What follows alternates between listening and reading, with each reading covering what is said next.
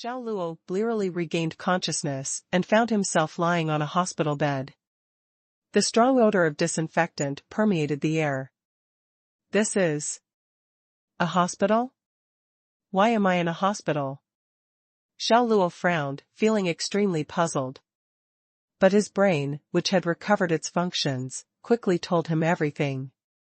After his girlfriend, Zhao Mingqi, broke up with him, he drove his cheap domestic car to the suburbs, where he sped down the road to vent his emotions.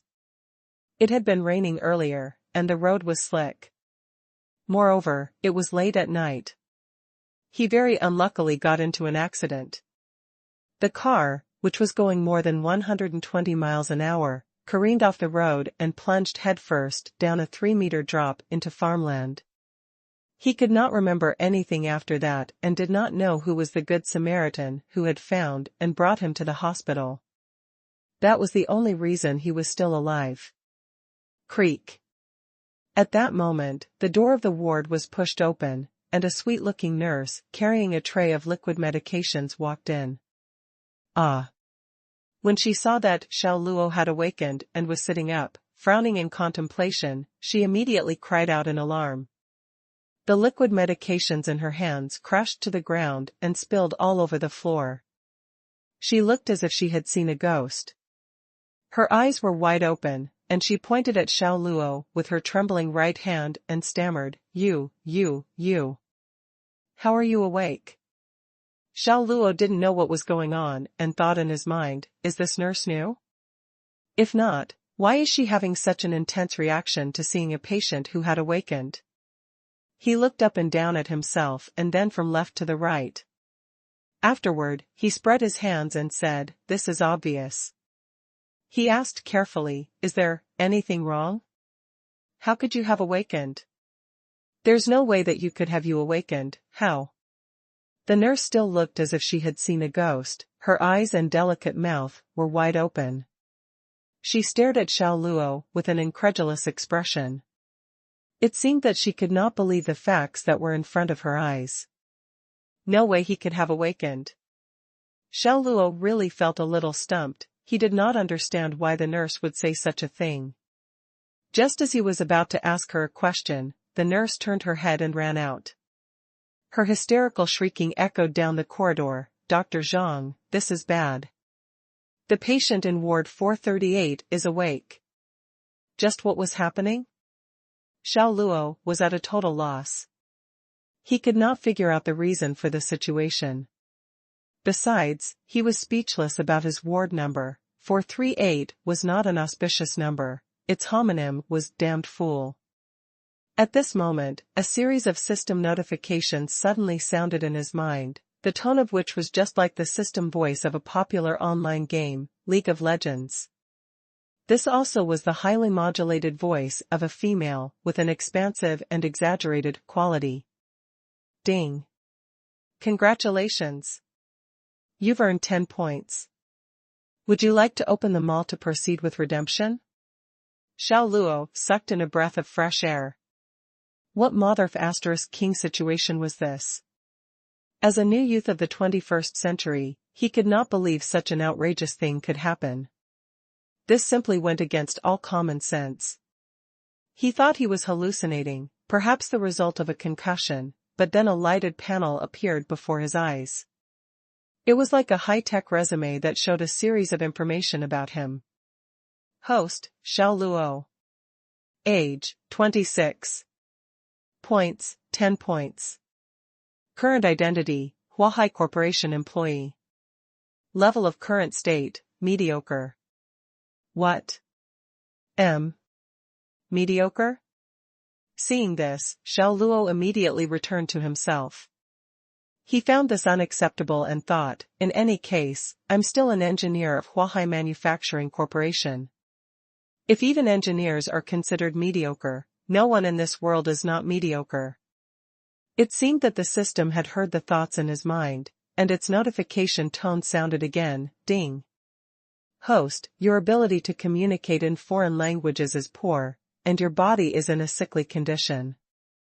In terms of morality, intelligence, physical fitness, and aesthetics, you are no good in any of those. What are you if not mediocre? F***CKU. Xiao Luo had an outstanding temperament, but his capacity for tolerance had reached its limits. At this moment, he could not help but spit out another swear word. Then he asked, "What the hell are you?" Ding.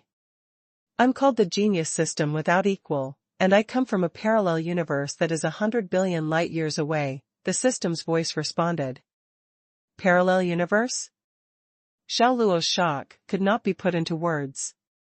The facts in front of him forced him to believe the words spoken by this invisible and intangible system. Because he already knew the concept of a parallel universe, he subconsciously asked, "Is there an Earth there too?" Ding. Of course, but the level of technology there is 100,000 years ahead. F***CK. For a short time, Xiao Luo's brain could not accept what he was hearing. A level of science and technology that was 100,000 years ahead? What kind of scene would it be? The humans there had probably escaped the cycle of rebirth and death through the power of science and technology. Ding. I arrived at this universe because of the chaotic flow in time and space. I became a parasite in you who was on the verge of death. I'll especially give you a free life extension. Xiao Luo was astounded. With his IQ, he immediately understood why the nurse had lost her composure when she saw that he had awakened. So that was the reason. I wasn't supposed to wake up so quickly, but I did because of the life extension from the system. In other words, Xiao Luo came to after being diagnosed by a doctor as a hopeless case. The nurse's overreaction made sense in this light. His mind felt more at ease when he figured this out. He changed the topic by asking, "What else can you do for me, besides extending my life?" Ding. This system can build you into a genius without equal. A genius without equal? Is it that some kind of freak who knows everything? Xiao Luo asked. Ding. You could say. What's the price? Xiao Luo didn't believe in free lunches. Ding. By using points to redeem various abilities in the mall, the more applicable the abilities are, the more points are needed. After the system's introduction, the light panel changed to show the mall. Various abilities were packed in the display. There were foreign language abilities, gaming abilities, memory abilities, and more. Xiao Luo couldn't take them all in at a glance. After looking through it once, he felt like cursing. Among the thousands of abilities shown, none could be redeemed for only 10 points. System, can you tell me what abilities can be redeemed for 10 points? Xiao Luo didn't give up. He wanted to test if this was a hallucination or maybe someone's prank. Ding. You cannot redeem any abilities for 10 points. Xiao Luo was exasperated. You messing with me? Ding. Points can be earned. Host, do not worry. So points could be earned. Xiao Luo's eyes brightened. How do I earn points? Ding. Surprise, curiosity, shock, and any other human emotional reactions caused by the host will be automatically distinguished and absorbed by the system, and then automatically converted into corresponding points based on the depth of the emotion. I see. Xiao Luo immediately understood. This was not a genius system without equal. This clearly was a cheat code system that allowed him to continually act like a pretentious jerk, to play the sheep to catch a wolf. The 10 points he had must have been earned from the nurse just now. Bang. Suddenly, the door of the ward was pushed open. In swarmed a large group of doctors in white coats. When they saw Xiao Luo sitting up, they all stood rooted to the ground, as if they had been petrified. Their eyes were wide open in shock as they looked at Xiao Luo. Xiao Luo saw shock, confusion, and doubt in their eyes.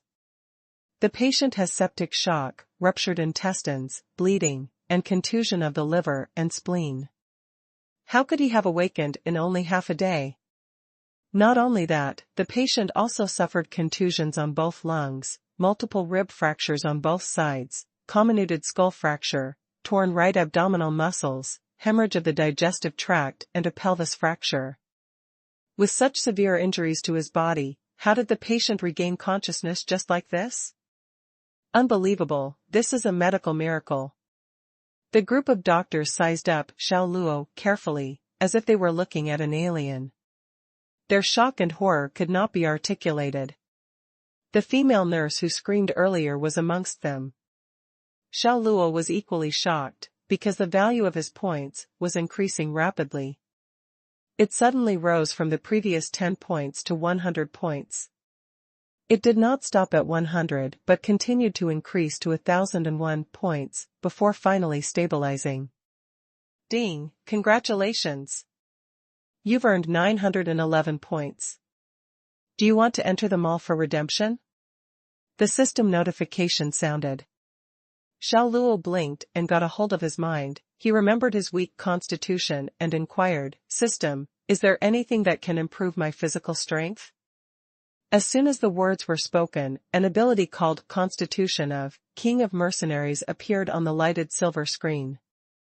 But it would cost 1,000 points to redeem it. Why isn't there an explanatory note? Xiao Luo was puzzled. Ding, the Constitution of King of Mercenaries can enable the host to quickly possess a mercenary king's ability. This includes but is not limited to physical strength, combat experience, ability to response, knowledge of firearms, etc. Once redeemed, it will be permanently in effect. Do you wish to proceed with redemption? The system voice said. F***CKME. Xiao Luo drew in a breath of cool air. This was more than just a cheat code. It was like going into the script of a game and directly modifying the characteristics of the main character. Redeem. The word was barely squeezed out from the cracks between his teeth. He still could not believe that this system really existed, unless his body suddenly became stronger for real. Ding, congratulations! You've received Constitution of King of Mercenaries and used up 1,000 points. The system notification voice said. However, the doctors in the room looked at each other in dismay. It was because they could not see the lighted silver screen or hear the system's notifications. All they could hear was Xiao Luo's voice. Seeing how Xiao Luo was talking to himself as he sat on the bed and how his brows occasionally scrunched together and relaxed, they uniformly agreed that Xiao Luo's brain had been damaged. Although he had awakened, he had now become a mental patient. Moreover, they had completely calmed down by now as they realized a major problem, and that was the person who had diagnosed the patient last night. He was an intern who had not arrived in the hospital for long. Their understanding of the patient was also based on the diagnostic report by the intern. After all, they had only arrived for work a short while ago and did not have the time to check the patient's condition personally. So, could this be a misdiagnosis, a case of getting the wrong report? This was not a medical miracle at all? Have you contacted the patient's family? A middle-aged doctor turned his head and asked the female nurse next to him. The female nurse nodded. We're about to contact the patient's family through his cell phone.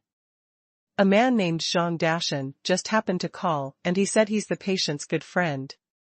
We told Zhang Dashan the patient's situation and he immediately agreed to come over. He should be on his way now. The middle-aged doctor said, very good. Remember to inform Zhang Dashan of the patient's medical expenses.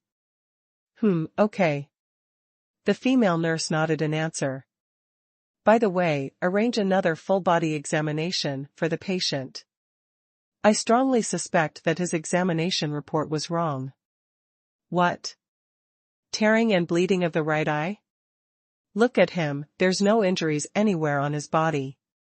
Did Xiao Lai, who took over my shift last night, doze off on the job? The middle-aged doctor scowled.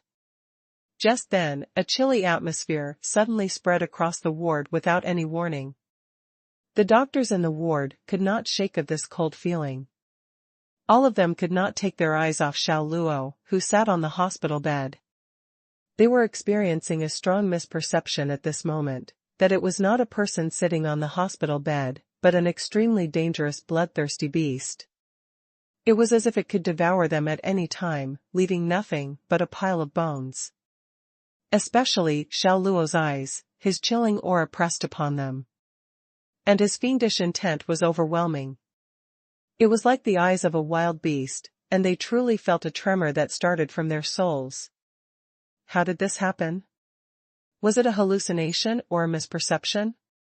The doctors were all stunned, and they foolishly could not tell whether it was real or not. But their foreheads could not stop breaking out in cold sweat.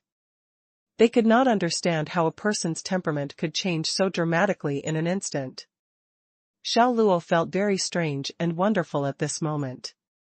His body seemed to have endless strength, and the ankylosing spondylitis that had troubled him for more than 2 years seemed to have been cured. His entire back now felt extremely light. His body had never experienced this full and unrestrained sense of ease and comfort. Even his sight had become much clearer. He could even easily see the tiny creatures in the ward, such as the spider lying quietly on the wall waiting for the prey to serve itself up. Lao Xiao. A loud voice blew in from outside the ward, and it was quickly followed by the door slamming open. A young man similar in age to Xiao Luo appeared at the doorway. The young man had a fleshy face. His entire face was plump and round, but his body was not fat, it was even on the thin side. It looked like a fat man's head grafted on a thin man's neck. He wore a crew cut and had some distinct forehead wrinkles. The skin on his face was very rough too. The young man looked around before his gaze finally landed on Xiao Luo on that hospital bed. Then, he completely disregarded the doctors, treating them like air as he ran straight towards Xiao Luo. After a general examination of Xiao Luo's body, the loud voice suddenly shouted, F***CK, which quack doctor said that my brother was in shock and was going to become a vegetable. I rushed over without even having breakfast. What in the bollocks were you trying to do? As soon as this statement was spoken, the group of doctors in the ward suddenly flushed red, especially the middle-aged doctor. Even though the diagnosis was written by Xiao Lai, the intern doctor last night, as Xiao Luo's primary physician, wouldn't the label of quack doctor still be directly tacked onto him? Ahem. Xiao Luo coughed dryly a few times and felt a wave of embarrassment.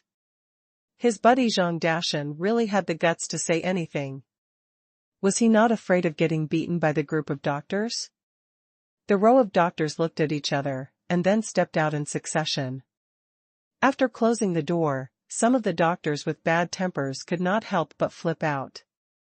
Just what kind of reputation is Xiao Lai trying to establish?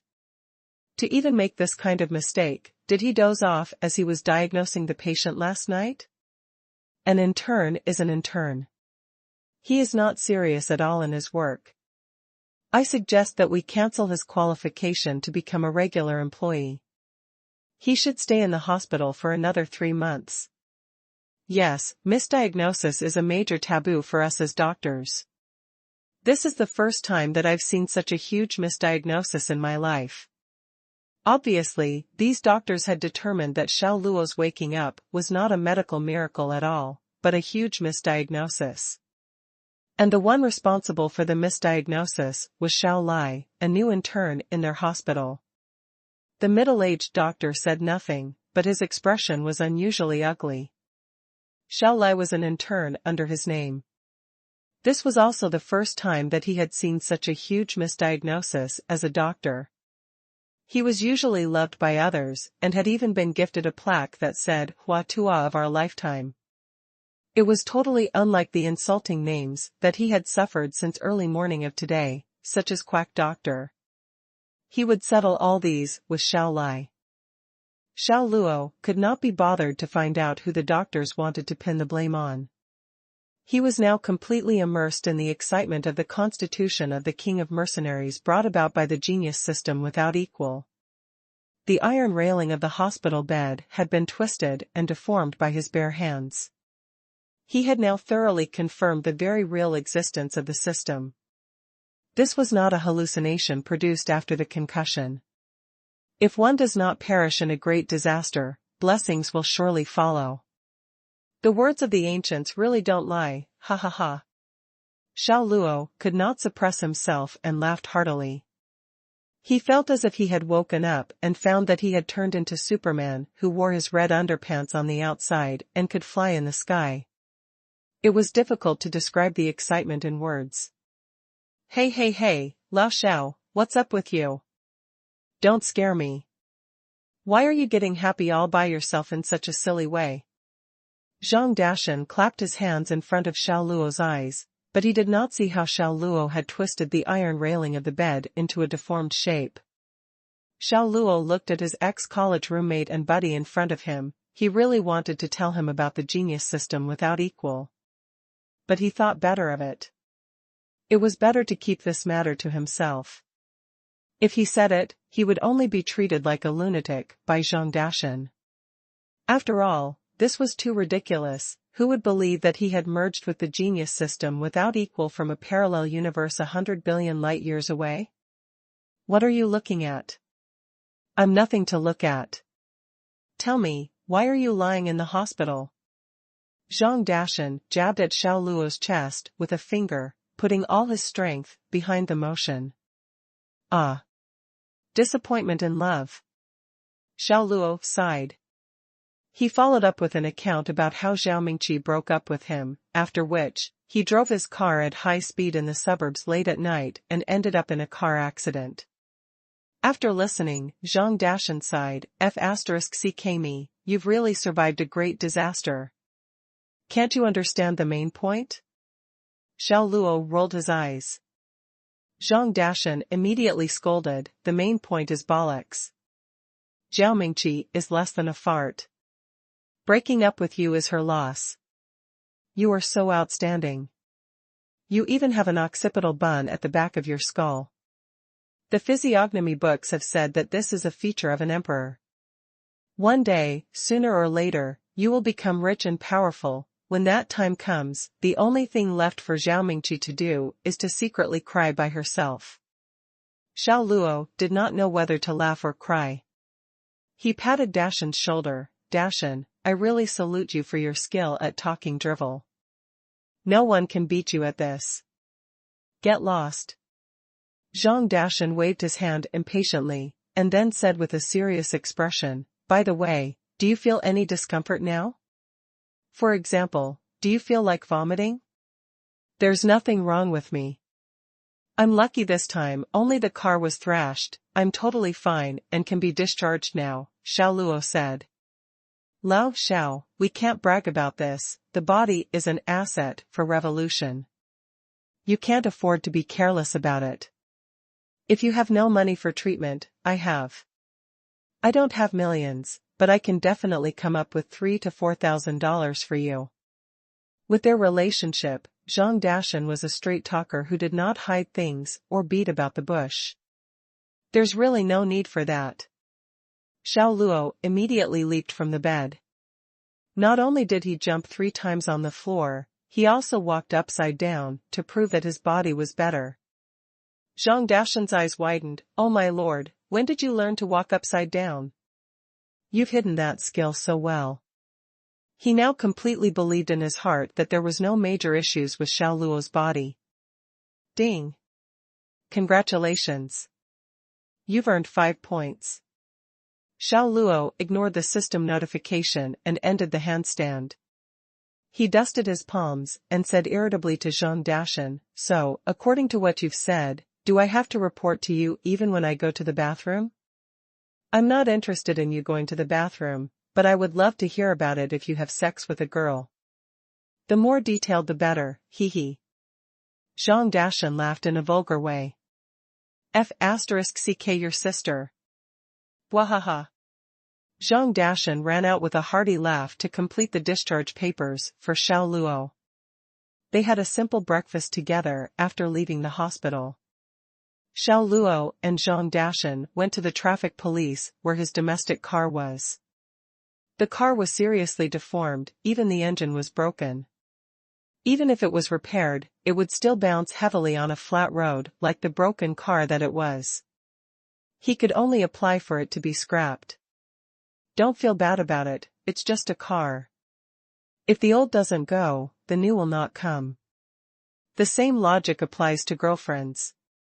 There's always a good car, a good woman in this world that belongs solely to you, Zhang Dashan consoled.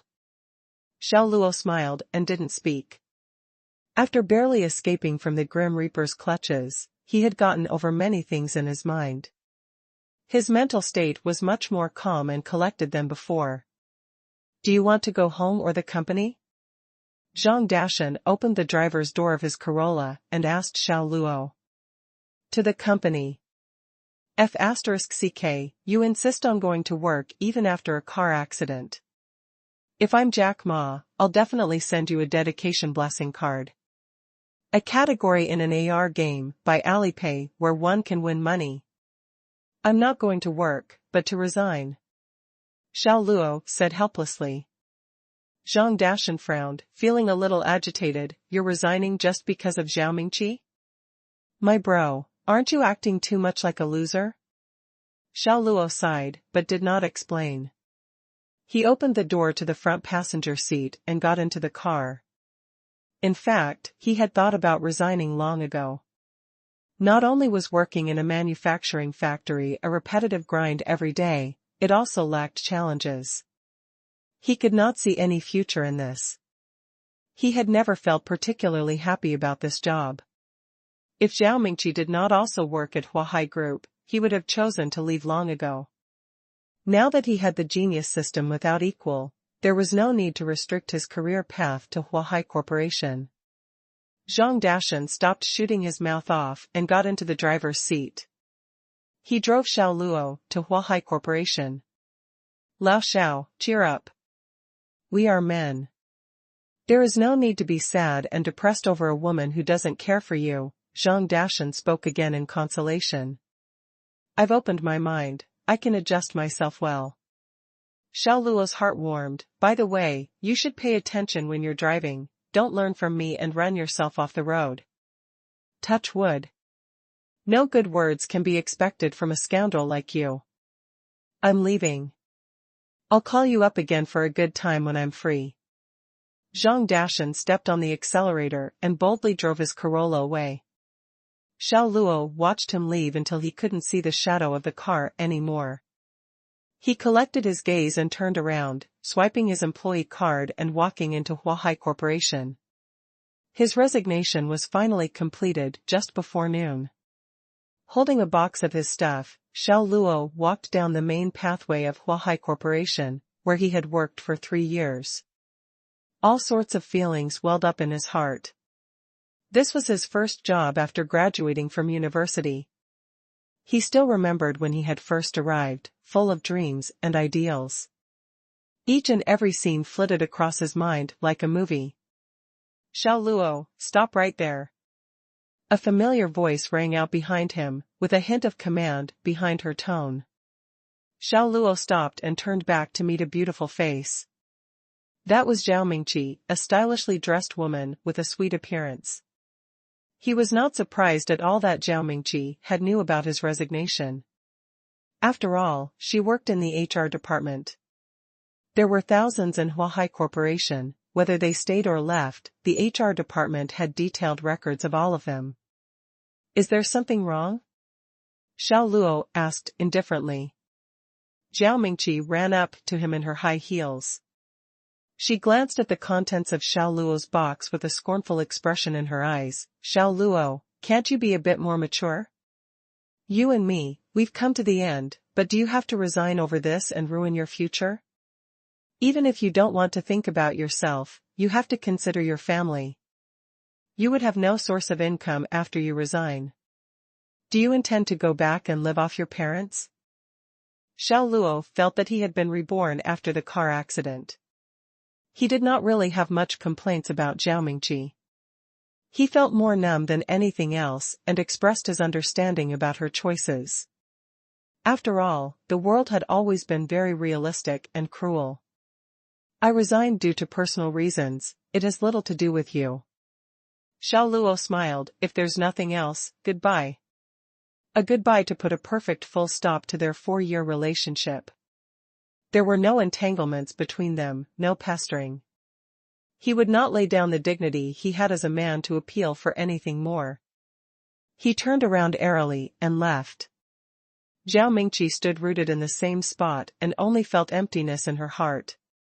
She originally came to rant about Xiao Luo's shortcomings, and to also confirm that her choice of leaving Xiao Luo was correct. Such a weak and incompetent man was not worthy of her at all. But the result was not what she had expected. Xiao Luo did not plead with her to stay, nor did he have any sad feelings, which suddenly made her feel a little indignant. Things should not be like this. Xiao Luo, don't pretend that you don't care. I know that you really hate me, but this is reality. Zhao Mingqi shouted, I can almost predict the trajectory of your life. You can't escape from the fate of a working man. Maybe you'll succeed one day, but whether it's 10 years or 20 years later, who knows? You can afford it, but I can't afford to waste my youth. I don't want to live in a narrow rental house with you after marriage, and I don't want to be a slave to our mortgage for 30 years after the down payment for a house. That is not how I want to live like that.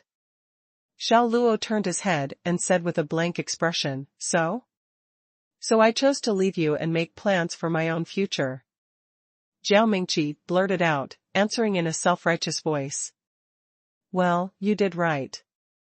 Xiao Luo kept a smile on his face from beginning to end.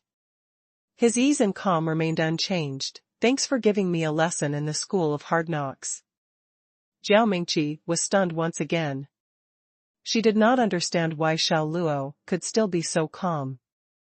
Shouldn't he have lost all rational thought and gone mad? Was this guy pretending, or did he really not care? Chi-Chi? At this moment, a Lamborghini sports car stopped next to Zhao Mingqi. The window rolled down, revealing the face of a handsome young man. With one glance, one could tell that he was a young master who had been pampered since childhood. His skin was very fair and he was dressed in branded apparel. Xiao Luo recognized at a glance that this was Hua Haifeng, the son of the chairman of Huahai Corporation, also known as Young Master Hua. He was said to be a total playboy. Many beautiful, unmarried women in Huahai Corporation had a little history with him. Chi-Chi, what are you doing here? Hua Haifeng alighted from the sports car, before realizing that Xiao Luo was there. He pointed at Xiao Luo with a hostile expression. Who is he? Zhao Mingqi was rather embarrassed, but didn't hide anything. She said coquettishly, he's Xiao Luo. Xiao Luo? So he's your ex. Hua Haifeng had a sudden realization. It was obvious that he knew about Xiao Luo's existence and the relationship between Zhao Mingqi and Xiao Luo. He glanced at Xiao Luo, and a nebulous expression flashed across his eyes. Since he's your ex, it would be impolite for me, as the current, not to say hello to him. Young Master Hua, with your status, there is no need for you to say hello to him. Let's just go, Zhao Mingqi said. Hua Haifeng and Xiao Luo formed a sharp contrast. The more she looked at Xiao Luo, the more she felt that he was incapable and powerless. He truly belonged to the bottom of the pile. She did not want to see any interaction between Hua Haifeng, who had a distinguished status, and Xiao Luo. Chi-Chi, you can't say that. After all, he took care of you before I showed up. It is only natural that I thank him for that. Wait for me here, I'll be right back. After which, Hua Haifeng walked towards Xiao Luo. With his back to Zhao Mingqi, Hua Haifeng did not bother to conceal anything. A peculiar and self-satisfied smile appeared on his face as he strutted like a victor. He put his hand out, giving a phony and evil smile. Hello, I'm Hua Haifeng, glad to meet you. Xiao Luo harumphed and said in a monotone, sorry, I'm holding stuff. I can't put my hand out. The rumors did not do him justice. Now that Xiao Luo had seen Hua Haifeng in person, he completely believed that those bad rumors about Hua Haifeng were true. He had caught the smell of a scum even from far away. Xiao Luo, it's your honor that young Master Hua is shaking hands with you. Why are you so ignorant of the greater picture? The anger that Zhao Mingqi experienced was not only because of this incident. She said this in front of the two men to show that she stood firmly on Hua Haifeng's side. Xiao Luo turned a deaf ear to her. There was nothing he felt towards Zhao Mingqi apart from disappointment. Their 4-year relationship had become a sacrificial object as she courted Hua Haifeng's favor. He suddenly felt that he had been blind for the past 4 years. He had wasted 4 years on this relationship. At this moment, Hua Haifeng laughed. Xiao Luo, you're quite a character. I really admire you. By the way, are you interested in being my assistant? I guarantee that you'll get an annual salary of $28,000. Of course, he was not sincere about inviting Xiao Luo to be his assistant. Instead, he wanted to use this as a pretext to deliberately mock Xiao Luo and strike him down.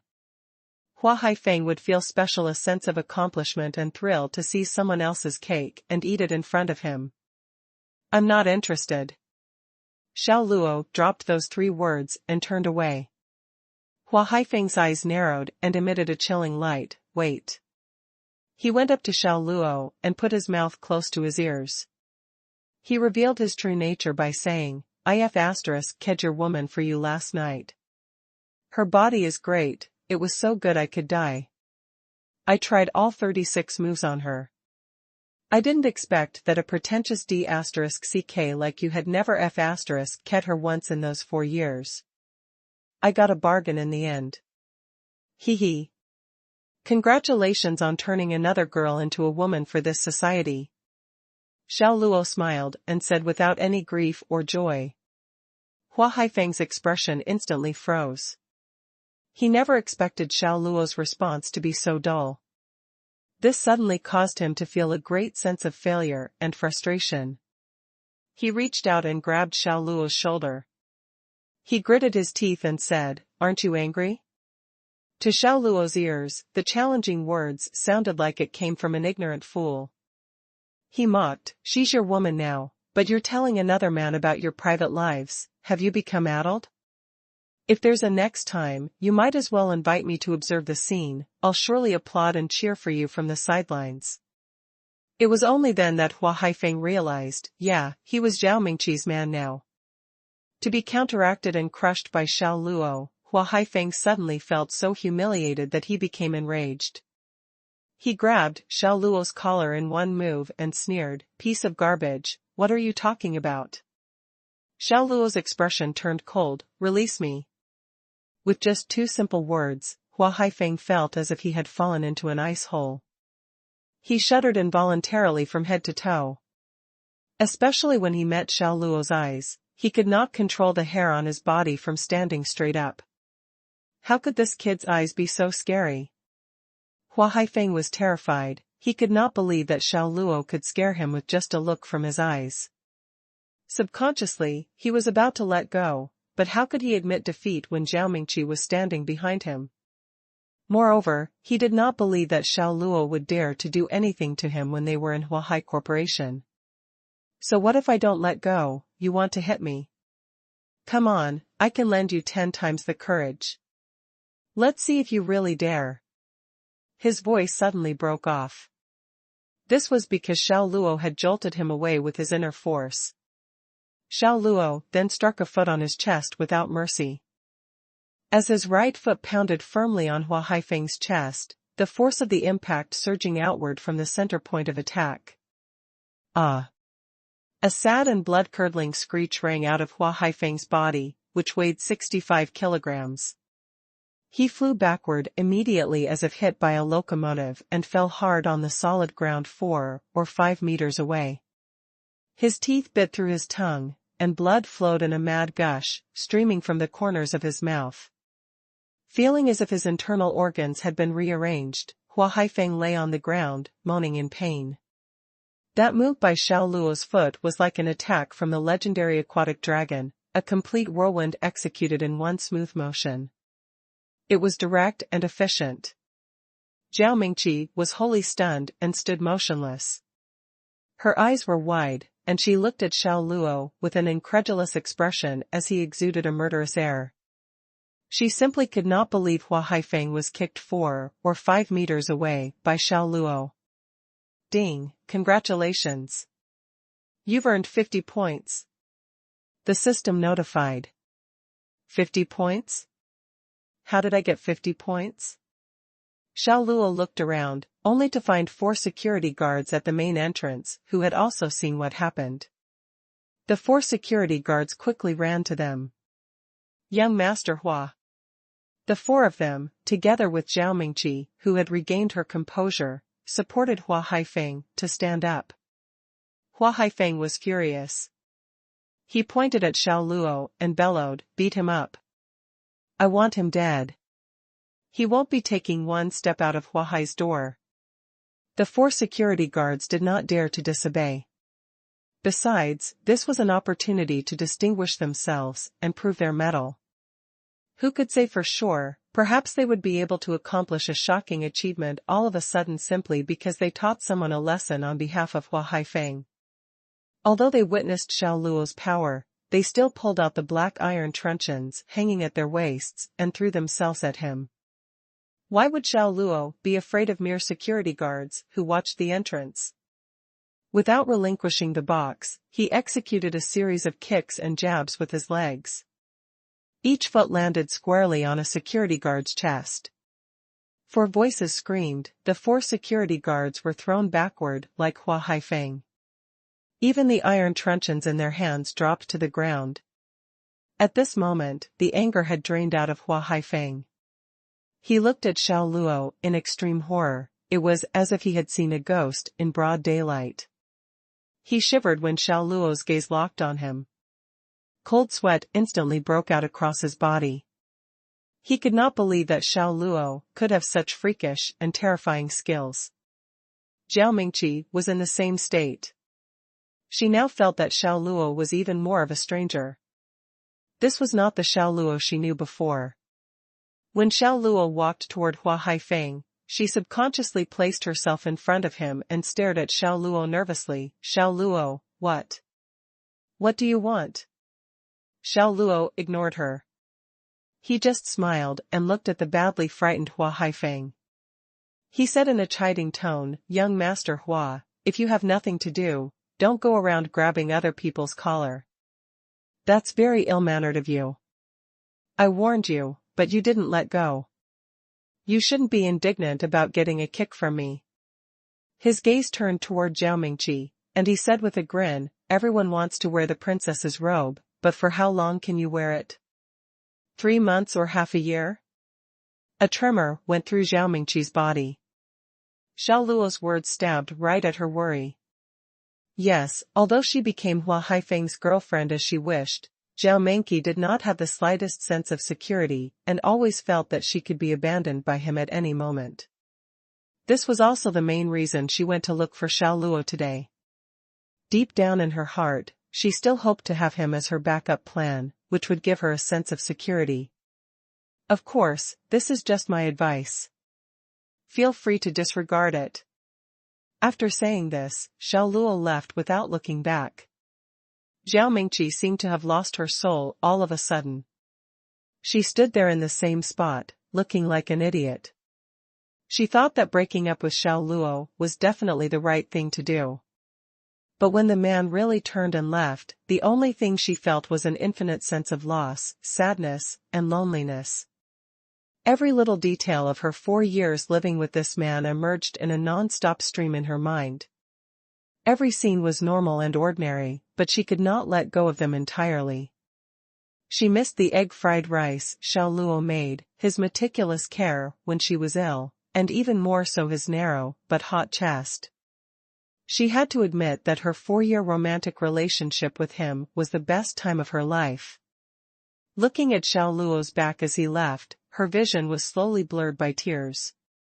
Her feelings became indescribably complicated. She felt as if she had lost a crucial thing. Walking along the bustling street, Xiao Luo felt a lightness he had never experienced before. For a while, he couldn't explain why he was in such a mood. Perhaps it was because he had seen Zhao Mingqi's true nature, or could it be because he had left Huahai Corporation? Not long after, he came to the entrance of a department store, and his gaze landed on a corner of the square. There was a little girl in rags, about 7 or 8 years old.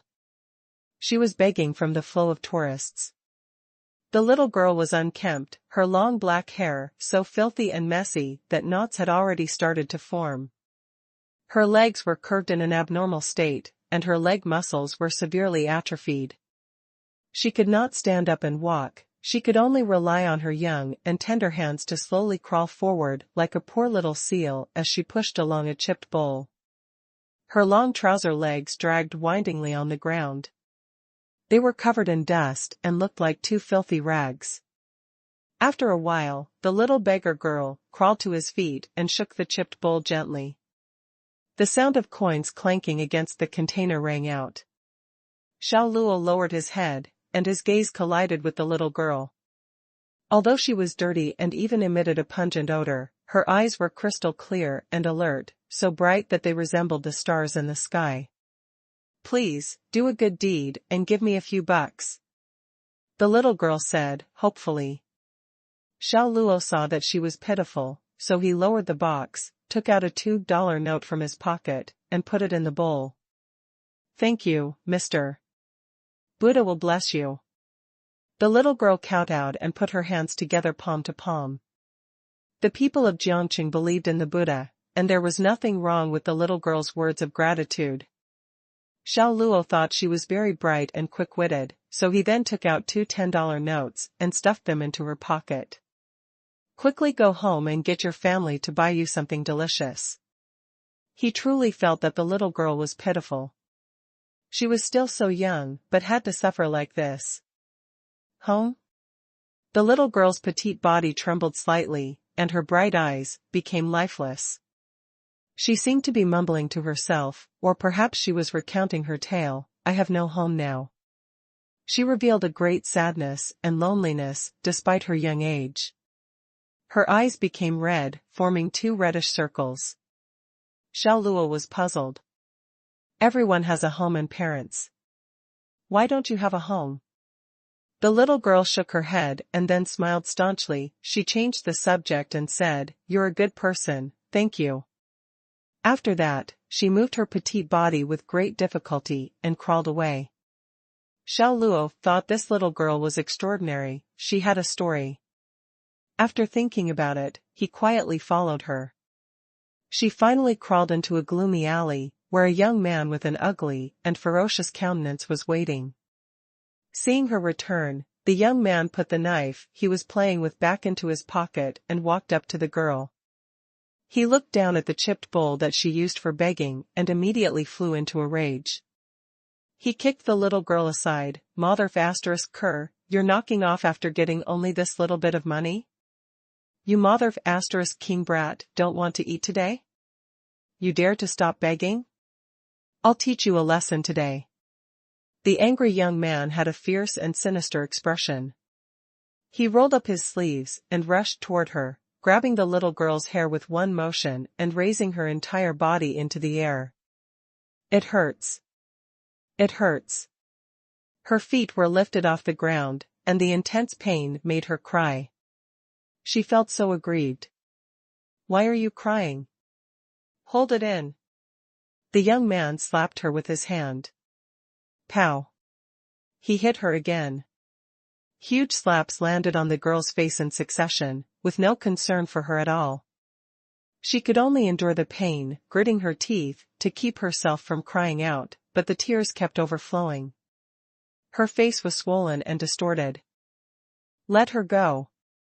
A cold, hard voice rang through the empty alley. The ugly and ferocious-looking man turned his head, only to meet with regular features set in a face that exuded a noble spirit. Then he raged fearlessly as if he was on the right course. "Undisciplining my daughter, it's none of your business. Don't meddle in other people's affairs. Scram. I'm telling you to let go of her." Xiao Luo shouted coldly, the imposing manner of his body suddenly intensified. Without warning, the brute felt a bone-piercing chill, a chill that made his hair stand on end. He was like a frog under the watchful gaze of a poisonous snake. He was walking a perilous edge. Unable to help himself, he took a step back. While he was in a daze, Xiao Luo lost his patience. Xiao Luo's body turned into a streak of black lightning that rushed toward him.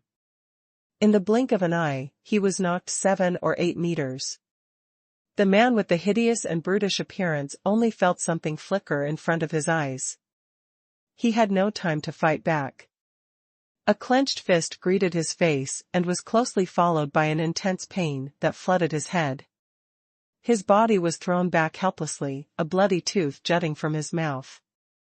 The little girl fell, but was caught firmly by Xiao Luo.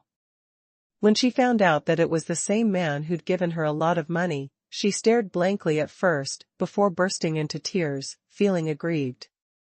"Is he your dad?" asked Xiao Luo, pointing at the hideous hulk on the ground. Shaking her head, she said, "No.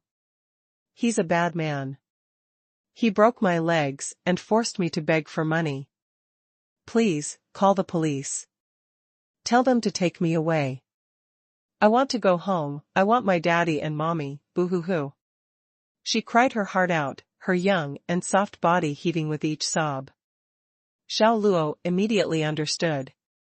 The little girl was abducted by human traffickers.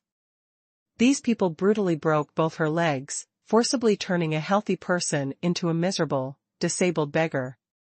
She was nothing more than a cash cow for them, thrown to the streets, to beg like a lump of dirt. At this point, the guy got up from the ground, spat out the blood in his mouth, and pulled out the switchblade from his pocket. He glared at Xiao Luo savagely. "Boy, hand her over to me now, and we can still talk things over. Otherwise, I'll kill you with this knife. I really want to know how you intend to kill me." When Xiao Luo stamped his foot, a loud bang was heard as the ground ruptured, spreading cracks from under his foot to the surrounding area, like spider webs. Gulp. The man swallowed his saliva with difficulty, wondering where this monster came from. He cracked the surface of the cement with one stomp of his foot. You just wait." After speaking these harsh words, he fled in defeat and disbelief. He didn't think his body was stronger than the concrete path. Xiao Luo immediately swept toward him and blasted this guy back with his fist. As the man flew back, 2 bloody teeth jutted hideously out of his mouth. "Ding! Congratulations! You've earned 10 points. The system notification rang out. Xiao Luo was too busy to pay attention.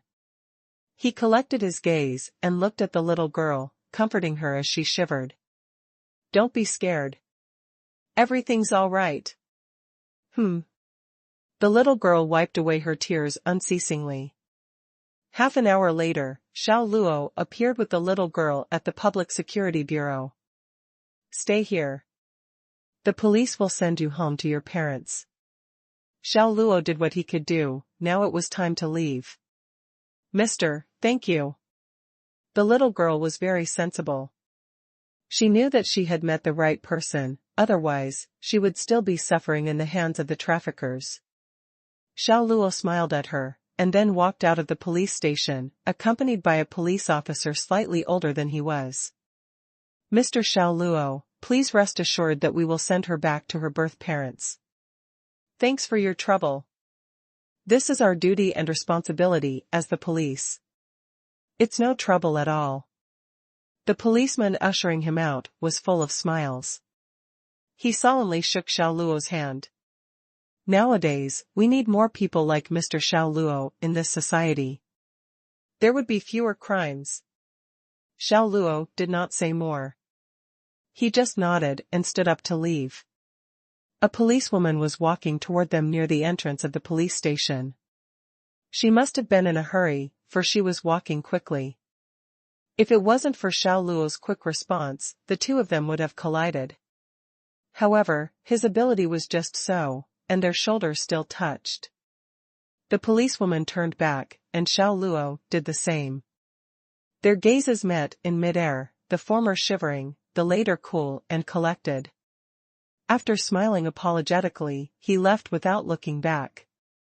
Team Leader Gu. The policeman ushering Xiao Luo walked up and greeted the policewoman. She pointed at Xiao Luo's back and asked, "Who is that guy?" The policeman grinned and said, "He's one good man." "A good man?" The policewoman was stumped for words. The moment their gazes intertwined, she clearly felt a suffocating chill that made her break out in goosebumps all over. The expression in his eyes was sharper and scarier than the drug pushers she'd dealt with before. The policeman nodded and smiled. He rescued a little girl from an underground criminal gang that specializes in enslaving children for begging. He's clearly a good guy. I see. The policewoman's wariness against Xiao Luo disappeared immediately, and she dropped her gaze from Xiao Luo's back. By the way, where is that little girl? She's in our office. Very well, this should be an opening. As long as we carefully tear it open, we can wipe out the entire underground criminal gang in Jiangqing, who enslaves children for begging. The policewoman's eyes showed a flash of extreme hatred as she quickly walked into the building of the police station. Back in his rental house, Xiao Luo browsed them all in the system. He now had a total of 200 points. After redeeming a foreign language ability, he was down to 0 points. Fortunately, this foreign language ability did not refer to only English, it also included Russian, French, German, etc. There were as many as a dozen languages. Xiao Luo personally found more than a dozen movies in the corresponding languages, and discovered that not only could he understand all of them, he could also fluently repeat the characters' lines in the movies. This ability should be beneficial in finding a job. Xiao Luo was quite satisfied. Ring, ring, ring. It was his mobile phone. Xiao Luo looked at his phone. It was his sister, Xiao Rui, who worked as a nurse. As soon as he pressed the answer key, Xiao Rui's voice could be heard from the phone. Bro, I heard from Zhang Dashan that you and Zhao Mingxiu broke up. Xiao Luo scowled and called out to Zhang Dashan in his mind, you big mouth. Can't you keep a secret? He answered indistinctly. Well done. I've never felt she was a good woman or right for you from the first time I laid eyes on her. Her bag was a branded, and one article of clothing cost more than $100. There was also an unpleasant perfume smell about her, and her features were sharp and unkind.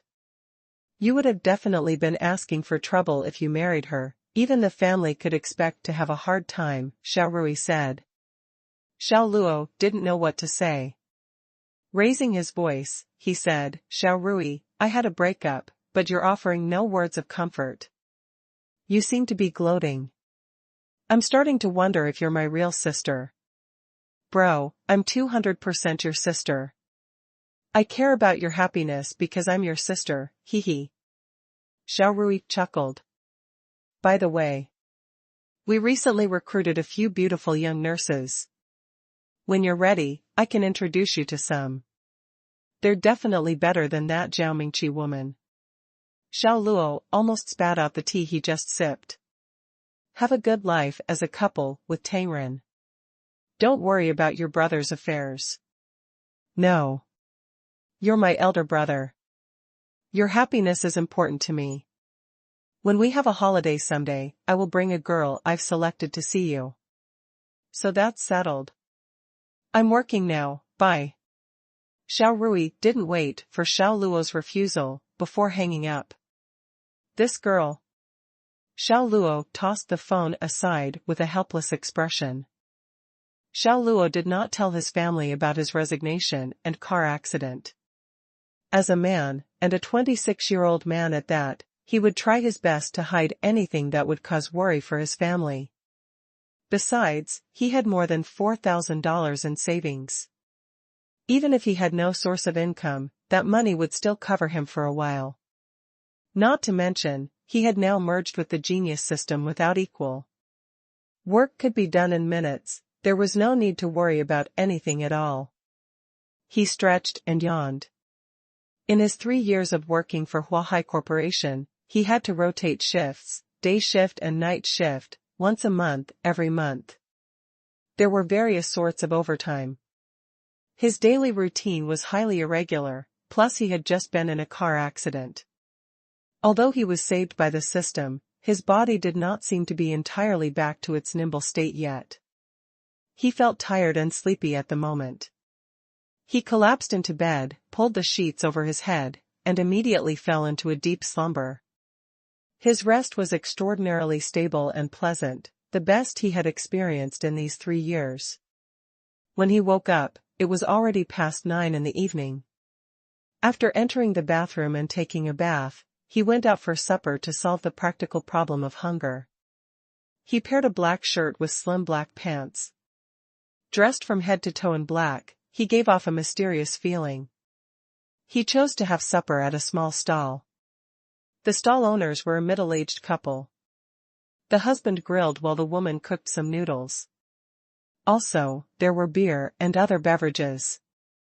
The business was quite good. Xiao Luo often came here to eat. As time passed, he became familiar with this middle-aged couple. "Coming?" The husband, greeting him warmly, said, "The usual?" Yep. The same old." Xiao Luo nodded and found an empty table where he sat down. Zhang Dashan was calling him on his mobile. Xiao Luo really wanted to chew him out. He was such a big mouth that he could not keep any secrets. "Why do you always call me about nothing? You think phone calls are free?" Xiao Luo complained unhappily when he pressed the answer button. Zhang Dashan was startled. F***ck me.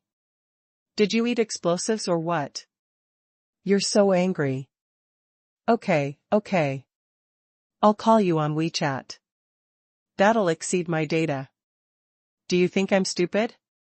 You have 4 gigabytes per month, but you don't listen to music or watch movies that often. Exceed your data? Bullsh**t. Zhang Dashan became impatient. At that moment, a bowl of Xianxia noodles was served.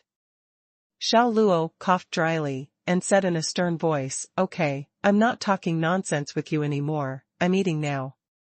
Mother***, why didn't you call me to eat too? Aren't we brothers? Zhang Dashan complained immediately. Xiao Luo grew exasperated. You are more than 40 kilometers away. Would you actually have come if I called you? Just the petrol alone is enough for you to eat several bowls. My bro, you can't calculate it like that. Compared with our friendship, that little bit of petrol money is less than nothing. Zhang Dashan nagged earnestly. Xiao Luo couldn't be bothered with him now. He was too hungry. Picking up his chopstick, he became engrossed in his food. Zhang Dashan also became serious as he spoke of proper matters. By the way, Lao Xiao, did you really resign today? Yes. Xiao Luo answered truthfully, and then quickly urged, don't tell my sister about this, or else I'll end our friendship. His sister, Xiao Rui, was a big mouth like Zhang Dashan. If Xiao Rui knew about his resignation, he could guarantee that his phone would be blowing up with calls from his family the next day. F***ck. You still don't trust me. Any secrets you tell me are absolutely safe with me, Zhang Dashan solemnly vowed. Xiao Luo rolled his eyes and asked, with a profound meaning. Are they? Of course. Never mind. Let's drop this and talk business. Today I asked a colleague from my HR department if our bank is still recruiting. Do you want to come over? The amazing teamwork between us will guarantee an awesome monthly performance, Zhang Dashan said. No. I'm not interested in working in a bank, Xiao Luo answered. What's wrong with you? Are you looking down on our countryside credit union? There is a saying, no matter how small a mosquito's legs are, they are still meat. Our credit union was established according to regulations. We'll still get a pension every month even when we collect our old age pension. I'm not talking about that. Anyway, I understand your intentions. But, when it comes to working, I'll take care of it myself, Xiao Luo said. Zhang Dashan knew there was nothing he could achieve by insisting, so he softened his tone. Okay. Call me when you've thought it through. Even if I have to sell my *SS, I'll find a way to use my connections to get you in. Xiao Luo's heart melted. He knew Zhang Dashan truly meant well for him. Thanks, Dashan. No need for thanks. We're brothers, we're good. You're me and I'm you. That's it then, enjoy your meal. I have a female client who asked me to meet her at her home.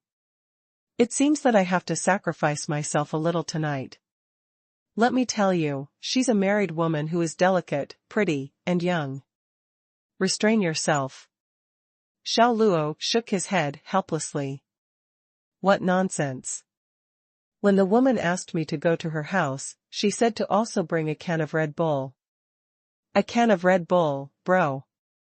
I want to restrain myself too, but look at this situation, she clearly wants to squeeze me dry.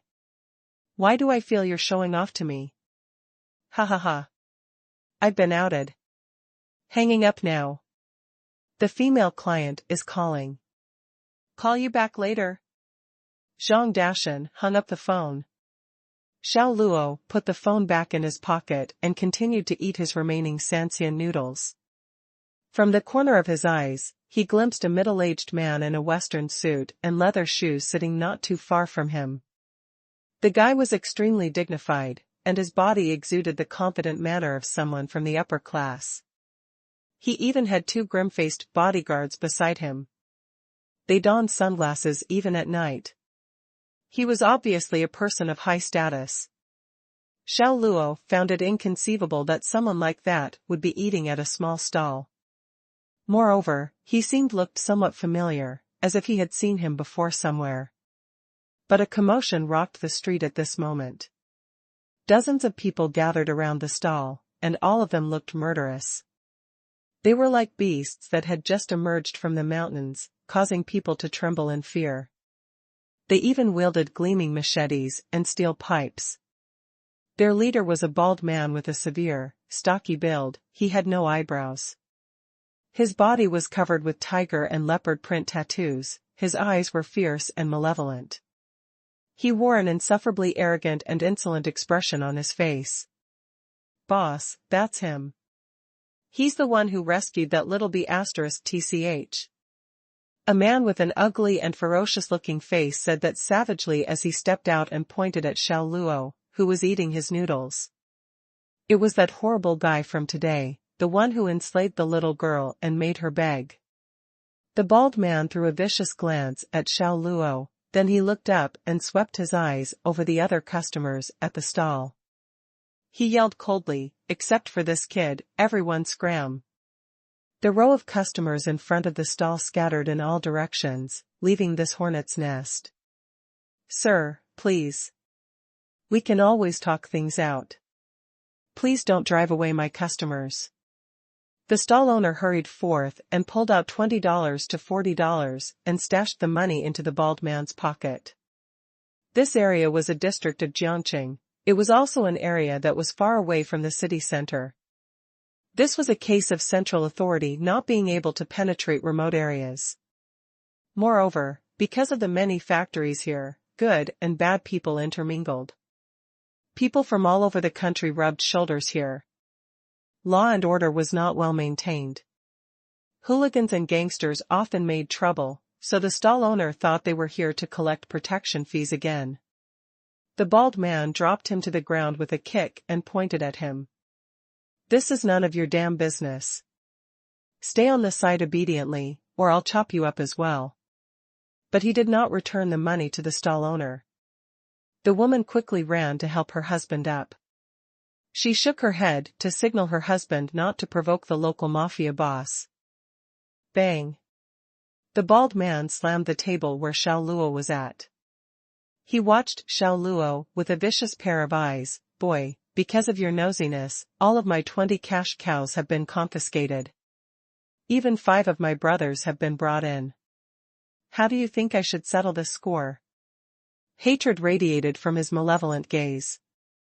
The so-called cash cows referred to the children who had been bought by him and then had their legs broken and thrown on the streets to beg. Because of a little girl who had escaped, the police officer Gu Qianlin, who had always been known as the flower of justice, led her team to seize their den of illegal activities. Naturally, the blame was pinned on Xiao Luo, who had rescued the little girl. Xiao Luo raised his head and glanced at the bald man indifferently. Whatever business you have, we can talk about it after I finish eating this bowl of noodles. Now, please distance yourself a little more, because I have no appetite when I look at your face. When he finished talking, he buried his head and continued to eat his noodles. As soon as these words came out, the atmosphere of the entire space became sluggish. All of the men, who numbered in the dozens, were stumped for words. They could not believe that this fellow could be so calm when he was facing them. Was his head damaged? In the distance, the middle-aged man dressed in a Western suit and leather shoes was also stunned for a period of time. Then, he smiled in comprehension. He's neither servile nor overbearing, instead, he's unperturbed and unhurried. Either he has some real abilities, he pointed at his head, or there's a problem here. Boss, for the sake of your safety, let's leave. The bodyguard on the left suggested. The middle-aged man waved his hand. No, their goal is that young man. They're not going to make things difficult for an old man like me. He grinned and looked at Xiao Luo, who nearly had his head buried in the bowl as he ate. Suddenly, he remembered the days when he came to Jiangqing to make a living. He still was very young at that time. He often came to the street stalls to eat when he was hungry. There was even once when he was maliciously confronted by dozens of men who came wielding chopping knives to get him to pay his debts. A sense of empathy suddenly arose in his heart, and his fingers tapped lightly on the surface of the table with great rhythm. He's exactly in his prime and full of mettle, an age where he's full of creativity. It would really be a pity if he fell like this. He turned his head and ordered the bodyguard on the right, Ling Yu, depending on the situation, intervene to help this young man. Yes, boss. The bodyguard responded respectfully. At this time, the bald man had returned to his normal composure and immediately became furious. Mother ****. He overturned Xiao Luo's table and sent it flying. The remaining Xianxia noodles scattered across the ground, and the bowl containing the noodles were shattered. The bald man stepped on the Xianxia noodles on the ground with great strength. The noodles were stomped on until they resembled nothing more than dirt. He glared furiously with an expression full of loathing and thundered, "Eat, keep eating, don't you want to eat noodles? Come on, kneel and pick up these noodles that are mushy as ***t and swallow it. Don't waste the soup too, lick it clean. If you don't, I'll cut your tongue out." He shoved at Xiao Luo's shoulder with great force. Mother ****. Why are you still staring so stupidly? You want me and my brothers to give you a helping hand? Xiao Luo looked at Xianxia noodles that had fallen all over the ground. The expression on his face slowly grew cold and congealed. He threw away the chopsticks in his hand and slowly stood up. His eyes sharp and fierce as he watched stared coldly at the bald man like a tiger or a leopard. Hiss. Everyone could not help but suck in a breath of cold air. Their bodies could not help but shiver to dispel a coldness that would not leave. They suddenly had the misperception that the person standing up was a cruel butcher with endless blood on his hands. The bald man was also slightly stunned. He was about to say something when a big hand stretched out swiftly but silently for him like electricity. 5 fingers spread out like a python opening its big bloody mouth on a hunt to clutch his neck. The hand lifted his entire body up. The powerful force around his neck instantly squeezed his windpipe and esophagus tightly together. An intense, burning pain and the pain of suffocation flooded his brain. He could not help but make a hoarse muffled sound. His hands kept beating against the iron arm that restrained him, trying to get the other party to release him. But no matter how hard he tried, that hand did not budge in the slightest. It was like a pair of steel pliers had rigidly clamped itself around his neck. I said to wait until I finished this bowl of noodles. Why do you refuse to listen? Xiao Luo's brows scrunched in a deep frown. The bald man and his dozens of subordinates were dumbfounded. They never expected that such a scene would happen. The power displayed by Xiao Luo really shocked their minds. He lifted their boss, and with a single hand.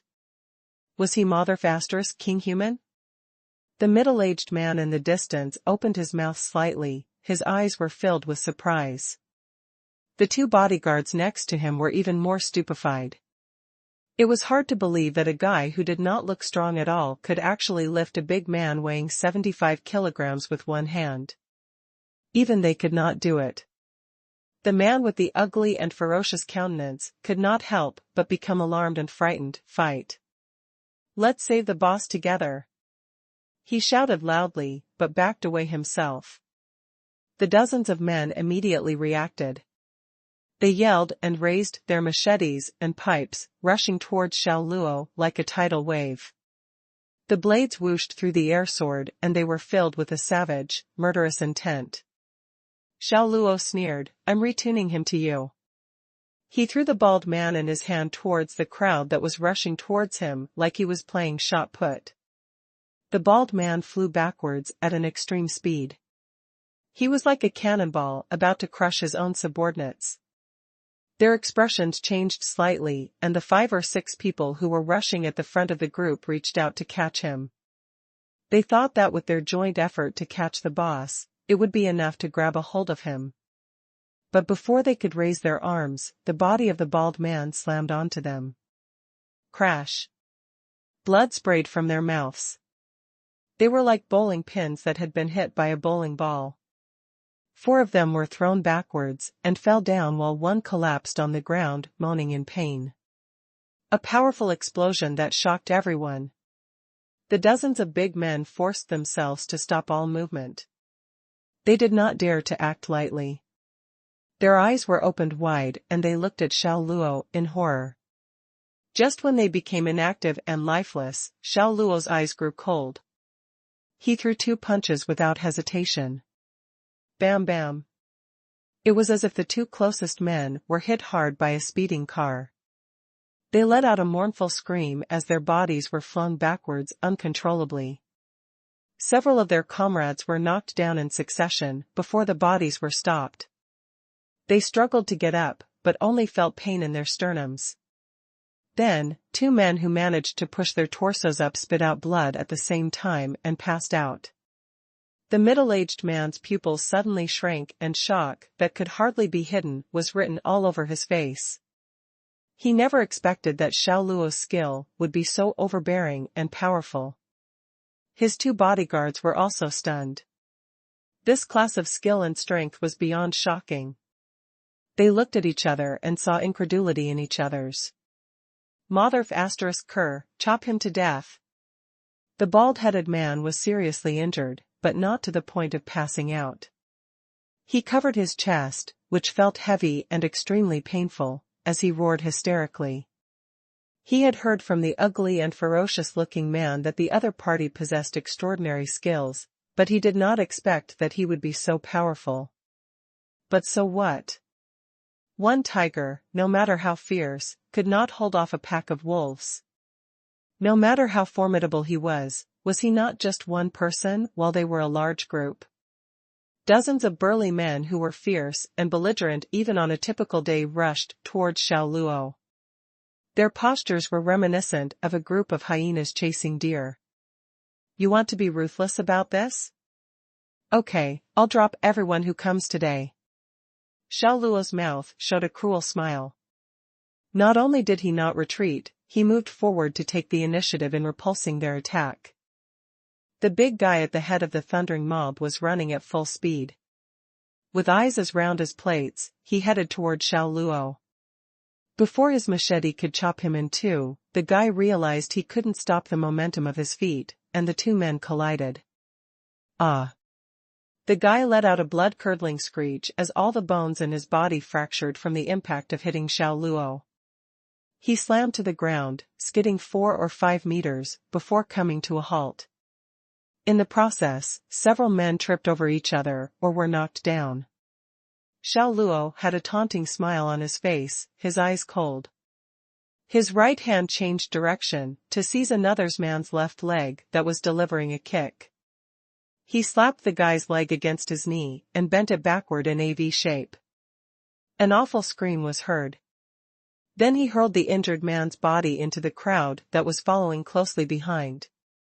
Caught off guard, some of those people lost their footing and fell down, end over end.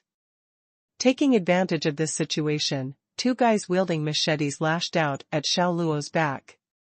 He instinctively turned and formed his hands into fists that blasted forth, meeting force with force. Bam! The 2 men hugged their dislocated wrists and retreated as they lost their center of balance. The pain was so intense they couldn't hold back their tears or miserable bawling. Xiao Luo was like a fierce tiger, a cheetah. He was an unstoppable force. The men's expressions changed as their attacks became weaker. They were shocked, but Xiao Luo, who had been provoked into a rampage, didn't hesitate while rushing madly at them. He carried a lethal aura and a roiling, fiendish intent in his violent attack. Each move was more vicious than the previous one. His fighting style was strong and fierce as if they were being bombarded by violent storms and gales. Blood was streaming everywhere amid sad, shrill screeching. By now, there was no trace of anger left in the bald man. His eyes were full of fear, and his body could not stop shaking. Bean-sized beads of sweat rolled down his forehead unceasingly. He never thought the other party would be so fierce. Was he human? No, he was a monster. In the blink of an eye, this monster man cut down a dozen people. The middle-aged man in the distance could no longer keep his calm. His eyes and mouth were open wide in a state of total shock. His 2 bodyguards also went pale as they stood in shock, horror, and amazement. They were retired veterans of the Special Forces, state-trained machines, tough and unyielding. From head to toe, they had a perfect mastery of their abilities and believed it would be hard for them to meet a worthy opponent. But they were floored. They did not understand how Xiao Luo had made his moves. Bam!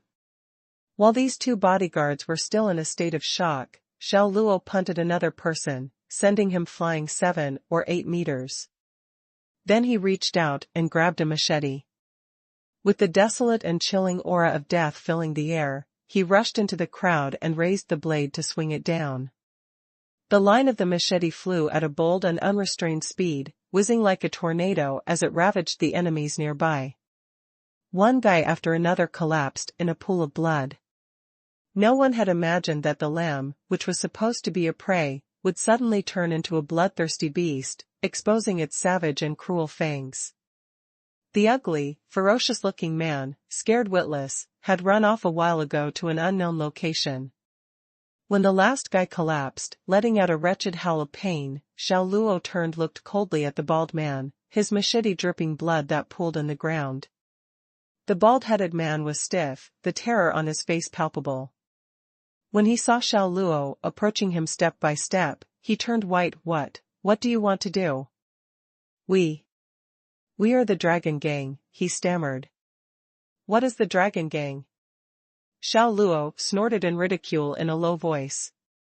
In the next second, he was running wildly, like a black smear of tearing wind as he pressed down on the bald man with inhuman strength. Like a wild wolf running madly on the open plains, the machete then cut a gleaming and vicious path in the air.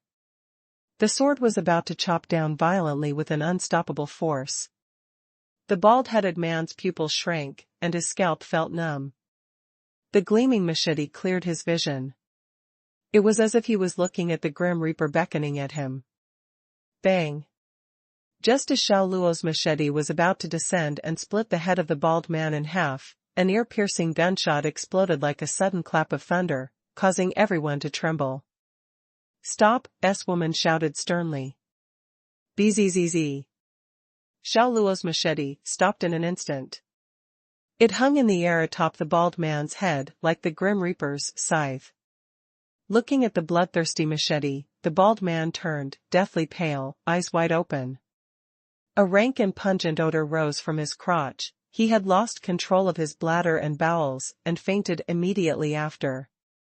He had totally passed out from fear. Xiao Luo turned his head and saw that both sides of the streets were blocked by 5 or 6 police cars. 2 explosion-proof cars tore through the blockade line. There were more than 20 riot police in identical outfits and equipment holding up their shields. They looked intimidating as they struck their poses. There were also ordinary criminal police holding uploaded firearms with muzzles aimed at him. You have 5 seconds to drop the knife.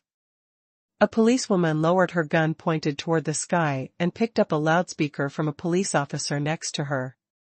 She shouted at Xiao Luo's expressionlessly as she counted down, 5, 4, 3. She had fresh, clean, and beautiful features and a tall, athletic, and spirited figure. Her short hair was sleek and coiled behind her ears. Her bright and elegant eyes were pure as water, and her black police uniform could not hide her svelte and glamorous figure. Xiao Luo remembered that this policewoman was the woman whom he had the providence to meet at the police station earlier in the day. Although his strength had increased, he did not consider meeting the police head-on. When she counted down to 2, he threw the machete on the ground. 2 special police officers rushed up. One placed himself on Xiao Luo's left and the other on his left as they restrained him. Looking at the ground full of people who were hurt and groaning in agony, Gu Qianlin's black brows knitted in a scowl. She said with loathing, gathering a group of men together on the streets and using knives to hurt others, you're disregarding the nation's laws and the safety of the people. You've caused a terrible impact on society. What a bunch of bastards, bring them all in. Yes, a cadre of police officers responded. Xiao Luo didn't want to explain anything now, because he knew it wouldn't do any good. The police would not listen. His answers would only have meaning after they brought him back into the bureau for questioning. The middle-aged man dressed in a western suit and leather shoes only stood up after Xiao Luo, and the bald man's group were taken away by the police. Find out that young man's information. Also, get him a public defender. This young man is mine. Yes, boss. Leng Yu answered respectfully. The next day, in the police interrogation room. Name? Xiao Luo. Age? 26. Why did you use a knife and hurt someone in public? It was a legitimate case of self-defense. Xiao Luo, wearing handcuffs, sat in the interrogation chair. He answered every question Gu Qianlin asked. Legitimate self-defense?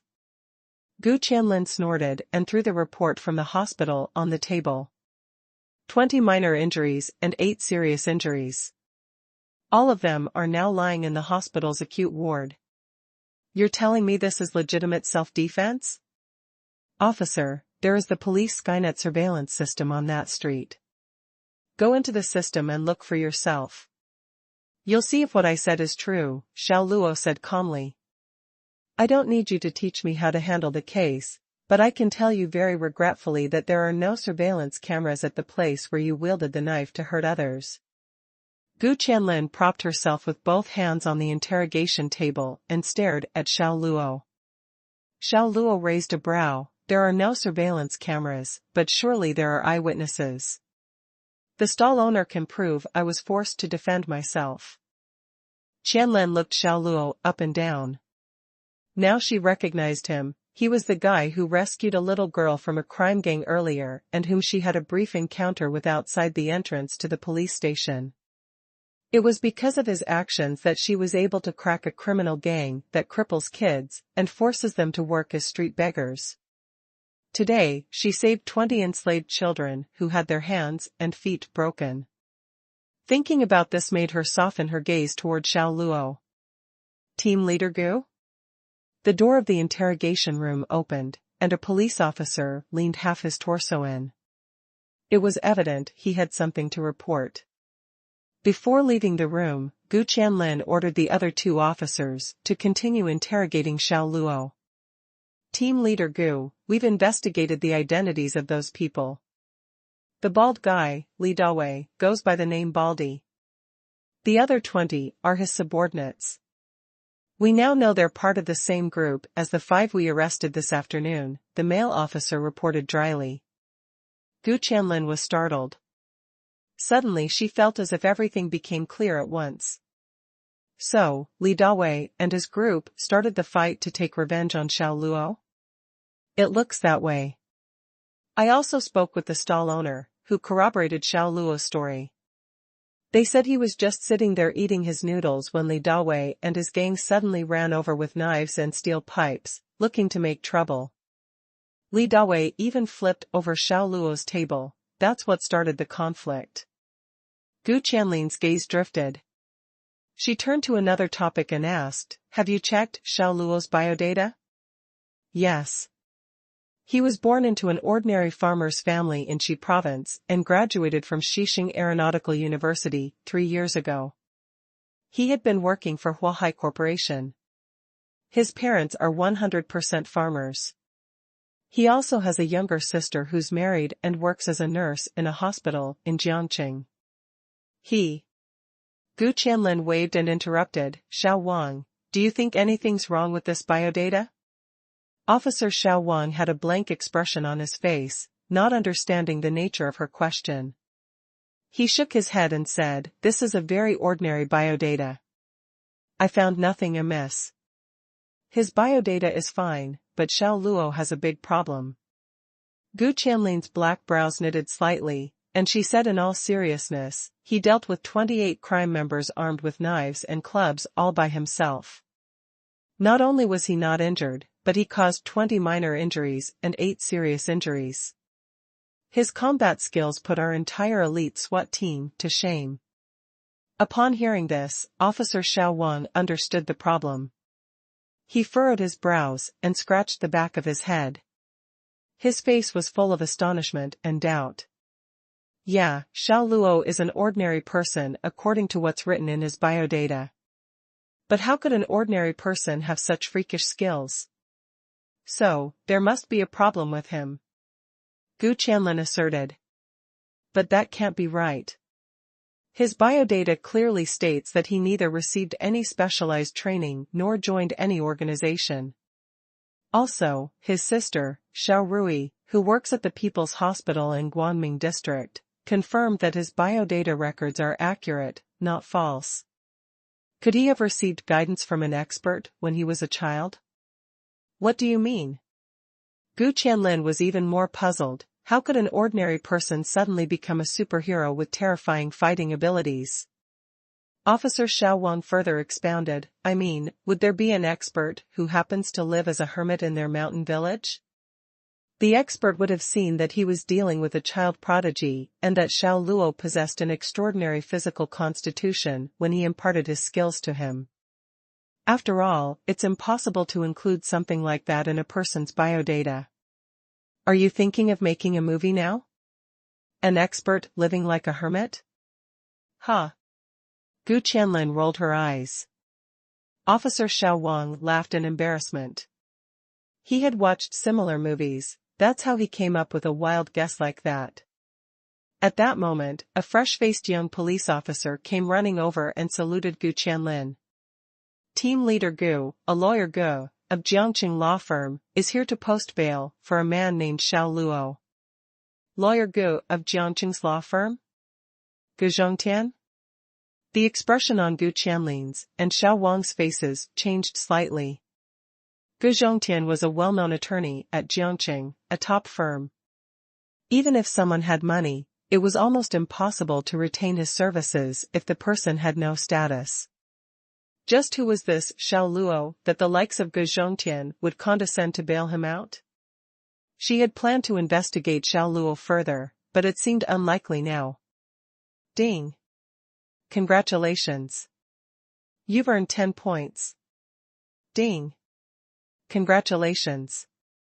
You've earned 20 points. In the interrogation room, the system notification sounded in Xiao Luo's mind.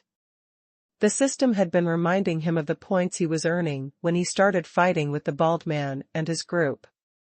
So far, he had accumulated more than 250 points. The door of the interrogation room creaked open, and Gu Qianlin and Officer Xuanhuan came in. She ordered 2 other police officers to remove the handcuffs from Xiao Luo. She said icily, "You're free to go, Xiao Luo. You've confirmed that I acted in legitimate self-defense?"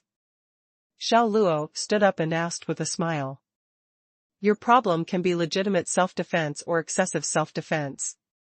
If it wasn't because you indirectly helped the police deliver a blow against crime, I wouldn't be letting you go so easily," said Gu Qianlin proudly as she stuffed her hands into her pants pocket. "Oh, it seems that I have to thank Team Leader Gu for your generosity." Xiao Luo strode toward the door. "Wait." Gu Qianlin suddenly stopped him. Xiao Luo halted and said, "Officer? Is there anything else? Where did you learn your fighting skills? Your biodata made no mention of your receiving any special training." Gu Qianlin stared at him as if she was interrogating a suspect. Xiao Luo froze for a moment, then he laughed and said, "I learned from an old beggar in our village when I was a child." Officer Xuanhuan was astonished. "So I was right with my stupid guess. Isn't this too much of a coincidence? What's the old beggar's name?" Gu Qianlin carefully observed the micro-expressions on Xiao Luo's face to confirm if he was lying. He was a horrible old geezer who used to victimize others for food and drink. I received my fair share of bullying from him when I was a kid. What's his name? I don't know his real name, the villagers used to call him Old Loony. Where is he now? He died a few years ago and was buried in the mountains. His body has probably fully decomposed by now. Xiao Luo knew this question would eventually come, hence his glib answer. Moreover, there really was a person like that in his village. He came over in the early years to escape famine and beg for food. There would be no cracks in his story if someone wanted to check it out. Gu Qianlin was demoralized. Asking these questions was the same as not asking. Besides, her skill and technique at observing micro-expressions, something she was proud of, seemed to be ineffective now. She couldn't tell whether Xiao Luo was telling the truth or lies. At the gate of the police station, Gu Zhongtian, a grizzled man with gold-rimmed glasses, shook hands with Xiao Luo solemnly. "Hello, Mr. Xiao." Xiao Luo immediately understood why he was released from the police station so quickly. "You're the one who bailed me out?" Gu Zhongtian nodded, "Yes, at Mr. Chu's orders." "Mr. Chu?" Xiao Luo frowned. He couldn't remember meeting anyone by that name. "The boss of Chongshan House, Chu Yunxiong," Gu Zhongtian said with a smile. The name set off alarm bells in Xiao Luo's head. Chu Yunxiong was one of Jiangqing's most prominent business tycoons. He started the company from scratch and slogged away for 20 years, establishing Chongshan House in the process. He now owned half the restaurants in Jiangqing as well as outlets in hundreds of cities nationwide. He had indeed built a food and beverage empire. Perplexed and doubtful, Xiao Luo hadn't the faintest idea when or how he became intertwined with Chu Yunxiong. "Mr. Xiao, Mr. Chu is waiting for you," chuckled Gu Zhongtian. Looking in the direction in which Gu Zhongtian was pointing, Xiao Luo's eyes landed on a black Rolls-Royce parked at the side of the road. Since Mr. Chu had posted bail for him, Xiao Luo had to give him face. Besides, he also wanted to know why Chu Yunxiong was helping him. After saying goodbye to Gu Zhongtian, Xiao Luo walked toward the Rolls and glanced at the back seat. What he saw got his attention. He gasped in surprise. "It's you?" It wasn't just anyone. It was the middle-aged guy he had eaten with last night. Because it was so dark, and there was some distance between them, Xiao Luo didn't realize that the middle-aged man was Chu Yunxiong. Moreover, it never occurred to him that someone of such stature would be eating at a street food stall, just like him. Dressed in a chic suit, and sitting calm and collected on the black leather seat, Chu Yunxiong was full of vigor, despite the ample streaks of white in his hair. He chirped to Xiao Luo, "Get in, young man. Let's talk." Though his smile was kind and warm, his comportment exuded dignity and grace. Xiao Luo realized this was a rare opportunity, so he opened the door and got in the car. Team leader Gu, that car seems to belong to Chu Yunxiong, the boss of Chongshan House. On the second floor of the police station, Officer Xuanhuan was watching the departing Rolls-Royce in astonishment. Who is this Xiao Luo, really? He got Chu Yunxiong to post bail for him? Gu Qianlin was equally astounded. One was a tycoon at the top of the food chain, the other, a little nobody at the bottom. There wouldn't have been an intersection between the two of them, or would there? What was up with that? Like Xiao Luo last night, she didn't recognize Chu Yunxiong and took him to be a passerby. She was now very interested in Xiao Luo and determined to resolve all the mysteries surrounding him, eventually. 10 minutes later, the Rolls-Royce pulled up in front of a cafe next to the mall. They walked past the gigantic water fountain, into the cafe. "Boss." The service staff and the manager were lined in 2 rows, respectfully welcoming Chu Yunxiong's arrival. Xiao Luo surmised that this cafe had either already been booked or was perhaps owned by Chu Yunxiong. The two of them settled at a secluded corner on the second floor. The room was surrounded by large potted plants and was incredibly serene and peaceful. Meanwhile, Chu Yunxiong's 2 bodyguards, Leng Zhua and Ling Yu, remained alert and watchful of the surroundings. "You must be hungry after spending the night at the police station," said Chu Yunxiong, with a smile on his face. "Well, a little." Xiao Luo replied modestly with wide eyes. With a snap of Chu Yunxiong's fingers, the waitstaff began serving them plates of rolls, desserts, congee, corn soup, steak, and more. The table was soon filled with a mouth-watering assortment of aromatic dishes. Xiao Luo was not all pretentious. He was indeed hungry, so he dug into the sumptuous spread. Chu Yunxiong admired his enthusiasm. "It is, indeed, good to be young. You can eat whatever you want. But if old men like me satisfy our cravings on a whim, it would be detrimental to our health." He then leisurely took a sip of the corn soup. "Mr. Chu, allow me to get to the point if I may. I don't think you bailed me out just to treat me to breakfast." Xiao Luo took a bite of the roll and spoke as he chewed. "Haha, okay, you are indeed a straight shooter." Chu Yunxiong had a feeling that they would get along well. With a wave of his hand, he summoned Ling Yu, who brought him a copy of a contract and placed it in front of Xiao Luo. "What's this?" Xiao Luo was mildly alarmed. "Last night, I watched how you dealt with those gangsters and hooligans. You were not merely courageous. You were also a highly skilled fighter. You single-handedly took down more than 20 heavily armed thugs. I have nothing but admiration for you. Hence, I'd like to hire you to protect someone for 3 months. You will be paid 2 million for your trouble." 2 million to protect a person for 3 months? No matter how composed Xiao Luo was, it still took him a while to fully absorb what he had just heard. He scrutinized the contract. It spelled out the agreement clearly in black and white, proving that Chu Yunxiong meant every word he had just said. "Protect who?" "My daughter." "Your daughter?" Xiao Luo looked up in bewilderment. "Mr. Chu, you have too high an opinion of me. Are you sure you want to entrust your daughter's safety to someone you've known less than a day? I wouldn't be hiring you if I doubted your abilities. You managed to save a kid who was wholly unrelated to you. I have faith in your character and capabilities." Naturally, he had already conducted a background check on Xiao Luo. "Even so, why don't you have them to do it?" Xiao Luo gestured at Leng Zhua and Ling Yu. "As professionally trained bodyguards, surely they're better qualified than I am. Chu Yunxiong set down the glass in his hand, shaking his head. It's because they're bodyguards. That's why they're not suitable. This puzzled Xiao Luo. Bodyguards specialize in protecting people. Why would Chu Yunxiong say that they weren't suitable? The problem lies with my daughter, Chu Yu. She doesn't like being followed by bodyguards and would devise all sorts of tricks and methods to keep them away. This has caused me many a headache. Chu Yunxiong let out a long sigh. Xiao Luo nodded empathetically. A young lady born to a wealthy family would be used to getting her way. He then asked, where does Mr. Chu's daughter work? She's still a student, currently enrolled at Huaya University. A student?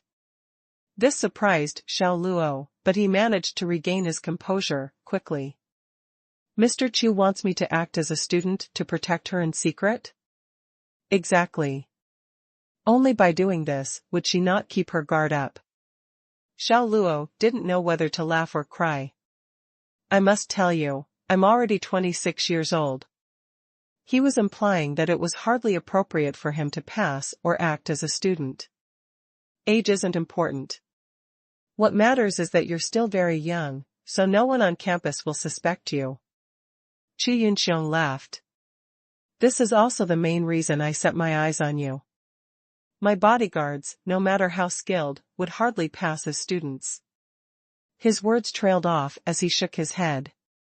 It was clear what he was getting at, even if he hadn't said another word. Xiao Luo nodded in acknowledgement. Well, if you're agreeable, shall we sign the contract now? Chu Yunxiong was also a straight shooter. I have one last question. Go ahead. Why 3 months? Xiao Luo asked. Chu Yunxiong tapped the table lightly with his fingers. I have confidence that I'd be able to make my competitor go out of business within 3 months. When that happens, he won't have any extra resources to hire thugs to go after my daughter and me, and I would also be able to devote more time to keeping her company. Xiao Luo agreed to Chu Yunxiong's request when he had no more questions. Putting aside the fact that he would be paid 140 grand for this transaction, more importantly, the skills he had obtained from the system, the constitution of King of Mercenaries, seemed more than sufficient to ensure Chu's safety. Moreover, he needed the money. Whether it was for his family or his future career, this first bucket of gold was a necessity. After he signed the contract, 70 grand was immediately deposited into his bank account. This was the first payment. The balance would be paid after he had completed the task of protecting Chuiwei. Xiao Luo felt immeasurably self-satisfied and went to the bank to transfer all the money to his father's account. Then he called home to share the good news. Dad, I transferred some money to your account. Check it when you're free. Silence. Suddenly his mom's voice rang out. Son, your dad is busy. He didn't take his mobile with him. You just said that you transferred some money? How much? Xiao Luo was not surprised. A farm was a huge responsibility and had to be adequately managed. Of course, Dad was busy. He laughed and said, 70,000. Get Dad to check it out at the credit union when he's free. 70,000? Son, why do you have so much money, you? Did you rob a bank? His mom exclaimed in surprise. Xiao Luo was lost for words. No, I didn't. I won the lottery. Won the lottery? When did that happen? Mom smiled. A few days ago. I redeemed the prize today. By the way, don't make this public knowledge, others will be jealous. I know. Your mother's not stupid. Excitement and joy were shining through her words. Ying, who called? A man's steady voice came through the phone. Xiao Luo knew it was his father's voice. He was probably returning from his farm chores. It's our son. He bought a lottery ticket and won the jackpot. He just transferred us $70,000.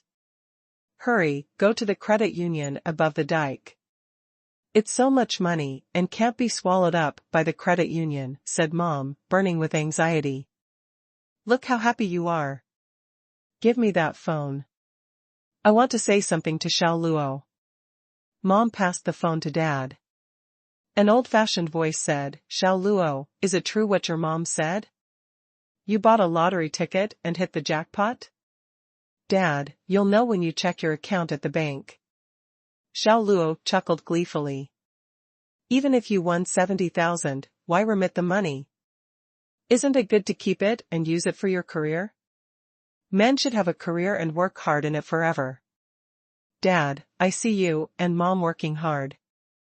I also know that you owe the bank a loan of $57,000. This money can help alleviate your burden. I'm still young. I can slowly build my career. Yes, that's right. Our son is dutiful, so why are you reprimanding him? Can't you praise his good points? Mom said in Xiao Luo's defense. Dad's tone changed. You're a woman. What do you know? You're short-sighted, getting all smug because of $70,000. This will rub off on your son, and he'll become easily satisfied. Men should not feel satisfied but should be as greedy as a wolf. When he has earned 100,000, he should have the desire to make 1,000,000, and when he's made 1,000,000, he should want to make 10 million. Do you understand? Okay. You're right. Everything you're saying makes sense. I'm short-sighted. Mom didn't want to argue. Feeling a bit awkward, Xiao Luo raised his brows and said, Dad, I still have something left. Both of you need to take care of yourselves. Say hello to Grandpa and Grandma for me. He finished talking and quickly hung up the phone. He was in no mood to listen to his dad's nagging. Xiao Luo exhaled a long breath. Calling home always filled him with trepidation. He couldn't remember getting any decent praise from his dad while growing up.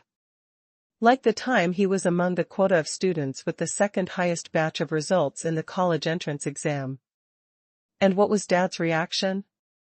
Don't be full of yourself. This achievement is nothing. Early the next day, Xiao Luo dressed like a poser. Oh no, it should be said that he was dressed smartly and looked energetic. He brought his luggage along and took the subway to Huaya University. Since he was entrusted with a task, he vowed to do his best to do it to the best of his ability. What's more, he was being paid royally for his services and was very enthusiastic about this mission.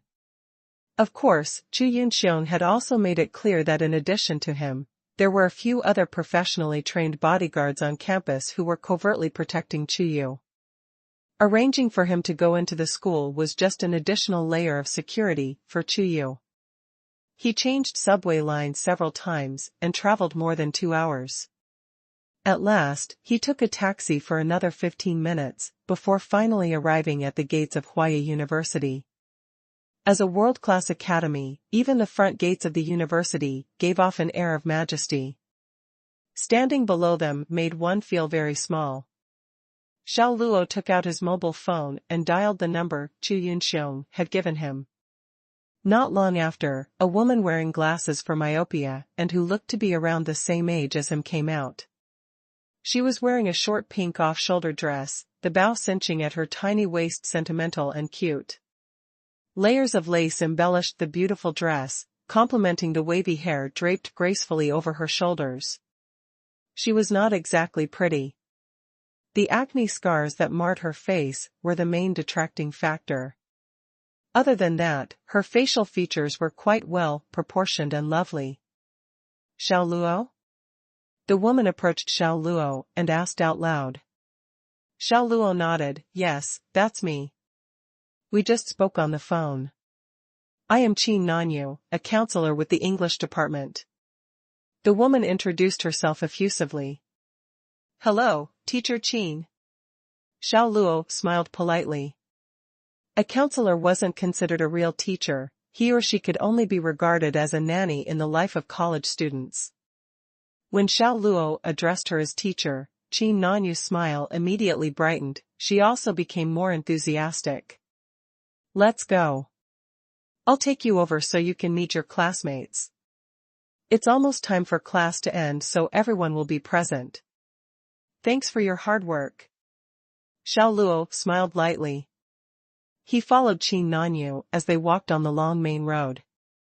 They passed by a beautiful artificial lake before going through a rockery and finally a teaching block.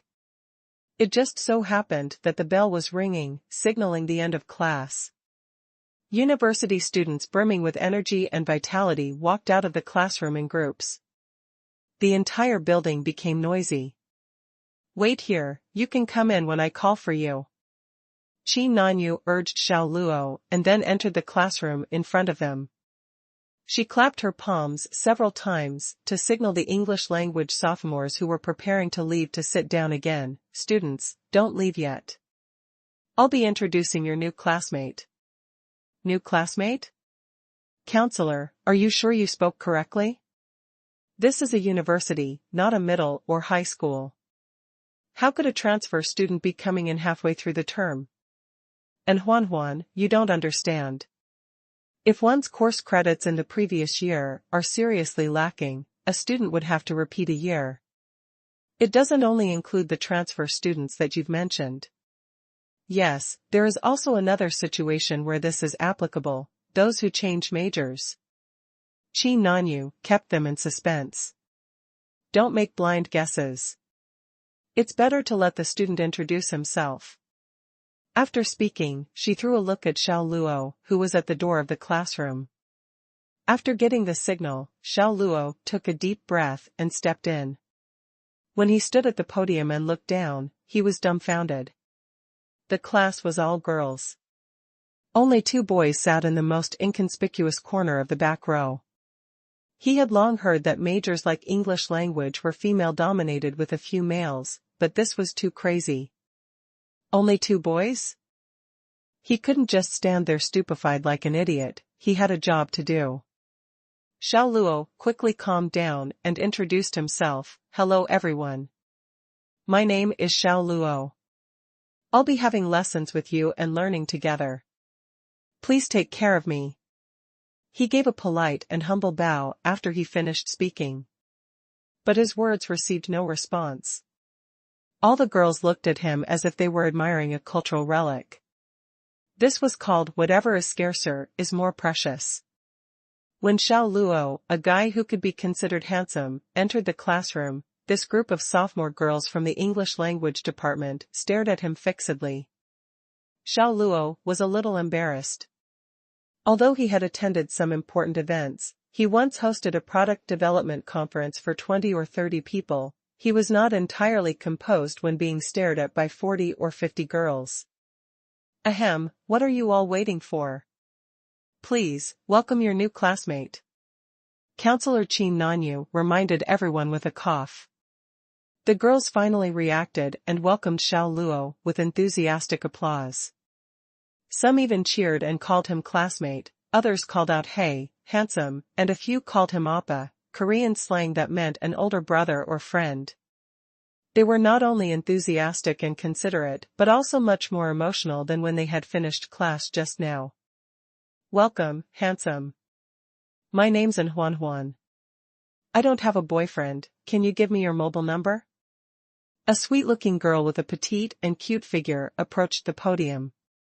She took out her phone and asked Xiao Luo for his mobile number. The class immediately booed. And Xuanhuan. Isn't a big guy from the northeast enough to satisfy you? Don't be a menace to our handsome Xiao Luo. Yes, that's right. You don't believe we'll hang you up and beat you to a pulp if you dare to get it on with 2 guys at the same time? Now that we finally have a guy in class who's fit to be seen with, he can be anyone's boyfriend except yours and Xuanhuan. Hurry and get down from there. The girls in the class slammed her down in unison. Drop dead. This is pure jealousy on your part.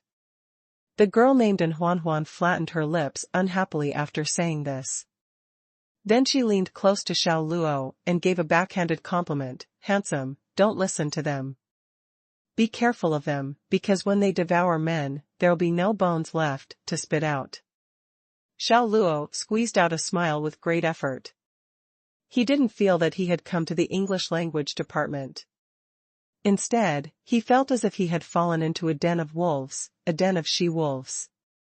Without waiting for him to say anything, a large group of girls ran up and gathered around him, demanding his mobile number, WeChat, and QQ. They were enthusiastic and excited as if they were in the presence of a superstar. But some girls remained indifferent, like the girl sitting on the left side of the front row. She had a clean, sleek bob that fell just below her ears, her hair slightly concealing the enchanting face that blushed shyly. Her delicate and fresh features were intelligent and alluring. The white off-the-shoulder dress fell just to her wrists, her chest displayed a natural curve. The pattern of lace followed her lithe waist until it reached the fluffy flared hem of the dress, which was covered with tulle and suffused with a pale gold tint. She looked like the archetypal pretty daughter from a humble family. Her figure was not exaggerated, but neither was she thin and small. Her beautiful shoulders and tender, lovely skin were sublime. Her voluptuous figure was full yet reserved, with plump breasts and a perky butt. She was like a lotus that had just emerged from clear waters, fresh, pure, elegant. But a lollipop in her rosy little mouth added a sense of playfulness and charm. Bai Ling, check his information. I suspect he's another one sent by my loathsome dad, she said to the girl sitting next to her. But her eyes were fixed on Xiao Luo, who was surrounded by a crowd. The girl named Bai Ling immediately entered a series of codes on her laptop and infiltrated Huaya's student management system. She quickly picked out Xiao Luo's information. Bai Ling glanced at her and smiled, young Mistress Chu, you guessed wrong this time. Your dad didn't send this guy. He really is a student of Huaya. He enlisted in the army 2 years ago while he was still in our school. He's back to finish college after 2 years of military service, hence that's why he's here. Are you sure? Chi's delicate brows knitted in a slight frown. It was written very clearly. The results of his various freshman courses are also recorded in detail. He even has a record of receiving a campus scholarship. Bai Ling turned her laptop around to give Qiyu a better look. Qiyu looked it over seriously and went silent, agreeing with Bai Ling's assessment. I didn't expect such a handsome classmate to appear halfway through the term. The class will be a lot more interesting now. Bai Ling also expressed her welcome at Xiao Luo's arrival. After all, they were too few boys in their major. They were only 2, and both were hopelessly ugly. She couldn't help but feel a little excited when she thought about attending class with this hot hunk. How is he handsome? Doesn't he have 2 eyes, 2 ears, a nose, and a mouth?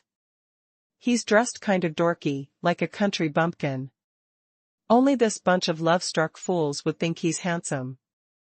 Qiyu gave a great harumph. She hated this kind of guy who was a magnet for the opposite sex. Although Xiao Luo was not really like that, this imposter masquerading as a student was just such a person in her eyes. Bai Ling didn't say a word. At this time, she could not possibly insist that Xiao Luo was handsome and tear down her bestie's soapbox. All right, get back to your seats. The girls in the English language major only returned to their seats when their counselor, Qin Nanyu, told them to. They chatted and laughed as they took out their mobiles and went to Xiao Luo's WeChat and QQ space, feeling extremely curious. They also discussed with each other in which picture he was the hottest. Xiao Luo was feeling embarrassed. He could understand it if the girls wanted to know his contact information, but why was he being groped by a pervert? He felt someone touching him just now. Moreover, the place that they were fondling was the toy that would carry on his family line. Were these people college girls? Xiao Luo had some serious reservations about them. Zhu Xiaofei, Ding Kai. After Qin Nanyu called these 2 names, the only 2 boys in the class ran over obediently from the last row. One of them was so chubby his neck was not even visible. He stood less than 5'6" tall, but weighed more than 187 pounds. He was so rotund he looked like a massive meatball. The other guy? Just the opposite, a bamboo pole. His face was sallow, his body, emaciated body with stooped shoulders. He was about 5'6" and weighed less than 110 pounds. Short and fat, tall and thin. The two were a sharp contrast when placed together. One couldn't help giggling. Xiao Luo will be staying with you too in the dormitory. Since there are no classes after this, please show him around and help familiarize him with the dormitory's environment, Qin Nanyu said to the two guys. Leave Xiao Luo to us. You can rest assured, counselor. Zhu Xiaofei patted his chest and made a solemn vow. He turned his head and said to Ding Kai, Kaizi, help me take my books while I carry Xiao Luo's suitcase. No need, but thanks. I can carry my suitcase myself. Xiao Luo was embarrassed and quickly refused. It's all good. Lao Zhu's very strong. Carrying a suitcase is nothing for him, Ding Kai advised. Zhu Xiaofei had already hoisted the suitcase onto his shoulders. He yelled at Xiao Luo, Bro, Xiao Luo, come along. We'll be roommates. No need to stand on ceremony with us. Xiao Luo reluctantly agreed. He said goodbye to Qin Nanyu and the girls, trundling off with Zhu Xiaofei and Ding Kai. Before leaving, he intentionally cast a searching gaze around the class and spotted Chuyu, who was sitting in the first row, sucking a lollipop. Young Mistress Chu, Xiao Luo seemed to have taken another look at you before leaving. His judgment is perfect, said Bai Ling half-jokingly. What's so good about that? He looked like a lecher, said Chuyu disdainfully. Bai Ling laughed lightly and said quite meaningfully, isn't his judgment good? He doesn't look at anyone, only at you, our campus belle. Bai Ling, you nasty girl. Are you making fun of me? Do you believe I'll make you beg for mercy tonight? Chuyu laughed coldly like a little devil. Queen, please spare my life. Bai Ling shivered and swiftly asked for forgiveness as she recalled the scene where Chuyu tickled her. Xiao Luo followed Zhu Xiaofei and Ding Kai to the male dormitory for the English language majors. Both guys were the talkative type, and it was hardly quiet along the way. They were like a couple of buzzing bees, flying and humming in Xiao Luo's ears. They were also curious about his past. When they learned that he had enlisted in the army for 2 years before retiring and returning to Huaya to finish his studies, the two started addressing him as Brother Luo. They initially thought he was about the same age as them. Now, it seemed that Xiao Luo was much older, so it wasn't appropriate to call him Bro or Xiao Luo. About 10 minutes later, the three arrived at the 7th floor of the 7th dormitory. Brother Luo, we're here. Zhu Xiaofei put down the suitcase and took out the keys from his pants pocket to open the green iron door in front of him. Xiao Luo secretly took his hat off to Zhu Xiaofei for lugging his 20-kilogram suitcase such a long distance and climbing to the 7th floor. And he wasn't even panting. So, he wasn't the puffy sort with weak muscles and drooping fat. Coming to this dorm and smelling the strange odor that only existed in a dorm flooded his mind with a long-lost feeling. Who would have thought that after graduating and working for 3 years, he would end up in university again? Xiao Luo's heart was filled with emotion. They opened the door and entered the dorm room. 2 metal-framed beds came into view, followed by a row of desks that combined a bookcase, wardrobe, and computer table. Like most male dorm rooms, Zhu Xiaofei and Ding Kai's room was an unsightly mess. Worn clothes and socks were strewn as if an explosion had gone off. A pile of stinky blankets lay heaped in a corner. Zhu Xiaofei scratched the back of his head in embarrassment. The room is a bit dirty and messy, Brother Luo Ge, please bear with us. It's all good, Xiao Luo tittered. In his university days, Zhang Dashan was the biggest slob. He would make the dorm room stink to high heaven with billowing smoke. He couldn't bear it in the beginning but got used to it in the end. He had survived 4 years of that, so why should he care now when he'd only be here 3 short months? Ding Kai tidied a bed and said enthusiastically, "Brother Luo, you can sleep in this bed. There's some luggage on that bed above, and it has a lot of dust. I can't clean it for you." "It's just the two of you in this room?" Xiao Luo asked curiously. "Yes. The standard dorm room is meant for 4 people, but there's only the 2 of us in the class. We're not enough to fill up one dorm room, but students from other majors are unwilling to mix with us, so it's just us here." Ding Kai spread his hands and said helplessly. "So that was it." Xiao Luo nodded.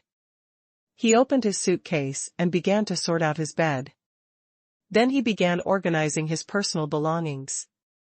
Naturally, Zhu Xiaofei and Ding Kai could not help him with that, so they turned on the computer and got ready to play a game. "Brother Luo, do you play LOL?" Zhu Xiaofei turned his head and asked, with anticipation. Xiao Luo smiled in return and said, "A little." During university, Zhang Dashan was a loyal player of this game and brought him into the trap. Still, he played less after graduation when he started working. His rank had always remained at Platinum V. "Would you like to open up a chat for a game?" Ding Kaixing said animatedly. "Nah. You guys go ahead. I need to organize my stuff." Xiao Luo refused with a smile. He had no interest in playing this game now. Ding Kai raised his brows. "Oh, all right." The two immediately joined to form a group, proceeding with duo rank mode. While waiting for the queue, Zhu Xiaofei went into the group chat for the English language majors and cried out in surprise. F***CK. The campus Belle Chuyu is starting her livestream again. She's inviting everyone to go to the live streaming platform to watch it. Ding Kai howled energetically, too. "Hurry. Ask her to take us along and make us look formidable. Let's fly. It's a must."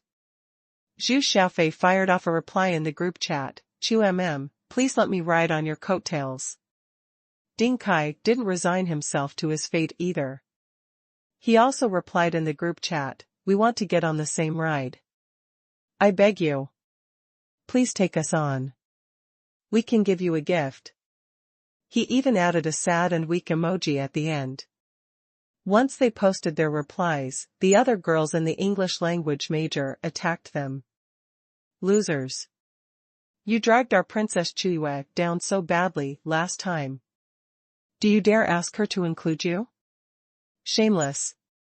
Zhu Xiaofei, Ding Kai, form your team and trap others to take you along. It's best if you're cued to be opposite Yaya, then you'll be cruelly beaten by her, hee. Haha. Don't be like this. In any case, they're like the national treasure in our class. It's not good to deliver such a blow to them. What are you afraid of? There's the handsome Xiao Luo now. They can get off their pedestal as national treasure." Looking at the screen full of remarks attacking them, Zhu Xiaofei and Ding Kai felt like crying but didn't shed a tear. They wondered why they were hated so much. Xiao Luo had already sorted things out by now. Hearing the words campus belle, he guessed it was Chuyu they were talking about. His mission was to protect her. Naturally, he was motivated when it came to anything related to her. Hence, he inquired, "Xiaofei, when you said campus belle, did you mean Chuyu?" "Yeah, brother Luo. It's Chuyu.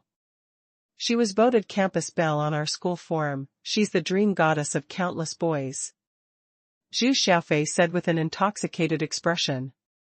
It was apparent he adored her. After all, she was a great beauty. Who wouldn't be smitten with her?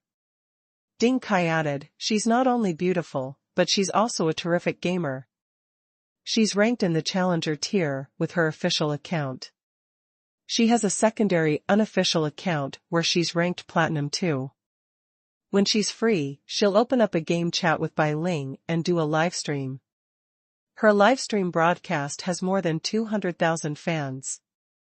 The money she gets from the live streaming platform every month is more than the wages of white-collar workers who've been slogging away for years. Xiao Luo was stunned.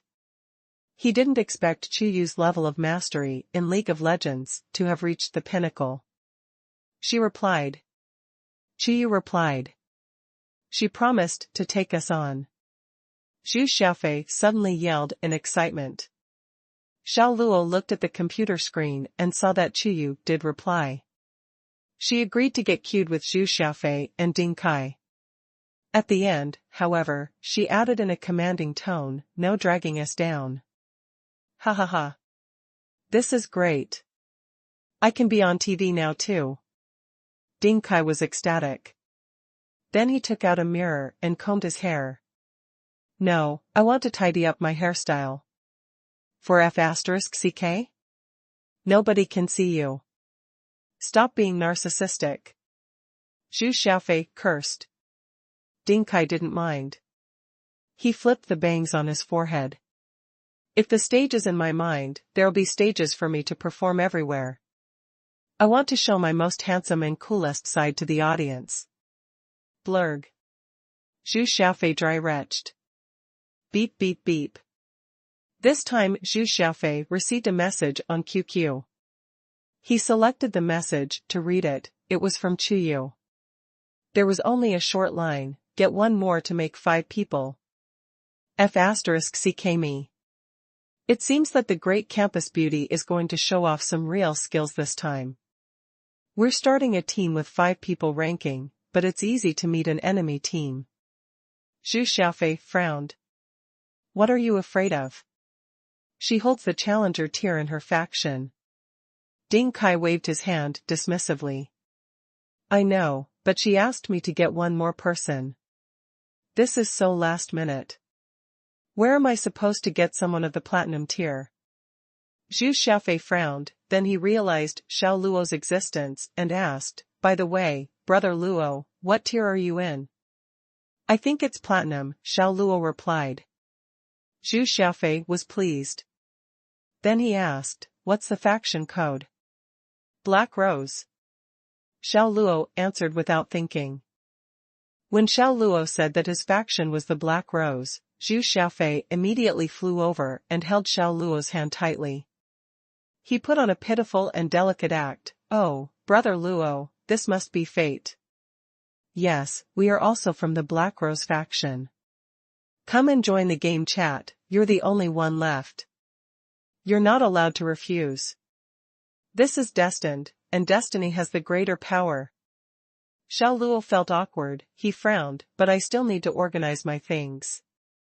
It took a lot of effort for the campus belle to agree to take us on to make us look more formidable, and to let us ride on her coattails to the sky. If you don't help, I'll be slitting on my neck and committing suicide every few minutes. Zhu Xiaofei interrupted, he also made a gesture of slashing his neck with his palm. Xiao Luo had second thoughts. If he wanted to be an invisible bodyguard, the most important thing was to become friends with Chuyu first. This was an opportunity. He thought about this and nodded in agreement. Well then, I'll play a few rounds with you. Haha. Thank you very much, Brother Luo, thank you. Zhu Xiaofei was so overcome with emotion that he almost kissed Xiao Luo a few times. Ding Kai responded to Chuyu directly by typing in the group, we can start the queue ranking. The newly arrived Brother Luo in our class happens to be of the platinum tier from the Black Rose faction, so we've gathered 5 people now. Not long after this message was sent out, the group chat of the English language class exploded. What? The handsome Xiao Luo also plays League of Legends? Ho ho, everyone, go to Princess Chu's livestream, the handsome Xiao Luo will be playing League of Legends. Really looking forward to it. A series of messages sprung up in rapid succession, including various memes. The group chat had never been so lively before. In the female dormitory. Looking at the enthusiasm by their classmates in the group chat, Bai Ling said half-jokingly, young Mistress Chu, Xiao Luo is very popular in our class. See, as soon as everyone heard that he'll be playing the game, they opened up your livestream in preparation to see him. Qiyu sat on a desk chair, her fine black hair was casually spread and her cheeks were rosy, she looked dazzling. Her delicate brows knitted in a frown and feeling dissatisfied, she said, "He is just a fellow that appeals to the crowds using vulgar claptrap. I've had enough of these lovesick fools, it's as if they've never seen a man for decades." Ahem. Pay attention to your words, you are broadcasting live. Bai Ling reminded her by coughing a few times. Why are you nervous? I haven't turned on the camera yet. Qiyu said with pursed lips and an indifferent attitude. After she put on headphones, her long and beautiful fingers tapped on the keyboard. She sent messages in the group chat, shouting at Zhu Xiaofei and Ding Kai, "Hurry up, don't waste my time." At this moment, Xiao Luo had just tidied and arranged his computer, he logged into his account.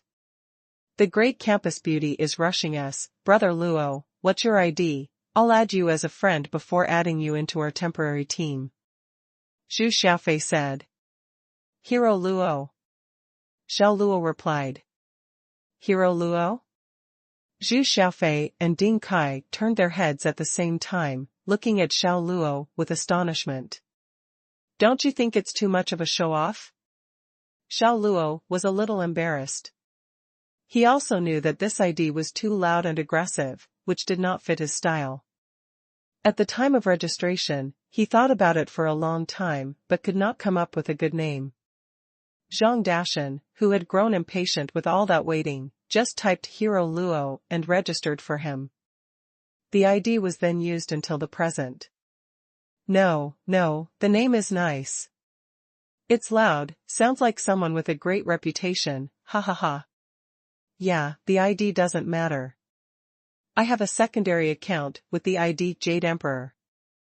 Zhu Xiaofei and Ding Kai teased each other for a few moments, smoothing over the atmosphere of embarrassment. Although, they felt that Xiao Luo's ID was indeed a little pretentious and arrogant. After joining the team that had been assembled at the last minute, Xiao Luo learned that Qiyu's ID was Ziyue and Bai Ling's ID was Bai Si Saidal. Zhu Xiaofei's ID suited his image, he was called Gaoleazwang Laozhu. Ding Kai's was humorous and bold, he used the name of the national leader directly. When the girls from the English language major knew what was Xiao Luo's ID, the words Hero Luo dominated the group chat. The girls felt that the name was too cool. What? Hero Luo? How egotistical of him, I don't even know if his skills are worthy of the name. Qiyu snorted disdainfully. Bai Ling smiled sweetly and teased, he might really be an expert. Qiyu disagreed and typed 4 words in the public chat room of the 5-man team, don't drag us down. Xiao Luo knew that she was warning him so he did not reply. He opened the system mall and used 200 points to redeem the gaming ability. Since he wanted to get to know Qiyu quickly, his gaming skills must pass muster. He had not been playing games for a long time. Although he was of the platinum tier, he would only be able to show a standard of gameplay more suited to the silver tier if he did not redeem the gaming ability. Brother Luo, where do you want to fight? Zhu Xiaofei turned his head and asked. Ding Kai added, Chu and Bai Ling are a forever combo of the bottom lane, so we are left with only the top, middle, and jungle. You guys choose first. Xiao Luo smiled. My fighting abilities are terrible, it would be better for me to go to the jungle, Ding Kai said. He then chose Xi and Zhao to be the jungler. Then I'll choose the Baldi and take the middle lane. Zhu Xiaofei chose Rune Mage Rise. Xiao Luo was on top lane. Tryndamere the Barbarian King was his favorite champion, for safety's sake, he immediately chose it without any hesitation. He was battling against Nar the Missing Link. As soon as Xiao Luo finished selecting his champion, Qiyu sent a message asking, a melee champion versus a long-range champion, are you sure you can fight this battle? I'll do my best. Xiao Luo said in a neither servile nor overbearing tone. Qiyu did not say more. She chose Twitch the Plague Rat as her ADC, while Bai Ling was the auxiliary as Janna the Storm's Fury. After a short waiting period, the game officially started. Brother Luo, you chose the wrong summoner spells. Ding Kai was surprised. Zhu Xiaofei took a look, it was true. The closer the enemy was, the greater the damage Tsundere could inflict. Ghost was the most suitable, but the summoner spell that Xiao Luo brought was Flash. Xiao Luo smiled and shook his head, it'll be all right. Brother Luo, in any case, no matter what happens, we'll just develop wretchedly. We'll wait for our campus bell to carry us through. Zhu Xiaofei was very worried, he was really afraid that Xiao Luo would give the top lane to the big boss. Xiao Luo nodded, relax, it's okay. At this time, the Wuju Bladesman, jungler for the opposing team sent a message. He said with sympathy, you've exploded, Tsundere.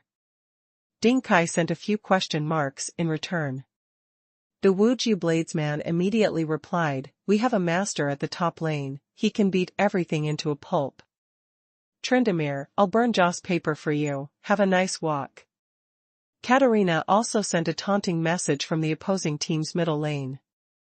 Zhu Xiaofei and Ding Kai could not bear it, they immediately replied, you think you're so great because you have a master? Our rat at the bottom lane is a challenger. Tremble, you scum. Go on and brag, aren't you afraid of choking on your bullsh *t? Wuju Bladesman of the opposing team said. I think he's the king of bullsh *t, haha. Middle lane, Katarina ridiculed. Zhu Xiaofei was a little angry, and he replied, childish losers, just wait for you punishment. As soon as the word childish losers came out, the opposing team immediately became hostile. All sorts of malicious and dirty curses were thrown wildly about.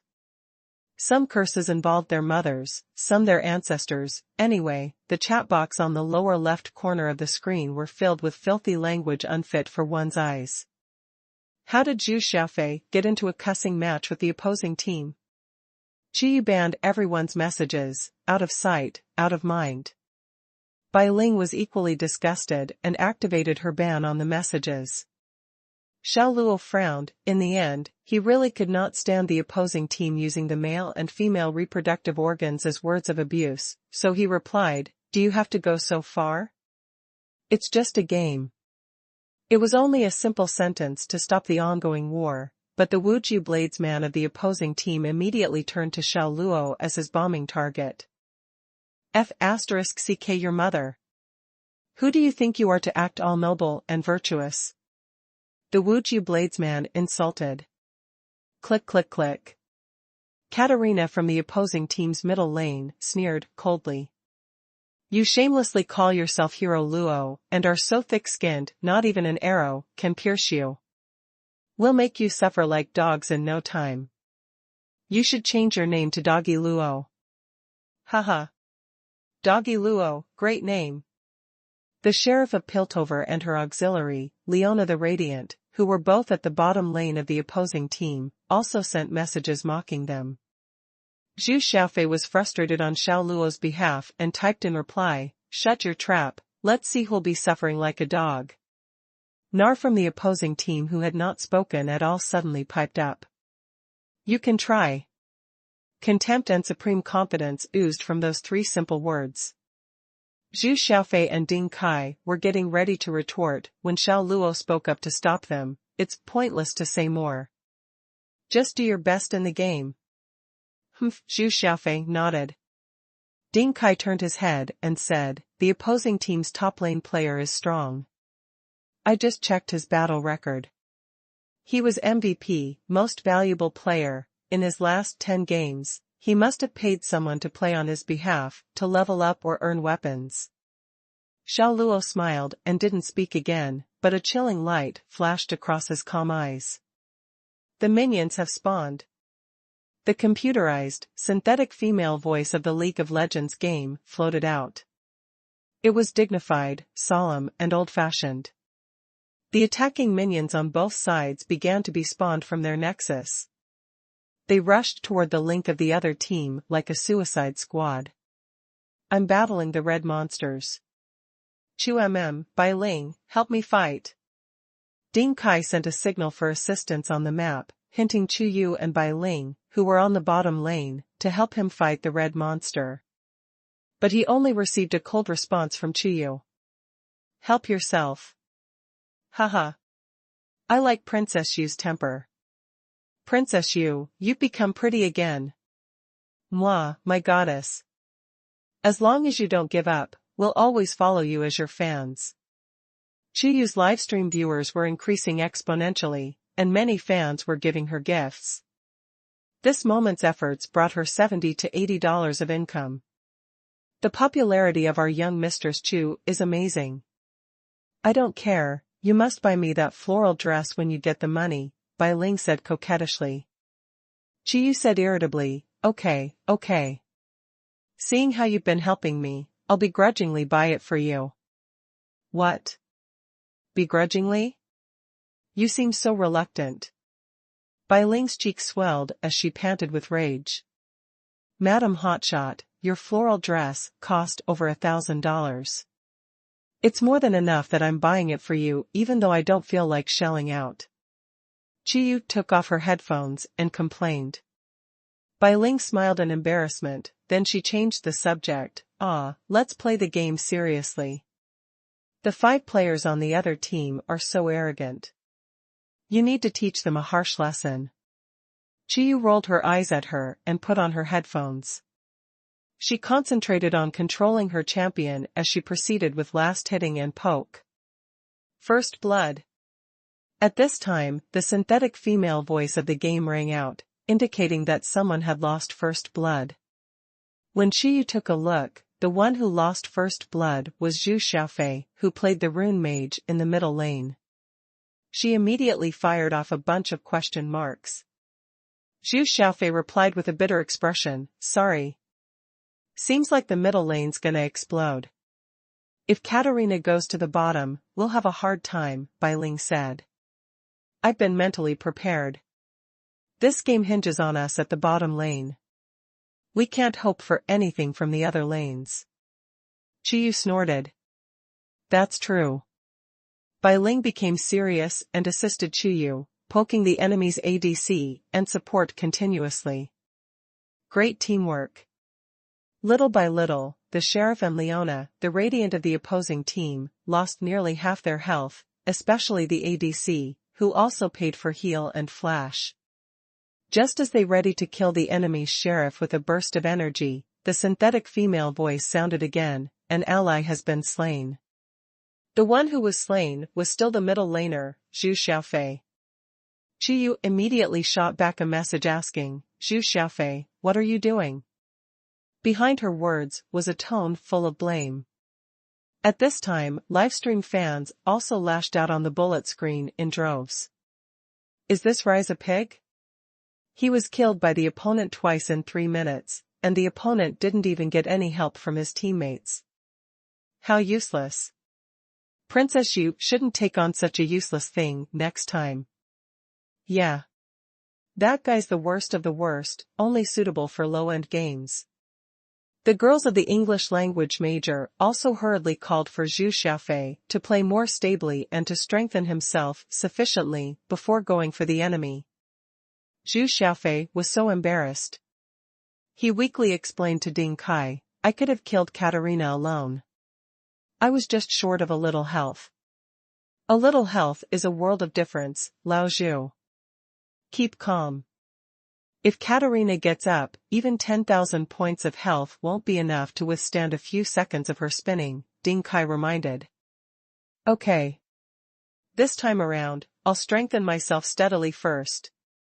Zhu Xiaofei nodded solemnly, determined not to fight boldly with the Katarina on the opposing team again. Click click click. Katarina sent a message. There was only one word, trash. Their jungler, the Wuju Bladesman, didn't forget to rub salt into his wound. Baldy, does your family know you're such garbage? Those bastards. Zhu Xiaofei was so furious he gritted his teeth and nearly went crazy. Ignore them, they're just keyboard warriors. Let's show them a good game, Ding Kai said. Zhu Xiaofei endured the rage in his gut and continued playing in silence. An enemy has been slain. The computerized, synthetic female voice suddenly rang out. An avatar appeared on the right. It was Tsundere, the barbarian king who killed Nar the missing link. Brother Luo had such excellent skills? Zhu Xiaofei and Ding Kai stared at Xiao Luo blankly. What shocked them even more was that he had over 200 health points left after single-handedly slaying his opponent in the top lane, Nar, of the master tier. Nar had paid someone else to practice and strengthen his champion and was killed single-handedly by Brother Luo's Tsundere. Incredible! Using the 3 attributes of Q, Bloodlust, Regenerating Health, Last Hit Lifesteal, and Innate Lifesteal. When Nar of the opposing team got back to the battlefront, Tryndamere health could recover above the safety line. Now he could stay at the battlefront and suppress Nar's ranking. Brother Luo, be careful. The Wuju Bladesman's here to catch you. Ding Kai suddenly exclaimed. Sure enough, the Wuju Bladesman circled while preparing to slay the barbarian king, who had low health. The Bladesman even carried a red buff. Although it was a second rank battling against a third rank, without the protection of the minions on the side of the barbarian king, the probability of Wuju Bladesman slaying the barbarian king was almost 100%. Qiyu also issued 2 harsh warning signals, indicating that Xiao Luo should quickly return to the turrets. Xiao Luo smiled and pressed the button for the health potion. As his health recovered, he used his E key to retreat to the turret quickly. This move was a displacement skill that could soon increase the distance. Stupid C*NT. You're using E first. You wanna die? The Wuju Bladesman sneered. A Q-Alpha surprise attack neared the barbarian king from the front immediately. Xiao Luo's health had dropped to 100+ points. The Bladesman then used a left-click attack. With the added burn attribute of the red buff, he would be able to take down Xiao Luo's barbarian king. At this moment, Xiao Luo's barbarian king turned around, struck with his sword. In a full fury state, the blow was a critical strike. The Bladesman's health instantly dropped to half. After the blow was delivered, Xiao Luo immediately controlled the barbarian king to retreat from the tower, increasing the distance from the Wuju Bladesman. Because of an insufficient range, the Bladesman's left-click attack still couldn't be executed. He could only keep close to the heels of the barbarian king and shorten the distance between them. The barbarian king carried an attack speed rune, moreover, his rank was 1 level higher than the Wuju Bladesman. Hence his attack speed was naturally faster than the Bladesman's. By the time the Bladesman had shortened the distance and could immediately execute a left-click attack, the barbarian king had turned around again to deliver a blow. Like before, it was a critical hit. The Bladesman's health dropped to 80 or 90 points in an instant, a state of severely low health. F***CK. Seeing a wave of aggressive minions streaming from the back of the turret, the Wuju Bladesman retreated. Otherwise, even the minions would have attacked him until he died. But the moment he flashed, Xiao Luo's barbarian king also flashed to keep up with him. Then, his broadsword fell mercilessly. The Wuju Bladesman let out a desperate scream and died. The synthetic female voice of the game rang out on the interface, sounding solemn and emotional. An enemy is slain. Reading experience will not be affected. Did Bloodlust kill Master E, despite the red buff? **T. No way this is happening. Zhu Xiaofei and Ding Kai stared dumbfoundedly at Xiao Luo. Master E could have taken out Tsundere, the barbarian king, with a Q and an A, but was decimated by Tsundere? No F***King way. Chu Yu and Bai Ling were shocked, too. When the screen switched to the top lane, they both witnessed a fantastic anti-kill, much to their astonishment. They used an ordinary attack and moved slowly, but still managed to evade a regular attack from Master E without sustaining any injuries. And they even attacked Master Yi twice? Very well handled, especially toward the end, where they both flashed almost at the same time. Clean-cut, decisive, incredible reflexes. Bai Ling analyzed. Blinking her beautiful eyes, Qiyu regained her composure. The entire livestream filled with praise for Xiao Luo. She was pissed. Was Xiao Luo trying to steal her thunder? Although she acknowledged his skills, she refused to admit it verbally. She feigned nonchalance, saying, it was blind luck. Master Yi was a fool, he didn't attack right away, giving him a chance to execute an anti-kill. She then got serious, alright, let's not worry about them. It's about time we started on the bottom lane. At the other end, Zhu Xiaofei was messaging Master Yi with a taunt, what did I tell you? Wait for it, loser. Infuriated, Master Yi typed in response, Tryndamere, I'll get back at you. Just you wait. Xiao Luo just ignored his taunt. His Tryndamere bought a pair of Berserker's greaves and Brawler's gloves. With the red buff, his other supplies, and level suppression, Nar could only CS. But Nar knew what he was doing and quickly bought a cloth armor before coming back online. Nar wasn't just skilled at long range, he also had the Rage gene, which, when at maximum, would transform him into Mega Nar.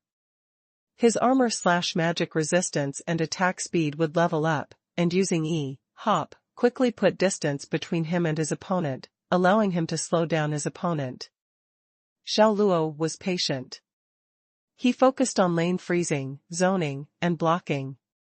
His Tryndamere managed to escape Nar's Q every single time, foiling Nar's intention of wearing him out from a distance.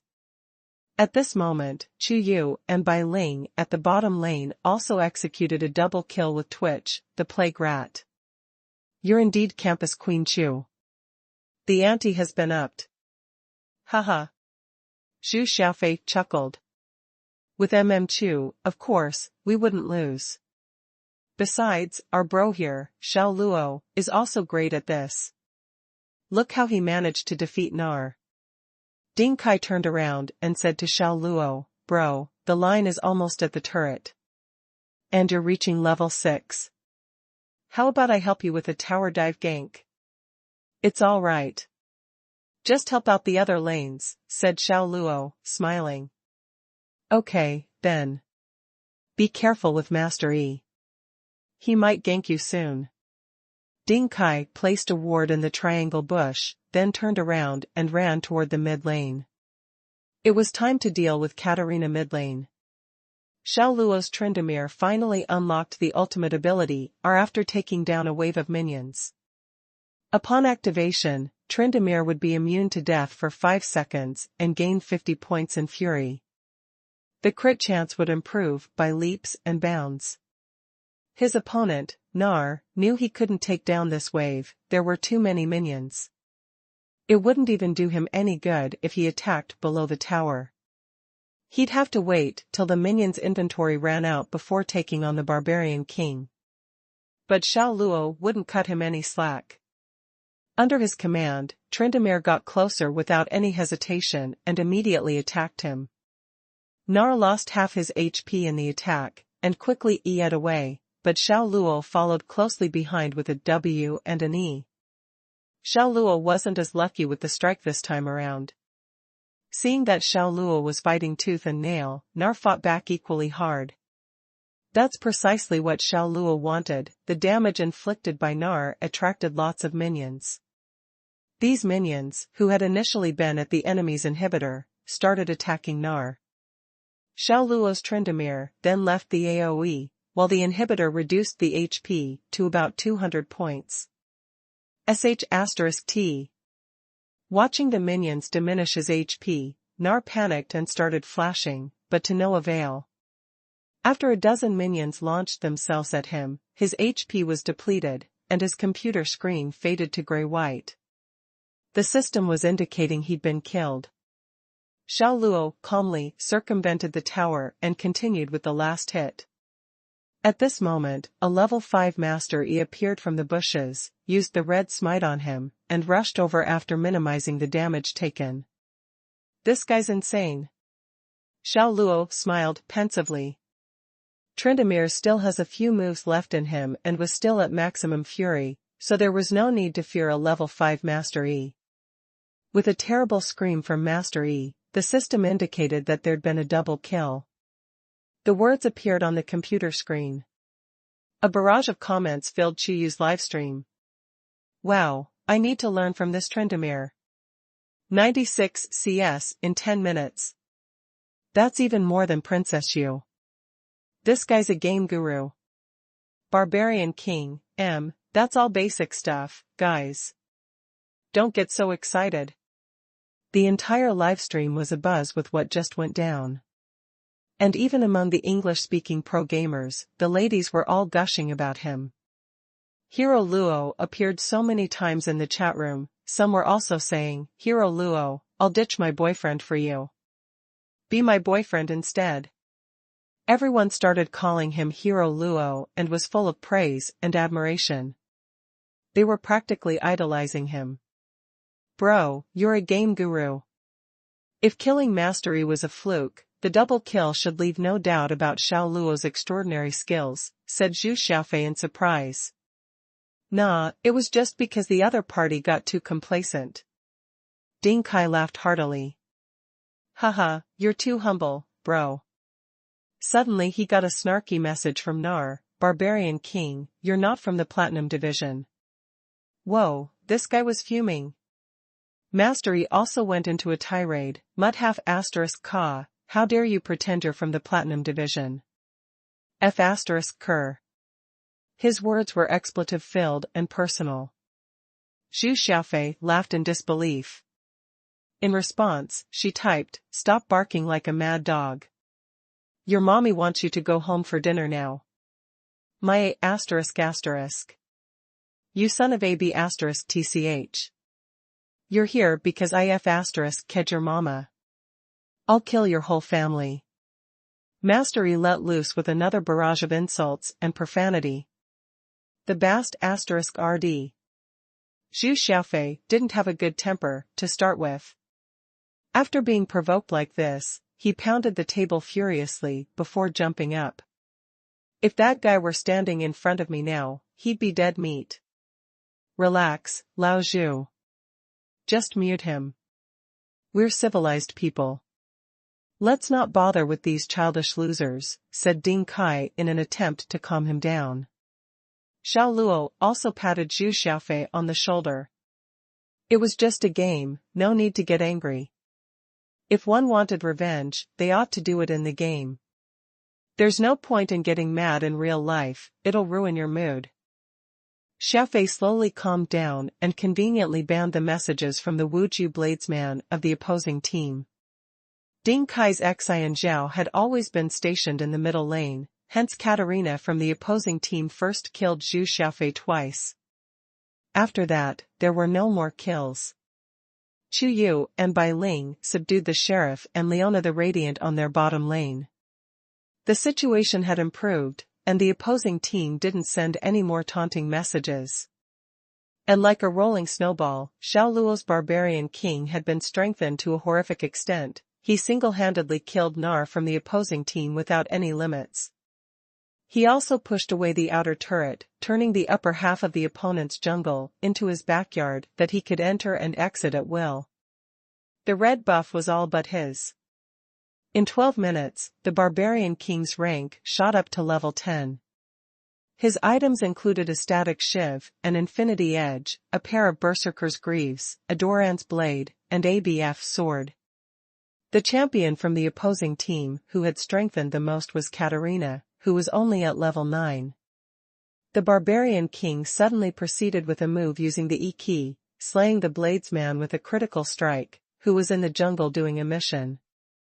Chuyu's livestream burst into an uproar. It was insane. F***CK, one for the Barbarian King. This is the Bladesman? How in the world is he the Bladesman? I took a look at Princess Xiu's rat and decided to buy a Barbarian King. Everyone was commenting on Xiao Luo's prowess as if this weren't Chuyu's livestream anymore, but his. Bai Ling shocked speechless. how could this be happening? In her wildest dreams, she never imagined Xiao Luo's barbarian king could be so scary. Qiyu was seething, she was doing a live stream, but Xiao Luo had snatched all the attention, putting her in an embarrassing situation. At the same time, she was blown away by Xiao Luo's skills. The Nar from the opposing team was of the master tier, but he was able to beat the crap out of it. This standard was not of the platinum tier. He could have achieved the challenger tier just like her. He killed the Wuju bladesman with one slash. What kind of damage is this? Zhu Xiaofei sucked in a breath of fresh air, looking at Xiao Luo, eyes wide in amazement. Ding Kai's eyes were full of worship. Brother Luo, you and Chu are both challengers, am I right? I'm a platinum. Xiao Luo smiled in embarrassment. Zhu Xiaofei and Ding Kai did not ask any more. There was no way that Xiao Luo could deny this. His strength was on display for all to see. This level was the standard of operation only a challenger possessed. When the bloodthirster came out, Xiao Luo's barbarian king ran across the map, taking a swing at the first champion he saw. Except for the offensive tanks, Nar and Leona the Radiant who needed 2 slashes, all other champions he met were killed with a single blow. He killed each of those childish players with one blow. An indescribable joy arose in Zhu Xiaofei's and Ding Kai's hearts, especially when they saw how the Wuju bladesman died in Xiao Luo's hands 6 times in a row. The grievance they had previously suffered was washed away in an instant. Brother Luo, I wrote a poem for you. Zhu Xiaofei deeply admired Xiao Luo. Xiao Luo said with great interest, you can even write poetry? Let me hear it. State, family, and world affairs, those are nothing to me but a slash from a sword. Zhu Xiaofei read. Haha. A good poem, a good poem. Ding Kai laughed too. At the same time, his Xian Zhao worked with Zhu Xiaofei's rise to execute Katarina. Xiao Luo smiled without saying a word. By now, the game had evolved into his unilateral slaughter. The champions on the opposing team panicked at the sight of the barbarian king. They used up all of their teleport and flash spells. After 20 minutes, Xiao Luo had his barbarian king decked out with a full suite of various items and harvested 22 heads. The barbarian king went straight for Baron Nashor, challenging him to a duel. Oh my god, Brother Luo. Are you going to kill the dragon? Awesome. I'll come over to cover you. Zhu Xiaofei controlled Rise and walked over excitedly. At this time, Chu Yu and Bai Ling sent a signal that the 2 enemy champions at the bottom lane had disappeared. Don't tell me they're all coming over. Ding Kai frowned and guessed. As soon as the words left his mouth, the sheriff's big move of ace in the hole took the lead in the attack and locked onto Xiao Luo. Then Nar transformed, flashing down from the wall above the dragon's lair, banging into the barbarian king. Leona the Radiant used her big move via the R-key and proceeded with a hard crowd control ability on the barbarian king with firm control. The Wuju baldesman circled from the back and used an R-key move, rushing over angrily and aggressively. Katarina used the warding totem with the W key and came down too, activating the Death Lotus. All 5 of them used their ultimate attacking ability via the R-key to fire at Xiao Luo at the same time. Xiao Luo used Flash, avoiding Leona's move. Then he executed an E-key followed by a left-click attack, taking Katarina's head. By this time, the Wuju bladesman had just finished releasing the Q-key when the bloodthirster fell. The bladesman gave a blood-curdling yell and died. Zhu Xiaofei only reacted now, using the rune prison ability, binding Leona the Radiant, who was preparing to use hard crowd control on Xiao Luo a second time. During this brief interval, Xiao Luo took off Nar's head with 2 slashes. It just so happened that the sheriff was running toward him to deliver some damage. The abilities via the E-key had just cooled down, and he burst forth, hacking the sheriff to death with a swing of his sword. Only Leona, the Radiant, was left, but she was no threat. With 2 swings of the sword, she was dead. Calm, decisive, and overbearing. Pentakill, 5 kills. When a synthetic female voice rang out excitedly, the entire world went silent. People who saw this scene held their breaths for a few seconds. In the next second, Chiyu's livestream and the group chat of the English language majors were overflowing with intense emotions like never before. Comments like, "So awesome" occupied nearly the entire screen. "What a prodigy, this is the real 5-second man. So blindingly bright. Too much." Such was the tempo of 5 people killing. Not only did they not die, they even took a pentakill. F***ck me. For a while, Chiyu's livestream exploded various proverbs, expletives, and obscenities. Only these words could convey their shock. Xiao Luo took a pentakill and continued fighting the dragon as if nothing had happened. Although he used a big move via the R key against the big dragon, in the end, he beat the dragon in a one-on-one duel. The opposing team's fighting spirit collapsed instantly. "Do you admit defeat?" Zhu Xiaofei quickly lifted the ban and sent a message to the other 5 players. The Bladesman took the lead in responding, "F***ck your mother, you bastard. I've slept with your family's women. You piece of sh**t. I single-handedly killed you twice. Aren't you embarrassed to say this?" Mid lane Katarina mocked. "You won without lifting a finger, so shut your mouth." The sheriff also sent a message. Zhu Xiaofei was no longer annoyed. He knew that the more fiercely the opposing team cursed, the angrier they were. He was thrilled to see that, and immediately sent a line of words, "ha ha ha," expressing his current mood. F***king C***nt. Give us your address if you dare. I'll have my guys chop you to death in minutes. The Bladesman roared. Did they actually want to kill people over a game? Xiao Luo couldn't help but laugh. He typed energetically, "As I said before, it's just a game. No need to take it so far, right? You lousy, stupid D***ck, acting all noble and virtuous high. If you have the guts, give us your address. If you don't, acknowledge you're a wimp and shut up." The Bladesman was extremely arrogant. "Brother Luo, these people are childish losers. Don't argue with them," Ding Kai comforted. Xiao Luo smiled and nodded. He wasn't angry at all. On the contrary, he thought those players were hilarious. But they were taking things too far. Why should you be afraid of someone like that? I'll see if they'll come here. Zhu Xiaofei detested the players of the opposing team. He typed a sentence with disdain, "Huaya, 7th dormitory, block 712, I'll be waiting for you here, come if you have the guts." Then he clicked send. "Why are you doing this, Lao Zhu?" Ding Kai shook his head helplessly. "We have to show some backbone and will as human beings. Look how arrogant that bastard is. He'll think we're afraid of him if we don't give him our address," said Zhu Xiaofei unhappily. With a helpless expression, Xiao Luo raised his eyebrows. "Let's hurry up and end this game already. It was a good game that deteriorated, so what was the point of dragging it on?"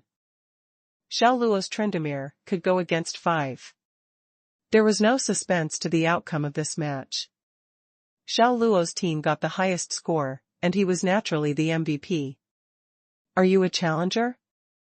In the public chat room, Chiyu's ID Ziyue posed a serious question. Xiao Luo replied with one word, "No.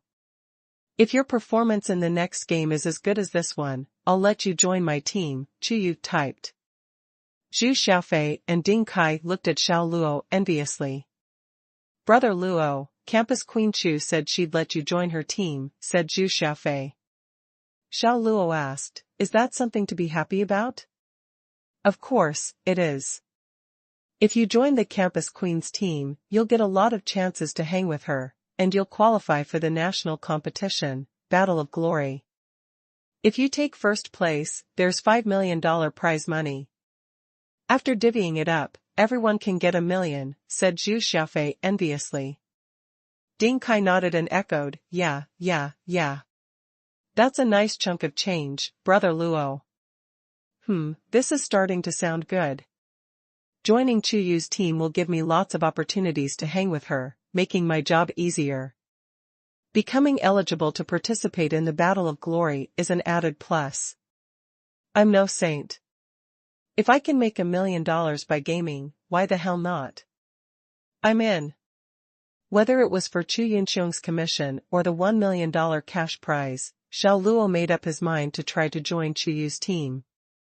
He was psyched. 2 minutes later, the second qualifying match began. Brother Luo, your Tryndamere is picked, Zhu Xiaofei reminded. Xiao Luo gave him a little smile. It's fine. I know a bit about other heroes. Whoa. Look at all those system prompts. Because of that one game just now, he gained 4,999 points. Yes. He suddenly felt filthy rich. Of course, he was well aware that this was due to Chu Yu's live broadcast. I never expected the opponent to pick all ADs. Guys, pull out all stops in this game. Even if we screw up, as long as we drag it to late game and stack up against our armor, they won't stand a chance against us. Ding Kai's voice pulled Xiao Luo back from his thoughts into the moment. After Xiao Luo took a look, it was indeed their opponent who had a solo top Tryndamere, a solo mid Yasuo, a jungling Master E, and a misfortune AD. Their only AP was the support Lulu. Hence, their opponent had a pure AD lineup. Brother Luo, you'll be better off soloing top. I trust you, bro, hee, Ding Kai said with a cheeky smile. His gaunt face looked just like a monkey. Xiao Luo nodded and instantly picked the armadillo. When the hero icon of a hedgehog-looking turtle was locked in, Chu Yu sent him a row of question marks. Ding Kai similarly frowned out puzzlement, Brother Luo, you. The armadillo counters ADs. He's the safest pick for this match, explained Xiao Luo. After hearing that, Zhu Xiaofei and Ding Kai could neither cry nor laugh. How would they not know that the armadillo counter ADs? They had never seen people use it as a solo top. The armadillo was usually used as junglers. The hero farms in the jungle during the early game, and with a power ball combined with a frenzying taunt, it could easily take down an enemy with the help of a teammate on the lane. The chat room in Chu Yu's live broadcast once again heated up. The hell? An armadillo solo top? Is he nuts? Even if this armadillo gets fat, it'll be nothing more than a meat shield. Could they be hoping that it would save the world for them? I highly suspect the pro misclicked over there. For a while, voices of doubt came from all directions. Chu Yu pursed her lips and said indignantly, just how confident is he to pick the armadillo? Bai Ling recovered from her consternation and chuckled with squinted eyes, young Mistress Chu, let's not rush to a conclusion.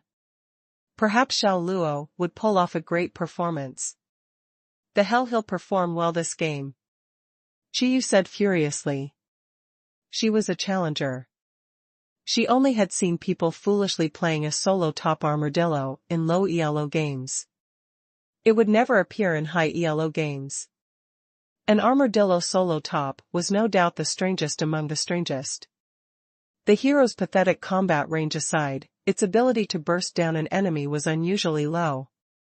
When it wasn't using its defensive ball curl, the armadillo's attributes were way lower than a common tank hero. Against Tryndamere, Malphite would be the best choice. However, lots of supporting voices came from the English broadcasting room. Way to go, Hero Luo. Get the enemy's asses. You're the best, Hero Luo. I look forward to your performance. Massacre them all like in the last game. And Xuanhuan, in particular, shouted directly to express her affection, Hero Luo, I want to have children with you. Pfft. Looking at Xuanhuan's words, Xiao Luo almost spat out the water he had just swigged. He couldn't imagine a college girl saying that. Were the times so different now? Had girls become that aggressive and bold? Welcome to the Summoner's Rift. The solemn female computer-synthesized voice sounded, marking the start of a game. What the fark? The enemy Yasuo said in the chat. This is the first time I've ever seen an armadillo solo top. Tickle me, please, big god. Haha, the enemy, Tsundere, also sent a message. There was a sense of irony along all the lines. The enemy misfortune reminded with a tinge of sarcasm, be careful, he deliberately picked an armadillo, seeing that we are all ADs. Humph. What could the armadillo do? Before my sweeping blades, he could only tank a few hits, the enemy Yasuo responded arrogantly. Yasuo fired off some trash talk during the last match. Zhu Xiaofei felt triggered seeing those words. He typed and taunted, STFU, and play the game. Stop your trash talking. The enemy collectively sent hehe, expressing disdain for Zhu Xiaofei. Mother ***, why do we always bump into people like this, said Zhu Xiaofei in a rage. Calm down, bro. You should have already gotten used to it after playing LOL for such a long time, Ding Kai comforted. Zhu Xiaofei immediately let out a long exhale like a rubber ball that was leaking air. He was right. The community of this game was more or less as such.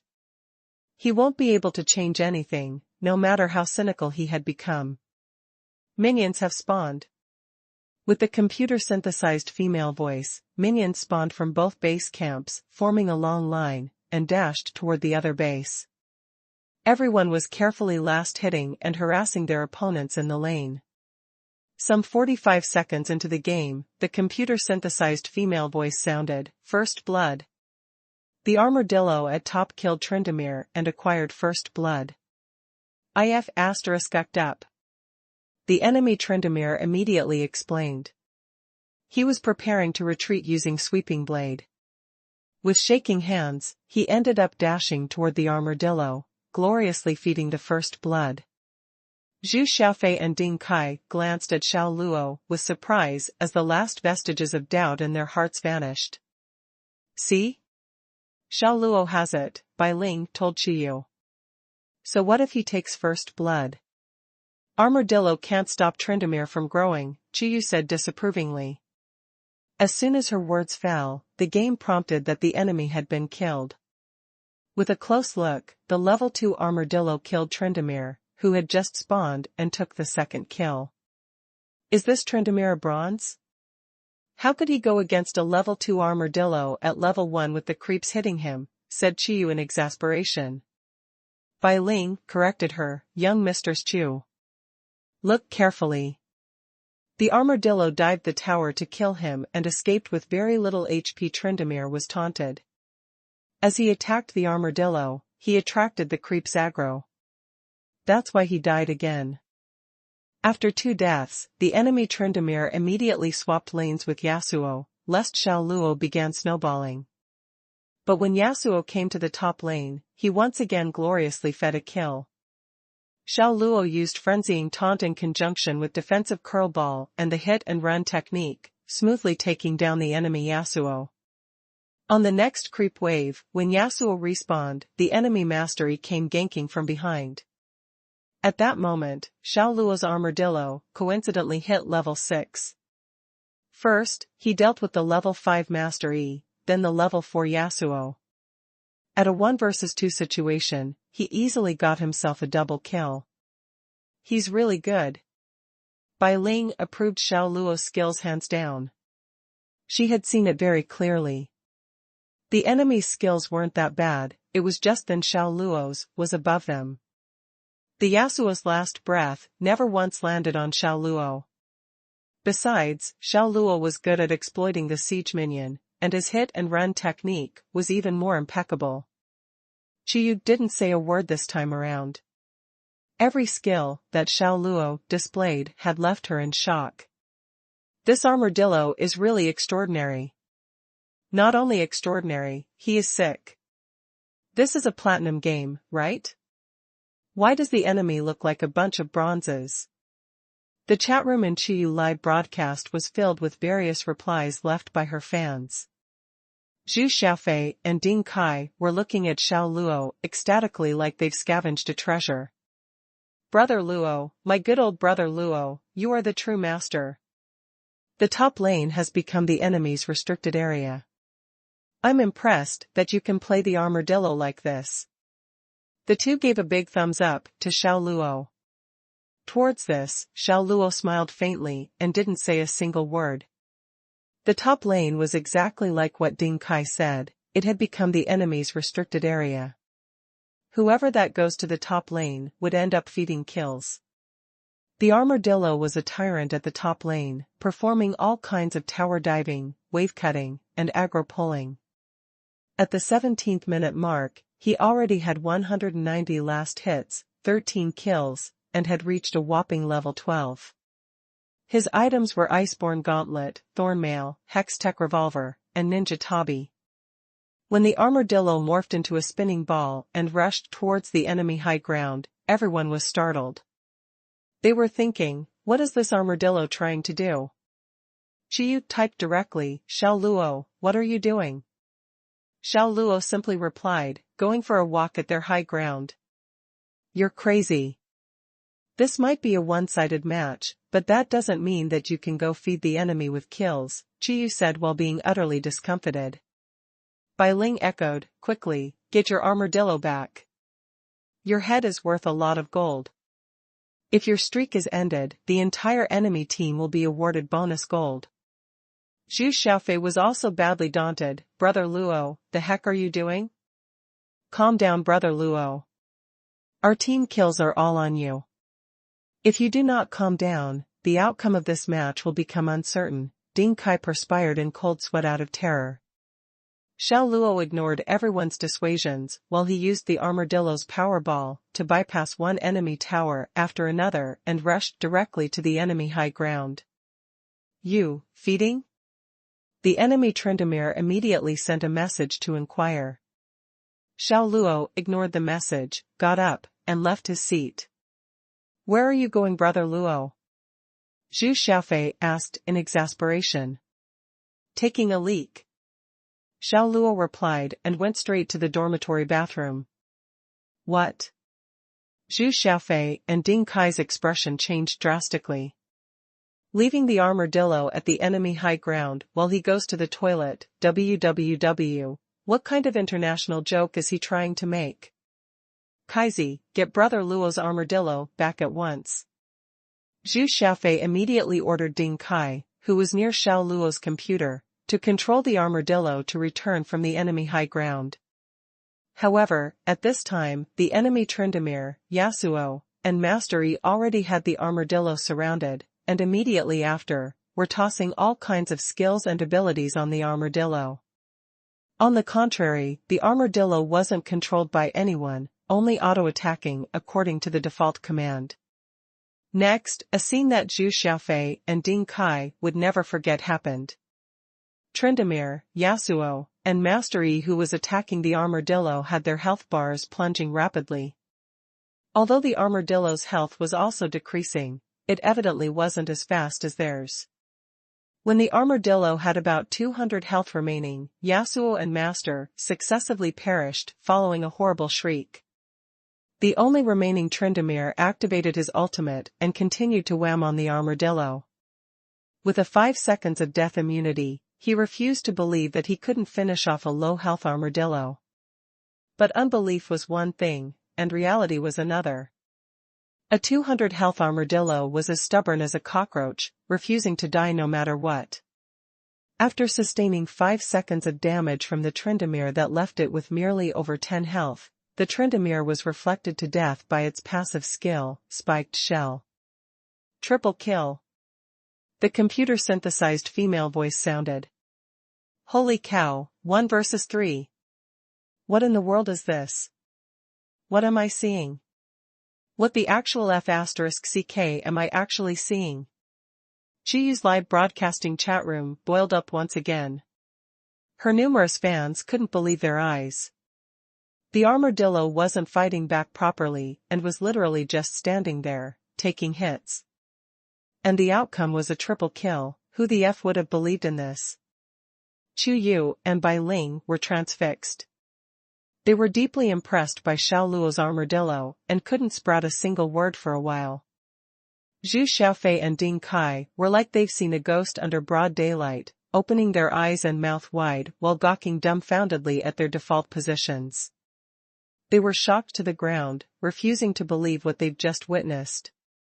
It was too illogical and unrealistic. They've never seen anyone capable of playing the armadillo in that way. What astonished them even more was, when the armadillo that had 10 health left was attacked by 2 waves of minions, not only that its health didn't plummet any further, it was recovering at an incredible speed. Oh my lord! What is this monster? Is he still the meat shield armadillo I'm familiar with?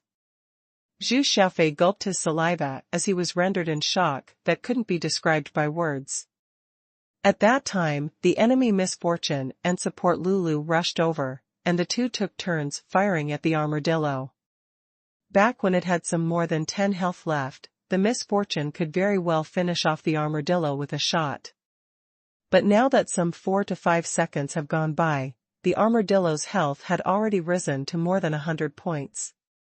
It had 310 armor.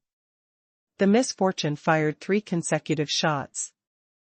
Armadillo lost no health, but the Misfortune, however, had her own health diving straight down. Realizing that the situation wasn't good, the Misfortune immediately halted her attacks, but a bullet was already fired before the stop attack command could be issued. Clink. The bullet struck the armadillo's armor with a crisp sound, but the Misfortune fell to the ground with a blood-curdling scream as she was killed by the armadillo's spiked shell. The support Lulu seemingly had a linked heart with Misfortune and had made up her mind to kill the armadillo. She exhausted all her mana and mercilessly went ham on the armadillo. At last, she followed Misfortune's footsteps and died. Pentakill. An agitated female computer-synthesized voice sounded. Adding up with the previous 3 kills, a pentakill was attained. At this moment, Dorm 712 and the girls' dormitory plunged into silence. Chu Yu, Bai Ling, Zhu Xiaofei, and Ding Hai held their breaths in for a short few seconds. Their minds were empty as they couldn't believe that Xiao Luo's armadillo achieved a pentakill, just like that.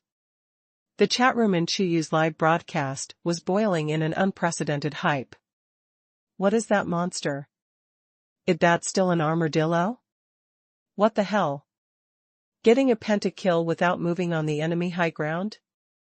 That's some true revelation over there. Hero Luo is his ID, add him to your friend list everyone. For an instant, the entire chat room of the live broadcast was filled with replies. Nobody was talking about Chu Yu. Everyone was hyped up by the armadillo that acquired a pentakill on the enemy high ground.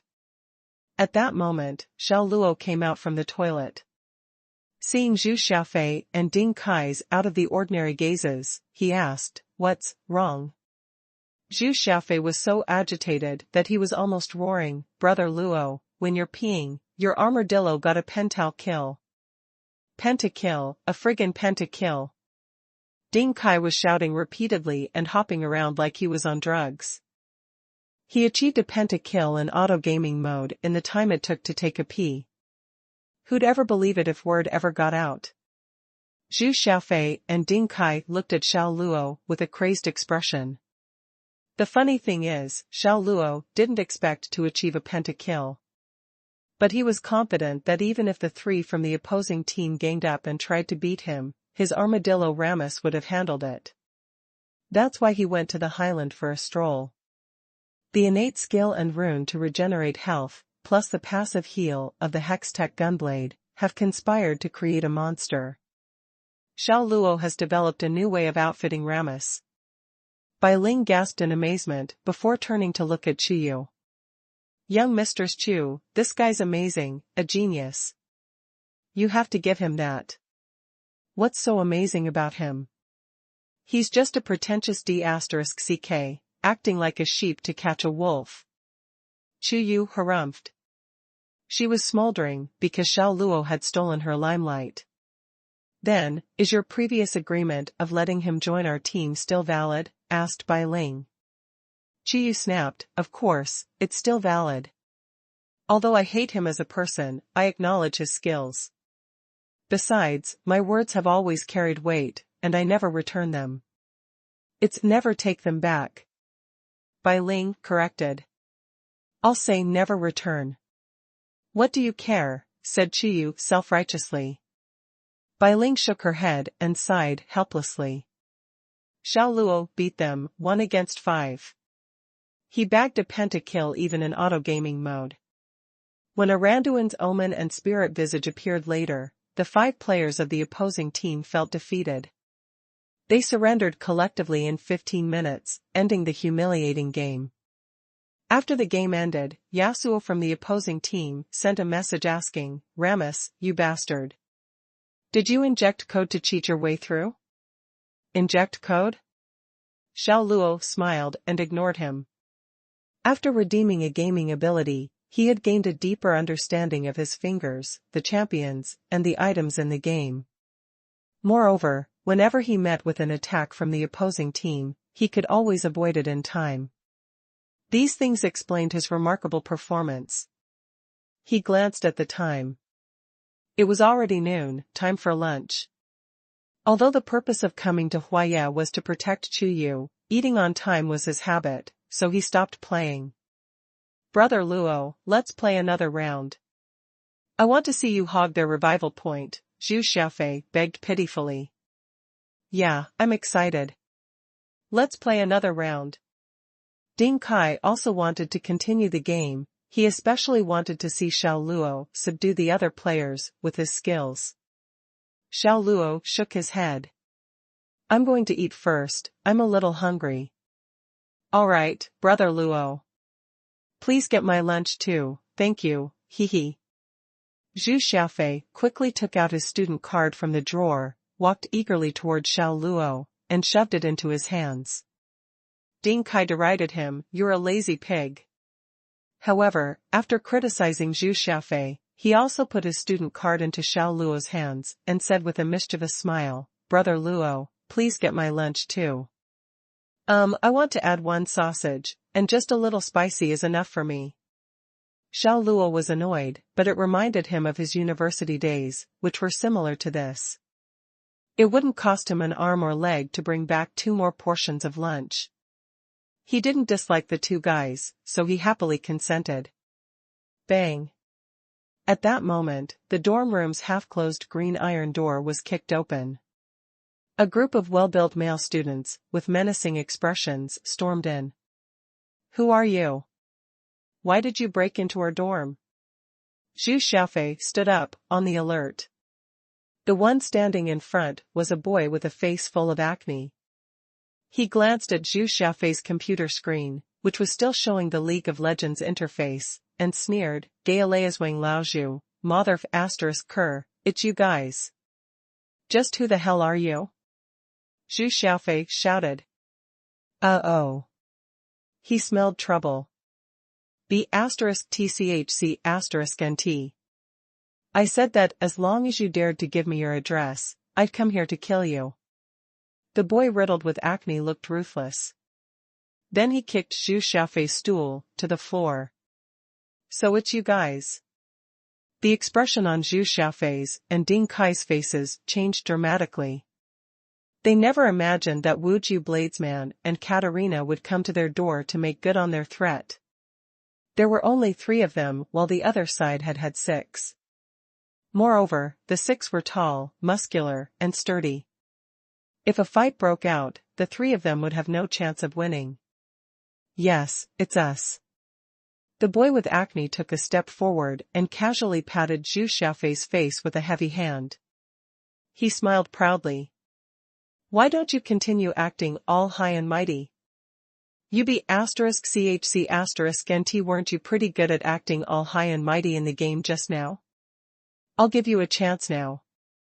Kneel and apologize to me, and this will all go away. Otherwise, I'll beat you up until your mom can't recognize you. Apologize, quickly apologize. The other 5 yelled angrily, looking fiendish. They slammed their fists on the desk and even picked up their books and threw them against Zhu Xiaofei, Ding Kai, and Xiao Luo. They were acting like a bunch of thugs. Their arrogance knew no limits. They seemed to think that they owned the world. Under their brutal abuse, Ding Kai was so frightened his body trembled uncontrollably. He turned the matter over and over in his mind for a while, then he finally bowed his head and apologized in a small voice, "Sorry." A wise man submitted to circumstances, and most importantly, was afraid of getting beaten up. Zhu Xiaofei gritted his teeth. He wanted to fight them, but the other guys had numbers on their side. They would be on the losing end in a fight. Since Ding Kai had already apologized, Zhu Xiaofei also humbled his attitude in the end and said, "I'm sorry." "I'm sorry, and it's over?" "What did I say? Do I have to repeat myself?" "Kneel." The boy with acne became even meaner. He tore down Zhu Xiaofei's computer's keyboard and smashed it on the ground. The plastic keyboard shattered, and the keys scattered across the floor. "You hear that? Kneel." The others also started throwing cups and smashing books, turning dorm room 712 into a mess. "You guys." Zhu Xiaofei's rage skyrocketed. The things in the dorm room belonged to them. To see his stuff being recklessly thrown and smashed by these guys was more than he could bear. The only thing he felt was total humiliation. Xiao Luo stepped out at this time and said calmly, "You're also Huaya students who are studying in the same school. Is it necessary to be so cruel?" The boy with a face full of acne turned to Xiao Luo.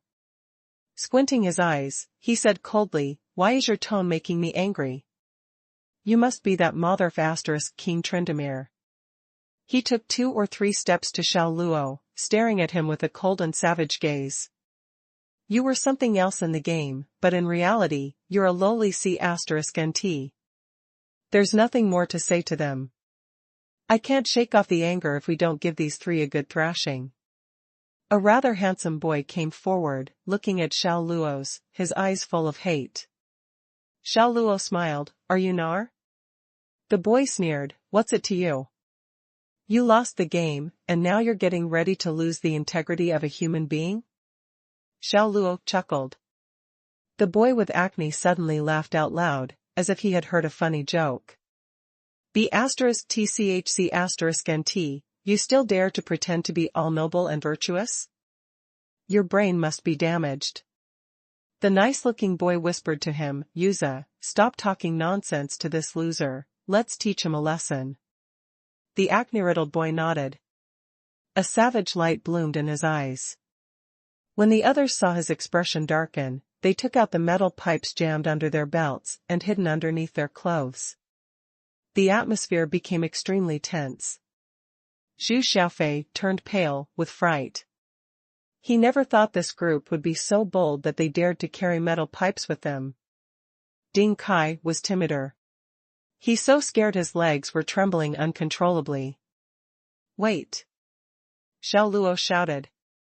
"It's too late for apologies. I want to beat you up until you're unrecognizable."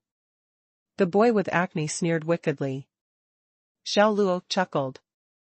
"You misunderstood. What I wanted to say is that space here is too small. How about we go to the roof?" When the 6 boys heard these words, they laughed loudly, mocking Xiao Luo for being ignorant of the severity of the situation. "Okay, since we're all from the same school, don't say I was too ruthless. I'll meet this B*CHC*NT requirement." The boy with acne pointed at Xiao Luo contemptuously. It was very windy on the rooftop. The sky was cloudy, and there was no sun. At this moment, 6 boys with smug faces holding metal pipes surrounded Xiao Luo. "I still want to say something, since you're students, act like students. Don't learn from the gangsters in society and act as they do. We're a society now ruled by law. Your behavior is challenging the law," Xiao Luo patiently advised. "It was only a game," he didn't want to take action to teach these guys a lesson. Are you F***king trying to make me laugh myself to death?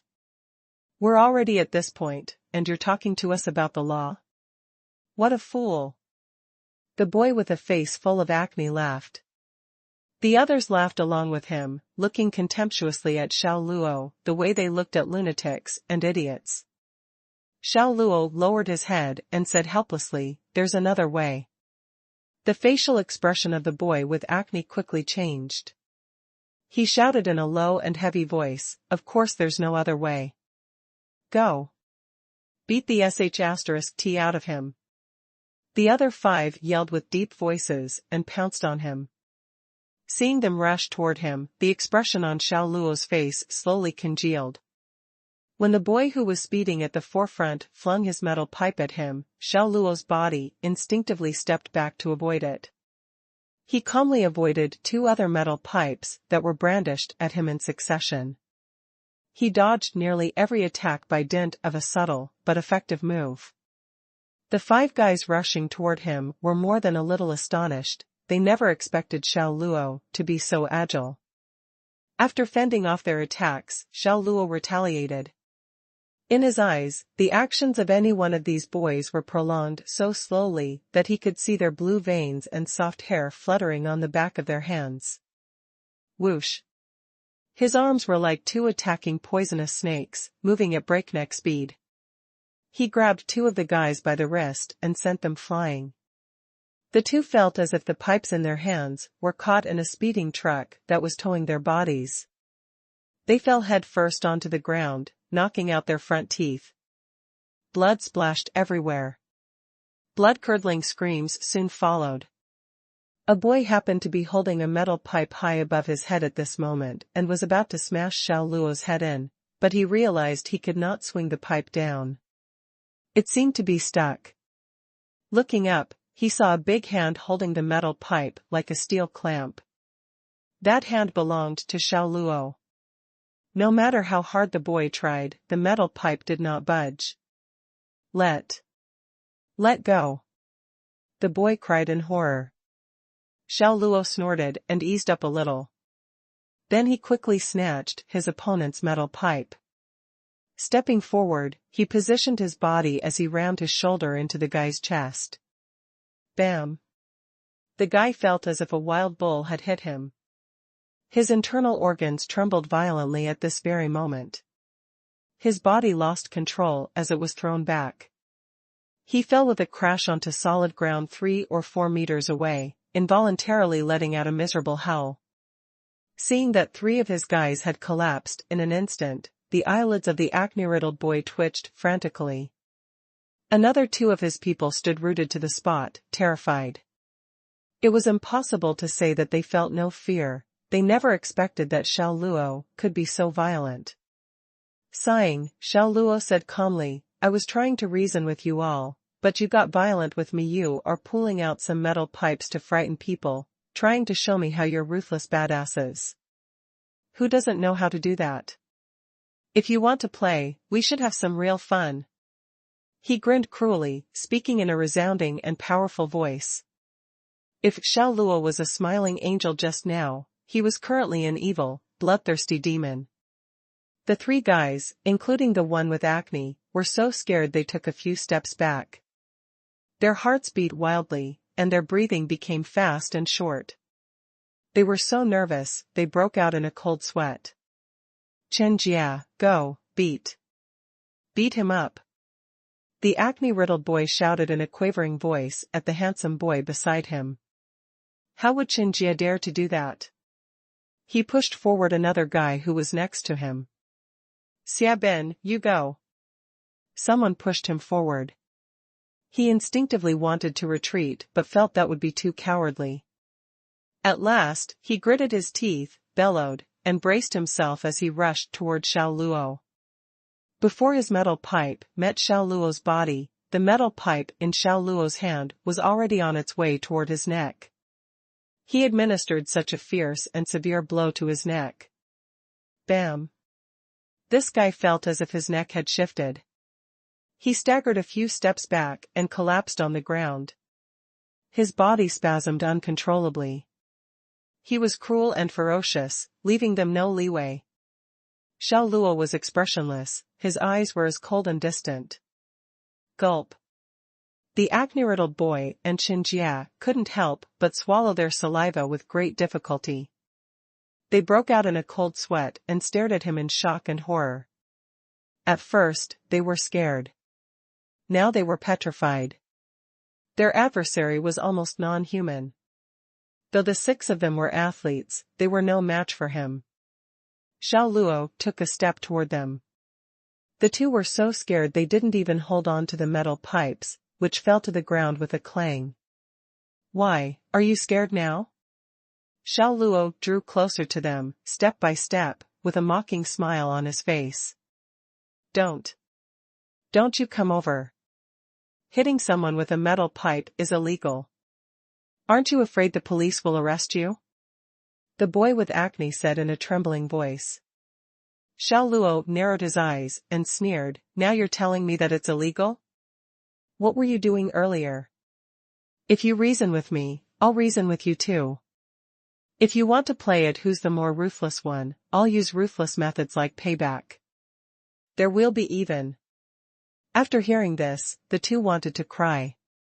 They were majors of community sports. They had a very high opinion of themselves in school and acted like they owned the campus. But they never expected that they would meet their match. No, he was not their match, he was a demon. We apologize, you. Don't mess around. Xianxia cried out in alarm. Apologize? Xiao Luo shook his head and sneered coolly, it's too late. As soon as he finished speaking, the metal pipe in his hand flew toward the 2 boys, without mercy. They both screamed as if they were pigs to the slaughter. In the dorm room, Zhu Xiaofei and Ding Kai went through a painful mental struggle. In the end, they finally conquered their fear. This disaster was caused by me. I can't let Brother Luo get beaten up. I'll go up and fight them with all I have. Zhu Xiaofei gritted his teeth and yelled angrily. He lifted the stool and rushed to the rooftop. Brother Luo, you just hold on, I'm here. Ding Kai was timid, he stood in front of the large mirror and slapped himself a few times. He pretended others delivered the slaps, and this bolstered his courage with the help of this rage. Picking up the mop in the bathroom, he too rushed to the rooftop, shouting and screaming all the way. Both of them were dumbfounded when they rushed to the rooftop. Xiao Luo stood in the center like a pencil-straight pine tree. The 6 people who had come to make trouble were all lying on the ground, wailing in pain and misery. The metal pipes were scattered all over the ground in a disorderly manner. What was going on? This couldn't be the result of Xiao Luo's actions. Zhu Xiaofei and Ding Kai could hardly believe their eyes. Why did you come up here? Xiao Luo threw the metal pipe onto the ground and walked toward them.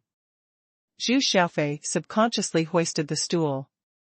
We're here to help you. Ding Kai nodded in agreement, like a chicken pecking at grains on the ground. That's not necessary. I reasoned with them, and they all became law-abiding. Xiao Luo turned around and scanned the 6 people. His face was bright and cheerful with a benign smile, but in the eyes of the 6 boys, it was no different from the devil's grin. They immediately lowered their heads after meeting Xiao Luo's eyes. They did not dare to look at him in the slightest. They would never forget the fear of being subdued by this guy just now. And how could Zhu Xiaofei and Ding Kai believe that Xiao Luo had reasoned with them? How did talking reason result in broken bodies? 1 against 6? Oh my god. Is Brother Luo the reincarnation of Yip Man? Zhu Xiaofei muttered to himself, in total shock. Xiao Luo dealt with them appropriately, his actions were well within limits, and the 6 guys would be okay after resting up for 3 to 5 days. Zhu Xiaofei and Ding Kai's worship of Xiao Luo surged like the Yellow River flood. Once it started, there was no stopping it. He was handsome, a brilliant gamer, and an even better fighter, one person challenging 6 people to a fight? He was an all-around talent. Luckily, Chu Yunxiong had cleverly designed his character as a student returning from the army to continue his university studies. How else could anyone account for his extraordinary fighting abilities? Brother Luo, those troublemakers are community sports majors. They're in the same year as us. 3 of them, Tang Yuze, Chen Jia and Xia Ben, are known for throwing their weight around on campus. That's because they rely on support from Song Jianan, a third-year community sports major. If you think they're bad sports at losing a computer game, you should see what happens when they lose a set of basketball. You wouldn't want to be there. They even had someone lending them support. Xiao Luo frowned and asked, "Does Song Jianan come from an influential background?" "Not really. This guy's a big northeastern jock trained in mixed martial arts and is president of our school's mixed martial arts club. The dude has some serious skills. Like he can split bricks with his bare hands." "Everyone's afraid of him," Zhu Xiaofei said, choosing his words carefully and slowly. "He's also the boyfriend of an Xuanhuan from our class." Ding Kai added. Xiao Luo nodded to show he had a clear understanding of the situation. Ding Kai sighed, sick with worry. "I don't know if he'll retaliate. What I'm afraid of is that he'll grab me like a helpless puppy and throw me to ground like I'm nothing. That guy's a bully and a narcissist." "What are you afraid of?" "Our brother Luo used to be a soldier, he's also a trained fighter. Even if Song Jianan dares to darken our door, it's still debatable who'd be the one meting out a lesson." Zhu Xiaofei raised his voice to give his courage a boost. But Ding Kai was still restless. He said apprehensively, "No, I'll go to an Xuanhuan and ask her to put in a word for us. It's better to minimize the issue until things die down. Hopefully, all this will come to nothing. I came to Huaya to study, not to get beaten up. If that doesn't work, I'll tell the counselor." He hurried about, preparing to go out as he spoke. Xiao Luo stretched his hand out and put it on his shoulder. "Kaizi, the university is a microcosm of society. You have to deal with all types. Don't panic when you encounter difficulties. Keep calm and think of ways to solve them. That might work if you're in elementary school. If you have a problem, you can always go to a teacher or your parents, but that doesn't work when you're in your 20s. Can you be a bit mature and steady?" Zhu Xiaofei rebuked. Ding Kai was at a loss. He looked at Xiao Luo. "What should we do?" "Don't worry. I was the one who beat the 6 people up. If Song Jianan wants to make trouble, he'll come looking for me. You and Lao Zhu will be fine." Xiao Luo patted his shoulders and comforted him reassuringly. "Brother Luo, I don't like this. If it weren't for me, Tang Yuze and his goons wouldn't have found us. It's all my fault. I feel so bad about letting you bear this burden alone." Zhu Xiaofei patted his chest with a vowed solemnly, "If Song Jianan dares to come near us, don't worry. I'll stand by you. I'll go all out and fight him." These words scared Ding Kai.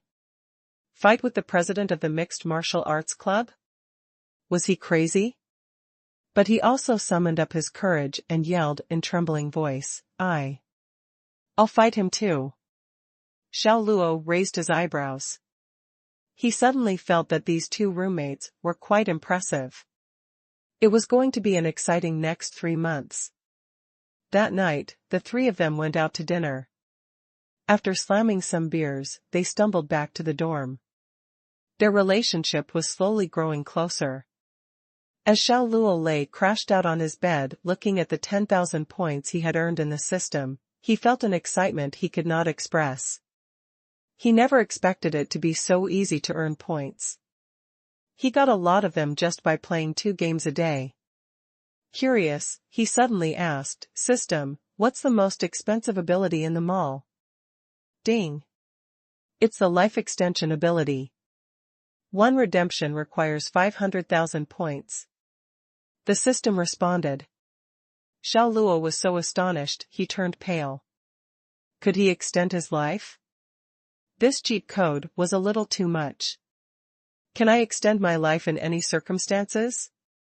Ding. You can use this ability for all sorts of factors that endanger the life of the host, such as disease, aging, external and internal injuries, etc.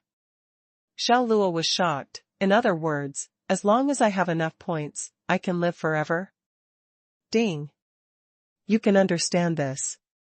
But each time you extend your life, the points required next time will increase exponentially. That is, you pay 500,000 points to use the life extension ability the first time. The second time you want to use this ability, you need to spend 5 million points.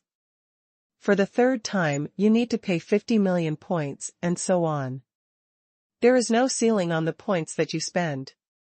Xiao Luo was dumbfounded. Just now, he thought that 500,000 points wasn't expensive at all. Now it seemed that it was just too darned expensive. Forget it. It was better to cherish life and not think about extending it. Whether he had this system or not, life was precious. Besides, he had escaped the Grim Reaper's clutches once already and, thus, had gained an even greater appreciation of life. Early morning the next day, Xiao Luo was awakened by Zhu Xiaofei's movements.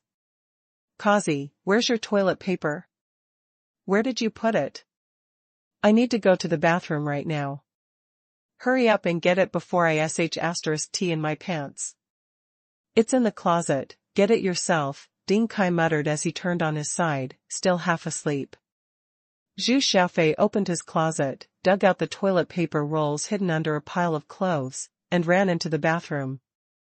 After slamming the door, he did not neglect to complain, why hide it so secretively? Isn't it just toilet paper? You treat it like it's your baby. It seemed that Ding Kai had kept his resentment bottled up for too long. This was too much. When he heard this, he jumped up from the bed and rushed to the bathroom, scolding, "You have the nerve to say that? We've been roomies for almost a year, and you've never bought a single roll of toilet paper. You always use mine, and in such large quantities. I'm starting to wonder what else you're doing in there. F***ck. So much resentment. Fine, I'll buy some today, okay?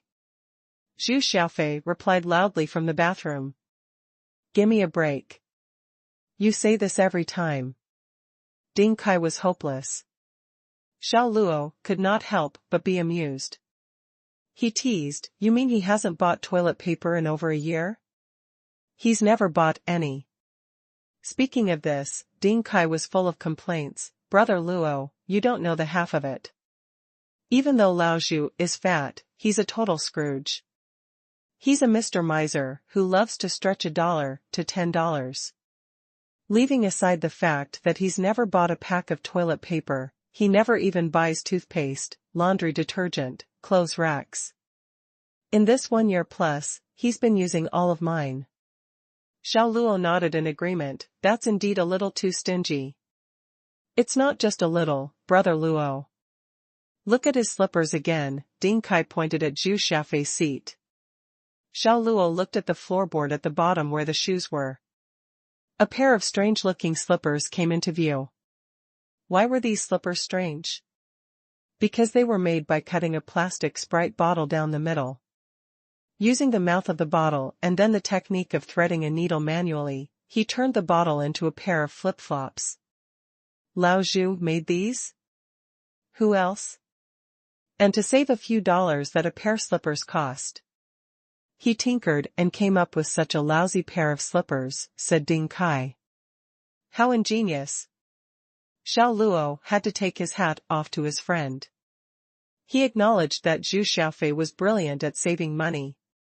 Kazi, you **road, stop dissing me in front of Brother Luo. What I did was art, so don't talk if you don't understand it. Zhu Xiaofei opened the bathroom door just a little and yelled indignantly. Suddenly, a stinky odor wafted out, the smell was unspeakable. Xiao Luo frowned and pinched his nose. Ding Kai immediately cursed, F***ck. Just talk. Don't open the door, you dumbass. You're stinking up the room with your sh*t. After getting up and having breakfast, Xiao Luo went to the classroom for lessons according to the timetable. After experiencing the larger influence of society for the past 3 years, it was very torturous for Xiao Luo to return to the classroom. On the podium, the lecturer talked unceasingly throughout her lesson, but below the podium was him feeling drowsy. His eyelids were like two magnets attracting each other. He did not manage to overcome the sleepiness in the end. His upper body was sprawled on the table as he snored. The tutor who was delivering the lecture discovered a student lying on the table sleeping. She immediately stopped and asked with a serious expression, "Students, is my class too boring?" The whole class was stunned and puzzled for a while, and then they quickly shook their heads in denial. "No, Tutor Zhong, your lectures are very exciting, especially the history of currency in various countries. We are all listening with keen interest," the petite and sweet-looking Xuanhuan said. Others echoed her sentiment immediately. Tutor Zhong merely pushed up her glasses, then she pointed at Xiao Luo. "If it's really so interesting, why is he sleeping?" Everyone turned around and looked. Well, it was true, Xiao Luo had his upper body sprawled across the table as he snored and slept soundly. "Oh my god, didn't Zhu Xiaofei tell Hero Luo that he can sleep in any of the classes with the sole exception of Tutor Zhong's class?" In her heart, and Xuanhuan felt anxious for Xiao Luo. Chi was wearing an embroidered white shirt and an airy jade green tulle skirt this time. Her black hair was tied back in a smart ponytail, a few strands of hair swayed with the breeze flowing in from the window. She looked beautiful in a crisp and refined way. Seeing that Xiao Luo was asleep, she could not help but frown. Is this guy here for the lecture, or did he come here to sleep?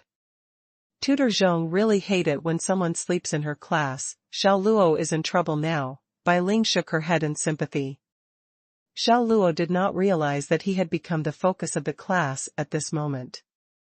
After being woken up by Zhu Xiaofei and Ding Kai, he even asked what had happened.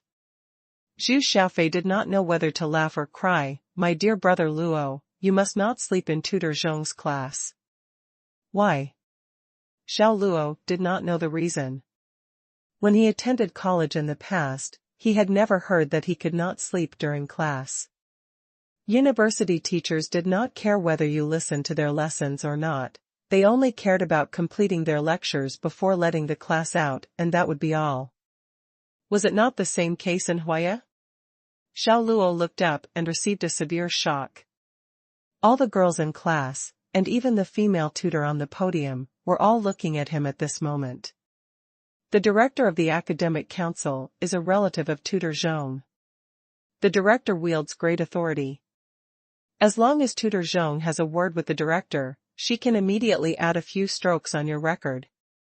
Once, a student skipped her class, and she was immediately consigned to repeat a year. She only graduated after 5 years of university, Ding Kai said, anxious as a cat on hot bricks. Xiao Luo realized the seriousness and smiled bitterly. "This is embarrassing. The blame is on me. I forgot about it and neglected to tell Brother Luo the situation in advance. It's my fault." Zhu Xiaofei smacked the back of his head and said in self-reproach. At this time, a girl stood up and shouted at Xiao Luo in a stern voice, "Xiao Luo, didn't you sleep well last night? How can you sleep in class? Don't you know that this is an awfully terrible characteristic?" This girl had short hair and she was dressed in a straight and narrow manner. She did not wear light makeup like the other girls, she was completely bare-faced. Her face was oval and the eyes could not be considered small. Her facial appearance was not bad. But she was not the sweet-looking type. She exuded a dignified and solemn air all over. She would become a career woman for sure when she entered society. After Zhu Xiaofei and Ding Kai's introduction yesterday, Xiao Luo knew that this girl was the class monitor of the English language major. Her name was Huang. She was a very principled girl who was proactive about improving herself. "Quickly admit your mistake to Tutor Zhong and promise not to sleep in class in the future," Huang Ruoren said in a commanding tone. Xiao Luo might be able to accept it if it was tutor Zhong talking to him in such a reprimanding tone. But who was doing so now? A little girl several years younger than him. She even criticized him so openly and in front of so many people. She wanted him to admit his mistake and make a promise? Well, he was not having any of this. He stood up and bowed to the tutor Zhong Meili, standing on the podium. He said sincerely, "Teacher, it was wrong of me to sleep in class, and I admit my mistake." He glanced at Huang Ruoren, and changed the topic of discussion. "I admit it because I realized my mistake." Whether Huang Ruoren spoke up or not, it had no substantial decisive influence on me admitting my mistake. As soon as he said this remark, the whole class burst into uproar. What was Hero Luo doing? Was he declaring war against the class monitor, Huang Ruoren? Zhu Xiaofei and Ding Kai were terribly frightened. Huang Ruoren was a girl with a strong personality. Now that Xiao Luo had torn down her prestige, he would probably face a difficult future. One must know, she was the class monitor. There were many things which had to be done with the help of the monitor. It would be disastrous if she was to frequently pick on someone or to make things difficult for them. Although she had said that she wanted to add Xiao Luo into her gaming team, Chu Yu was now watching the entertainment. She was not close friends with Huang Ruoren, but she was convinced by and respected Huang Ruoren's scholarly knowledge, personal accomplishments and eloquence. Otherwise, she would not have recognized Huang Ruoren's position as the class monitor. I was right, with Xiao Luo's arrival, our class has become much more interesting all of a sudden. Like Chu Yu, Bai Ling was watching the entertainment with no fear of the matter blowing up. Huang Ruoren looked askance at Xiao Luo. Her eyes were full of loathing and disgust because Xiao Luo was the first person to challenge her authority and prestige as the class monitor. Tutor Zhong Meili did not show a smile of gratification because of Xiao Luo admitted his mistake. Instead, she looked at Xiao Luo with a sullen expression. "You must be the new student, Xiao Luo, don't know that Ruoren is your class monitor? You were sleeping in class, she criticized you a little for your own good. You should be glad to have such a good monitor, but what kind of attitude are you showing now? You have no respect for your superiors at all, and you don't seem like someone who's admitting his mistake." Xiao Luo felt that his face growing a little hot. He was already so old, but this was the first time he was receiving such a torrent of censure. The fault was his, and it was hard to say anything. He could only act as if he did not hear anything. Idiot! Huang Ruoren shot a glance at him from the corner of her eye, and scolded him in English, before sitting down. Xiao Luo could not bear it and immediately responded in a cold voice, "Who was the idiot referring to?" It was not his style to argue with a girl head-on, but it was very unfortunate that Huang Ruoren made him very upset. Moreover, he had never considered himself a gentleman. Since he could not endure it any more, he retorted. Why bother holding it in and making himself feel uncomfortable? The entire classroom went silent as soon as he spoke. Everyone stared at him with a peculiar gaze, not because he dared to challenge Huang Ruoren, but because his spoken English was just so good. If they hadn't seen Xiao Luo speaking with their own eyes, they would have thought that it was spoken by a foreigner just based on the voice. It was too pure, too regular, a real American accent, which was the level of spoken English they had always wanted to attain. Chiyu took another look at Xiao Luo now. Obviously, she did not expect that Xiao Luo could speak English so well. Tutor Zhong Meili was also very surprised. Although Xiao Luo only said a short sentence, she was sure that Xiao Luo's spoken English was at least a level 6. So far, only Huang Ruoren had reached level 6 amongst all the English language majors. This was why she was so partial towards Huang Ruoren. After all teachers liked students who studied well. This was an innate tendency. Xiao Luo, what's the meaning of this? Do you have any opinions about class monitor Ruoren? If you are unhappy that Ruoren is the class monitor, you can feedback to the counselor, Or, you could offer your own services by recommending yourself to be the monitor. But it's another matter if the class will vote for you. That is, don't think that just because you boys are national treasures, you can be undisciplined, out of control and disrespectful to the class monitor. 4 to 5 girls stood up and bluntly delivered some harsh words in defense of Huang Ruoren. Zhu Xiaofei and Ding Kai felt a headache coming on. For Huang Ruoren to be the monitor, of course she had many supporters in class. Those who stood up and rebuked Xiao Luo were either members of the class committee or girls who had a good relationship with Huang Ruoren. This was not a result that they wanted to witness. Xiao Luo stared blankly before revealing a scornful smile. He felt rather bewildered now. He was merely feeling upset by a girl criticizing him so openly and bossing him around. How did they turn it into a case of him being dissatisfied with Huang Ruoren as the class monitor? It was really sudden how this offense was pinned on him. At this time, Huang Ruoren said to the girl who stood up, "What are you doing when we are having lessons now? Don't you have any discipline in the classroom? All of you, sit down and pay close attention to Tutor Zhong's lesson. Don't lower yourself to that level." She still had authority as the monitor. The 4 or 5 girls who berated Xiao Luo glared at him, as if in warning, and then sat down. They should not lower themselves to that level? Xiao Luo felt very annoyed in his mind. Huang Ruoren was obviously mocking him. That level clearly referred to nobody else but him. Ahem. Tutor Zhong merely coughed a few times and said sternly, "Okay, let's leave the unpleasantness just now behind and don't bicker too much about it." Moreover, Xiao Luo has admitted his mistake. He just arrived in our class, and it takes a while to integrate into this group. Everyone should to be more tolerant. Let's continue the lesson now. Xiao Luo, sit down. She spoke up for Xiao Luo because she saw that Xiao Luo's level of spoken English was quite high.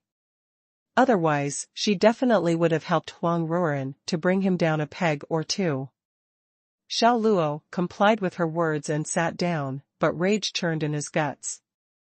He never thought that he would be so angered by a little girl even though he had been working and living in society for 3 years. However, he thought about it and ultimately put the blame on his male chauvinism. "My dear brother Luo, why did you make an enemy out of the class monitor?" Zhu Xiaofei advised with great patience and sincerity, "Our major has always been female-dominated. We may be labeled as a national treasure, but well, we're actually suppressed by them. Yeah, we're the only 3 boys. They can't outdo them when they have strength in numbers." Ding Kai said. Xiao Luo smiled, "I just don't like to be so blatantly criticized by a girl. Don't worry, the matter is in the past now. I won't bicker about it with her." Zhu Xiaofei and Ding Kai looked at each other. They did not believe Xiao Luo's words at all. One must know, when Xiao Luo was ridiculed by the opposing team during the game yesterday, he immediately used his barbarian king to teach the other parties a lesson that they would never forget with each slash of his sword. They were very sure that while Xiao Luo was someone who would repay a kindness, he also believed in an eye for an eye, a tooth for a tooth. He remained impassive on the surface, but by the time he exposed his fangs, the other party had no time to react at all. After the brief disturbance, Tutor Zhong merely continued the lesson. The content she was presenting today was about the world's various countries' history of currency. Of course, she conducted the lesson in English. After all, she taught oral English. It would be out of step if she was to teach in Chinese. Since the time of our ancestors, there has always been a saying that money is the root of all evil. So, is money really the root of all evil? Students, what do you think of this? Zhong merely tossed out a topic. Money is certainly the root of all evil. All kinds of crimes have arisen because of money. From ancient times till today, countless people have died for wealth. And Xuanhuan stood up and expressed her opinion in English. Others also agree with this statement one after another. After all, there was a saying in the Chinese state that went like this: human beings die in pursuit of wealth, and birds die in pursuit of food. This sentence fully illustrated the status of sin that money occupied. Do all students share this view? Ruoren, how about you?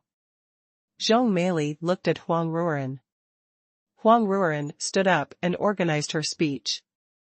She answered in fluent English, the story of Paradise Lost from the Bible and the teachings of our distinguished Chinese predecessor, Mencius, both explain that it is not by nature that man is evil.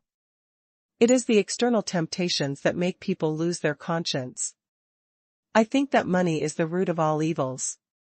First, money has the real legitimacy of an equivalent exchange with any commodity. It has unlimited effectiveness, and therefore can arouse infinite greed. Second, not only can money control the power of nature in the field of commodities, it can also commodify non-commodities. It is not only a symbol of material wealth, it has also become a bargaining chip for spiritual values. Power and status can be purchased with money, chastity and honor can be put up for sale in public. Humanity and dignity can be sold to the highest bidder, even the natural order of things, and conscience has been contaminated with the stench of money.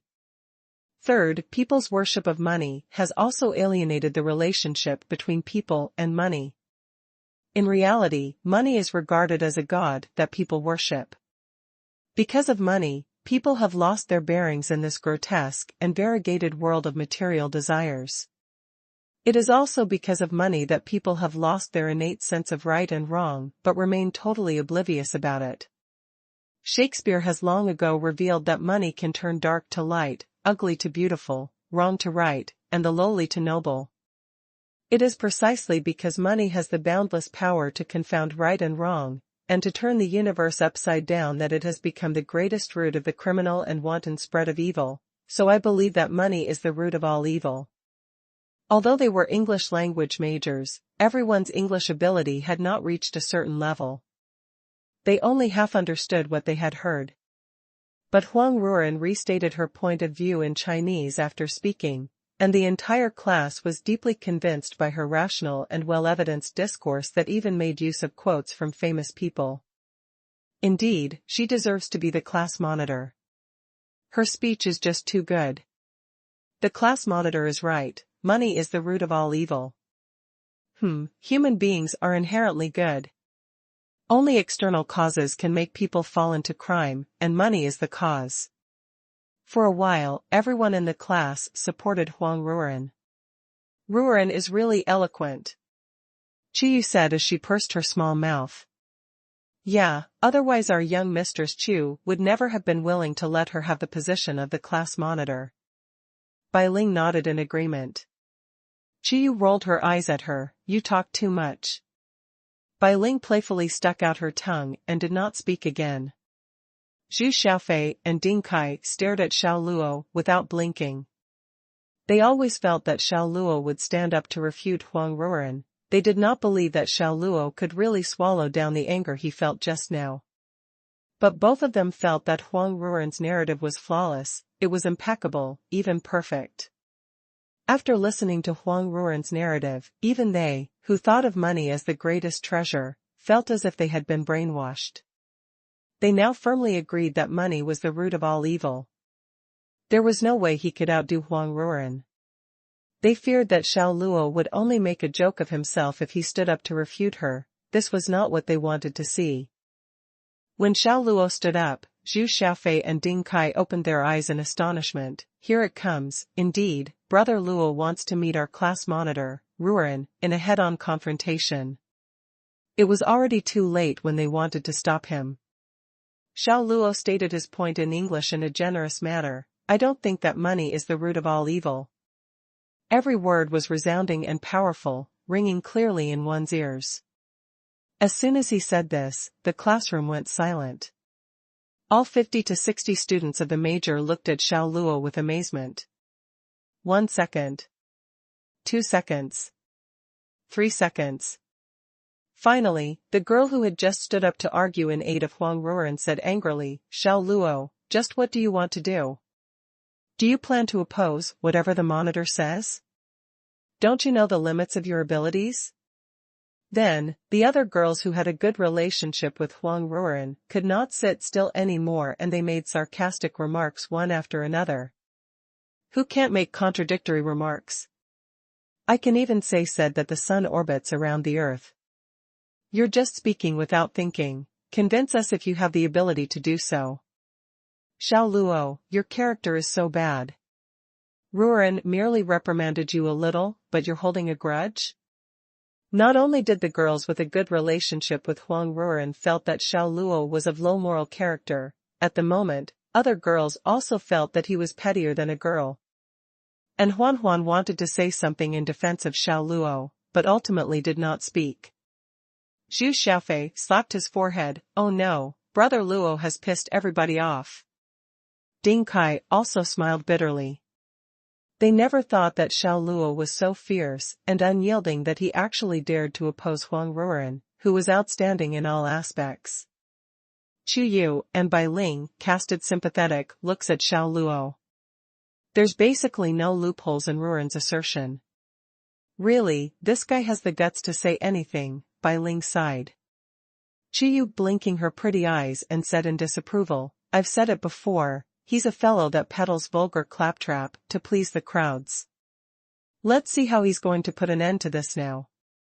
Huang Ruoren looked at Xiao Luo in disgust. She did not say a word. Everyone be quiet. Tutor Zhong Meili silenced the entire classroom, then she looked at Xiao Luo with some expectation. Xiao Luo, since you said that money is not the root of all evil, can you refute Ruoren's assertion? Xiao Luo was not being petty, he truly did not think that money was the root of all evil. In addition to that, since it was Huang Ruoren's point of view, he was very happy to turn it on its head. He said neither hurriedly nor slowly, I only have 4 questions. First, there are innumerable evil in the world. Can all the evil be explained solely by money? A robber may murder and commit arson for money, but is the domestic violence and child abuse of today, even genocide, all for money? Second, the origins of money is actually very intricate and complex. We cannot classify it as a common root. Dictators may eliminate dissidents for money, but could they not do it for power or status? Thus, it can be seen that it is generalizing to treat money as the root of all evil. Third, the philosopher Sartre had told us this, man has free will and the right to choose. To blame all crimes on money, because one must take all responsibility for his actions, isn't that a direct cover-up for the role of one's free will? Fourth, if money is the root of all evil, why would anyone use the root of all evil to do good? In the Great Sichuan earthquake, the entire Chinese nation was united in their hearts. Many successful people contributed generously by donating emergency relief money to the disaster area. If money really is the root of all evil, how did this root of all evil produce such good deeds as a result? Xiao Luo also restated his assertion in Chinese after speaking. As soon as his voice fell, the entire classroom was quiet again, not a single voice can be heard. It was so quiet one could hear a pin drop. Everyone could not believe it. Xiao Luo actually refuted Huang Ruoren's statement. He did not speak without thought and it was not a mess of words. Every word was beautiful and forceful. The 4 questions were like 4 heavy punches that instantly crushed and shattered the viewpoint that money was the root of all evil. The logic was so strong, one could not help but be wowed. The few girls who stood up for Huang Ruoren and made sarcastic remarks were so astounded they turned pale. They never expected Xiao Luo to be able to list 4 questions, moreover, they could not find any words to effectively refute his points. This guy is competent, it's really surprising. Chu Yu was flabbergasted. Yeah, not only is his spoken English very strong, his eloquence is in a league of its own. He's equally matched with Ruoren. It seems that this will be an exciting battle, Bai Ling said in surprise. Zhu Xiaofei and Ding Kai were dumbfounded, they looked at Xiao Luo with admiration. It was a long time before Zhu Xiaofei reacted, he slapped his thigh, holy sh**t. How is Brother Luo's brain so good? This is too powerful. Tutor Zhong Meili looked at Xiao Luo with new respect. She found out that this new student Xiao Luo was not like the two guys, Zhu Xiaofei and Ding Kai, who ignorant, incompetent and unmotivated slackers passing their days in a muddle-headed way. At this time, Huang Ruoren stood up and sneered, "Your 4 questions are indeed good, but unfortunately the premise is all wrong. In the Tsihai dictionary, the word one has never meant all. Let me give an example. When we say that a person has gone through all kinds of hardships, does it mean that he really has experienced all the hardships? This is obviously not the case. One means all? Of course not. Money is the root of all evils means that money can produce a great number of evil deeds. The variety of evil deeds are also complicated. This has long been proven by history. When the Roman Empire was dominating its region, conquest brought glory to the empire, it also brought a steady stream of wealth. But soon, the simple and honest Romans fell on their knees to worship money as they indulged in the wantonness of their sensual and luxurious pleasures. The Roman Empire collapsed in this decay and degeneration. In the Middle Ages, Catholics once took pride in their clean and honest living, but the charm of money finally broke through where their moral and religious beliefs were stationed. For money, Pope John XXII openly labeled the crimes in the world with a monetary value. One could be exempt from punishment as long as one paid the price of 3 gold coins. For 5 gold coins, one who committed rape and adultery can sit back and relax. Even if one murdered someone, with only 7 or 8 gold coins, one could have the guarantee that their soul will go to heaven. When even an ancient civilization that has existed for thousands of years has been deeply corrupted by money, can't it be said that money is the root of all evil? There is an old Chinese saying, "Learn from history and you will know the rise and fall of a kingdom." Money has given birth to so many evil. If money is not the root of all evil, then what is? Huang Ruoren's words were like bombs that exploded in everyone's mind. Everyone originally thought that Xiao Luo's 4 questions had created a deadlock, but by merely quoting the interpretation of the word one in the Tsihai dictionary, Huang Ruoren managed to overthrow Xiao Luo's 4 questions based on the premise. Everyone was thoroughly bowled over by Huang Ruoren's eloquence and her extremely wide knowledge. This was the power of language. Everyone suddenly felt that Huang Ruoren's silhouette was incomparably tall. Ruoren is right. Money is the root of all evil. One doesn't mean all. If you don't understand, then refer to the Tsihai dictionary. Xiao Luo, let's see how you refute this time. The female students who had a good relationship with Huang Ruoren jeered at Xiao Luo to express their hostility against him even as they applauded enthusiastically in support of Huang Ruoren. Huang Ruoren looked at Xiao Luo quietly with eyes full of hostility. Xiao Luo looked at her and chuckled, "No matter how you cut it, one apple can only be one apple after all." It may seem that Huang Ruoren has listed many evils, but in fact, there is only one, and that is the greed for money. Is the desire for money the only type of evil? The answer is no. If you say one doesn't mean all or everything, then I would like to ask, if I say that you must not, Xuanhuan bu ku, agree with my position today? Does that mean that you disagree most of the time, but occasionally, you may agree? The answer is of course not, so the word one here means all. F***ck Zhu Xiaofei couldn't help but spit out a swear word.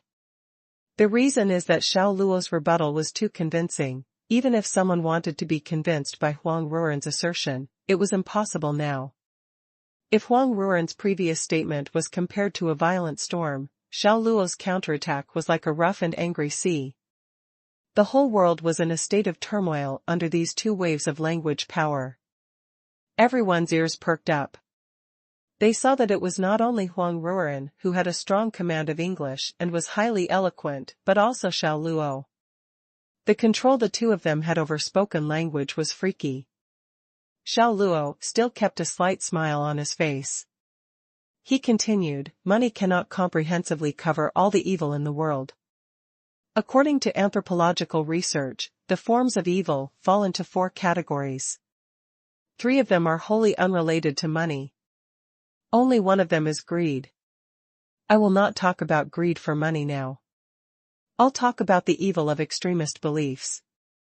In 1995, some cult members released sarin nerve gas at a Tokyo subway station, killing 12 people. More than 5,000 people were admitted to hospitals for treatment. Also, during the Crusades, it wasn't only adults who were harmed. Many innocent and unarmed women and children were burned alive even as they hid in churches. These cases account for most of the deaths and injuries. Shouldn't this be included in the so-called all evil? And if so, what does it have to do with money? Wu Sangui let the Qing soldiers enter the pass. He did it for Xuanhuan, not money. Some time ago, the news reported about an obsessed man who killed his girlfriend and dismembered her body into 13 sections, because she found a new love. Is the cause of this evil deed hatred in his heart or the loathing that already exists in him? Or perhaps it's because his girlfriend didn't give him a breakup fee? Various examples show that money isn't the cause of all evil, so I don't think that money is the root of all evil. At least, it can't even compare to many other types of evil at all. The class gasped as they listened. This technique behind this rebuttal was compelling. It was a direct strike against Huang Ruren's point of view. Tutor Zhong Meili's eyes welled up with surprise. Her class had not been so lively in many years. Not only did the newly arrived Xiao Luo push her students to an unprecedented peak, but he also made her, as a tutor, excited. She never thought that a topic she had thrown out could actually trigger such a fierce verbal showdown. At this time, Huang Ruren spoke up. She met Xiao Luo's question head-on. The first question you said is primarily a problem of evil cults. Asahara Shoko solely planned the poison gas incident at the Tokyo subway station. He was the founder of Aum Shinrikyo. He sold 1 strand of his hair to his worshippers for 30,000 yen and a cup of bath water for 50,000 yen. He might not have said it, but whatever was going through his mind, wasn't it ultimately about money? If Wu Sangui did what he had done for Xuanhuan, why does he still want to be promoted to a high official position when he had already become the king of Yunnan and had Xuanhuan in the palm of his hand after letting the Qing soldiers through the pass? Why could his mind still not relax? Why does he even want to be the emperor? It's always because of money. The people of China compare extreme hatred as hating someone like they have killed your father and stolen your wife, but now, some people who have no money can sell their wives, and when they have money, they can sell out their fathers. Is this still hatred? The greatest hatred is caused by money or the desire for money. You previously said that must not, wanwan bu ke, clearly states the meaning of all, but you are mistaken. The word wan and must not, wanwan bu ke, is an adverb, and the wan and root of all evil, wani ji yuan, that we are speaking about today is an adjective. You use adverbs and adjectives as analogies. Isn't this incompatible and irrelevant? Honoré de Balzac once said money squeezes through every crack to penetrate our society. It controls politics, the economy, and ethics. When everything is controlled by money, what path do we take? So my viewpoint is the same as before. I think money is the root of all evil. The classroom fell silent again. Huang Ruren and Xiao Luo were engaged in a battle of words. There was no gun smoke here, yet it was more intense than a battlefield. This showdown was bloodless. The students held their breath and were shocked by the confrontation between Huang Ruren and Xiao Luo. Every word was beautiful and forceful as it faced the assertion of the other party head-on. They used cases from foreign countries and quoted words of famous people. Such a level of knowledge deeply moved their audience. The figures of Huang Ruren and Xiao Luo now looked like 2 timeless mountains standing in front of him. Xiao Luo smiled and said indifferently, "Wan is not only an adverb but also an adjective. What is its surefire strategy, Wan Quan Gce, and is perfectly foolproof, Wan Wui Shi." What is universal gravitation, Wan Yuyin Li, and intelligence of the universe, Wan Wu Ji Ling? Doesn't this Wan mean all? Could it, possibly refer to exceptions? The Psi dictionary is authoritative, but aren't you quoting out of context and straying from the topic by just looking at the morpheme Wan and not the phrase, root of all evil, Wan Yi Ji Yuan? Also, everyone, ask yourself honestly, do humans not have an evil nature? Is everything induced by money? From where do man's greed and brutality originate? If money is the root of all evil, why were this brutality and greed suddenly not termed as evil before money was invented? So, is it the greed and wicked thoughts in the hearts of humans that is the root of all evil, or is money the root of all evil? Do it still necessary for me to continue explaining? Everyone's soul was impacted by this one narrative. This was undoubtedly a fatal blow. Yeah, would there be no evil if money had not been invented? There was no way to explain, no way to refute. It was a totally hopeless situation. Huang Ruoren couldn't speak for a while. Even for her, it was beyond her capability to refute Xiao Luo's statement. She just clenched her teeth and looked at Xiao Luo, unhappily, unreconciled with this outcome. It was now clear who won and who lost. Everyone was really convinced by Xiao Luo, especially the final statement, which was simply devastating and crushing. The girls who had ridiculed Xiao Luo before could not say a single word now. Xiao Luo's ability to organize a speech, his ability to rebut, and his command of English were first-rate.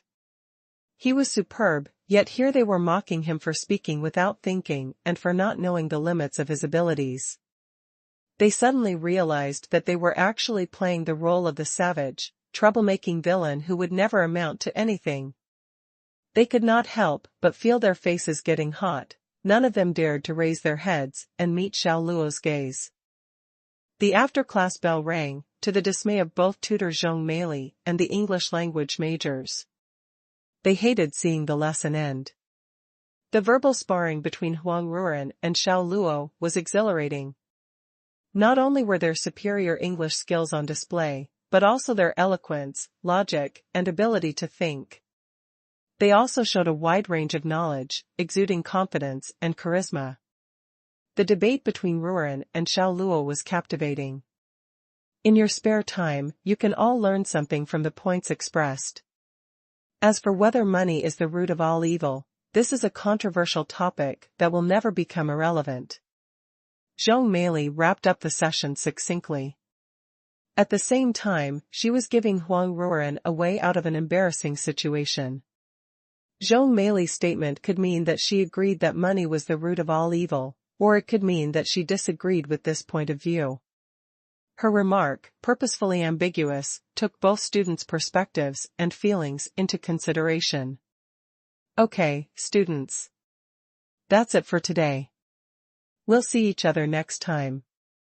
After she finished talking, she picked up her laptop and teaching materials before turning to walk out of the classroom. Just before she exited, she looked at Xiao Luo twice more, her eyes shining with unabashed praise. She didn't expect that this new student would have such in-depth training in the fundamentals of the language and such sophisticated cultivation in his knowledge. For a second-year student, this was rare and remarkable. After tutor Zhong Meili left, the classroom suddenly burst into activity. Brother Luo, you're my idol from now on. Zhu Xiaofei patted his chest. Ding Kai guffawed and said sarcastically, you mean he'll turn you into a nauseating idiot, right? Kaizi, do you want to get beaten up? Trust me. I'll pluck out all your pubic hair.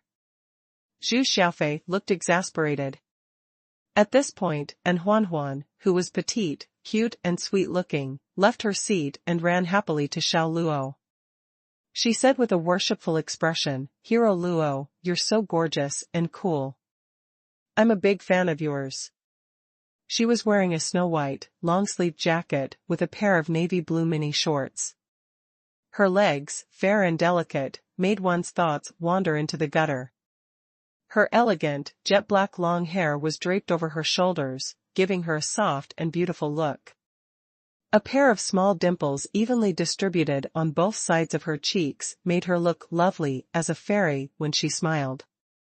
Xiao Luo smiled politely in return. Hero Luo, be my boyfriend.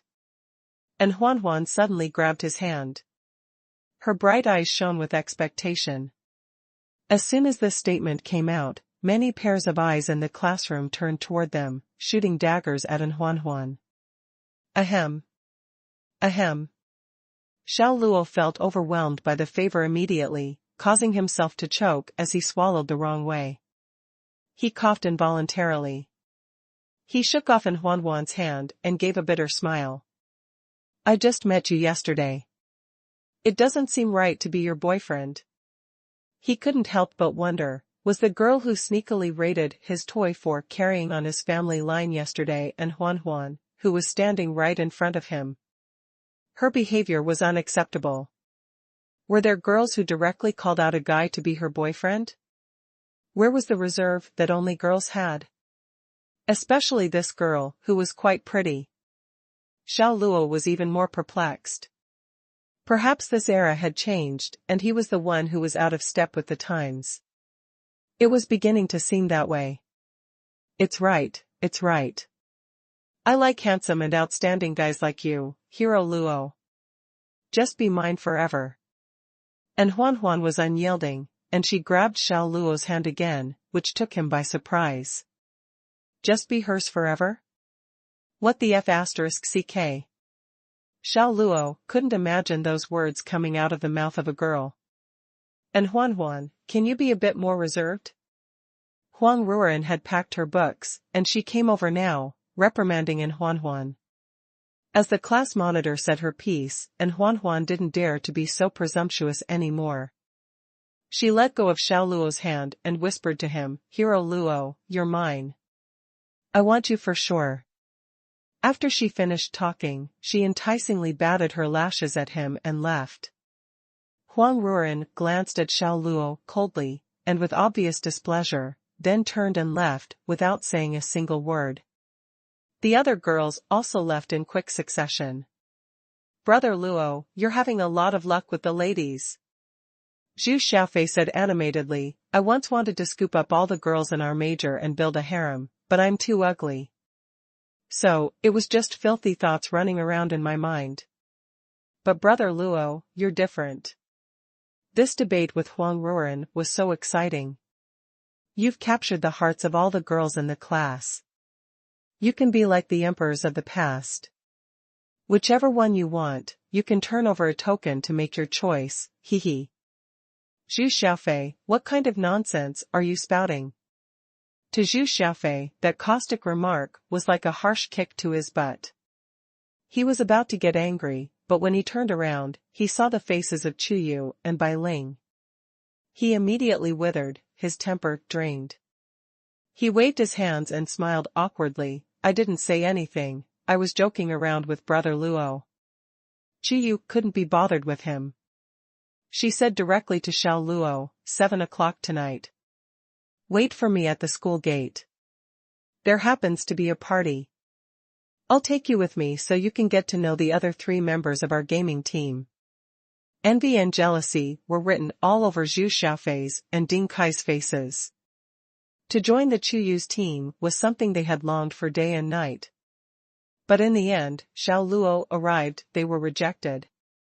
There was no point comparing oneself to others. You haven't even asked if I want to join your team, Xiao Luo said. His arrogant attitude took Chuyu down a peg or two. But she kept her cool. Don't you want to? She asked indifferently.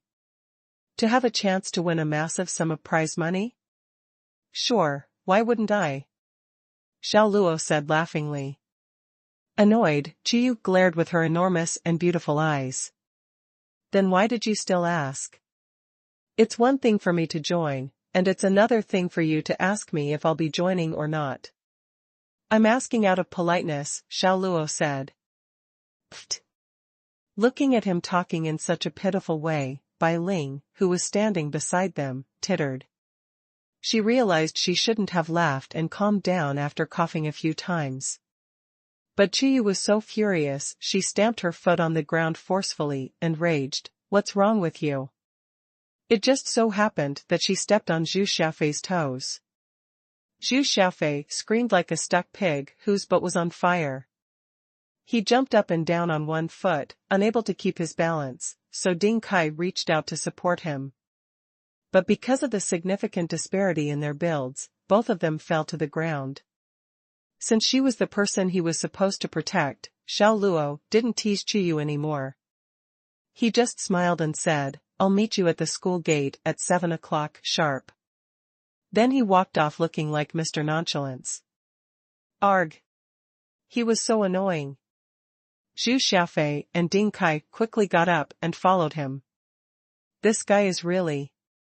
Chiyu gritted her teeth and stomped her feet. She thought that she was quite arrogant and overbearing, but she never expected Xiao Luo to outdo her. Xiao Luo is quite a character. Young Mistress Chu, you've met your nemesis. Bai Ling giggled. How is he my nemesis? Chiyu snorted slightly. I'll let Fujiawei and the rest of them teach him a lesson tonight. Let's see if he still dares to be so arrogant in front of me. At precisely 7 o'clock that evening, wearing a white t-shirt and a pair of casual black pants, Xiao Luo arrived at the gate of the Huaya campus. He was on time, but Chiyu was not. Half an hour later, she and Bai Ling finally pulled up next to him. He was in a foul mood. Ignoring the BMW 3 Series that Chiyu was driving, he snapped, "You're late. It's only natural that we have to dress up since we're going to a party. And of course, that takes time. You only waited for half an hour." "You're so petty for a man," Chiyu said in objection. Her hair was jet black, her skin, as smooth as jade. She had a delicate and perfectly straight nose set in an oval face. Sucking on a lollipop, she looked ravishingly beautiful with a hint of naughtiness. There are 30 minutes in half an hour, and 30 minutes is 1,800. The world's highest rope skipping record is 7 skips per second. Based on this calculation, the person can complete 12,600 skips in 1,800 seconds. A chef with superb culinary talent can even create a feast in that time. 1,800 seconds is enough time for a big player in the stock market to turn everything upside down and set off a storm in the stock market. For me, I can use 1,800 seconds to improve the relationship between my new roommates and me significantly. I can use the time to review the notes from today's class. I could have watched an exciting NBA game too. I have so many things to do, but because you're not on time, I wasted 1,800 seconds. During this period, I only did one thing, which was to stand here like a block of wood, doing nothing except waiting. Chiyu and Bai Ling were growing impatient. Weren't they only half an hour late? It's normal for girls to be late. What in the world was up with Xiao Luo that he would unload this verbal diarrhea on them like that? For heaven's sake, he was acting as if they'd done something truly egregious. Seeing how Xiao Luo wasn't about to shut up, Chiyu quickly drew out $30 from her bag. Stop. Here's some money to buy the 30 minutes you wasted. Oh no, it's the 1,800 seconds. Will this do? That's more like it. Xiao Luo wouldn't stand on ceremony with her. He took the bills from her hand and stuffed them in his back pocket. Then he opened the car door and squeezed into the back seat. The anger boiling up inside Chiyu was not only because of this incident. She never expected Xiao Luo to call her bluff and snatch her money away so rudely. Although it was only $30, she was pissed. She felt as if she had been seriously ripped off. Bai Ling couldn't stop laughing, revealing 2 cute little eye teeth. Her eyes narrowed into crescents. Xiao Luo, you're quite a character. Nobody in their right mind would hold a thing against money, said Xiao Luo self-righteously. Country bumpkin, do you only have eyes for money? Chiyu was indignant. Then she started the car. Looking in the rearview mirror, she said, sit still and don't move around. These seats are real leather. You won't be able to afford the repairs if you scratch them. Your car is a BMW 3 Series. The official price is $36,000.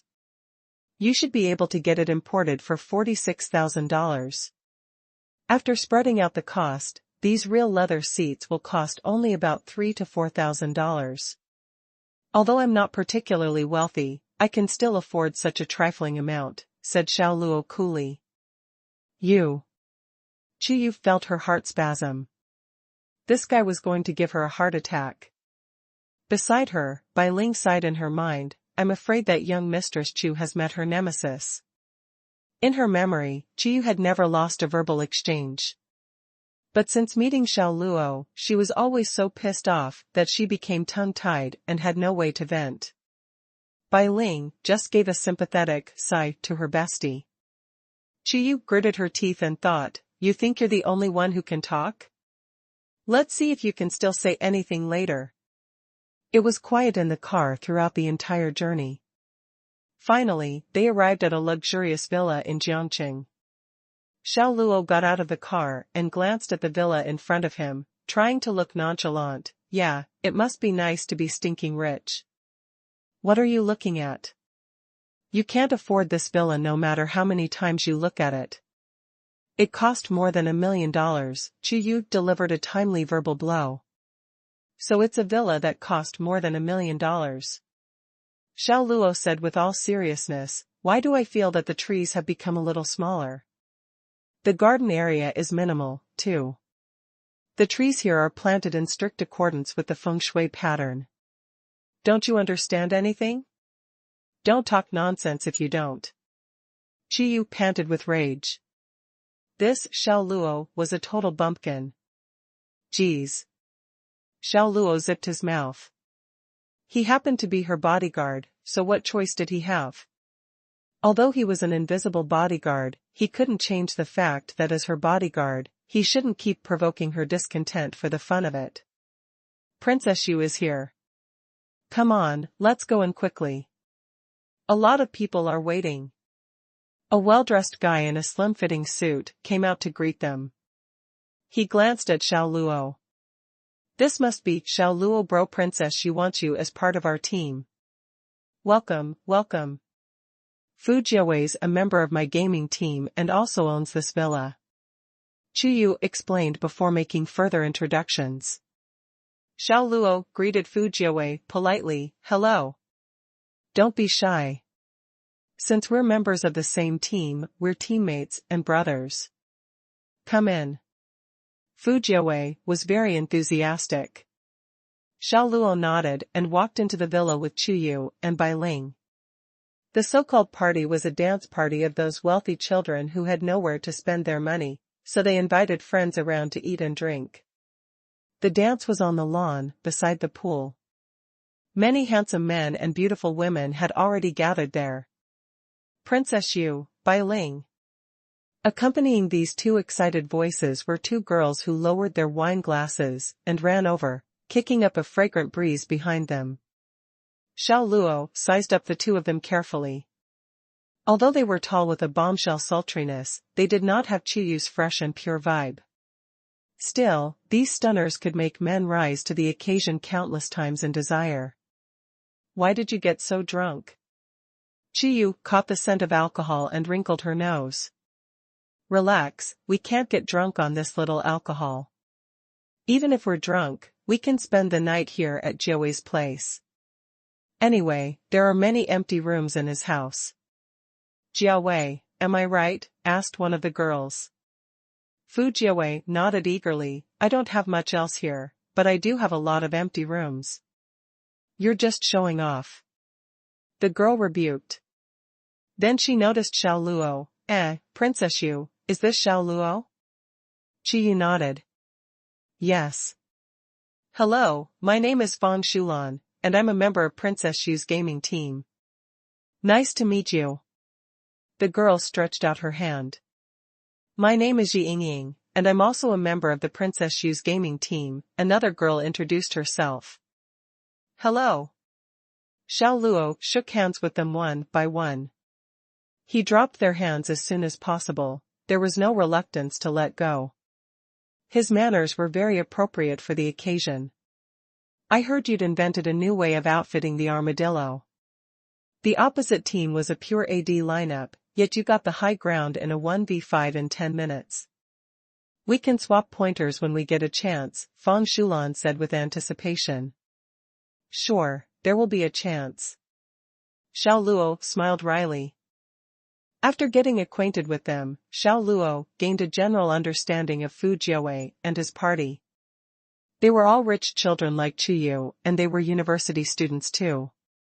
They were not in Huaya, but in Xuanhuan Normal University, which was separated from Huaya by an artificial lake. When they learned that Xiao Luo came from an ordinary family of farmers, Fu Jiawei, Fang Shulan, and Yi Yingying soon lost interest in him. Their enthusiasm towards him suddenly plunged to the freezing point. They pulled Chuyu and Bai Ling along as they gravitated to other friends for some chit-chat and drinking. All the people who came to this dance party were the children of Jiangqing's richest families. They should network more at this time. Contrary to expectation, Xiao Luo was at ease, being all alone. He minded his own business as he ate the food. He had not had his dinner, so his stomach was protesting at this moment. He sat down at a table full of desserts and fruits, and started eating without hesitation. Not to mention, the taste was good, and he couldn't stop eating once he started. Chuyu, Fu Jiawei, and his friends were looking over here from a distance. Princess Yu, why did you introduce such a person into our team? Look at how he eats, how rude. He's not at all elegant. With him around, our team's overall image will be lowered, Yi Yingying complained. Her eyes were filled with disgust at Xiao Luo. We're all from the same circle, but he's a penniless pauper who's unqualified to be friends with us. If somebody else got wind of this, everyone will certainly laugh at us, Fang Shulan echoed in agreement. Fu Jiawei did not express his criticism as the master of the house, instead he looked at Chuyu quietly. He would never criticize the friends brought by Chuyu before she clearly had expressed her attitude. Although, he felt the same in his heart, that Xiao Luo was not qualified enough to come here. Bai Ling argued in defense of Xiao Luo. What's wrong with the way he eats? I think it's good. To be able to eat is a very fortunate thing, don't you know that? Also, my family's finances are not great either. According to what you said, do you mean that I shouldn't be here too? Bai Ling, you are Princess Yu's best friend, how could you be the same as him? Yi Yingying said. That's right, he is he and you are you. How can he be compared to you? Look at how he eats, he's gorging himself, just like a criminal just released from prison. He's not cultured at all, Fang Shulan said coldly. Bai Ling didn't want to say anything for Chuyu's sake, so as to avoid spoiling the relationship between everyone. But as a child from an ordinary family too, she felt that their attitude towards Xiao Luo really was a bit too much. What's inside or outside the circle? Why haven't I heard of it? I brought Xiao Luo here. Do you want to embarrass me by vilifying him like this? Chuyu spoke up now. Although she was a child of a wealthy family, she was very disgusted with the culture of the insider circle. Otherwise, she wouldn't have Bai Ling as her best friend. Fang Shulan and Yi Yingying were quite embarrassed. They looked at each other and smiled bitterly. They did not expect Chuyu to have such a big reaction. She actually criticized them because of a penniless pauper. Fu Jiawei laughed heartily and broke this awkward atmosphere. Princess Yu is right, everyone is a student. Things like insider circles are just people messing around. Yingying, Shulan, if you talk about Xiao Luo like this again, I would have some harsh words for you. We said something wrong, Princess Yu, don't be angry. Yes, we just said those things randomly. You can't treat it as real. Yi Yingying and Fang Shulan changed their stance very quickly. They could not afford to have an argument with Chuyu all because of some penniless pauper. I'm not angry with you, what's with the apology? Chuyu shot an angry glance at Xiao Luo with her beautiful eyes. I brought him here for 2 reasons. 1, to let you guys get acquainted, and 2, for you guys to teach him a lesson for me, so that he'll stop acting so arrogant. Oh? Fu Jiawei, Fang Xulan, and Yi Yingying looked at each other. They felt a keen interest immediately. Qiyu beckoned them, and the 4 of them gathered together, discussing in low voices a strategy to make Xiao Luo embarrass himself. Bai Ling sighed helplessly and cast a sympathetic look at Xiao Luo. The music slowly started up, and the handsome men and beautiful women attending the dance party put down their wine glasses. They went hand in hand to the dance floor and began to ballroom dance. The so-called ballroom dance was a pair of man and woman, holding each other's waists, while each placed a hand on the other's back. They would gently sway their bodies as they faced each other with loving gazes like a couple and slowly spun. How leisurely and elegant these people are. Xiao Luo drank a glass of red wine in one gulp and picked up a piece of butter cake. He lifted his spoon, dug into the cake and delivered it straight to his mouth. This is good too. You guys do your dancing and I'll eat my food. We find our own interests, hee hee. He had no interest in dancing, but was more interested in continuing to be a foodie here. Brother Xiao Luo, why don't you go dance? At this time, Fu Jiawei came over with a smile on his face. I don't know how to. Hee hee. It doesn't matter, nobody's born knowing how to dance. How about I get Xulan to teach you? Fu Jiawei waved at Fang Xulan. All these had been discussed early on. The purpose was to make Xiao Luo embarrass himself and thereby realizing Qiyu's wish. Fu Jiawei added, Xulan is a master of street dance. Sorry, I really don't know how to dance.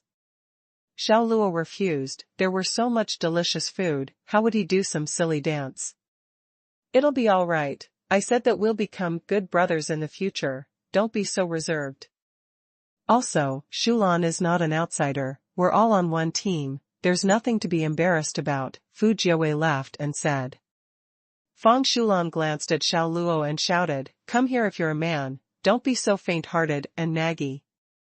Previously, she thought that Xiao Luo was also from the same circles, so her attitude towards Xiao Luo was very friendly and polite. Now that she knew he came from an unremarkable background, that he was just a penniless pauper from the countryside, she stopped being polite. The question was now gravely linked to the deep question of his manliness. Xiao Luo, a male chauvinist, could no longer let them trample on his dignity as they liked. He harumphed and put down half-eaten cake in his hands. He dusted off the crumbles on his hands, got up and walked towards the dance floor. At the same time, the system notification voice sounded in his mind, ding. Congratulations, you've received the dance talent. You've used 500 points. The fish has taken the bait. The smile on Fu Jiawei's face grew even fuller, and he sneakily threw an okay gesture to Qiyu in the distance. Then he signaled the sound engineer to play some high-energy music. When Fang Xulan started to dance on the empty and spacious dance floor, one could see that she had a boy's strong sense of rhythm and sharpness. Her street dance was very visually pleasing and attention-grabbing. With the addition of the dynamic, high-energy music, she seemed to have transformed into a dancing queen. All the magnificence was gathered in her body, which attracted exclamations and enthusiastic applause from the guests on and off the dance floor. It's your turn. After a segment of street dancing, Fang Xulan panted for air and nodded at Xiao Luo. It doesn't matter if you don't know. It's street dancing as long as you dance to the rhythm and show the passion. It's that simple? Xiao Luo smiled as he considered. It's that simple, Fang Xulan nodded. However, she was sneering in her mind, hell would freeze over if it was really that simple. Just wave your limbs like a clown and make a disgrace of yourself. You're a country hick who shouldn't have come here. She revealed a devilish grin. Bai Ling's body quivered. She crossed her hands in front of her chest, feigned a delicate and charming look, and said sweetly, young Mistress Chu, I've accidentally spoken out of turn. I beg your forgiveness, for I've displayed much sincerity. Then, she quickly diverted Chuyu's attention. Look, Xiao Luo's going to dance. The diversion was a great success. Chuyu triumphantly shifted her eyes to the dance floor, her delight evident to all. At that moment, Xiao Luo could hardly retain his composure. Recollecting some of Fang Shulan's simple movements, he slowly began to sway and shuffle his body. But his stiff limbs made his movements all the more ridiculous. He looked like such a dork. What dance is that? Why haven't I seen it before? This is called cluttered dancing, which means screwing around. Yeah, cluttered dancing it is, ha ha ha. Everyone was laughing at Xiao Luo with malicious enjoyment. The grin on Fu Jiawei's face was even more exaggerated. Contempt and disdain were flickering in his eyes. Sure enough, for him, such an uncool and unrefined person was unworthy of being called a friend. Fang Shulan and Yingying looked at each other, grinning and squinting like an emoji face. In their eyes, Xiao Luo, who to them was nothing more than a yokel, was there to amuse them with his bumpkin ways. They were so mean. At this moment, Xiao Luo's movements halted, and he transitioned into a robot dance. It was Michael Jackson's signature move, the moonwalk. It seemed as if he was walking in space with his body freed from the clutches of Earth's gravity. His movements were like moving clouds and water, smooth and mind-stirring. Huh? What's going on here? Everyone's mouth was agape. Xiao Luo, who was swaying around in his nonsensical dance moves, abruptly performed a turnaround right at the next moment with some impeccable footwork. The smile on Fu Jiawei's, Fang Shulan's, and Yi Yingying's faces froze. From far away, Chu Yu and Bai Ling stood there wide-eyed. They couldn't believe Xiao Luo would have something like that up at his sleeve. Xiao Luo became more and more comfortable in his movements, performing various unnameable one-handed flips and two-handed backflips. He didn't look like a human moving his body, but a spirit who was possessed. What the heck? Does he practice the lightness skill? A guy who was preparing to feast on some desserts was shocked by Xiao Luo, who was randomly performing flips, body waves, and a series of movements that defy human anatomy. He wasn't even aware he had dropped the cake in his hands. Whoa! Xiao Luo's body flipped rapidly, performing a few jaw-dropping actions mid-air, as he went in the direction of the gourmet table. Just when everyone thought he was about to topple the table, Xiao Luo forcefully propelled his body, giving people the illusion that he had stopped in mid-air. Then, he tapped both his feet at the corner of the table, did a 360-degree backflip, and landed firmly on the ground. Phew! After letting out a long breath, Xiao Luo grabbed a glass of red wine from the gourmet table and guzzled it down with his head raised. The entire ballroom plunged into a deathly silence. They were gaping at Xiao Luo as they stood in place, motionless.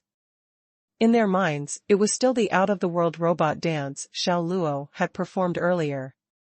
Clap, clap, clap, clap. A guy slowly began applauding for Xiao Luo. That single clap struck a chord in everyone as thunderous applause, and cheering sounded the very next moment. These guests used their actions to express their approval toward Xiao Luo's dance moves. Fang Shulan, on the other hand, felt a tingling feeling in her heart. From a professional point of view, Xiao Luo's dancing was impressive. Whether his moonwalk or his various body flips, his movements were on point and hugely satisfying to watch. His dancing wasn't just a little bit better than hers. Young Mistress Chu, your plan has failed miserably. Far from embarrassing himself, Xiao Luo earned everyone's praise, Bai Ling said gleefully. Chiyu fluttered her apricot-shaped eyes as if she had just recovered from the shock. She said while unconsciously gritting her teeth, "This is an accident. This performance is purely an accident. How could someone like him know how to dance so well? I think you should forget about it. I already told you that guy's your nemesis." "You will never win against him," exclaimed Bai Ling. "No. I must, and I will take him down. Otherwise, he'll think that I'm a pushover. Yu clenched her fist and said with utter determination. Bai Ling sighed, your plan has failed. What else do you plan to do? Well, I have more than one plan. I prepared 3 plans, Yu said proudly. 3 plans? Bai Ling was startled. Subsequently, she shook her head and said helplessly, young Mistress Chu, just how much do you detest Xiao Luo? And why? She felt terrible for Xiao Luo. Didn't he just unintentionally talk back to the young mistress several times? Must she take things to the extreme? Xiao Luo glimpsed at Feng Shulan and said playfully, Ms. Feng, my dance moves aren't bad, right? Yeah, they're great. Impressive, truth be told. Feng Shulan told him this, but was cursing him on the inside. That jerk is mocking at me, he thought to himself. Xiao Luo snorted faintly but didn't speak again. He was beginning to feel that he had a target painted on his back. Why else would the sons and daughters of the wealthy come forward and offer him dance lessons? So that was it. He was on to them now. As he kept pondering his situation, he thought about Chuyu.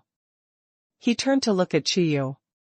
He sighed in his heart, that young mistress is hard to serve. $2 million ain't easy money. At this moment, Fu Jiawei approached him from behind and held his shoulders as if they were good brothers. You're a low-key person, my brother. You can dance so well, but you said you couldn't, and I ended up calling Shulan over to teach you. From what I see, you should be the one teaching Shulan. Well, sometimes it's better to be a low-key person, Xiao Luo said with a smile. As this sentence had a deep meaning, Fu Jiawei went blank for a moment. His expression was becoming unnatural. Later, he once again put on a friendly smile. Yes, of course, you're right, my brother. By the way, do you play snooker perchance? Snooker? Xiao Luo was quiet. This plan was another one of Chuyu's tricks. He unconsciously revealed a smooth arc at the corner of his mouth as he replied, I've only played pool. Never tried snooker before. Fu Jiawei chuckled in his heart, it would be odd if you'd tried something as high class as snooker. His expression was calm as he pointed to a place not far from the dance floor. Well, are you interested? I happen to have a snooker table over here. Looking in the direction where Fu Jiawei was pointing, an open-air building that looked like a giant white swan came into view. Inside was a snooker table. There were 15 red balls and 6 colored balls and holes at all 4 corners and the center of the 2 longer sides of the table. The green surface of the table was as smooth as a mirror. Xiao Luo smiled, I can give it a try. He doesn't mind giving these people a lesson and earning some points in the process. Yi Yingying came forward, I'll play with you, Xiao Luo. A beautiful girl wants to play with me? I'm raising both of my hands in approval. Xiao Luo nodded and said casually, but merely playing won't be that fun. How about we spice things up a little? Yi Yingying was surprised. Then, she took out a bank card from her pocket and said, sure. There's 50 grand on this card. I'm not asking you to score higher than me. I'll consider that you've won if you score 10 points, and you can have this card. Are you sure, Ms. Yi?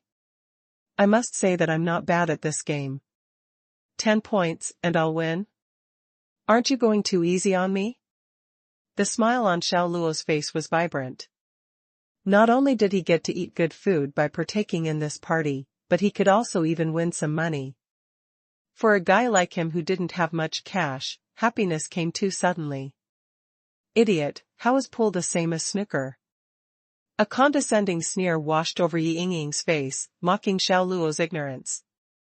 Although pool and snooker were both billiards, there was a big difference between them, starting with the tables.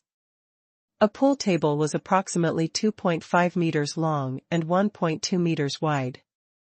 A snooker table, on the other hand, was 3,568 mm x 1,778 mm. The latter was much bigger than the former, and their difficulty was not at all at the same level. Second, defending, ball control, and strategizing were important in snooker. Those who hadn't tried the game before wouldn't have such concepts in their minds. Their minds would be blank, like a person who had never touched a basketball and was suddenly thrown into a basketball court for a game. If you think I'm going too easy on you, so be it. But if you lose, you'll have to give me something to make it fair, said Ying. Xiao Luo spread his hands. I'm not as wealthy as you, ms.ye. I don't carry 50 grand on me. I don't want money. Besides, why would I, daughter of the Yi family, be short of money? Xiao Luo's expression became curious. So, what do you want? If you lose, bark a few times like a dog in front of everyone, and clean my heels. Ying lifted her high heels. Aha! All the guests knew what was going on here. Ying was trying to humiliate Xiao Luo. His eyes glazed over. He never expected Ying's heart to be so cold. This is about my dignity as a man. I doubt it's worth less than your 50,000, Ms. Yi. Then, let me up the ante. Ying went all out and took off the watch she was wearing. This is a Swiss Omega Series luxury watch, worth at least 50,000. You're playing pretty big. Xiao Luo pretended to be hesitant. He was already giggling in his heart. He was worried about the lack of money, and this poor thing just came offering herself to deliver him some cash. Show me some courage and resolution if you're a man. Can you not be that hesitant? Fang Shulan crossed her hands in front of her chest with a mean face. When these words dropped, she, Ying's partner in crime, and all the wealthy sons and daughters spoke. Yeah, be quick if you want to play, or just admit you're a pussy. He must be afraid of losing. After all, he hasn't tried something as high class as snooker before. But his worries can be justified. He'll have to bark like a dog if he loses. He can't possibly humiliate himself like that. Fu Jiawei smiled contemptuously. If he got this done, Chiyu might fall for him. Thinking about his future days with a goddess beside him, he could feel the bliss in his heart. From far away, Bai Ling said anxiously, Young Mistress Chu, do you think Xiao Luo will agree to Ying's offer? Humph, if he doesn't, I'll proceed with the vilest plan in the history of humanity. Chiyu curled her mouth, resolving to humiliate Xiao Luo. Vilest in history? Bai Ling couldn't help but shudder as she broke into a cold sweat for Xiao Luo. At this moment, Xiao Luo craned his neck and proceeded to ask, ms.ye, what's the password to your bank card? What? Everyone was stunned, as they had no clue about what Xiao Luo was doing. Ying also looked puzzled. Xiao Luo spread his hands and said, how am I supposed to take money out from this card without the password? PSSSS. After he came out with those words, the crowd subconsciously took a deep breath as they thought, this guy is way too arrogant. How can he be so sure he'll win? Fu Jiawei, on the contrary, only dismissed a sneer as he murmured in his mind, games and snooker are Ying's greatest hobbies. Even Uncle Da, who had played snooker at international level competitions, recognizes Ying's skill. Do you want to compete with her in snooker, Xiao Luo? Don't even think of winning even if you have an extra 3 heads and 6 arms. Ying was so agitated she chuckled. Then, she said in a deep voice, the password is 6 ones. Win it from me if you can. All right. Xiao Luo strode toward the snooker table. The guests who were initially drinking, eating snacks, and chattering shifted their positions, seeing that an intriguing snooker match was about to begin and moved forward to get a better look. Xiao Luo picked a snooker cue and weighed it in his hands. I haven't played in a long time. Let me get the hang of it again. As he spoke, he bent over and thrust the white ball with his cue. His movements were rusty and stiff, and his shot lived up to everyone's expectations. He slipped. Almost all the thrust force from the cue was funneled to the edge of the white ball, causing it only to roll a short distance. Ha ha ha. Fang Xulan and Yi Yingying's friends were rolling in the aisles. He can't even hit the ball. He must have never played before. He even boldly claimed he was good at pool just now. It seems like he's just bluffing. Yeah, right, I've never seen such an idiot. Is he out of his mind to brag that arrogantly? I wonder how he is surviving in this world. From far away, Chiyu became excited, that guy's going to be barking soon. Haha. Bai Ling was baffled, what's wrong with Xiao Luo? He shouldn't agree if he doesn't know how to play. But after some thought, she was a little relieved. But that's okay. At least young Mistress Chu won't get to use her vilest plan. Since Chiyu said it was the most vicious plan in history, it was by no means an exaggeration. It would be 10 times or even 100 times crueler than this one. Xiao Luo ignored the crowd's taunting, waved the cue stick, and said to Yi Yingying, "Can you let me practice for 3 minutes? It's been a while. I'm rusty." Yi Yingying sneered, 3 minutes? I can give you 10 or 30 minutes if you want. Nah, 3 minutes will do. And please brief me on the scoring rules and snooker in the meantime. Xiao Luo bent over to hit the ball, trying to get the feel of the game even though the system already prompted that he had successfully redeemed the talent of playing snooker. Seeing him slip 9 out of 10 times, Yi Yingying could hardly wait to do her victory dance. She wanted to laugh so badly, but she still explained the scoring rules to Xiao Luo unhurriedly. Each red ball is worth a point, and the yellow ball 2 points, the brown ball, 4, the blue ball, 5, the pink ball, 6, and the black ball, 7. When pocketing the balls, you must follow the one red one color sequence. That means you can only pocket a colored ball after a red one.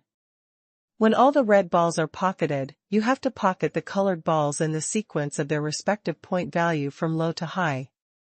When you're supposed to strike a red ball, if the white cue ball doesn't come in contact with any red ball, you will be penalized 4 points. If you accidentally hit a colored ball, the penalty depends on the point value of the ball, but the minimum will be 4 nonetheless. The rules seem a little complicated. Xiao Luo scratched his head. As an international sport, snooker will, of course, have many restrictive rules. It is because of these rules that snooker is challenging and fun. Yi Yingying lifted her head as her eyes radiated contempt and condescension. Xiao Luo nodded noncommittally. Well, that makes sense. 3 minutes have passed. Got your feel back yet?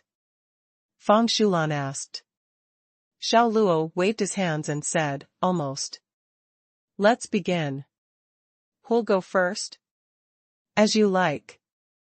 Yi Yingying casually took a cue ball from the cue bag. Ladies first, Xiao Luo said with a gesture and a smile. Idiot. Let me see you bark like a dog later. Yi Yingying snorted faintly. Without saying anything more to Xiao Luo, she went to the break-off position, bent her body down, made a groove with her left hand and held the butt cap of the cue with her right. Then she laid her upper body down and aimed in the direction of the cue ball. Her right hand, which was gripping the cue stick, remained stagnant.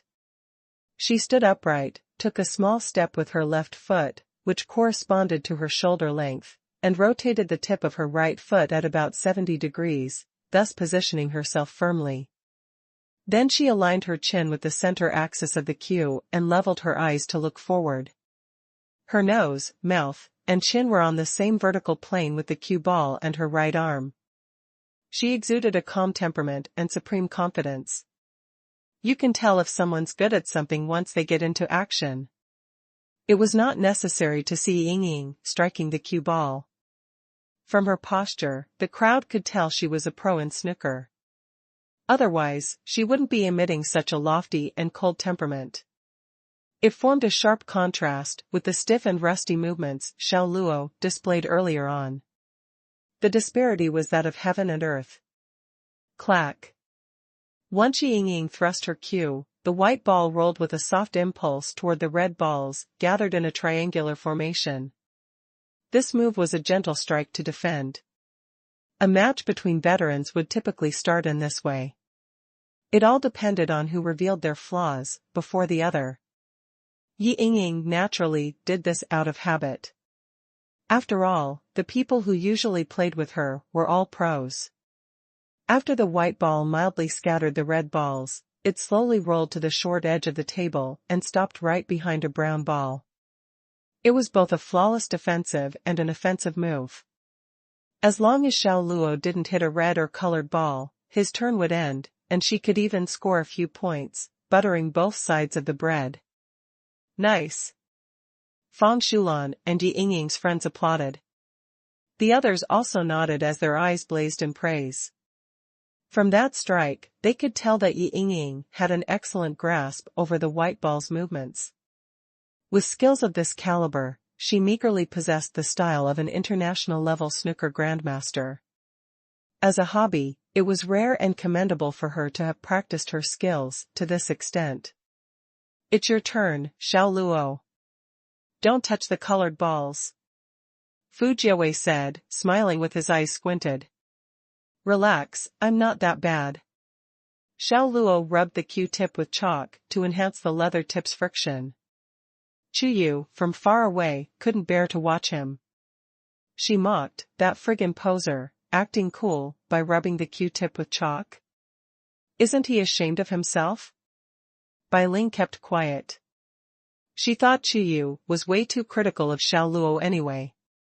Ying left her position and stood to the side. Similar to Fang Xulan, she crossed her hands in front of her chest and looked at Xiao Luo with disdain. Girls will be girls, powerless even to thrust the cue. Let me scatter all those red balls. Xiao Luo bent down, preparing to strike. When the people around her heard that, they were all holding back their laughter. This attitude was the difference between an amateur and a professional. He doesn't know a thing and thought she couldn't exert enough strength because she's a girl.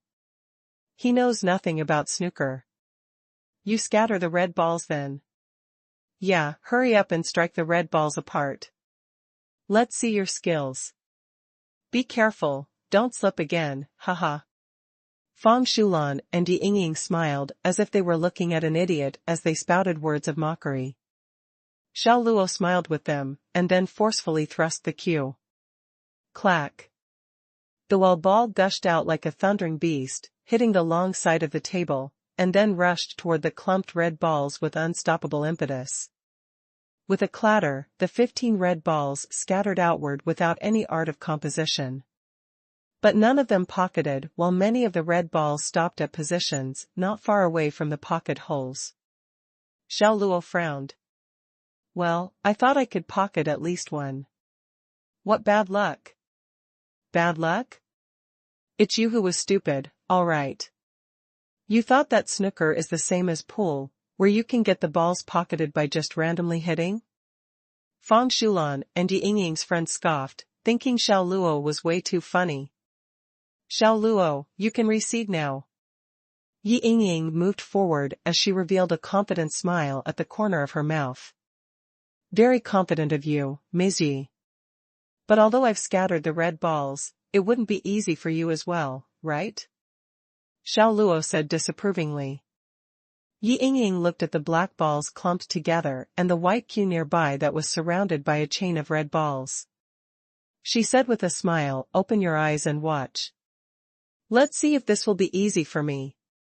Upon finishing, she bent down and hit the white ball without much aiming.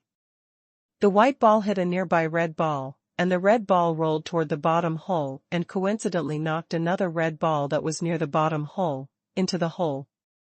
A beautiful demonstration of beating the cattle across the mountain. Nice. When Fang Xulan and Ying's friends were applauding, Xiao Luo joined them. Not bad, you're quite good at this, Ms. Yi. Quite. Why would a nitwit in snooker hold on to himself so shamelessly? Yi Yingying wanted to yell at him, however, courtesy had been drummed into her since she was a tyke. She simply glanced at Xiao Luo with disdain and continued to strike the balls. Ka-drum. The blue ball pocketed. Yi Yingying attained 6 points in an instant. Seeing the distribution of the red balls on the table, she intensified her smile, as she felt she could clear the table in one turn, denying Xiao Luo even a single point. Ka-drum. Ka-drum. Following the crisp sounds of balls potting into holes, the number of red balls on the table were decreasing at speeds visible to the naked eye. Yi Yingying's score was also steadily increasing from 10 to 17, 25, 30. Yingying is going to clear the table. Even the veteran in snooker, Uncle Da, almost lost to Yingying. She has to be good. Clear the table, let that guy score a big fat 0, haha. Fang Shulan's and Yi Yingying's friends became tinged with irony and teasing. Seeing that Yi Yingying had cleared all 15 red balls and only 6 colored balls remained, Fu Jiawei felt the urge to look at Xiao Luo's expression, thinking it would be interesting. But when he turned around and looked at Xiao Luo, he was startled because Xiao Luo was at that time sitting on the chair while holding a glass of red wine that came from nowhere. He had his legs crossed and was drinking ever so leisurely without a hint of anxiety. He went over and asked with feigned concern, "Xiao Luo, my brother. Yingying is about to clear the table. How can you even think about sipping wine? It's fine. There are still 6 colored balls left, which hold a total of 27 points, Xiao Luo said, calmly. What the F***ck? Just how big is your ego? Fu Jiawei, who had always been courteous previously, couldn't help but spout an expletive in his heart. Then he sneered with a gloating expression, well, now, you have only 22 left. As he spoke, Yi Yingying had already potted a yellow and a green ball. Immediately after that, she potted a brown ball. She was on fire. 18 points left. Fu Jiawei glanced at Xiao Luo from the corner of his eye. Ka-drum, a blue ball went into a hole. Fu Jiawei had a playful smile on this face as he lifted his volume, 13. Xiao Luo kept silent as he continued to sip on his red wine unhurriedly. Haha, that poser is going to be barking soon. Qiyu was elated. She could finally let Xiao Luo experience some exquisite humiliation. I hope Xiao Luo won't be angry at you after he finds out you're behind this, said Bai Ling, shaking her head without mincing words. He dares to be angry at me? Qiyu lifted her chin proudly. Well, I didn't beat him up physically or verbally. I only just let him learn how to bark like a dog. Why would he be angry? Young Mistress Chu, guys care a lot about their dignity, all right. Bai Ling rolled her eyes in disbelief. I know. Geez. Didn't he join my team? As team captain, I need to let him have a taste of my authority, lest he steps above my head in the future, Qiyu exclaimed angrily. Pouting, Bai Ling refused to say another word. Yi Yingying was knitting her eyebrows as she thought he didn't estimate her strike well enough, landing the white ball in an awkward position. She was confident about potting the pink ball. But at the same time, after the white ball knocked the pink ball, it had more than a 90% probability of falling into another bottom hole. If the white ball were potted, Xiao Luo would gain 6 points, without doing anything. This wasn't the result she wanted. What she wanted was an overwhelming victory, not to mention that 6 points would bring him exceptionally close to 10, and she didn't want him to gain even 1 point. Hence, Yi Yingying chose to play defensively. She gave the cue a light thrust. The white ball gently knocked the edge of the pink ball, touched the short side of the table at a tricky angle, rebounded, and stopped near the black ball. The 3 balls were almost aligned.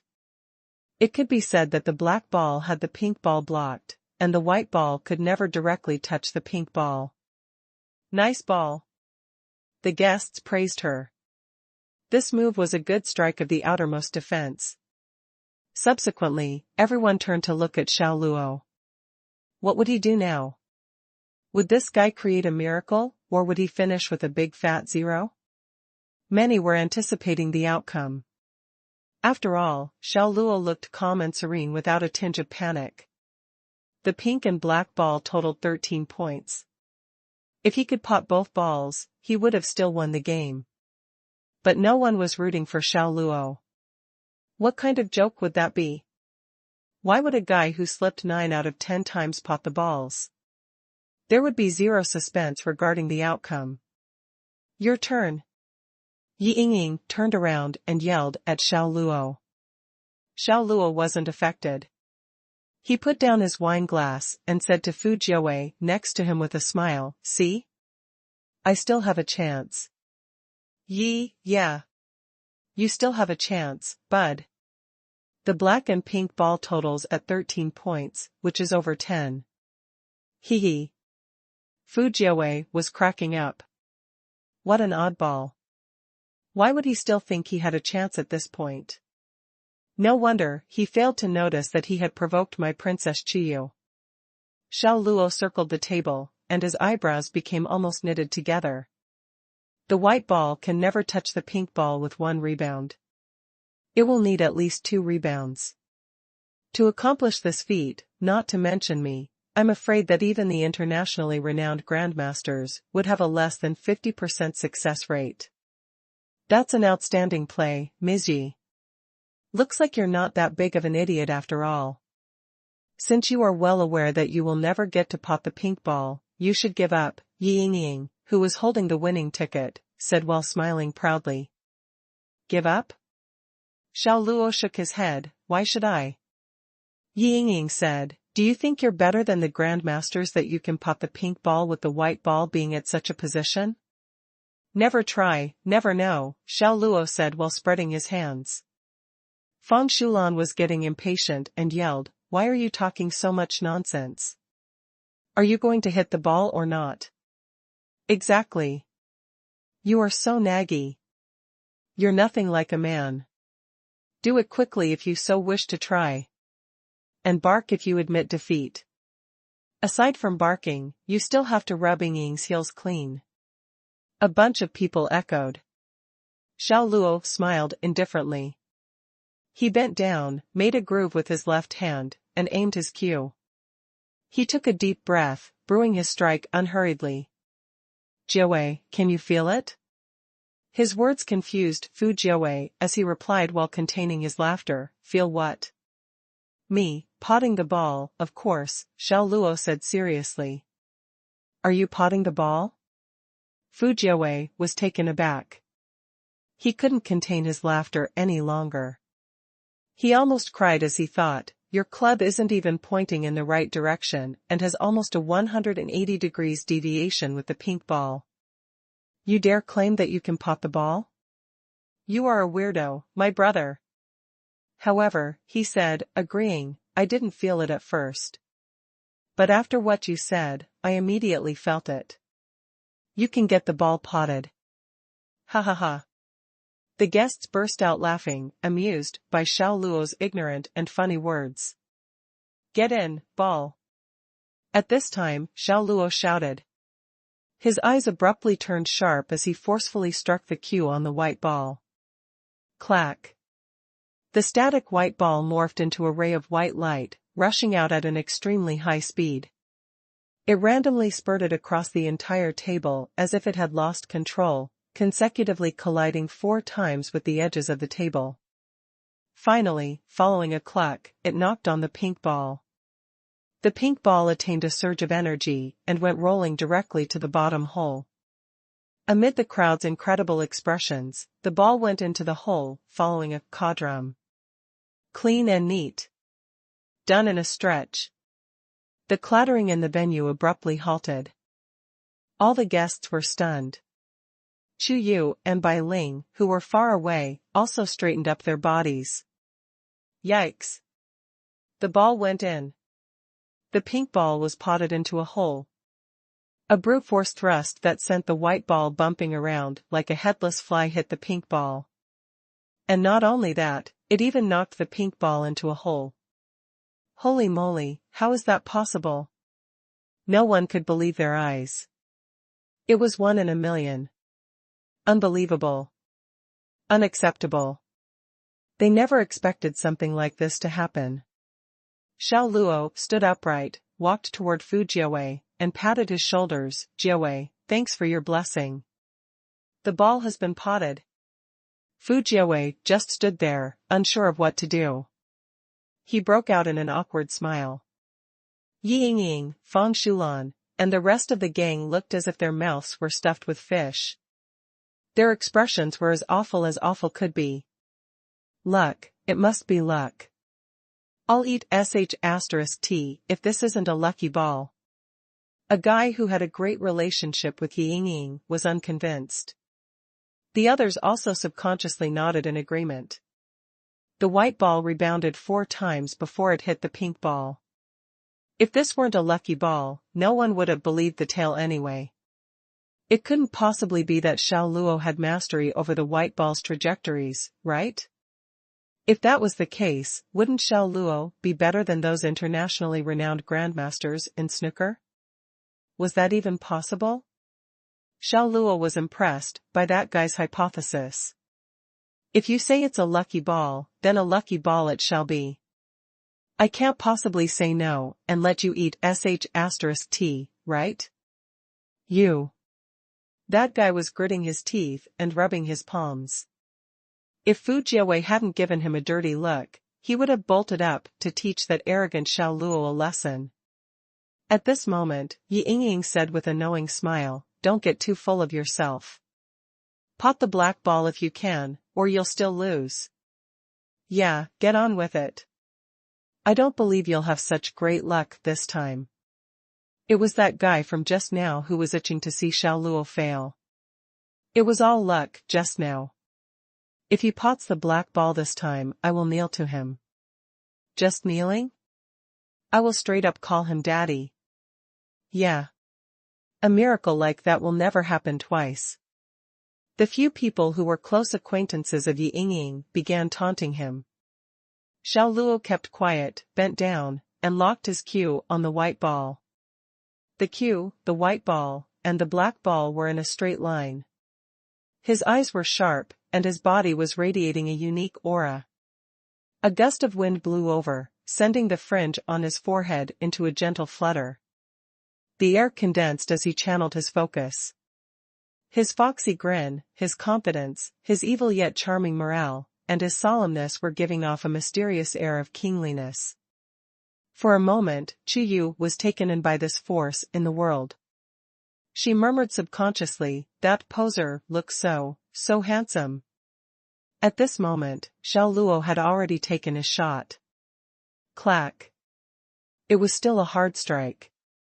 The white ball whistled toward the black ball like a ray of white light rupturing the fabric of space that had even left an afterimage in the crowd's eyes. As soon as it collided with the black ball, the white ball immediately substituted the black ball in its position and spun at breakneck speed. The black ball, on the other hand, morphed into a black panther that thundered toward a hole. Without any accident, it perfectly went into the hole, following a caudrum. The crowd was gazing at the white ball that was spinning wildly in the same spot as if they were idiots, with the word impossible imprinted on their faces. The guy who said Xiao Luo was blessed by luck earlier, in particular, felt his face burning as if he'd been slapped hard by someone. I got 13 points. According to our agreement just now, I won. Xiao Luo put down the cue, walked to Yi Yingying, and extended his hand. He meant, where's my watch and bank card? With so many people around, Yi Yingying couldn't renege on her promise. But $50,000 was her 1-month pocket money, and that Swiss watch was her much-treasured possession. How could she hand them over just like that?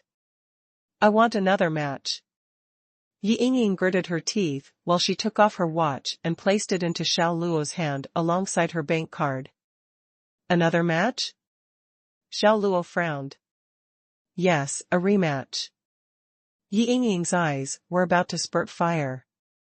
She finally understood that this guy had been pretending all along.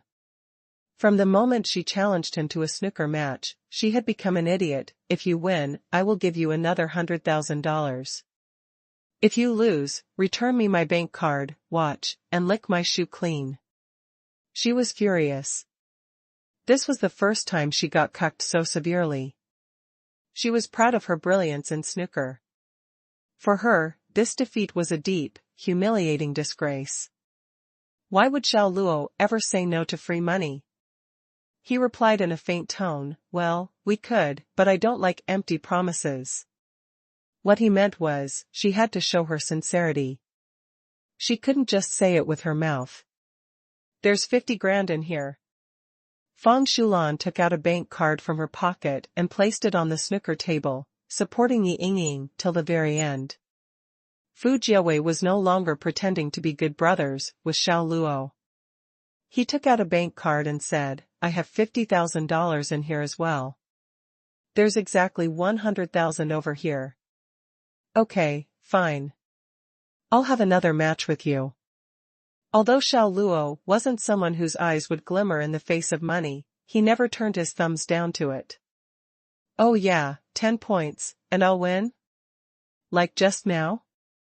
After hearing this, Yi Yingying, Fang Xulan, and Fu Jiawei almost vomited blood. Fu Jiawei was holding back his vulgar words as he forced a smile on his face. He said, Xiao Luo, you know how to play snooker. If we go with the previous 10 points, it won't be fair to Yingying. Do you mean we're going by the normal rules, Jiawei? Asked Xiao Luo. Duh. Why must she give you a handicap after we know that you knew how to play snooker? What a shameless person. Aren't you afraid of being struck by lightning? Taking your underserved game for granted, why don't you go to hell? The people who were close with Yingying and the girls were overcome by anger, wishing they could go forward and whack him together. Xiao Luo, stop acting. We won't fall for it, Fang Xulan said. Relax, I'm just saying. I already had one easy match. It wouldn't be great if I get another handicap. Let's have a normal game. Whoever gets a higher score wins. Xiao Luo looked ever so tranquil, keeping a smile on his face from beginning till the end.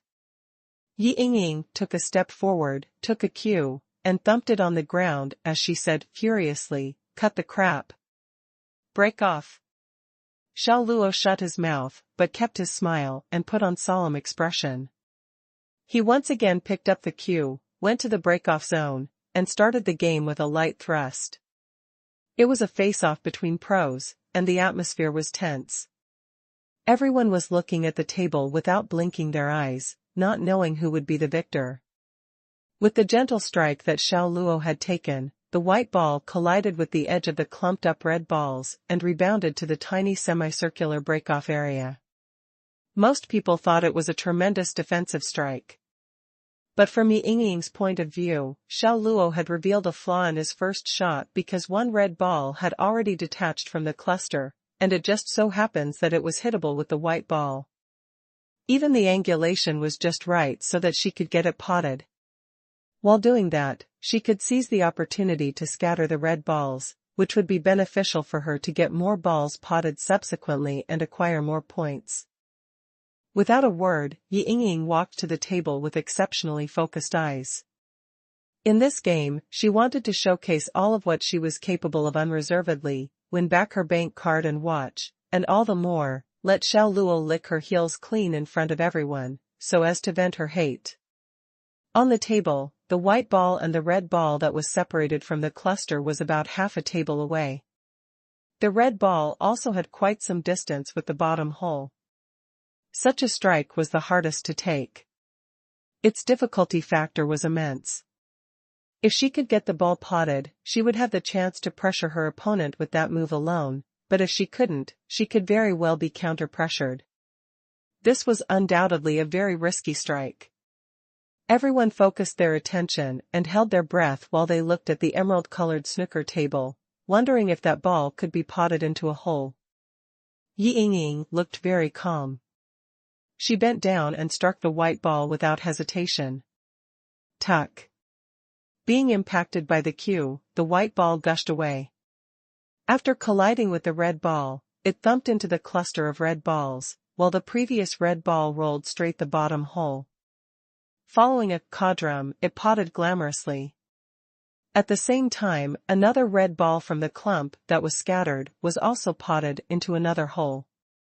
2 pots in a strike, 2 points in an instant. Great strike. You're the best Ying.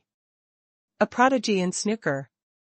In the face of absolute skill, that contemptible rebel can never get his sh*t together. When Ying's friends were cheering for her, they didn't forget blast Xiao Luo with mockery. The others were also nodding to each other. This was truly a beautiful strike by Ying.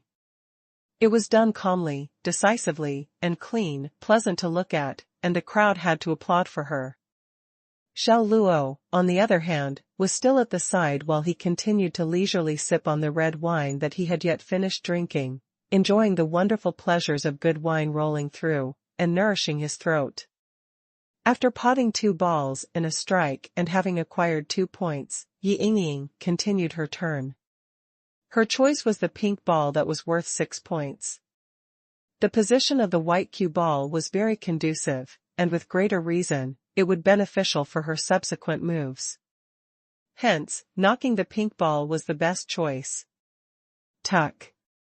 The crisp melody of the cue strike sounded. The white ball went rolling directly towards the pink ball at a very fast speed. It was a heavy strike. Ying's intention was obvious as to position the white ball at a favorable position after potting the pink ball, to continue her turn with the red balls. Clack. After being knocked by the white ball, the pink ball sprinted towards the bottom hole, with accuracies at the extreme. The murky opening of the hole was like an open giant mouth waiting to slurp in the pink ball. However, just when the crowd thought that the ball will be potted for sure, an accident occurred. At the moment when the swift-moving pink ball entered the hole, it sped around the hole and was spurted back out. What? How could that be? One of Ying's friends yelled aloud. The scene was in an uproar. No one expected that to happen. That was a confirmed pot. Why did it spin around the whole entrance and spring back out? Ying also had her eyes slightly widened and her face in a startle. This was completely beyond her expectations. Damn it, why did that happen? Fu Jiawei forcefully flung his arms as he reviled in displease. What happened? From far away, Chiyu blinked her enthralling eyes and asked out of puzzlement. With a doubting look, Bai Ling said, "It looks like the unexpected has occurred." Ying didn't pot the pink ball. That's fine. I don't believe that poser will ever win Ying in a normal match. Chiyu was full of confidence in Ying. At this moment, Xiao Luo put down the wine glass, stood up, and said leisurely, "Such scenarios could easily happen when you use too much strength. It's like a basketball flying towards the hoop at high speed. As long as the accuracy deviates just slightly, the speed can produce a big enough centrifugal force to make it rotate along the hoop, and in the end, bounce right out from it. The reasoning behind is the same." What a great speech, you sound like you know snooker very well. Ying scoffed in disdain. This isn't about snooker. It is simple physics, Xiao Luo said calmly. Ying snorted lightly, don't get too full of yourself. The game has only just begun. Don't ever think that you can win.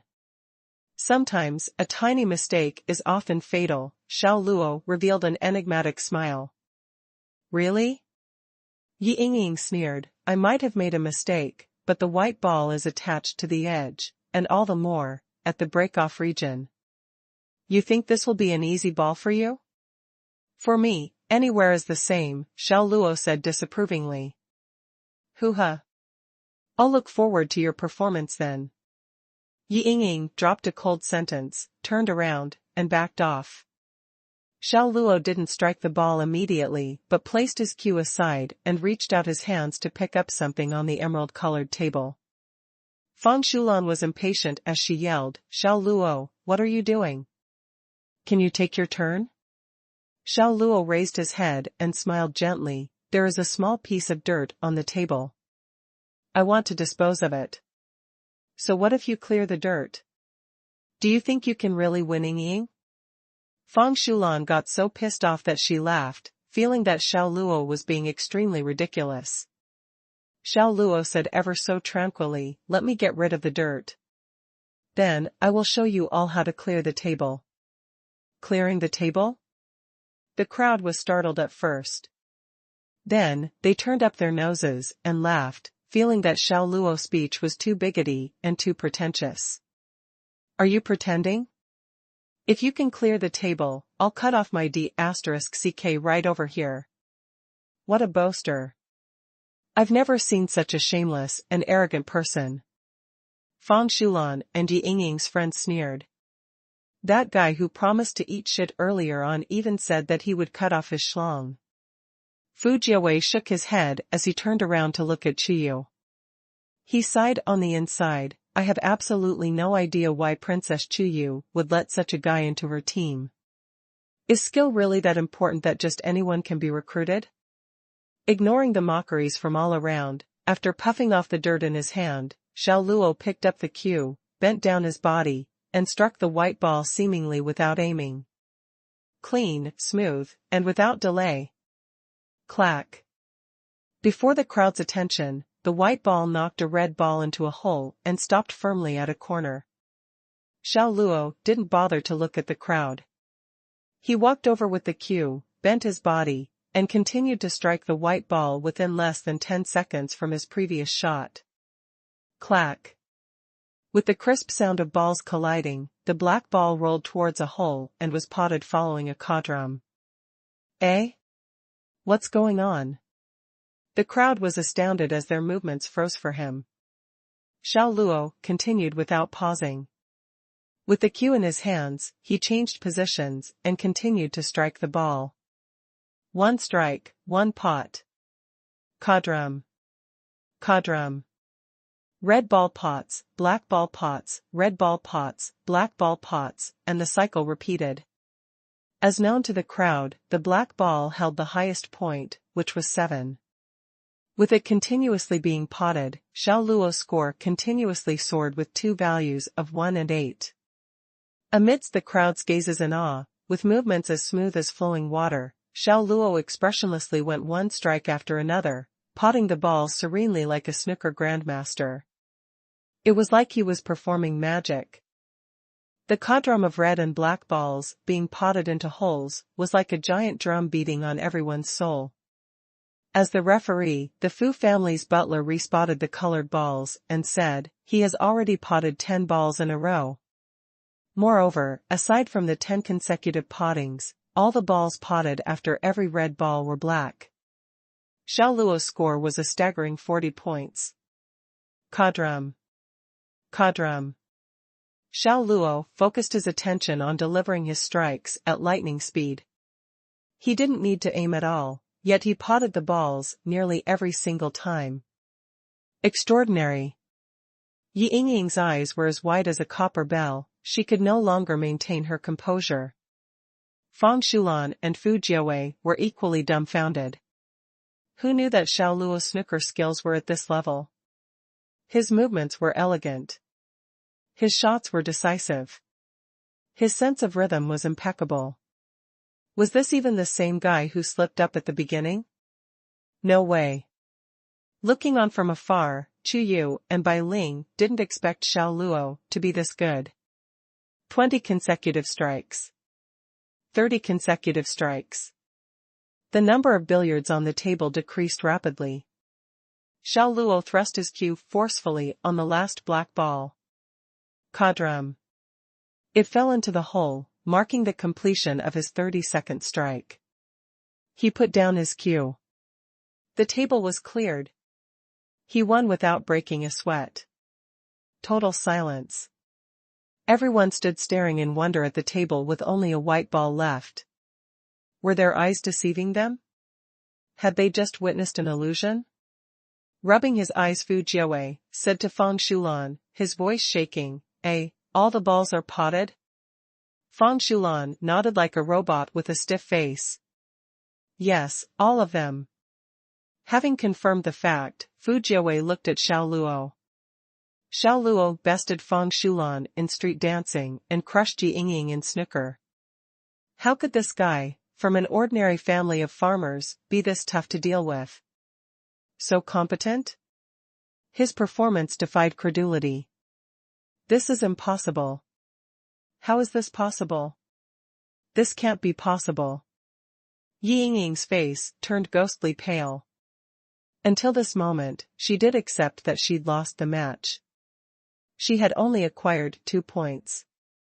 And Xiao Luo? A whopping 141 points, ending the game by clearing the table.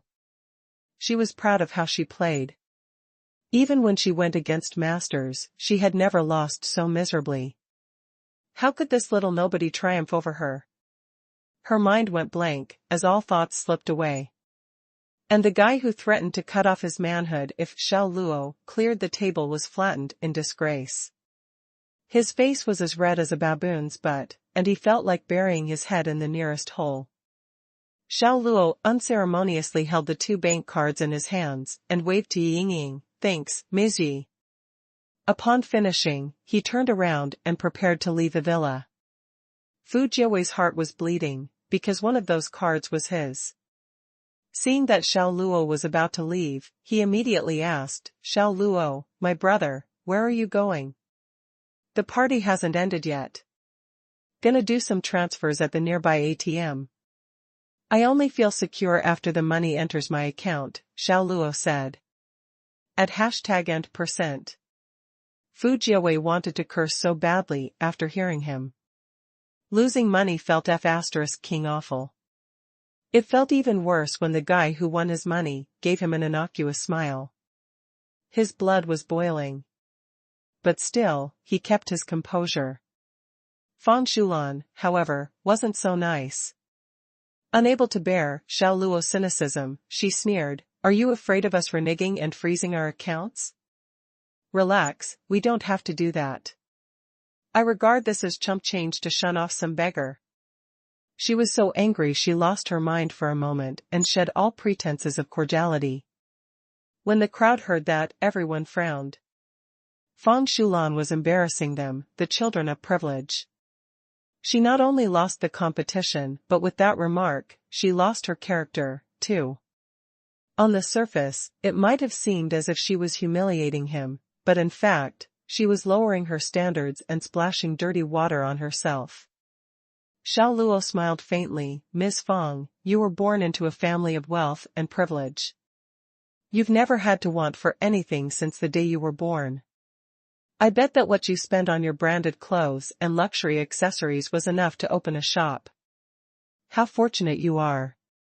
You may enjoy your privileges and creature comforts to your heart's content, but that doesn't mean you're superior enough to look down on people born into an ordinary family.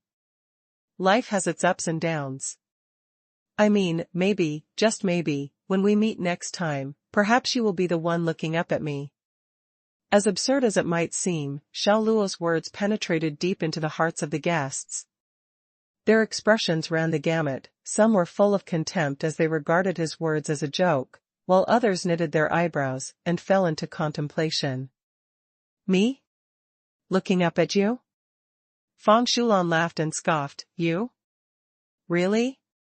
Whether in terms of resources and connections, everyone here has it better than you. Do you think that I'll fare worse than you after I graduate? You can't be sure about that. It all depends on what we do, right?" Xiao Luo said humbly. Upon finishing, he ignored Fang Shulan and headed outside the villa. Fang Shulan gritted her teeth and stomped her feet in rage. "Excuse me, sir." At this moment, several security guards approached him and blocked Xiao Luo's way. Frowning, Xiao Luo asked lightly, "How can I help you?" "This is the thing. Just not long ago, the young master lost a few valuable items," said a security guard. "Oh? Xiao Luo looked at Fu Jiawei. You lost some things, Jiawei? Yeah, they are quite valuable. I must say, Fu Jiawei nodded. The security guard continued, it may be difficult for the young master to say this, so we will speak for him. Except for you, everyone here is from prestigious backgrounds. Hence, your suspicion is most significant. Of course, this might very well be a misunderstanding. Would you kindly stand still and allow us to search your person to prove your innocence? Would you consent to that, my good fellow? The security guard's disdainful eyes were staring vertically at Xiao Luo. Bai Ling gulped as she turned her head and asked, Young Mistress Chu, is this your third plan? Chi nodded, yeah. This is beyond the pale. Now, you're not making Xiao Luo look ugly. You're humiliating him in front of a massive crowd, said Bai Ling. Relax, I know when to stop. If he gets angry, I'll ask him out alone at some point and make an apology. Chiyu curled her lips, thinking that maybe she had gone overboard. But at this stage, she couldn't halt the plan. If her ruse were exposed, she would be the embarrassed one. The damage is already done. What's the point of apologizing? Bai Ling glanced at her indignantly. I'm done for. I accidentally boarded your pirate ship. Xiao Luo will treat me as a bad person who humiliated him. Hey, why do you care so much what he thinks of you? Chiyu rolled her eyes. Suddenly, a thought flashed through her mind. She took a deep breath, pointed at Bai Ling in terror, and said accusingly, Bai Ling, don't tell me. Have you fallen for that poser? What are you talking about? I've only known him for less than 2 days. How could that be possible? Not possible, you say? You're blushing. You even picked on me just now, so you're the one who likes him. When I say no, it means no. Forget it. I'm not going to talk to you. Bai Ling turned around angrily. Do you have evidence that I stole something? Xiao Luo looked at the security guard square in the eye and denied taking anything from the villa. The other security guards took a step forward in solidarity, bracing themselves for a confrontation. They gave Xiao Luo a cold stare of disdain. Gritting his teeth, the head security guard said, Didn't I just tell you? Except for you, everyone else here is from a prestigious family. You are a poor guy, and that makes you the most suspicious. We don't want any trouble. We just want to do a search. If we find nothing, you're free to go. Do the poor deserve to be despised or condemned? Xiao Luo said solemnly, Aren't you a poor guy too? Otherwise, why would you be working here as a security guard? You. The other security guard stood there, with clenched fists. Xiao Luo snarled, Go look after your gates. Leave me alone. I've done nothing wrong. And what if we don't let you pass? You will not be leaving this place until we search you. The leader of the guards began raising his voice, attracting the attention of the guests, who stared at Xiao Luo menacingly like ferocious hounds circling their prey. Xiao Luo let out a snort and gave him a knee bump. Bam!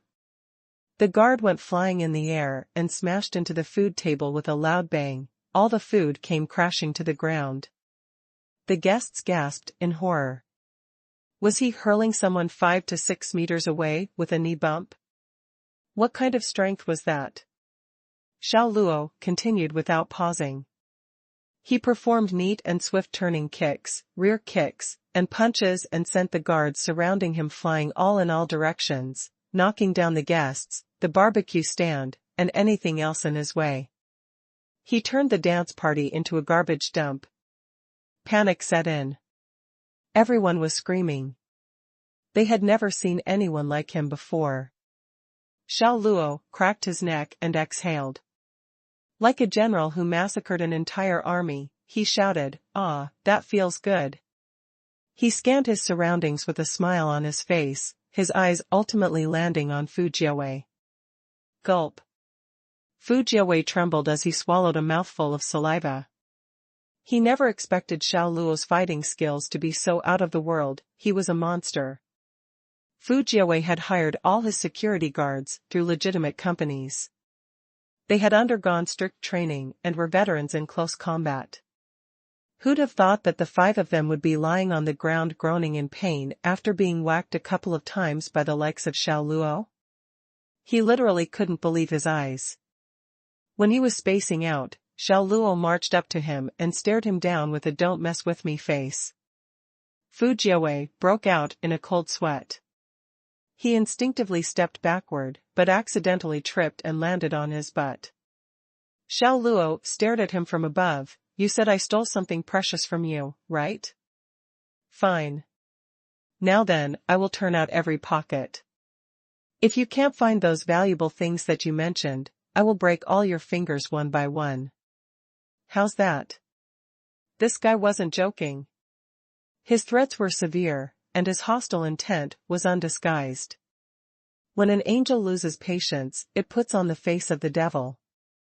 Fu Jiawei shivered in horror as he quickly explained with a smile, "It's a misunderstanding. Don't be angry, my brother. I'm just joking with you. It's nothing more than a joke. I have lost nothing." He did not doubt that Xiao Luo would break his fingers. This wild beast was emitting a savaging aura from head to toe.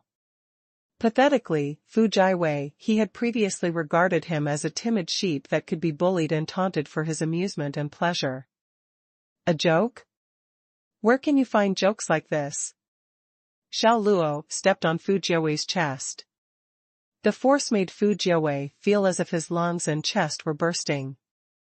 The pain was so excruciating he began coughing heavily. Everyone felt his chilling aversion. "Xiao Luo, let go of Jiawei. Or else." Fang Xulan yelled. Seeing the absurdity in her words, Xiao Luo turned his head with a mocking smile and said, "Oh? Or else what?" Fang Xulan couldn't speak for a moment, nor did she have the courage to stare straight into Xiao Luo's piercing eyes. He was right. He even wiped out all of Fu Jiawei's security guards. What could she possibly do to him? "We'll call the police and have you arrested for assault and battery.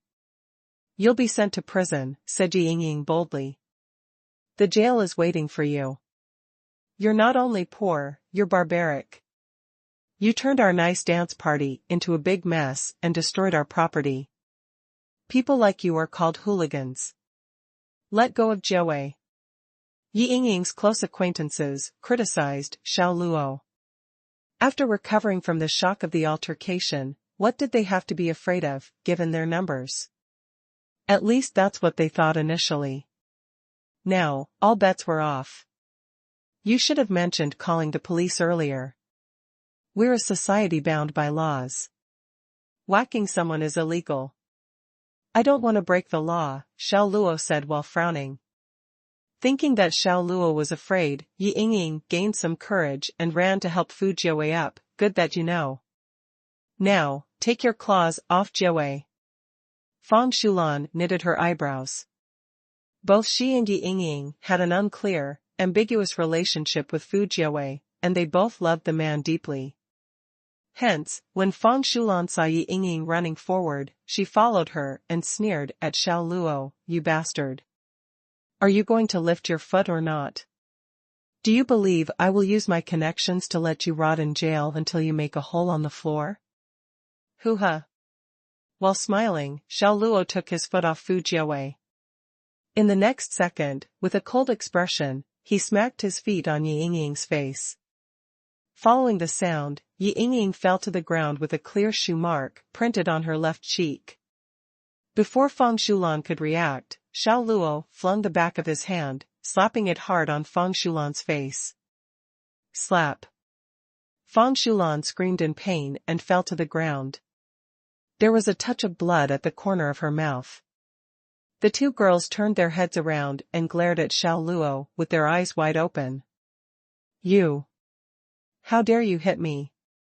Yi Yingying shrieked. No one had ever treated her this way before, as if she was a lump of dirt, a nobody. "Hit you? Did I?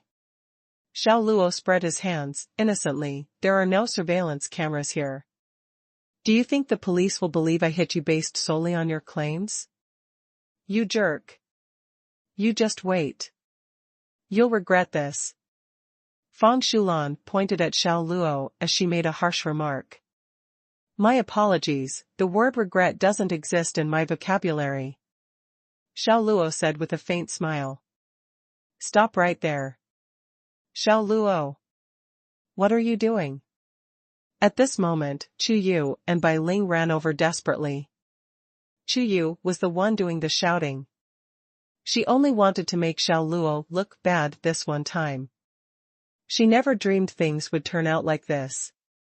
Never in her wildest imagination did she think he would possess such formidable skills and be unafraid of anything or anyone. Aside from beating up all Fu Jiawei's guard, he even beat up Fu Jiawei and his gang. Unexpected. Everything was so unexpected. She never anticipated this situation. Oh, you finally decided to show your face, Ms. Chu? With a playful smile on his face, he asked, do you think of me as a toy? Do you want to get more people and play a few more rounds with me? I will stick it out to the bitter end and do whatever you have prepared for me. So, the cat was out of the bag. Xiao Luo knew all along that Chu Yu was the one who'd cooked up this nefarious scheme. Standing face to face with his stormy gaze and dagger eyes, she felt a pang of guilt, as if she had committed a serious crime. The other guests were also in on the joke. Fu Jiawei, Fang Xulan, and Yi Yingying were targeting a guy from an ordinary family simply because Chu Yu had instructed them to do so. Those three most certainly wouldn't have dared challenge Chu Yu. After all, her father was Chu Yunxiong, one of Jiangqing City's most influential figures. Though their families were just as wealthy, they didn't travel in the same circles. The three students were well aware that a loose tongue could cause them a lot of trouble. Chu Yunxiong was not someone to be trifled with or tested. Xiao Luo, don't be angry, said Bai Ling. Young Mistress Chu isn't a bad person. She's just... He interrupted her. If this isn't bad, then define bad for me. Murder and arson? Xiao Luo waved his hands dismissively before turning to Chu Yu. Let me think about why you're doing this to me, he said. Ah, I get it. First, I took all your glory in the match yesterday, right? Second, I didn't talk to you politely and deferentially as if I were your grandson like everyone else, right? Chu Yu kept silent because Xiao Luo was dead on right about everything. That was the reason she wanted to make him look bad. Ms. Chu, young Mistress Chu. Don't you think your behavior is childish? Why do you think everyone has to dote on you, protect you, flatter you, obey you, and put you at the center of their heart? Is it because your family is rich, and you have a pretty face? Grinning sarcastically, Xiao Luo continued, who do you think you are? Do you think the earth will stop spinning without you? Sorry to break it to you, but you have a grossly exaggerated high opinion of yourself. I, for one, despise you. I will never grovel before you. In my eyes, you're just like the Stapelia plant, pretty-looking, foul-smelling. You. Chu Yu unconsciously shed a few tears. Xiao Luo's words hurt. He used no expletives, but his sentences were like poison needles jabbing in her flesh. No one had ever spoken to her so disrespectfully before. The others were startled, too. Xiao Luo described the campus belle of Huayi University as a Stapelia, pretty but foul-smelling. Wow. This guy was running his mouth a little too much. Wasn't he afraid of being struck by lightning? After thinking for a while, Chu Yu came up with a rebuttal, do you still want to join my team? To her surprise, Xiao Luo said with a contemptuous smile, before this, yes. Now, no. Although there's a chance for me to win a huge sum of money, which I could use, I won't compromise my morals or integrity. So, thanks, but no thanks. I won't yield to you over money. He exuded an air of indifference. Then he turned briskly on his heel and walked away. Xiao Luo, where are you going? Bai Ling called out. Back to school. But there are no taxis in this area. Leave with us later, she shouted. Xiao Luo callously waved his hand without looking back, acting like a total nut job. Everyone on the dance floor was astounded. That stupid poser. How dare Xiao Luo compare me with the pretty but stinky Stapelia? I. Chiyu wiped her tears, feeling misunderstood. The fact that Xiao Luo didn't give a damn about her dealt a heavy blow to her pride. Bai Ling sighed faintly, unable to console her. She could only repeat what she'd been saying all along, Xiao Luo is your nemesis. Accept your fate. After the commotion died down, Fu Jiawei felt that the time had arrived for him to sell himself. Enduring the slight pain at his chest, he hobbled over to Chuyu and said, Princess Chuyu, don't argue with him. Rest assured, I'll get someone to teach him a hard lesson and make him grovel before you to apologize. He slapped me. Can you believe it? I'll never let this pass. Yi Yingying said furiously. Equally exasperated, Fang Shulan gritted her teeth, I'll make sure that Basta *RD pays us back in spades. Today's incident ends here, Chuyu said. None of you should bother Xiao Lu, or I'll tear up our friendship. Then she wrinkled her nose and said firmly, I'll reimburse all of you for the money you lost. After all, it was because of me that you went out of your way to make things difficult for him, only it didn't work. It backfired. Her remarks made the three of them squirm.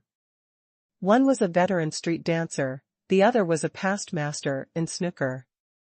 But Xiao Luo outdid them both, and they were the ones who were disgraced. If word got out, people would laugh their heads off. That Bast *RD was very good at pretending to be inexperienced. Otherwise, we wouldn't have lost so badly. He tricked us. Fang Shulan was simply pissed off at Xiao Luo. Bai Ling decided to add her 2 cents, come on. Didn't any of you realize that Xiao Luo was more inscrutable than any of us? He plays like a challenger in league. He's better than Shulan in street dancing. And he even outperformed Yingying in snooker. Xiao Luo is a genius who excels in everything. PSSS. When she said that, Chuyu, Fu Jiawei, Fang Shulan, and Yi Yingying gasped. Bai Ling's words made them realize that Xiao Luo was a prodigy in gaming, street dancing, snooker, and brawling. Everyone was constrained by time and energy.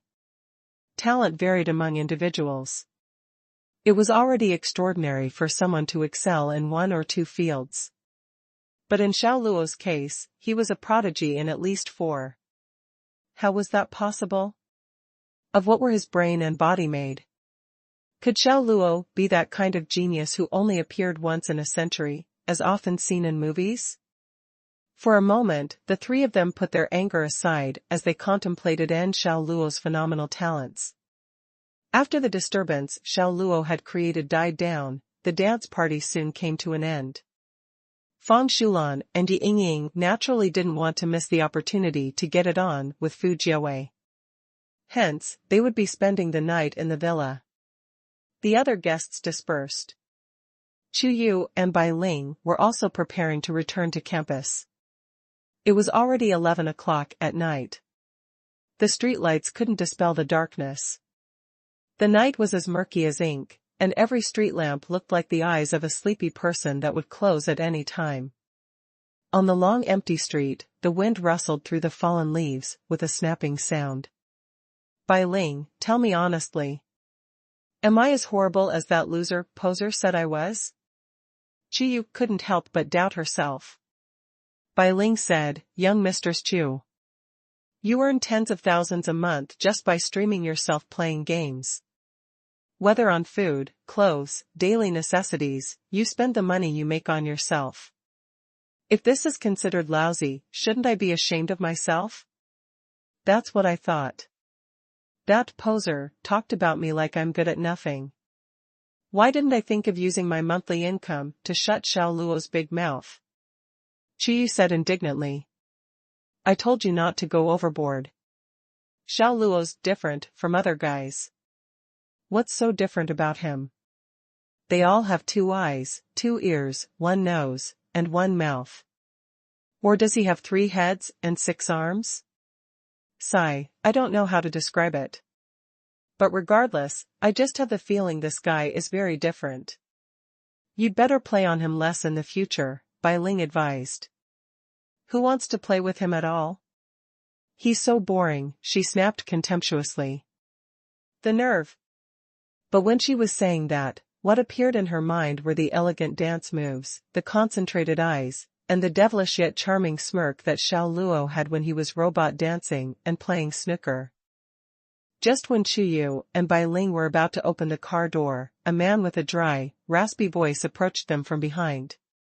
He came out of nowhere, and it creeped them out. Please wait, ladies. His voice sent shivers up their spine.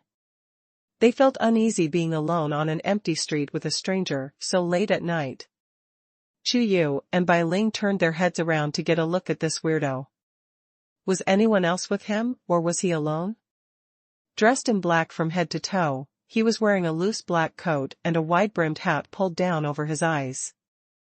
It just so happened that the lights from the street lamp were shining down at a slanted angle on top of his head, making it impossible to see his face. Earlier, the girls had checked the street and the area around the car to make sure it was safe. There wasn't a person in sight. Everything looked okay. So when this stranger came from behind them, walking softly without making a sound, they smelled trouble. Who are you? What do you want? Qiyu stared at the person vigilantly as she discreetly slipped her hand into her purse and grabbed the pepper spray concealed inside a lipstick case. If this person was up to no good, she was ready to spray him in the face or eyes. Are you Ms. Qiyu? The man in black inquired. Qiyu subconsciously nodded but shook her head immediately after. Panic set in. Heh. It looks like I didn't get the wrong person. Qiyu caught a glimpse of the man's hideous devil's grin in the shadows. Feeling the situation wasn't right, she went to grab the pepper spray. But it was too late. The man waved his enormous hand and threw a colorless and odorless powder in her and Bai Ling's faces. It was devil's breath. After taking a few breaths, the girls started to feel like zombies. First, they felt dizzy. Then their vision became blurry and clouded. The 2 of them tottered a few steps and collapsed like a couple of wet rag dolls, totally zonked. What have you done to us? Bai Ling stammered feebly. Relax, this isn't poison. It'll make you fall asleep quickly. The man in black stepped forward and chuckled as if he was admiring 2 works of art. Qiyu struggled to hold herself up.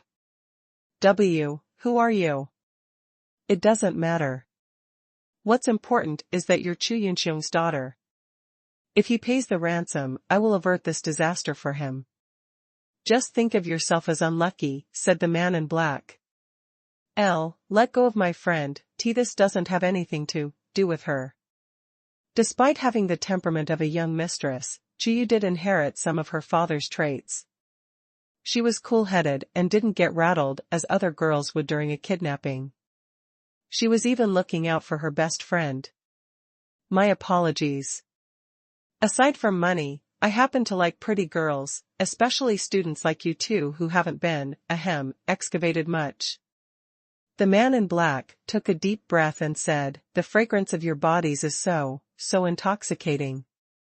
Qiyu's face was pale. Bai Ling was in despair. For girls, undoubtedly, their bodies were precious. If they were humiliated by this guy who resembled neither human nor ghost, they might as well kill themselves.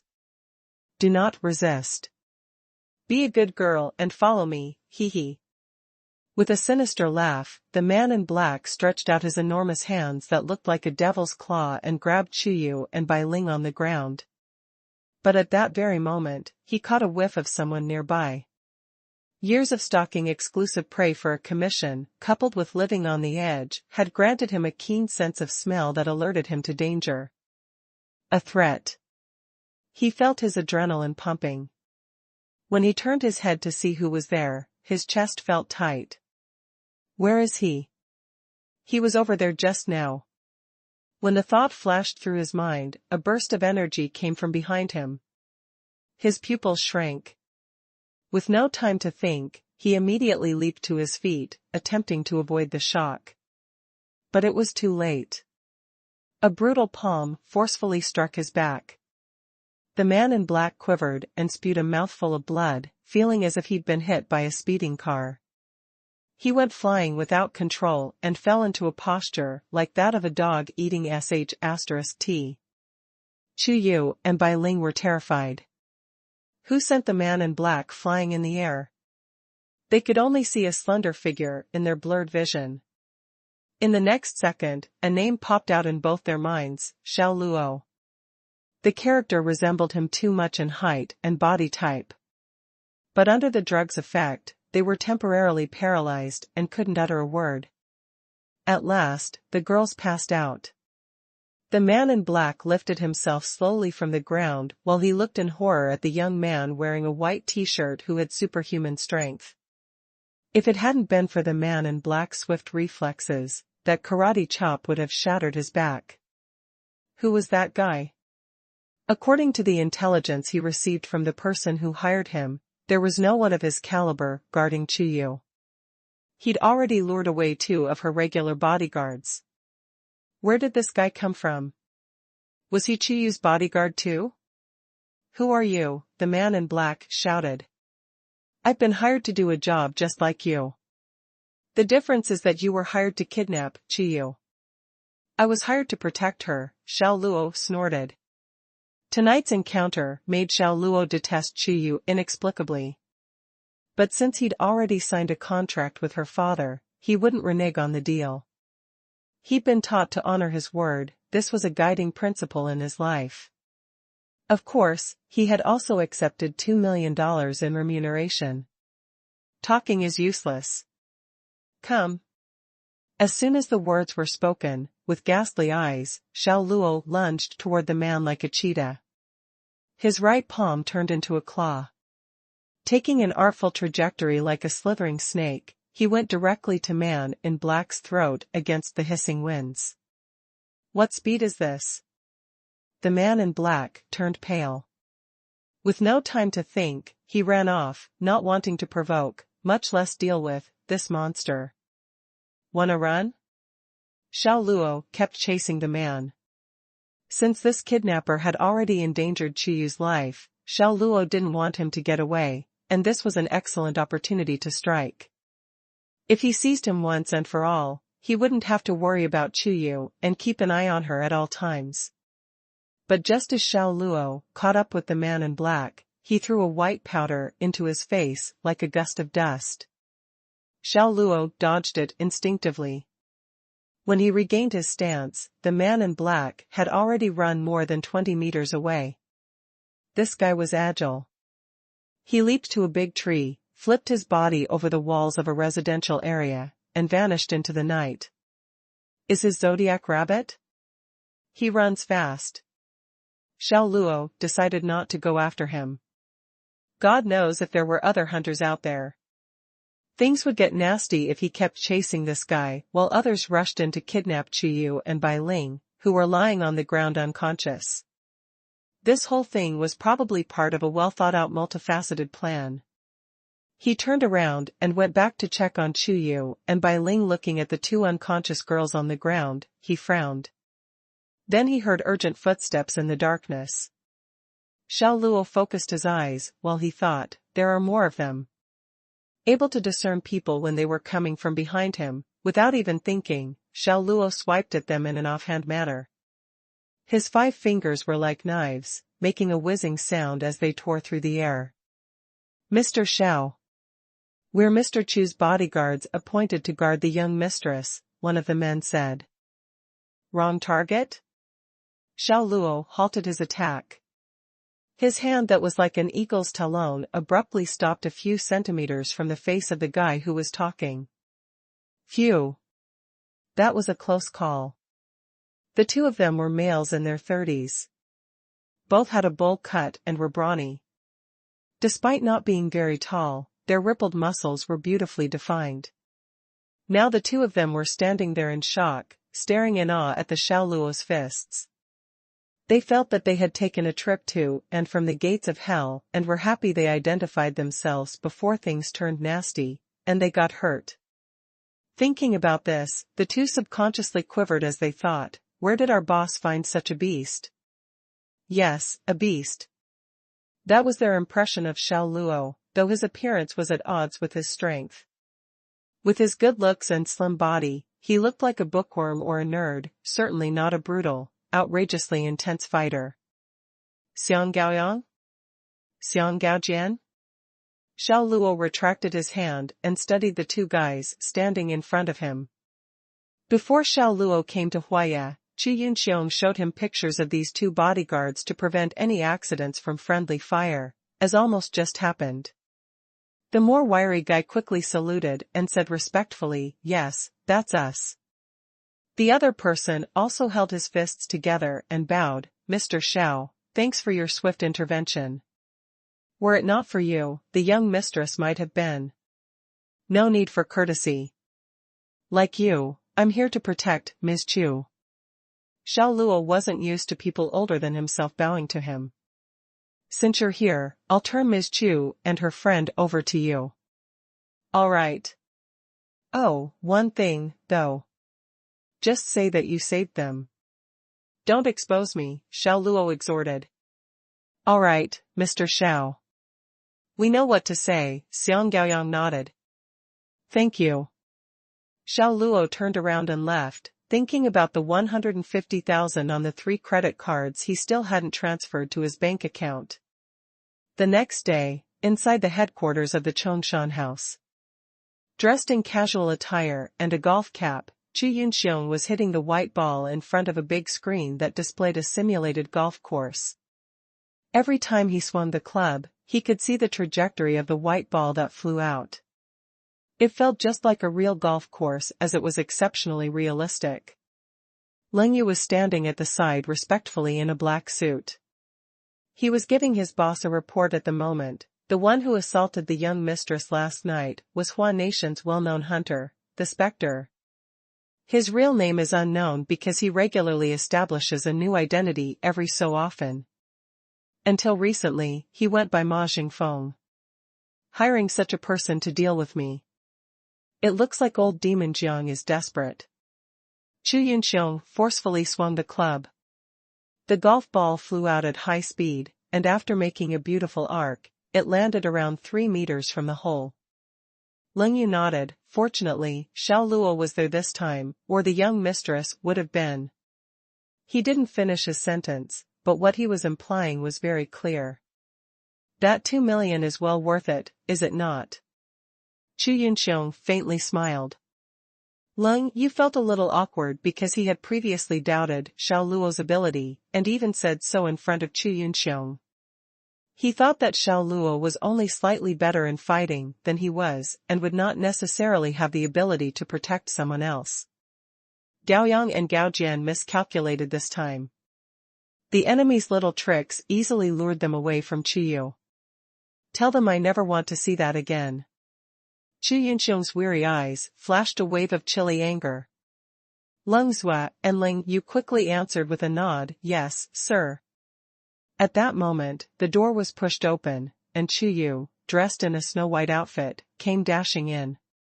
"Dad." She threw herself into Qu Yunxiong's arms. Only in her father's embrace could her heart be calmed. "It's all right. It's all right. Everything's over now." Qu Yunxiong put down the club and gently patted Qiyu's back lovingly.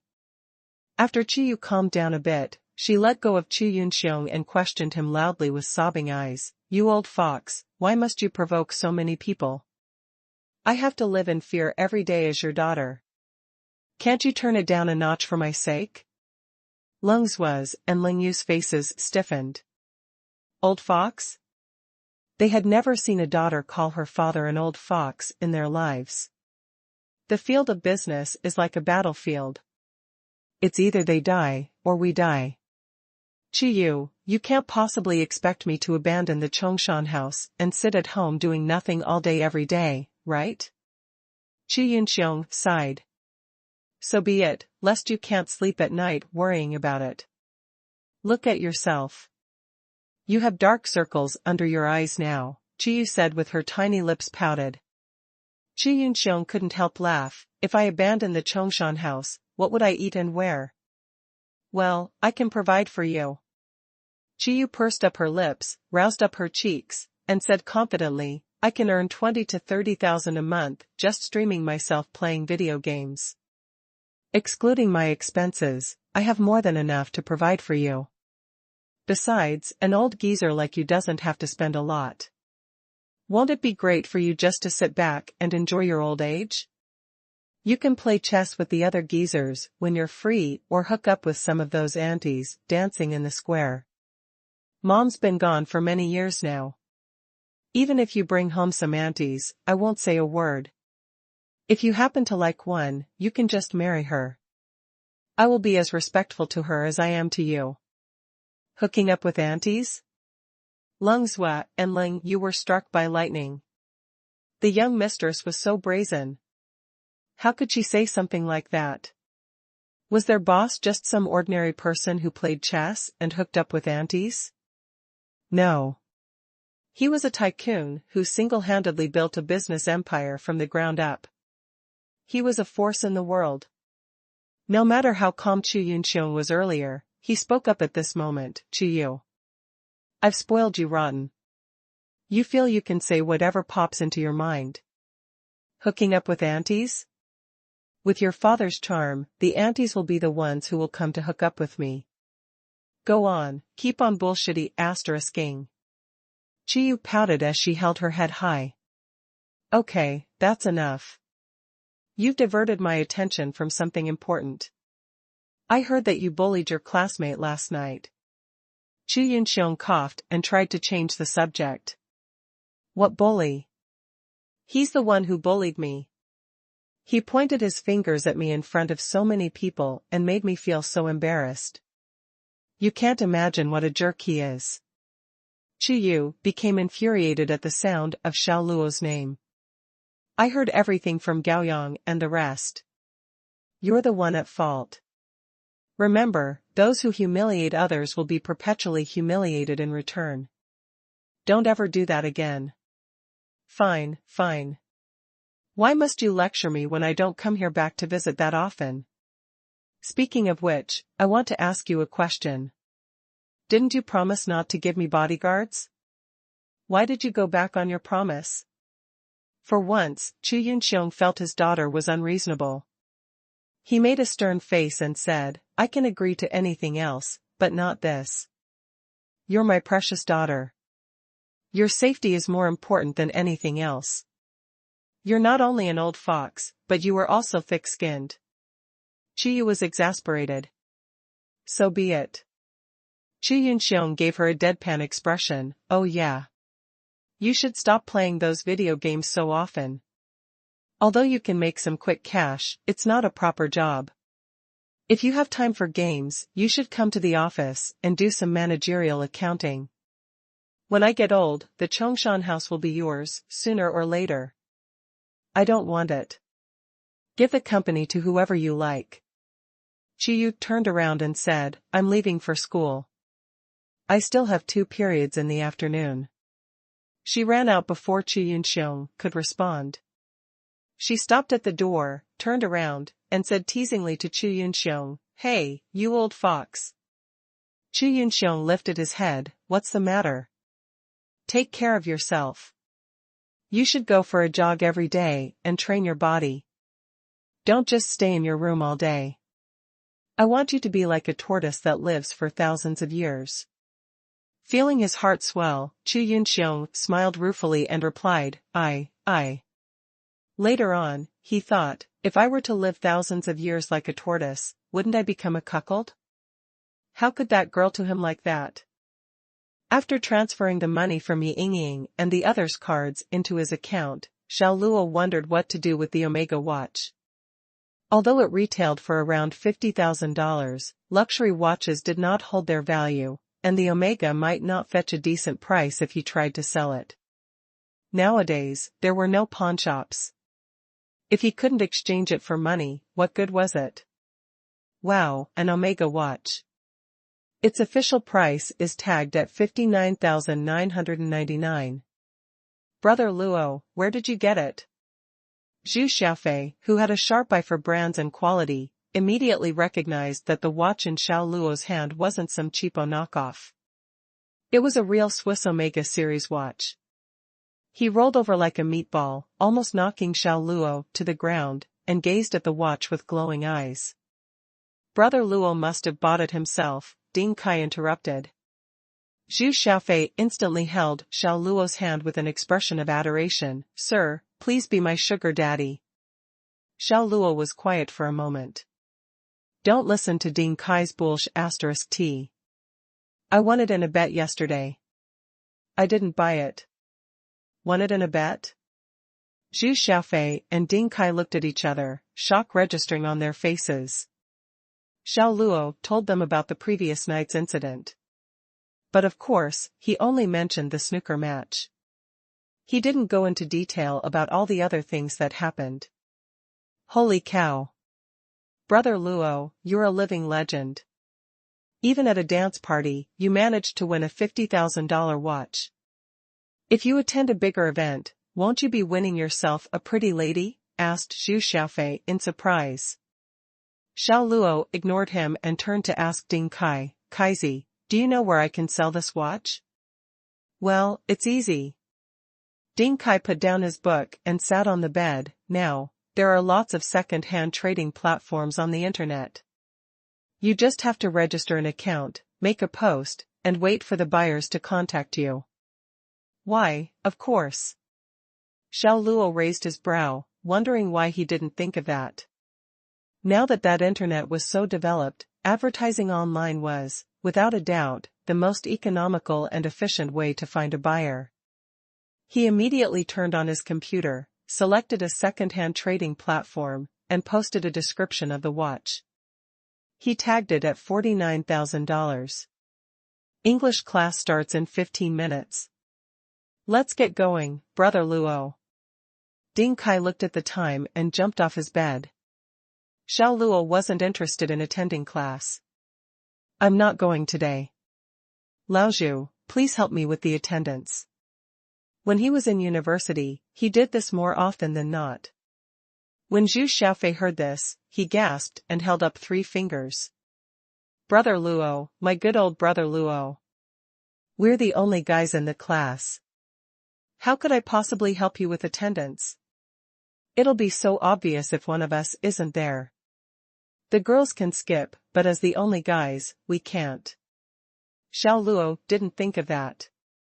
He chuckled and patted Zhu Xiaofei's shoulders. Don't take it seriously. Why would I want to skip class?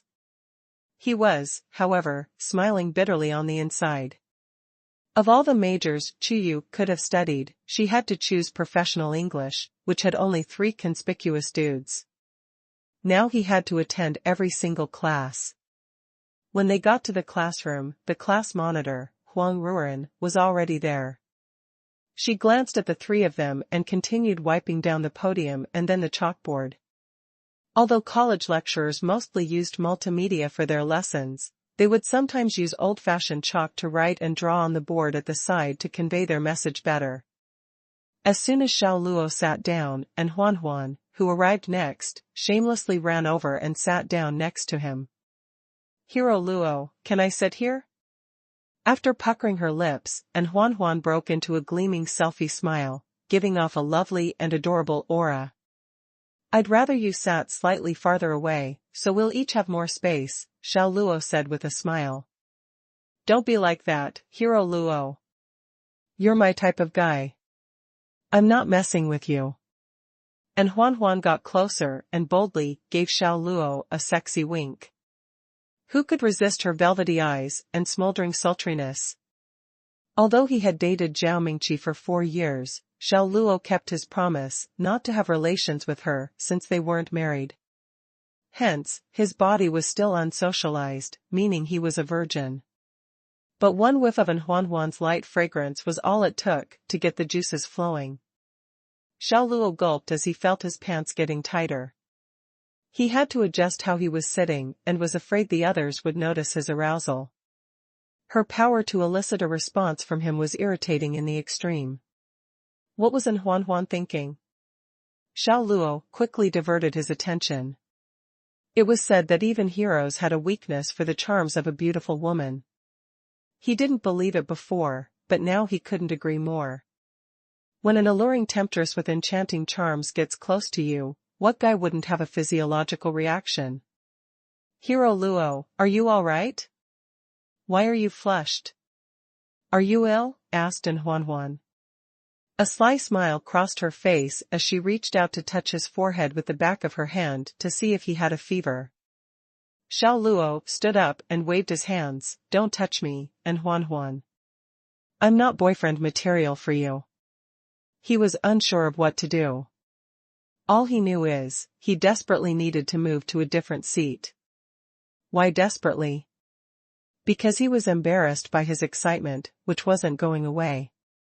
He didn't want to be walking around and have the girls in the class see his bulge.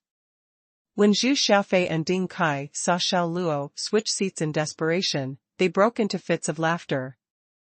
"Brother Luo, nobody asked you to be so handsome." "See? You can never get rid of your love luck," gloated Zhu Xiaofei. "What's wrong with being handsome?" "Laozhu, I think you're jealous. Your heart is unbalanced, because you're ugly and nobody likes you," Ding Kai said sarcastically. Zhu Xiaofei shot back instantly, "Excuse me? Why are you talking like you're handsome and girls like you? We two are birds of a feather. Let's not mock each other, okay? I will never be like you, no matter what. You're fat as a pig. You're a son of a whore. You wanna wrestle with me? Have I ever told you you're as scrawny as a monkey? Monkeys are intelligent animals. I'm proud to be one. And so what if I'm a pig? A pig's body is full of treasures. Its waist, ears, tail. Which one of them isn't delicious?" Xiao Luo was watching them squabble. "Arg! Have they nothing better to do? How can people fight over something as stupid as this?" At that moment, Xuanhuan approached him again. She sat down and gasped, bewitchingly with a coquettish glance, "Hero Luo, I'm sitting in front of you. Any objections?" Xiao Luo was oblivious to what was going on in Xuanhuan's head. Of all people, why did she have to fall for him? A few minutes later, in walked Chuyu and Bai Ling. Although they were told that Xiang Gaoyang was the one who had rescued them from the kidnapper, they weren't buying the story. Something didn't feel right. The figure they saw, before they passed out, resembled Xiao Luo too much. "Bai Ling, tell me, is it the poser we saw last night?" Chuyu kept staring at Xiao Luo, with her beautiful face sheathed in doubt. Bai Ling shook her head, "I don't know. Maybe we were mistaken. The lightning wasn't that great, plus we were drugged at the time. We very likely mistook your bodyguard for Xiao Luo." "That's what I think. That poser was so angry at me, he probably would have been happy if I'd been kidnapped. I can't imagine him going out of his way to help or save me," Chuyu said confidently. At the end of the class, Xiao Luo felt like he had gone through a catastrophe. During the break between classes, he quickly lay prone on the table and closed his eyes for a brief while. It was too tormenting. A class was 45 minutes, and he ended up catching flies for 45 minutes. Most certainly, sleeping on the table also meant warding off Xuanhuan's harassment. When he was comfortably sleeping, Ding Kai beside him suddenly shoved him and said with a shaky voice, "Brother Luo, s. Song Jianan." "Who is Song Jianan?" Xiao Luo straightened himself and asked subconsciously, like someone who wasn't fully awake yet. Zhu Xiaofei almost collapsed. Brother Luo, my good old brother Luo, how could you forget Song Jianan? Remember Tang Yuza, from third year social studies, who came looking for trouble? That's the guy that backed him up. Oh, the president of the mixed martial arts club. Xiao Luo suddenly remembered and said. Zhu Xiaofei and Ding Kai nodded in synchronism like woodpeckers. Although they said that they will fight it out with him, that was already days ago, and their dauntlessness was already long gone. When they see Song Jianan again this time, their expressions changed drastically, especially Ding Kai. He was looking outside the classroom with no courage to even let out a gasp. He's coming in. He must be here to find trouble with us. Ding Kai suddenly opened his eyes wide as his scrawny body began trembling faintly. Zhu Xiaofei had his jaw clenched as he peered at the entrance of the classroom with a stiffened body. Tracing down their line of sight, Xiao Luo saw a guy who was 1.9 meters tall and wearing a black sleeveless garment paired with a blue sport casual pants. The muscles on his body were distributed like blocks, stacked up in individual pieces on the surface of this body. He was so brawny that even his singlet was stretched tight.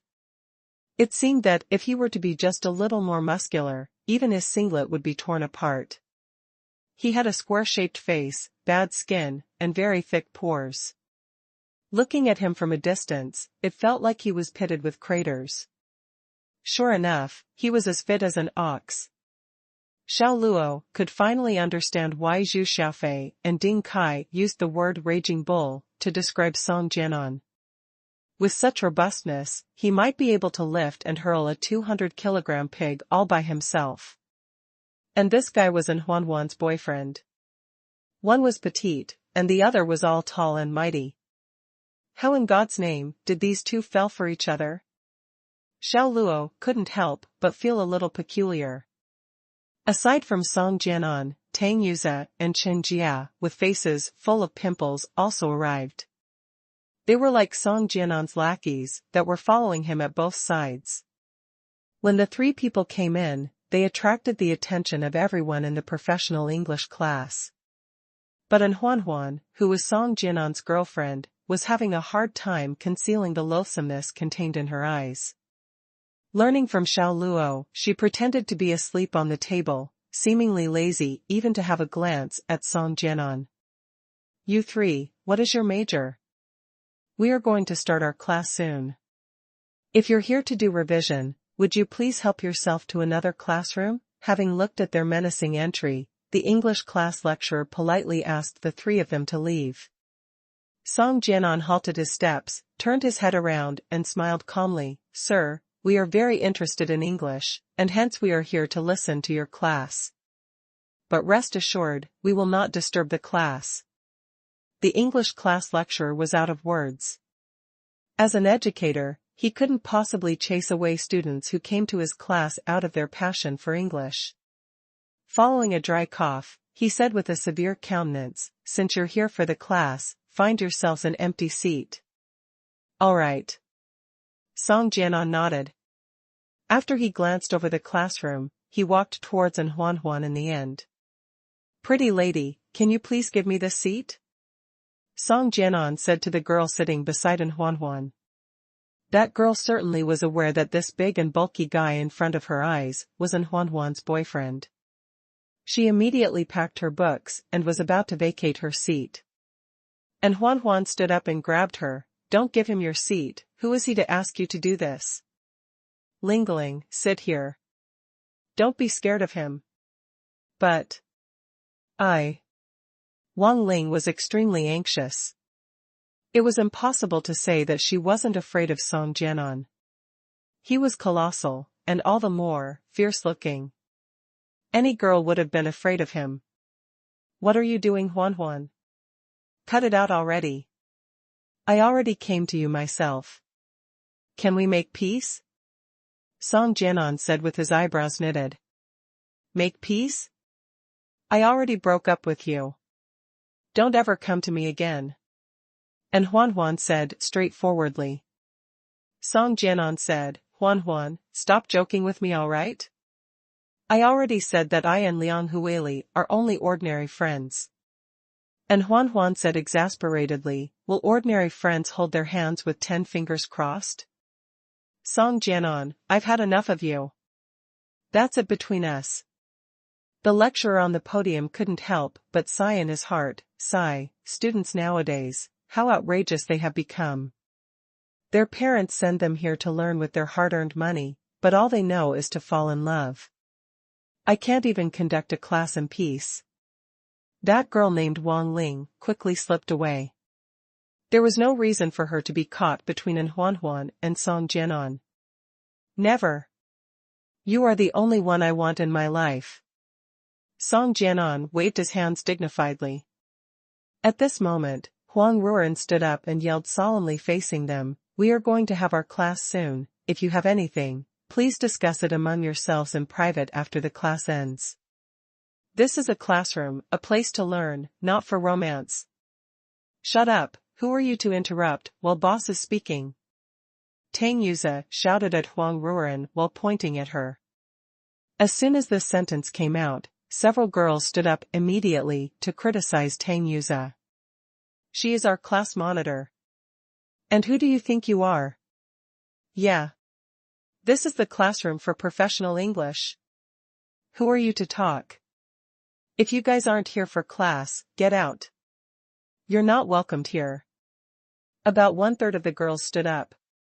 Although it was a bunch of ladies, they were not at all less imposing when they stood up.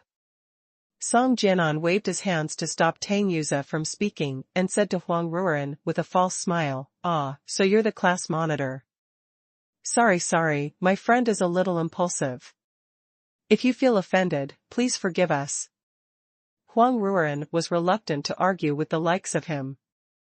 But if they went overboard or dared to bully the girls in the classroom, she would never sit back and just watch. What's wrong with Xuanhuan? Why would she agree to be Song Jianan's girlfriend? What's so good about that kind of guy? His muscles across his whole body look so disgusting. Chuyu, who was in her seat, couldn't make sense of Xuanhuan's choice. Young Mistress Chu, you can't say that. Everyone has their own preferences. Besides, Song Jianan isn't all that bad. At least he can give girls a sense of security. Bai Ling chuckled. Chiyu plucked out the lollipop in her mouth and shook her head. Girls should give themselves their own sense of security. How pathetic it would be if a girl depends entirely on her boyfriend. It's not wrong to say that, but aren't we girls the weaker gender? We will need the boys' protection. You will know when you get into a relationship yourself. Knock it off. I will never get into a relationship at university. Dating is a waste of time, and I will even have to give away my precious first time. Precious first time? Bai Ling blushed instantly and said shyly, why did you suddenly go there? What? Aren't you going to kiss if you date someone in university? Doesn't that mean that we will be giving out our precious first kiss? Chuyu said with a frown. Bai Ling was relieved, so you're talking about first kisses. I thought. What do you think I'm talking about? I thought you were saying. Bai Ling stuck her mouth to Chuyu's ears and said in a volume that only the two of them could hear. After listening to her, 2 patches of blush immediately appeared on Chuyu's gorgeous face. Even her ears had turned red. She pushed Bai Ling and said, you little filth. How could you come up with such a thing? How embarrassing of you. Looking like demonic statues, the 3 of them sat down next to Xuanhuan. Xiao Luo remained unruffled by their threatening vibes, but poor Zhu Xiaofei and Ding Kai were too rattled to even play with their phones. Boss, it's these 3 dogs behind us. Tang Yuze glimpsed at Xiao Luo while whispering to Song Jianan. Although the wounds from his fight with Xiao Luo had healed, his resentment had festered. Backed up by Song Jianan, he was hell-bent on revenge and did not fear Xiao Luo at all. We're doomed. Zhu Xiaofei's and Ding Kai's faces turned green. They were feeling lucky a few minutes ago because they thought Song Jianan was here for Xuanhuan. But that wasn't the case. He was here to settle a score. Song Jianan was someone who could break bricks with his bare hands, for heaven's sake. Were their bodies stronger than bricks? What should we do? Flee or not flee? If they fled, those goons would come to their dorm room. If they stayed put, they'd get beaten up after the bell rang. Either way, they were sitting ducks. Song Jianan glanced disdainfully at Xiao Luo and the other two guys, and said faintly, "Ignore them for now. Wait until the class ends." PSSST. Zhu Xiaofei's and Ding Kai's bodies were trembling uncontrollably, and they felt sick to their stomach. So, Song Jianan was waiting for the class to end. Wait until the class ends? Hearing this, and Xuanhuan turned to Song Jianan and asked, "What are you guys up to? What did Zhu Xiaofei and the others do to provoke you?" Pfft. How could those three good-for-nothings possibly do to provoke me? It's just that these two buddies of mine got beaten up by them, and I need to help them vent their anger. You don't have to get involved, Xuanhuan. I'll go easy on them since they're your classmates. Then Song Jianan placed his thick arms on her shoulders. She pushed his hands away. "This is the classroom. Try touching me again, and I'll yell." "I can't touch you in the classroom? How about when we're alone?" Song Jianan grinned. "You." And Xuanhuan was pissed. She never thought so before, but looking at him objectively as his ex-girlfriend, she had to admit that he was like a muscle-bound thug or gangster. If she hadn't been so vain and self-obsessed during her first year and thought that going out with a bad boy was cool, she would never have agreed to be Song Jianan's girlfriend. Don't be angry. You're not attractive when you're that way. Come on, how about a smile? Song Jianan extended his hands to pinch Xuanhuan's cheeks. And Xuanhuan was angered speechless by his boldness. Her eyes were raging. "Don't touch me," she said. "Shoo, keep quiet. Class is still in session." Song Jianan made a keep quiet gesture and then moved his hands around Xuanhuan, disregarding her warning. Unable to tolerate his behavior any longer, Xuanhuan stood up to move to another seat. However, Song Jianan grabbed her wrist and forcefully pulled her back to her chair.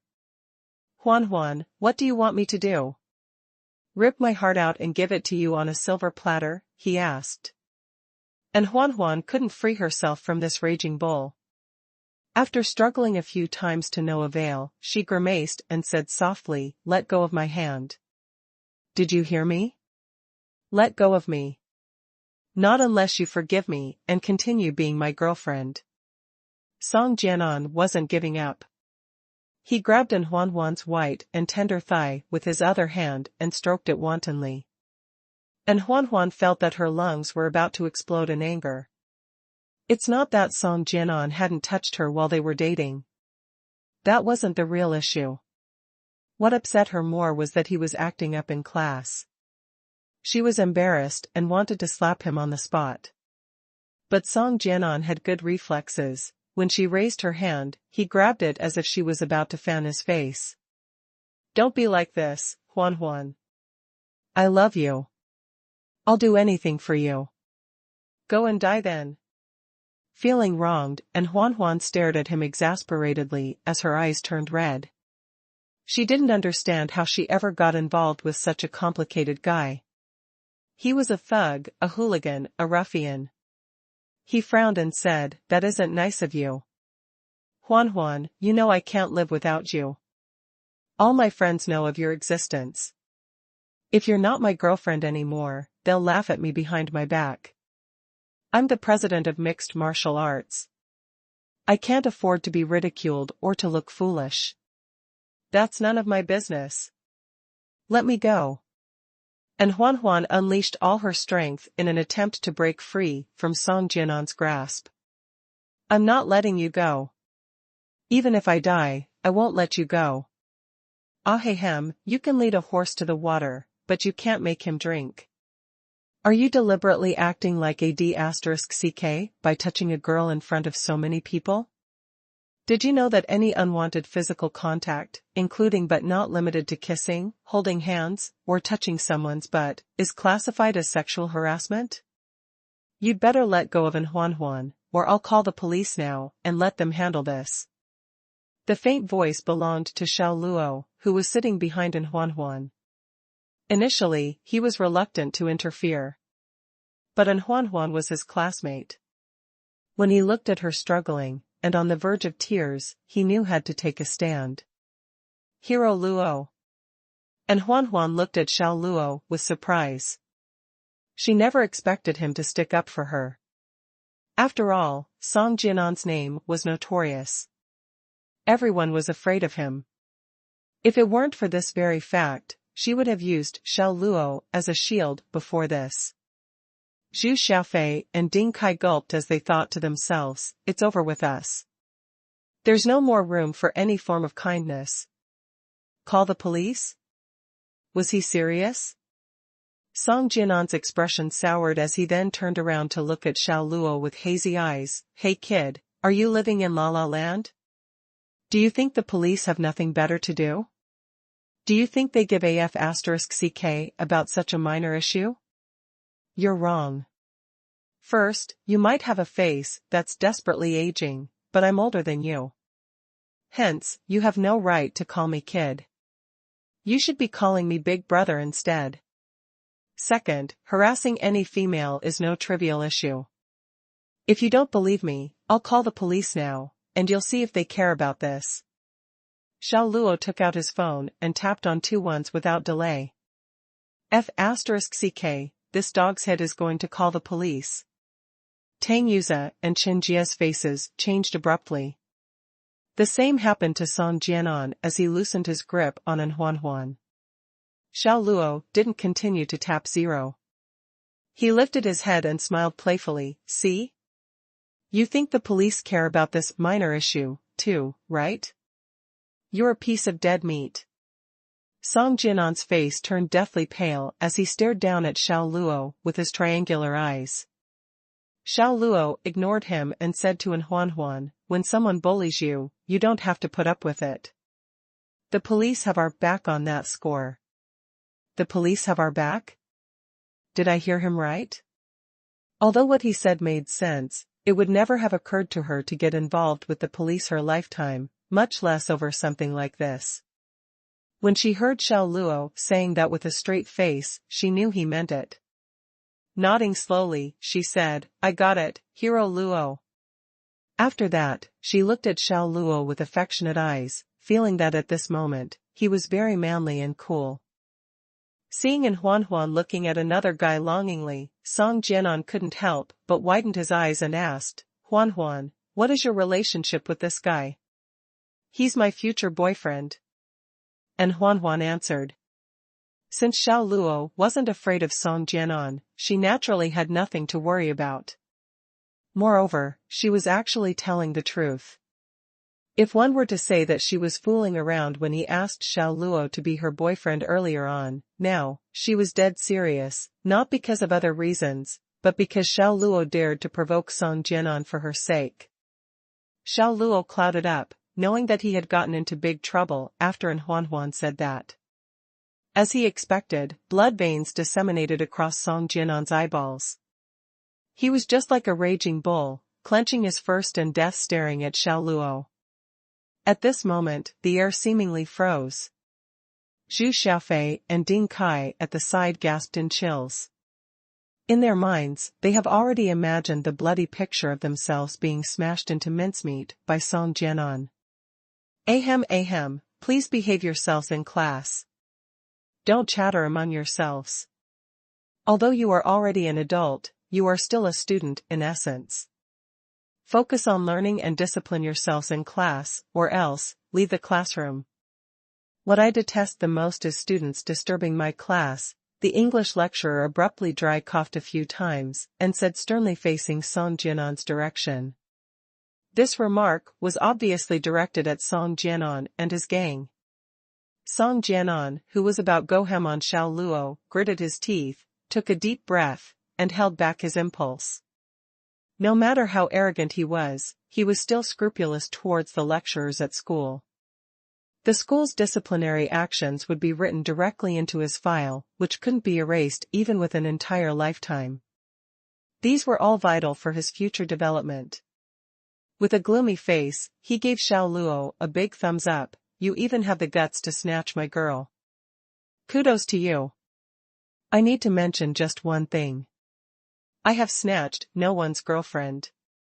Besides, I hate people who snatch other people's girlfriends the most. Xiao Luo said, chilling. I have to tell you another fact. I have both the nuts and the guts, because I'm a man. Those with no guts are eunuchs. Hoo-ha, nobody has ever talked to me like that in Huaya. Just wait for it. The time where you go boo-hoo will definitely come. Song Jianan was simmering with rage at the moment. You dog's hit, just wait until boss wrecks you. Tang Yuze turned his head around and said smugly. Even a saint can get mad, not to mention Xiao Luo, who was made of blood and flesh. Being called dog's hit by this guy with a mouth full of shit really got him triggered this time. His pupils contracted as he stared at Tang Yuze. I dare you to call me dog's hit again. Facing Xiao Luo's gaze, Tang Yuze abruptly recalled the terror this guy gave him a few days ago at the dorm's rooftop and subconsciously shivered. But as he thought of it again, his boss was just beside him. Why should he be afraid? He looked at Xiao Luo viciously. You dog's hit. And? What can you do? Beat me up if you dare. Whack me in front of your teacher. Do you fucking dare to do so? Xiao Luo smiled harmlessly. On the next second, his expression changed drastically as he stood up like a ferocious beast. Brrrr.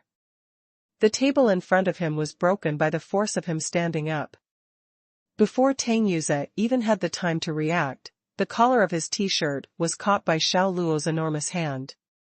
Subsequently, a barbaric force came propagating through Xiao Luo's hand, making it difficult for him to resist. Firstly, his entire body was lifted, and then, he flew uncontrollably towards the aisle in the middle of the classroom. Hearing only a bang, he fell to the ground with four of his limbs facing the sky with his back, coincidentally landing on the 90-degree angle of the stone staircase. Tang Yuze screeched in pain like that of a pig being slaughtered. Like a feral tiger, Xiao Luo left his seat and leaped towards him. He bent over and used one hand to drag Tang Yuze on the ground out of the class, with a force that he couldn't resist, like he was lugging a dead dog. Everything happened too suddenly. Not to mention that all the girls in the professional English class were shocked, even Song Jianan himself was startled. Who would have expected Xiao Luo, who was still smiling with a harmless face at the moment, before to turn hostile immediately at the very next second and rough up directly in the classroom? Xiao Luo, what are you doing? Wang Ruren was the earliest to react as she stood up and asked loudly. The English lecturer also recovered from surprise after blinking his eyes a few times. Xiao Luo, you. He was utterly taken aback. He had been teaching for more than a decade and had never encountered such a bold student who actually dared to hit someone else before him. An absolute disregard of discipline and absurdly outrageous behavior. Sir, this has nothing to do with me. He was the one that requested me to beat him.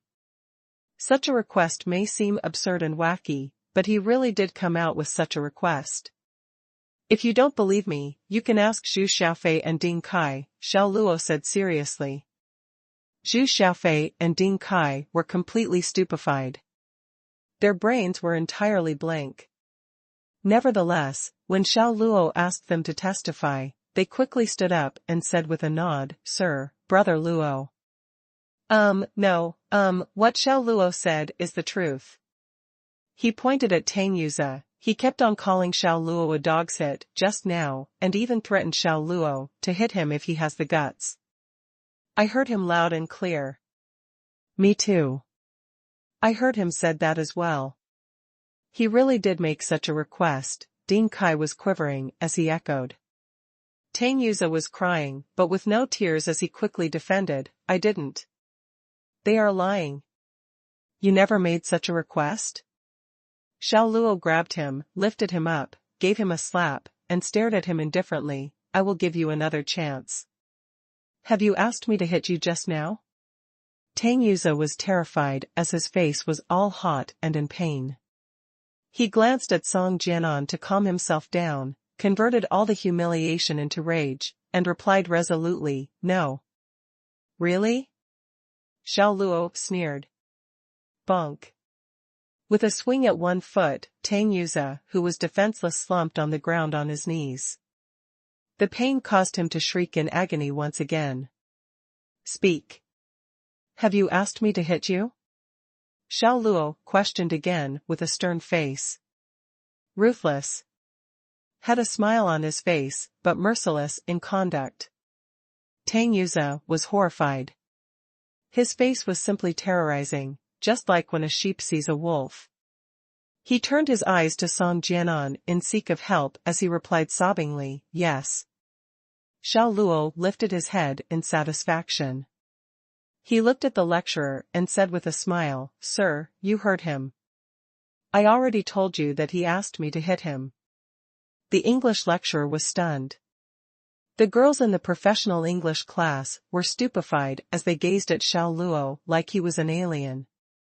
Why does it look like someone confessing to false charges under torture? Besides, even if Tang Yuza requested for it, does that allow Xiao Luo to whack him like he was entitled to do so? Xiao Luo, stop fooling around. Huang Ruoren yelled at him, hurry up and let him go.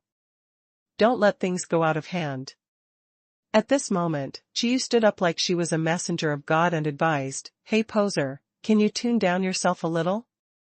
Our class has never been quiet after you came. Yeah, Xiao Luo. Fighting in school is a serious violation of disciplinary acts.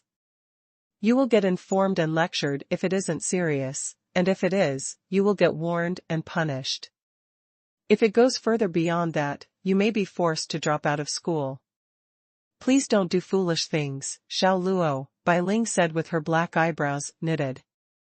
Hero Luo, stop. You made your point.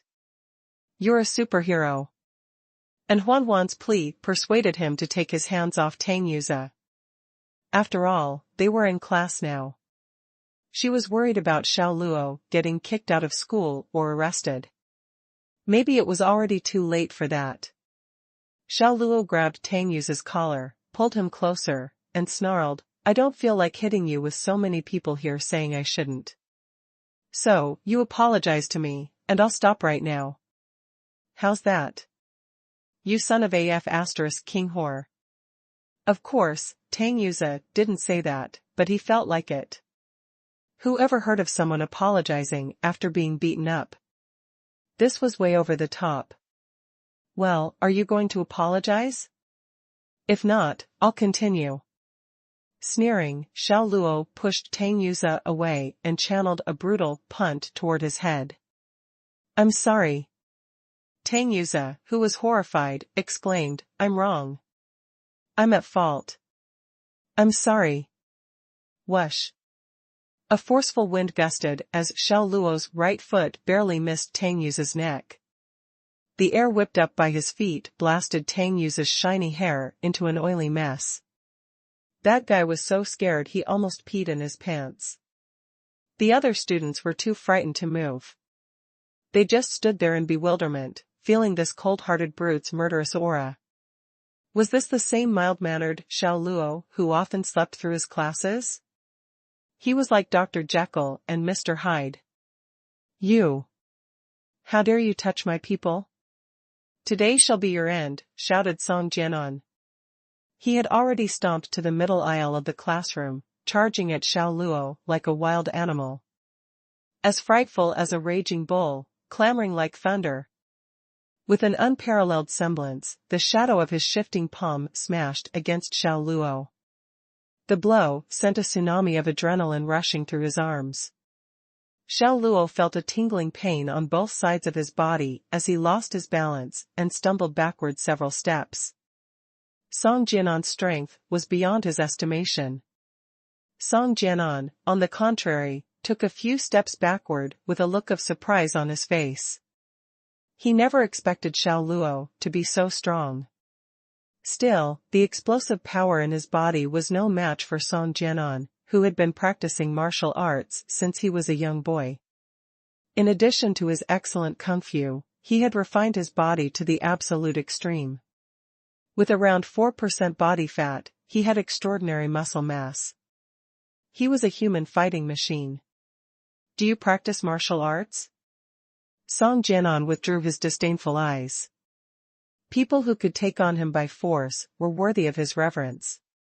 Even if I do, what does that have to do with you? Xiao Luo asked callously. Take it as if I didn't ask then. Come. With a bellowing howl, Song Jianan charged toward Xiao Luo like a crazed beast spewing blood. What an enormous force! Xiao Luo snorted in contempt as he went against him. With his right hand clenched into a fist and a commanding strength that could pierce the void, he was growling like a cheetah, its giant claws ready to grab and choke its prey. Boom! Their fists collided in the air, followed by a sound that penetrated the abyss. The collision between strength and power had anyone scared stiff. With their own eyes, the students were witnessing a fight that previously could only be seen on television. At close range, the erupting field generated by forces clashing into each other was tremoring the souls of every single person in the room. 3 minutes and counting, that's how long it took for the dispute to degenerate into an all-out brawl that was still going strong. Enough. Stop. The English lecturer snapped back to his senses and tried to break up the fight. He picked up a book and slammed it down on the podium with all his might. Bam! It sounded as if the entire classroom was blasted away by a thunderclap. Everyone subconsciously quivered, including the brawlers. What in God's name are you two doing? Shooting a martial arts film? Do you guys want to become practitioners? I'll have you both expelled from the university and send you back to your home sweet homes, the English lecturer, his face flushed, was yelling furiously. But the students ignored him. Things were getting ugly. Afraid of being expelled from school, Song Jianan was the first to put up his hands and surrender. He said with a grin, "Peace. You've misunderstood, sir. Our hands are itchy, and we just couldn't resist sparring with each other. Everyone who practices martial arts has such a shortcoming. I hope you can understand, sir. Wipe that smile off your face and get out. You're obviously not here to learn. Leave. Now. Before I call the school security." No. Since you don't like us, sir, we will leave. With a fake smile like a snake, Song Jianan gave the English lecturer a little bow. Then, he waved his hands and said to Tang Yuze and Chen Jia in a deep voice, "Let's bounce." Upon finishing, he turned around and left. Before leaving, he didn't forget to give Xiao Luo a death stare and an "I love you" gesture to Xuanhuan, who was now sitting in the first row. Leave. Now. The English lecturer pointed to the door. He turned his head and looked at Xiao Luo. What about you, Xiao Luo? Do you want to leave or stay for the rest of the class? I choose to stay, sir, Xiao Luo smiled with his eyes narrowed. He reverted to his gentle Dr. Jekyll demeanor, which was so different from when he was brawling with Song Jianan just now, with the former being gloomy, arrogant, and smug and the latter being sincere and easygoing, and cooperative. Everyone in the classroom was starting to believe that Xiao Luo was two different people. Who was he? The mild Xiao Luo of just now or the brutal Xiao Luo of a few minutes ago? Then why are you still standing there? Sit down, the English lecturer tugged his face. Without saying anything, Xiao Luo found a new seat and obediently sat down. Ruren, remember to let him report the damaged desk after class. This is considered vandalism, said the English lecturer. Standing up, Ruren nodded and said, "Yes, sir." Before sitting back down, she turned her head around and shot Xiao Luo a scornful look for his atrocious behavior. "All right then. Let's continue our class, shall we?" said the English lecturer dryly, picking up where he had left off before the brawl. After such a ruckus, the girls couldn't calm down. Was Xiao Luo good enough to survive a few more matches with Song Jianan, president of the Mixed Martial Arts Club, a force to be reckoned with? What was Hero Luo up to before he came back to university? Yeah, their disparity in body size is immense, but he was only at a little bit of disadvantage when he went against Song Jianan. What was his diet like while growing up? I think he's someone with a backstory. Everyone started discussing softly among themselves in private. He was a soldier and trained in the army for 2 years. What's so strange about him having a little bit of some fighting skills? Chu Yu's words resolved the doubts of everyone. Indeed, Hero Luo came back to university after being discharged from 2 years of military service. He must have honed his skills in the army. And Xuanhuan passed a note to Xiao Luo. "Hero Luo, you were so friggin' cool just now. Let's go to the mountain behind the school after class. I want to sketch your portrait." Xiao Luo wanted to laugh when he saw it. Then, he replied using a pen, "Forget about me, the skies and the clouds will do." He was still bummed out that he had to pay for the damaged desk after class. Zhu Xiaofei and Ding Kai became Xiao Luo's diehard fans, wishing that they could just adhere to Xiao Luo like 2 suckerfish. They never thought that Xiao Luo was so strong to the extent that he could go against Song Jianan. It was unimaginable. Song Jianan weighed at a whopping 250 pounds, of solid muscle, just like the NBA beast, Dwight Howard. He was terrifying even from afar. What's more, Xiao Luo only weighed around 130 pounds. Compared to Song Jianan, the difference was just like that of a thin arm and a thick thigh. There was absolutely no way to put them into comparison. At the same time, the 3 guys who left the classroom began to chatter. "Boss, are we going to let him go just like that?" Chen Jia inquired. "Of course, we can't. Me and Xiao Luo cannot exist together," Song Jianan said fiercely while he looked at his slight quivering right hand. When their punches collided just now, his hand was knocked out of joint and hurt badly. If it weren't for his extreme endurance, he would have humiliated himself in the classroom by crying out in pain. As one hunter that posed a threat to Chu Yu had already made the scene, Xiao Luo was in a state of high tension these days. Whether in class or choir practice, he was exceptionally sensitive to every stranger who had shown up. With far-reaching influence and resources, Chu Yunxiong had got his hands on the hunter's information. Hence, not only that Xiao Luo knew the hunter's name and nickname, he even had his appearance etched in his mind. With his eyebrows knitted, he looked at the nearby forest and drifted off in contemplation. If I were him, when and where would I decide to act? When he was spacing out, an oval face appeared before him. A pair of glazed eyes were staring at him angrily. It was the class monitor, Huang Ruren. "Anything?" Xiao Luo asked faintly. Huang Ruren rebuked, "Everyone else is focusing on choir practice except you. You are always standing here absent-minded. What in the world are you thinking? Everyone's spare time is precious. Besides, we've already practiced for 2 hours today.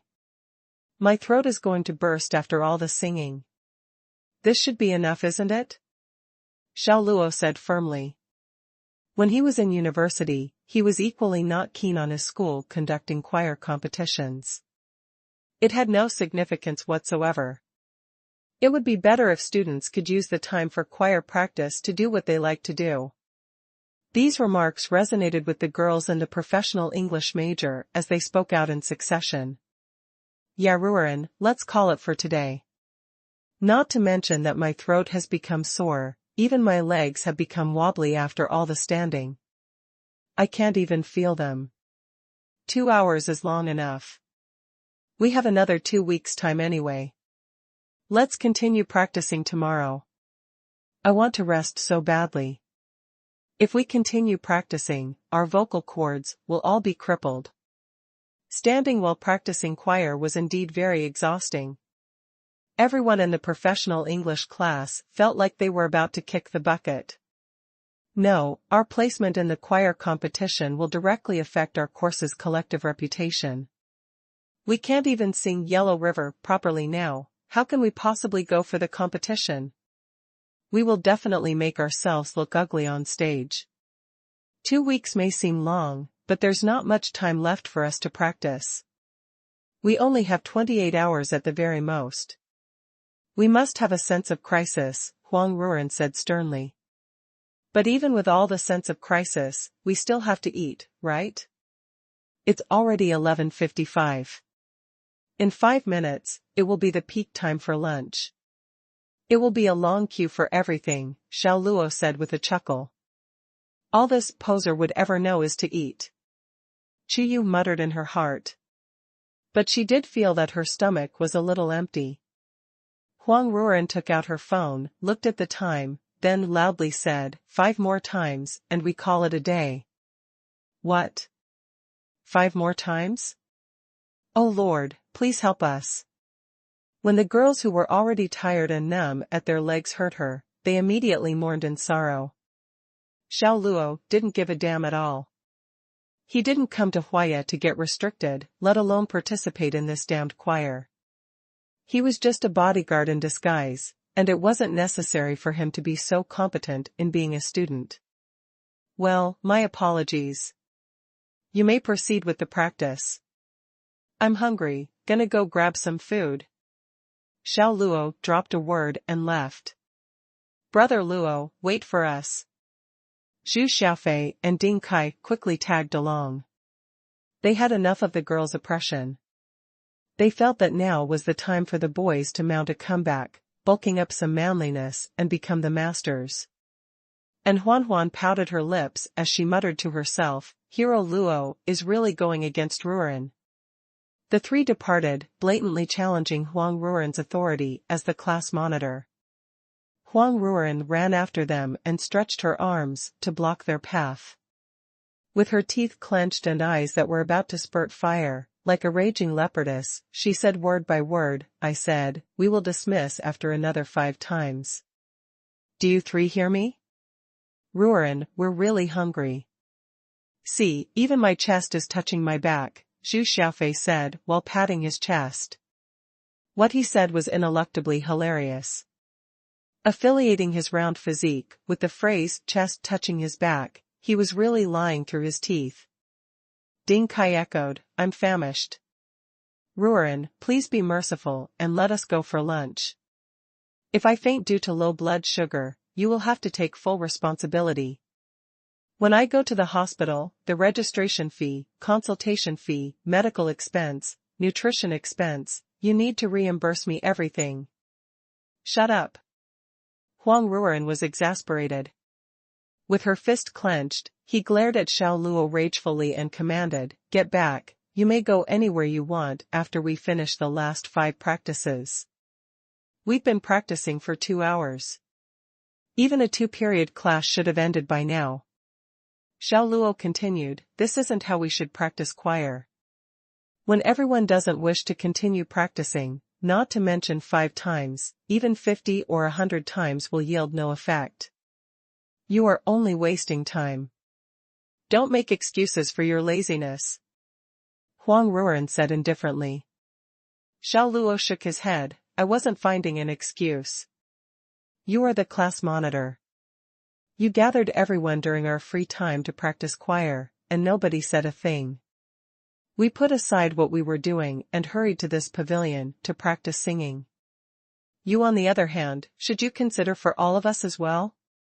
He paused for a while and continued, now, we have been practicing for 2 hours non-stop. The fact that we are always standing aside, the singing is already a pain by itself. Since we can't even sing Yellow River properly even after practicing for so long, you should stop and think about whether this training method is wrong instead of insisting everyone to sing for another 5 times. Although Xiao Luo was once again on the opposite side of Huang Ruren, The girls in the professional English major supported Xiao Luo's statement. Even the girls who have always cited Huang Ruoren felt that Xiao Luo was being very logical this time. After all, it had almost been 5 days since they began training. Since they were still unable to sing Yellow River properly, something must be wrong with the training method. After so many days, the poser came here. I think he's right this time, Chuyu said while pouting. Bai Ling nodded as she felt the same. Then, she shook her head again as she felt that everything that Xiao Luo said previously was also very reasonable. Huang Ruoren felt that she had managed the class well in an orderly manner. But after Xiao Luo came, everything changed. Her authority as the class monitor was under an unprecedented attack. Gritting her teeth, she asked Xiao Luo, why are you always against me? You are thinking too much. I'm not against anyone. Believe it or not, I've foregone everything in the past, otherwise, I wouldn't have hurried to this place at first time after receiving your message. But you may ask yourselves, is our practice time a little too long? Even if this choir competition is really that important, we should still take a break when we should. Am I right? Xiao Luo said calmly. He had long foregone the unpleasant events during the last oral class. He wouldn't hold a grudge with a girl for so long. This time, he went against Huang Ruoren only because he felt that she was being very unreasonable. Huang Ruoren stared at Xiao Luo with eyes full of hate. Why is this guy always opposing me? Does he think I'm unworthy to be the class monitor? Or does he think he's more qualified to take on that position? The girls who were on good terms with her ran over and tried to get Xiao Luo to reconsider. Great hero, Xiao Luo. Just sing 5 more times. Please. It's not a big deal, is it? Yeah, we'll be out of here in 20 minutes at most. Monitor Ruoren is doing this for the good of our major. Our performance will reflect on our collective honor. If we do poorly, we'll look bad in front of the students from other majors. They might even poke fun at us. Xiao Luo's intense debate with Huang Ruoren in oral English had won him the approval of nearly everyone in the class. Moreover, he was merely expressing the unspoken thoughts of some of the students. The good thing is that the girls were now more willing to listen to his ideas and suggestions without feeling threatened. Yeah, they had definitely lightened up. Our country encourages leading cadres to integrate with the masses and to listen to their voices. This also applies to a collective like a classroom or a major in a university. Huang Ruoren is the equivalent of a leading cadre, and we're the masses. The voice of the masses is saying that we want to take a break. So can I say that her insistence on practicing means that she's now divorced from the masses and no longer represents our interests, said Xiao Luo with a deadpan expression. F***ck me. He brought the level of the argument up to the national realm. Did Brother Luo have to be so freaking cool? Zhu Xiaofei and Ding Kai looked at Xiao Luo admiringly. They loved the way he presented his ideas and arguments. Pretentious D**ck stop talking nonsense. Ruoren just wants us to practice singing a little more, but you've turned it into an argument about a leading cadre becoming divorced from the masses. Stop exaggerating, Chu Yu berated him quietly. Although she wasn't close to Huang Ruoren, she acknowledged her position as the class monitor. Exaggerate? Leading cadres should integrate with the masses and hear their voices. This is advocated by the state. Are you saying this is an exaggeration? Xiao Luo feigned shock and surprise. Chi was so annoyed she took the lollipop out of her mouth and glowered, pretentious D**ckgs. I meant that you were distorting Huang Ruoren's words to further your own agenda. When did I say that what the state advocated was exaggerated? Are my words wrong? Leading cadres and the masses are the big society, while we are a microcosm here. What's the difference between the two? Huang Ruoren isn't taking our opinions into consideration. She's just imposing her will on us. Am I not allowed to object? This is a dictatorship, this is. Stop, stop, stop. I'll give you money. Qiyu gestured at him to stop. She couldn't stand how he talked. She then took out $30 from her pocket. $30 to buy 20 minutes from you. Listen to Ruoren and sing 5 more times, okay? Deal. Xiao Luo snatched the money out of Qiyu's hand and stuffed it into his pocket. Do you only care about money? Qiyu asked indignantly as she pointed at him with her lollipop. It's not the only thing I care about. But I won't turn my back on money. Xiao Luo glanced at the lollipop that was within reach. It exuded a sweet, tempting smell. He said faintly, I wouldn't object if you gave me this lollipop to tide me over until lunch. Dream on. This is a limited import from Germany. Why would I give it up so easily when even I can't bear to eat it? Qiyu quickly put the lollipop back in her mouth, for fear of it being stolen by Xiao Luo.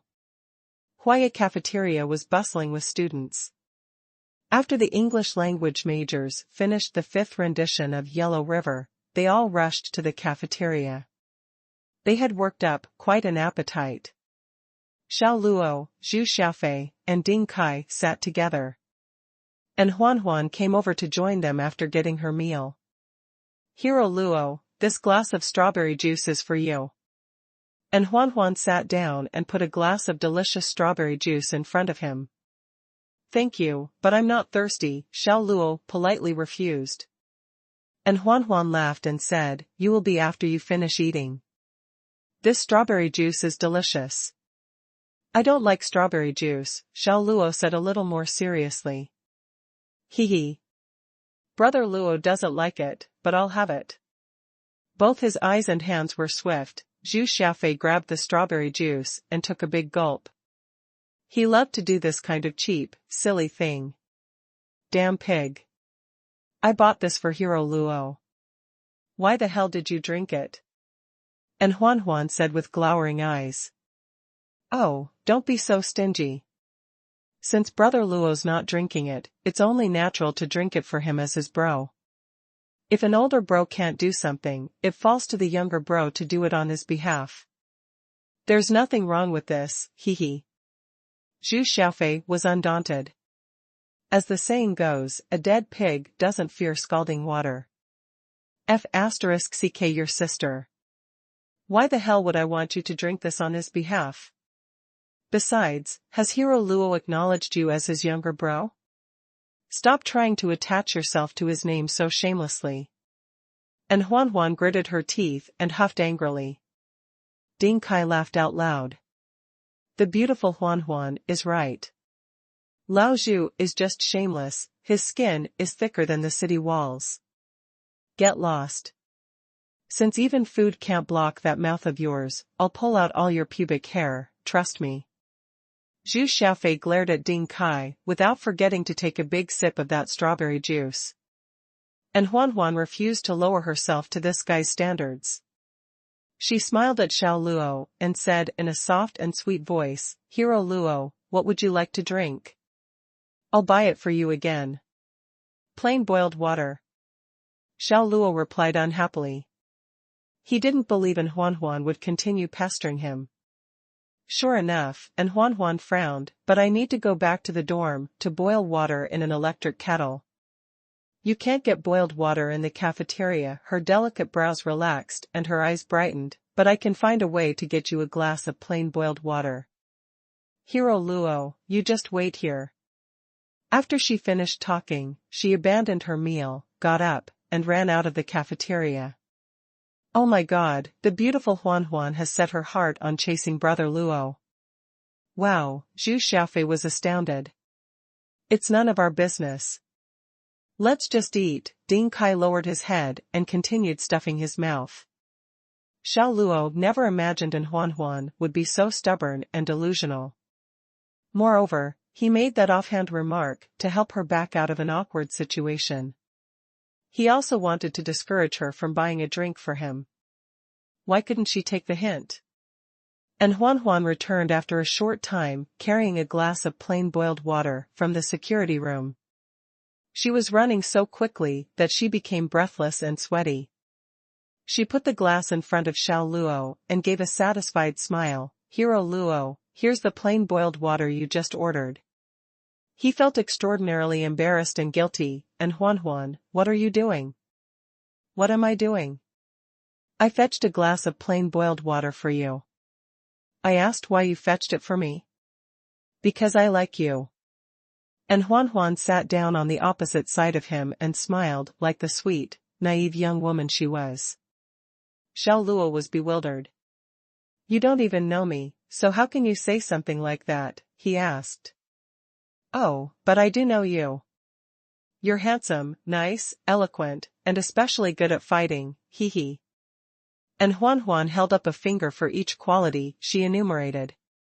"You're talking about my strengths. You don't know my flaws." "Flaws? Like?" "For example, I'm a male chauvinist.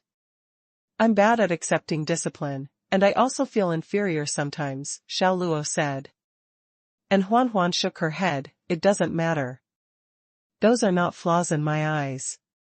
I'm not very even-tempered. It doesn't matter. It's normal for a man with real abilities to have a bit of a temper. It would be abnormal if you were totally incapable of getting angry. I'm much older than you. I like older guys. They're mature and stable," and Huan said grinning. F***ck. No matter how calm and unflustered Xiao Luo's nature was, right now, he couldn't help but curse. Even though it was a breach of etiquette, it was an emotional release. If he were to ask himself honestly, and Xuanhuan's appearance was really good. She had bright eyes, white teeth, and a fair complexion, but she was quite petite. Her short stature could not be considered a flaw, however. Many guys would instinctively want to protect a girl like her. The real issue is that Xiao Luo thought they were unsuitable for each other. There were two main reasons for this. First, he wasn't a student. The sole purpose of coming to Huaya was to protect Qiyu secretly. Second, he'd been working hard in society for 3 years. He was looking for a girlfriend so they could get married, but undergrads were not within the scope of his consideration. "Xiao Luo," someone called out. The voice, which sounded like a resonant bell, disturbed his reverie. Looking up, he saw 5 or 6 beefy guys, their faces revealing their cruel and ruthless intentions. One guy in a plaid shirt took a step forward, his brushed-up hair swaying with his movement. "Who's Xiao Luo?" These students are strangers. So why are they singling me out? Must have something to do with Song Jianan. "What's your problem?" he asked dryly. When they saw that Xiao Luo wasn't at all nervous, but was even exhibiting an aloof and superior demeanor, their faces hardened. The guy in a plaid shirt shouted, "Are you Mother King Xiao Luo? Just shut up if you're not, otherwise, I'll smash your pig brain." They were spoiling for a fight. That much was obvious. Oh. "Xiao Luo seems to be in trouble," whispered Bai Ling. She was sitting on the other side of the cafeteria when she noticed the strange goings-on at Xiao Luo's table. Qiyu pushed her coiffured hair behind her ears and said disapprovingly, "That pretentious D***ck gets into trouble wherever he goes. I'm used to it." She sipped some orange juice through a straw. Then she took a look and said, "It's the people from the Mixed Martial Arts Club. It seems like Song Jianan and the pretentious D***ck have gotten into a dispute." Hearing the raised voices, Huang Ruoran also turned around to see what was happening with Xiao Luo. It was hard to tell from her expression if she was happy or sad about it. And Xuanhuan stood up and stared angrily at the boy in the plaid shirt. "Zhao Xinghe, what are you up to? Are you preparing to start something in the cafeteria?" "None of your business. We're not here because of a fickle woman like you," Zhao Xinghe warned as he pointed his finger at her. Then he slammed the table with his fist and bellowed at Xiao Luo, Zhu Xiaofei, and Ding Kai, who the hell is Xiao Luo? Stand up. Zhu Zhufei jumped up from his seat. 5 or 6 pairs of eyes turned toward him. Are you, Xiao Luo? I'm not. Zhu Xiaofei spread his hands. Ding Kai also stood up at this time. He was emboldened with Xiao Luo nearby. These 5 or 6 people stared at him. Are you? I'm not. Ding Kai shook his head. Then why the F***ck did you stand up? Zhao Xinghe yanked Ding Kai's collar, nearly lifting him off the floor. I'm a civilized student. I'm taking my cutlery and plates back to the collection point to reduce the burden on the cafeteria workers, Ding Kai muttered. Mother ***ker. Zhao Xinghe was beyond pissed off, and he shoved Ding Kai, just for the hell of it. He was like fallen leaves, blown around by the wind. As he stumbled back a few steps, Zhu Xiaofei caught him, otherwise, he would have fallen on the floor. What do you think you're doing? You have no right to push people, Zhu Xiaofei rebuked angrily. Just because my arm is thick, what about it? You want to compare? Zhao Xinghe said brashly as he flexed his cannonball biceps. Zhu Xiaofei was pudgy, no match for someone like Zhao Xinghe. When he saw his bulging bicep, he immediately shut his mouth. Another guy pointed at Xiao Luo, who was eating his lunch. Brother Zhao, he's Xiao Luo. This boy was from the same group as Tang Yuze.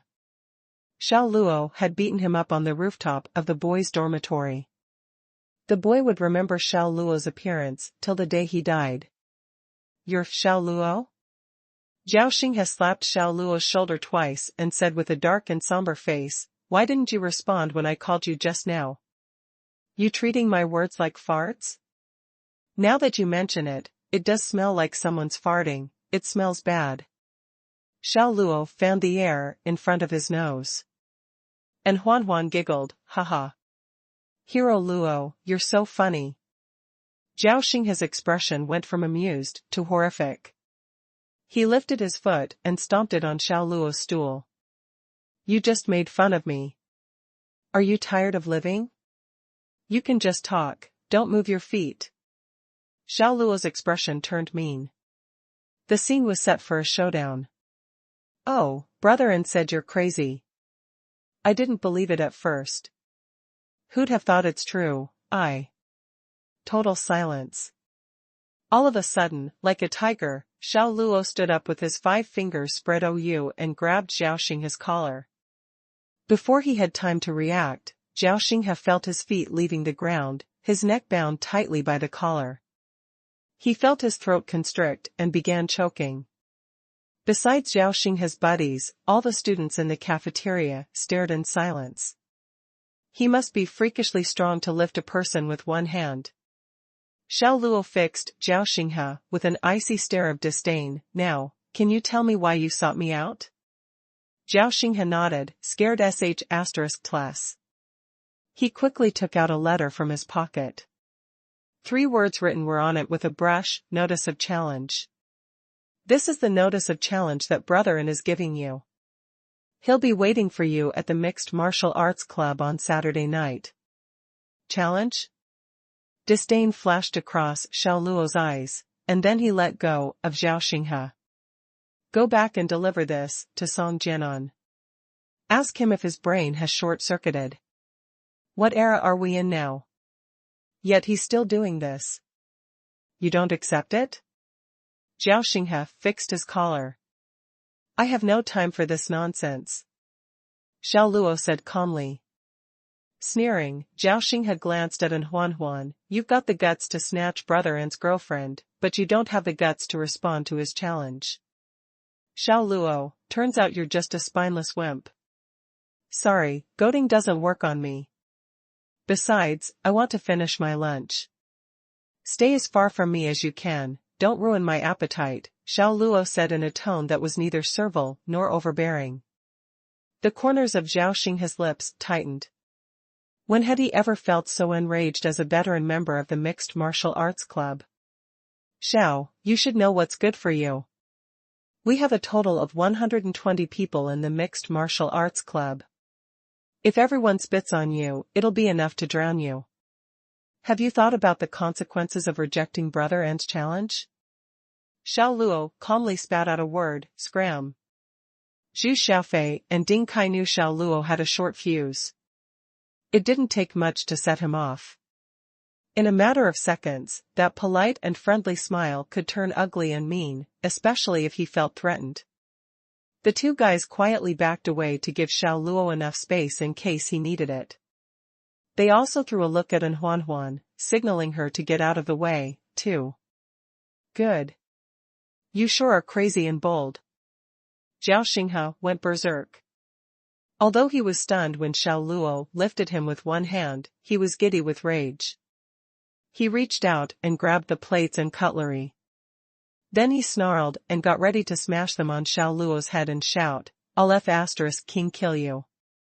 But just as he raised his hands, Xiao Luo stood up unexpectedly and dealt a swift kick that landed squarely on Zhao Xinghe's abdomen.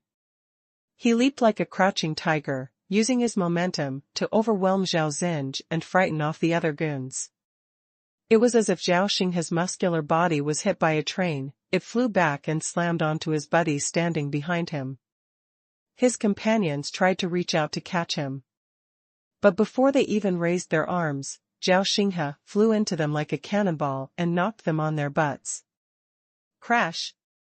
The plates shattered on the floor, sending the pieces and remains of food scattering in all directions.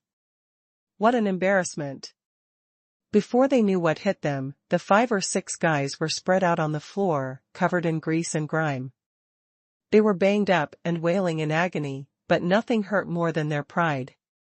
They couldn't stop panting as they looked at Xiao Luo in terror. Who was this guy? Xiao Luo stood motionless and exuded an unparalleled power and influence all over. He was quiet as the running water on a mountain, but moved like fierce a tiger emerging from a cage. All the students in the cafeteria were stunned. Their eyes were wide open and unblinking as they watched him and Zhao Xinghe and his party who were lying on the ground. Some were in the act of holding a spoon with soup in it, while some were in the act of using chopsticks to put food in their mouths. Some were even holding up a big bowl as they gulped down soup from it. It was as if all of them were frozen in time. 0.03 seconds later, the whole cafeteria descended into a state of shock and clamor. Oh my God, he sent someone flying 4 or 5 meters away with one kick. Why is he so violent? He has trained, he has definitely trained. I never expected that there would be such fierce and violent man in our school. Which major is he from? Tongues were wagging among the students. The clicks of camera shutters going off rang out continuously. Everyone was busy with their social media, some posted on Moments while some posted on their Weibo, that they even temporarily forgot about eating. Hero Luo is really fierce. The girls from the English language major looked at each other. If they hadn't seen it for themselves, they would never have believed that Xiao Luo could send a boy that weighed 80 to 85 kilograms flying with a kick. At the same time, they felt that Xiao Luo's kick was very graceful, confident, suave and neat. To sum everything in one word, it was cool. Huang Ruoren was stunned for a moment, then she lowered her head and continued to eat as if nothing had happened. I'm feeling really anxious about Song Jianan's IQ. He clearly knows that pretentious D*CK is very good at fighting, but he still sends small fry like this to let Xiao Luo practice on them, Qiyu pouted. Bai Ling did not reply, merely stared at Xiao Luo like a fool. Until Qiyu shook her hands in front of Bai Ling's eyes and asked, "What are you doing?" Bai Ling recovered her composure and turned around, smiling like a young girl yearning for love. Her eyes were narrowed into crescent shapes, and she said excitedly, "Young Mistress Chu, did you see that? Xiao Luo is so handsome now." What? Qiyu's mouth widened in stupefaction. She could understand why Xuanhuan thought that pretentious D*CK was handsome, but why did her best friend become so smitten with him too, as if someone had cast a spell on her?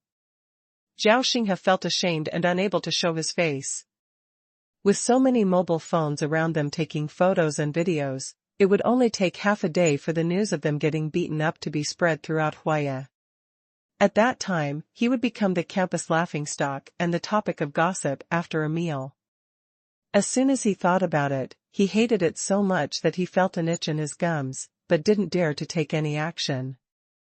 Xiao Luo's kick just now had allowed him to get acquainted with fear. At that very moment, he had thought that he was going to die immediately. Don't lie on the ground and pretend to be dead to blackmail me. The floor is dirty, so you just stand up now.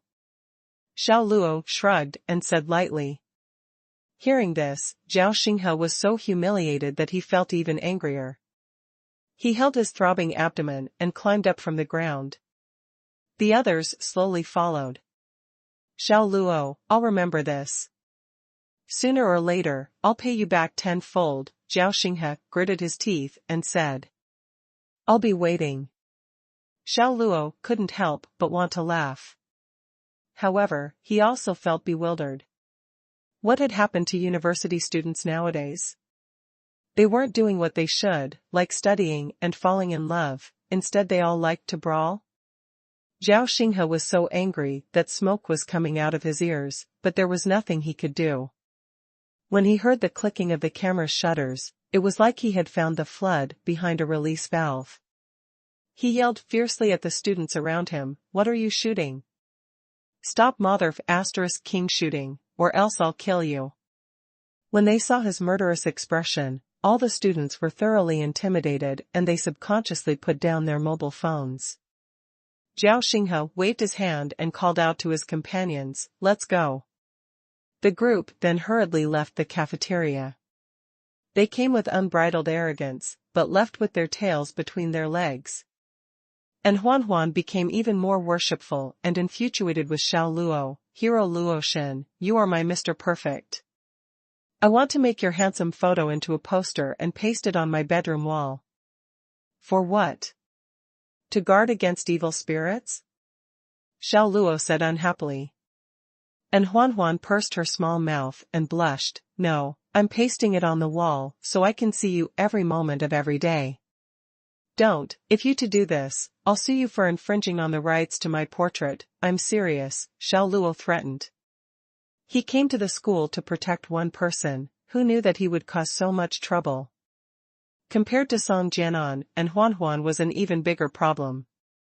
As the saying went, one shouldn't hit someone when they have explained their actions or apologized with a smile. This was girl who kept saying that she liked him, he couldn't possibly give her a kick. "Oh, Hero Luo, you. How can you do this?" And Xuanhuan said coyly as she threw a tantrum like a spoiled child. "Hee. Since brother Luo Gu said that you can't use his photo, you can take mine and Kaizi's. With a little Photoshop, we'll definitely look handsome, cool and arrogant like those young idols," Zhu Xiaofei interjected. "Who wants your photos? There's no beauty to a fat pig and a skinny monkey, you can't compare to Hero Luo at all," and Xuanhuan said with her arms akimbo. Zhu Xiaofei covered his chest and wanted to cry though he lacked the tears. That was a severe blow. Ding Kai nudged him with an elbow. "You can just mention your picture alone, why drag me into this? F***ck, aren't we brothers, will you die if we get humiliated together, by Xuanhuan?" Zhu Xiaofei said with a grave expression. Ding Kai looked at him seriously for a while, then cursed, "You stupid C***nt. F***ck your sister." Zhu Xiaofei thought that Ding Kai would say something that was brimming with philosophy. He never expected these 3 words, and his face turned green immediately. For these past few days, Chiyu's thoughts were in a turmoil and she felt very twitchy. It was because no matter where she went, she would always run into Xiao Luo. She went back to her dorm room and threw her bag onto the bed angrily. "I'm so mad." "Young Mistress Chu, what's wrong?" Bai Ling, who was playing on the computer, turned her head and asked, curiously. "What else?" "I ran into that pretentious D***ck again," Chiyu gritted her teeth and said. "Well, you guys are fated," Bai Ling laughed involuntarily. "You ass, I'll strip you if you keep this up," trust me, Qiyu pursed her red lips. A cunning and devilish light shone in her eyes. Don't, young Mistress Chu, it's broad daylight now, it would so embarrassing to take off my clothes in the dorm. But you still dare to make fun of me. Bai Ling smiled sweetly, I'm stating facts. See, you've already complained to me 6 times, and this is the 7th time. You seem to run into Xiao Luo even if you're just going down to receive a package delivery. Isn't this fate? Who wants to have any fate with that pretentious D*ck? Qiyu pouted and said with unconcern. Then, she thought of another possibility, and a trace of alarm appeared on her pretty face. Bai Ling, do you think that he wants revenge for what happened at the dance party? You think too much, Xiao Luo is not that kind of person. Bai Ling admired her best friend's wild imagination. Why wouldn't he be that kind of person? I think he is, he even looks at me with a dark and sinister look. Qiyu became increasingly afraid, she couldn't shivering as a chill racked her body.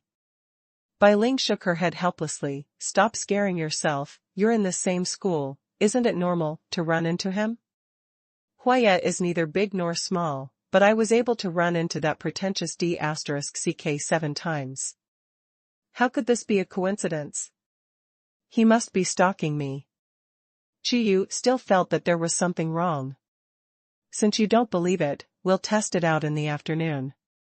Let's go to the hills at the back and see if you'll run into Xiao Luo again. The back hills is a quieter area.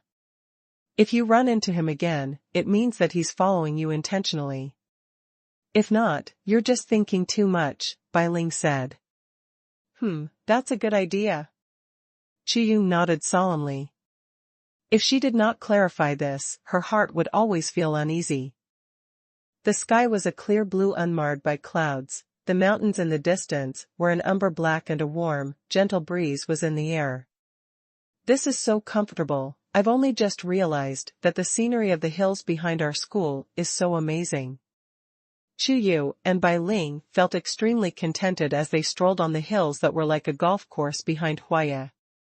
The view was vast and the grass was green, in the middle was a lake surrounded by a dense grove of trees. When viewed from a distance, the surface of the lake was flat and smooth like a mirror, it was utterly spotless. Such a beautiful and picturesque scene greatly delighted them. Yeah, this is so pretty, and the air is fresh. Bai Ling took a deep breath and looked around. She suddenly fixed her sight on a particular spot and exclaimed loudly, Xiao Luo. Where is he? Qiyu's beautiful face turned pale and she immediately looked in the direction Bai Ling was staring at. She did see a guy, but he was not Xiao Luo. She suddenly glared at Bai Yan and heaved with rage, damn you, Bai Ling, are you asking for a beating? You're the one who's being too nervous, you had it coming, hee hee. Bai Ling giggled with a gloating expression. She stared at fullness of Qiyu's chest before suddenly reaching out and grabbing a handful, then she immediately jumped away with a happy laugh. Bai Ling, you better watch out, how dare you make fun of me, stop running. Qiyu's face turned red all of a sudden, and she chased Bai Ling through the vast back hills as they started to frolic. Soon, they ran into the woods. Fortunately, there were few people here, otherwise who knew how many boys would have become hypnotized by the scene of these two beautiful ladies frolicking about. Ahem. Just when the two women were chasing and play-smacking each other as they amused themselves, a man holding a bouquet of red roses in his hand suddenly jumped out of the dense woods. He wore a blue hat and a casual sports suit. Although he was dressed in very youthful manner, he appeared to be very old. He had 3 distinct wrinkles on his forehead and his facial features were not particularly regular. The distance between his eyes was a little wider than that of the average person. You are? Qiyu asked. The man's expression was a little flustered. My name is Ma Jingfeng and I'm here to court you. His eyes took in his surroundings uneasily, he had been lurking for 3 whole days. It was only now that this most opportune moment had presented itself. Chuyu's two bodyguards who were always sticking to her were standing at the narrow entrance of the hills, which was quite a distance away from here. He was confident that he could capture Chuyu before the bodyguards reacted. The only thing that worried him was the guy with terrifying skills from that night. Chuyu looked Ma Jingfeng up and down as she sized him up, then she said straightforwardly, "Sorry, you are not my type. You should court somebody else." As the publicly selected campus beauty based on Huaya's forum, she had so many suitors that if all of them were to form a line, it would extend from the main entrance of Huaya to its back door. No matter who was courting her, she would immediately refuse them. It was not that there weren't any handsome and outstanding boys, but it was because she felt that being in a relationship while she was a university student was simply a waste of time and emotions. There wouldn't be a happy ending. Bai Ling chucked round the sidelines, "Yeah, young Mistress Chu will not date while she's in university, besides, it's not trendy to give roses now, this is so old-fashioned." "Heh heh heh. Is that so? Then I'll give you something else." Ma Jingfeng was about to make his move and knock the two girls out with a drug again, but a chilling cry rang out through the woods. "Ma Jingfeng, you owe me money, it's time to pay me back." A silhouette dropped down from the murky tree tops like he had been waiting and gathering his energy for this moment. He put on a burst of speed and rushed towards Ma Jingfeng. Xiao Luo's left foot slammed onto the ground and using it as a pivot, he spun his body, using the support of the terrifying force of his onward rush, his right leg swept out, making a loud bang. Bam! Ma Jingfeng was caught off guard by the furious strike of Xiao Luo's right leg. It struck him forcefully in his lower abdomen. The huge impact force made his body tremble violently and his face turned pale. His saliva, which was mixed with blood, sprayed out towards the sky. His tall body immediately flew backwards. "Xiao Luo." Bai Ling's eyes were opened wide and she regarded Xiao Luo and his sudden appearance with incredulity. Chiyu shivered, "Pretentious D*ck, how are you here?" Are you really stalking me?" "Nobody's stalking you, I'm here to collect my debt." Xiao Luo turned his head back and said angrily. Then he immediately rushed towards Ma Jingfeng, his hands turned into claws, the whistling of a strong wind brought with it layers of chill. Ma Jingfeng was overwhelmed with shock and horror. He could not afford to think about anything else at this moment. Escape was of utmost importance. He twisted around and fled into the dense forest, making an all-out effort to run away. Xiao Luo followed closely behind, and his speed became increasingly faster with each step. "Miss, what happened?" Xiang Gaoyang and Xiang Gaojian heard signs of activity and rushed over as quickly as possible. "Guys, quickly go and catch that pretentious D*ck. He has been stalking me. I suspect that he wants to hurt me." Chuyu could not help getting even more nervous. The unease that she felt these past few days, coupled with meeting Xiao Luo right at this moment, she was sure that Xiao Luo was stalking her. Pretentious D*ck? Xiang Gaoyang and Xiang Gaojian looked at each other in dismay, they had no idea who Chuyu was referring to. "It's Xiao Luo from our class, the guy who just went chasing someone in the woods," Chuyu pointed at the forest in the distance. Xiang Gaoyang and Xiang Gaojian had a sudden realization. There was no way they could lie that Xiao Luo intended to hurt Miss, but since Xiao Luo had made a move, it must mean that the evil Ma Jingfeng had appeared again. "Protect Miss, I'll go take a look in the woods." Xiang Gaoyang made a decision instantly and yelled at Gaojian. Then he turned and ran into the woods. In the woods, Ma Jingfeng exerted his footwork to the extreme, he used both hands and feet as much as he could, twisting his body like he was doing a crazy dance. His speed was so rapid that he was like a ghost. However, no matter how he scuttled about in the dense forest, Xiao Luo never stopped nearing him from behind. "Stop!" Xiao Luo's body sprung up abruptly, and he pounced like a falcon hunting its prey. His feet were sharp as drill bits as he approached, and he aimed straight at Ma Jingfeng's back. The roaring wind behind him made Ma Xingfeng's expression change drastically, his feet twisted wildly, and he spun his body hard.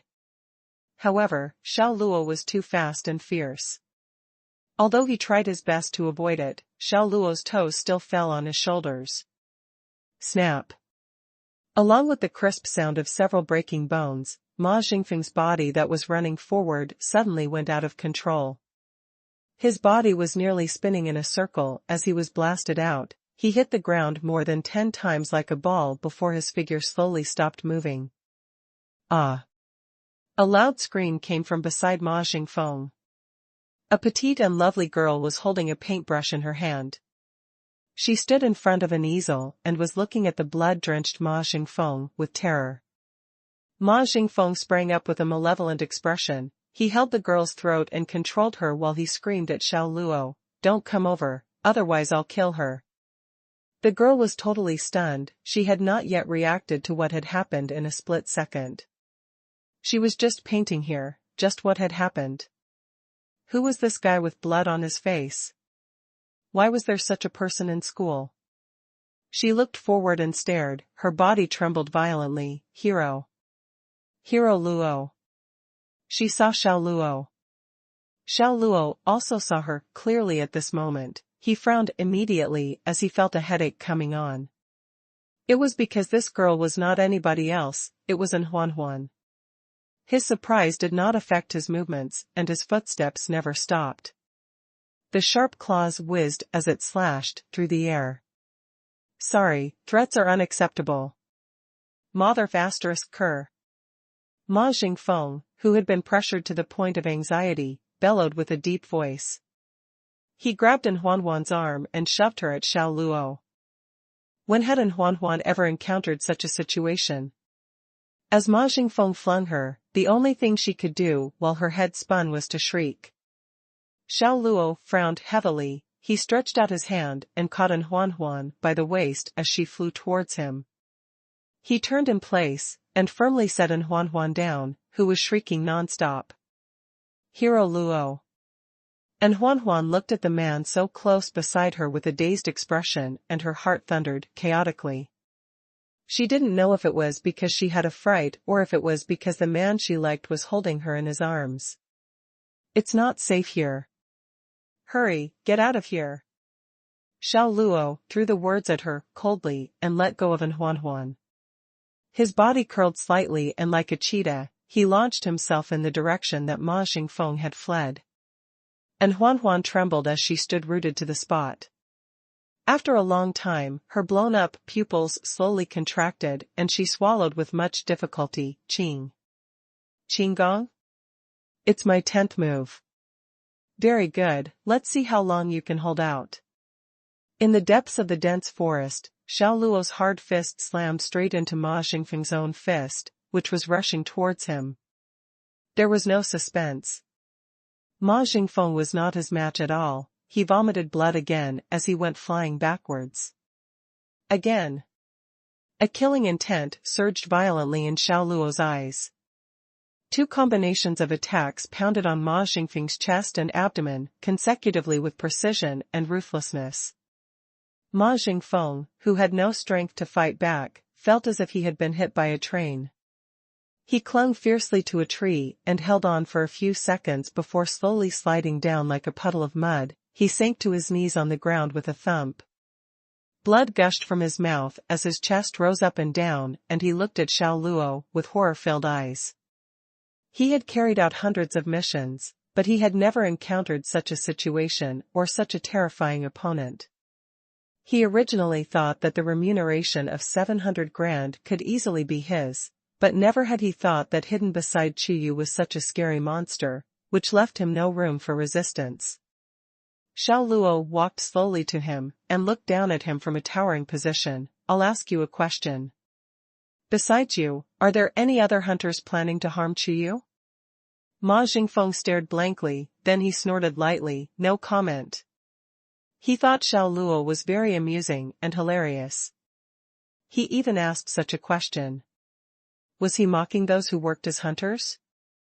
I wouldn't give this sort of answer if I were you, Xiao Luo chuckled. His expression turned cold in the next second and he raised his right foot. Then he brazenly stepped on the palm that Ma Jingfeng was using to support himself from the ground. Snap, snap. A series of crisp, breaking noises rang out as his bones broke, and with it was a blood-curdling screech that echoed throughout the dense forest.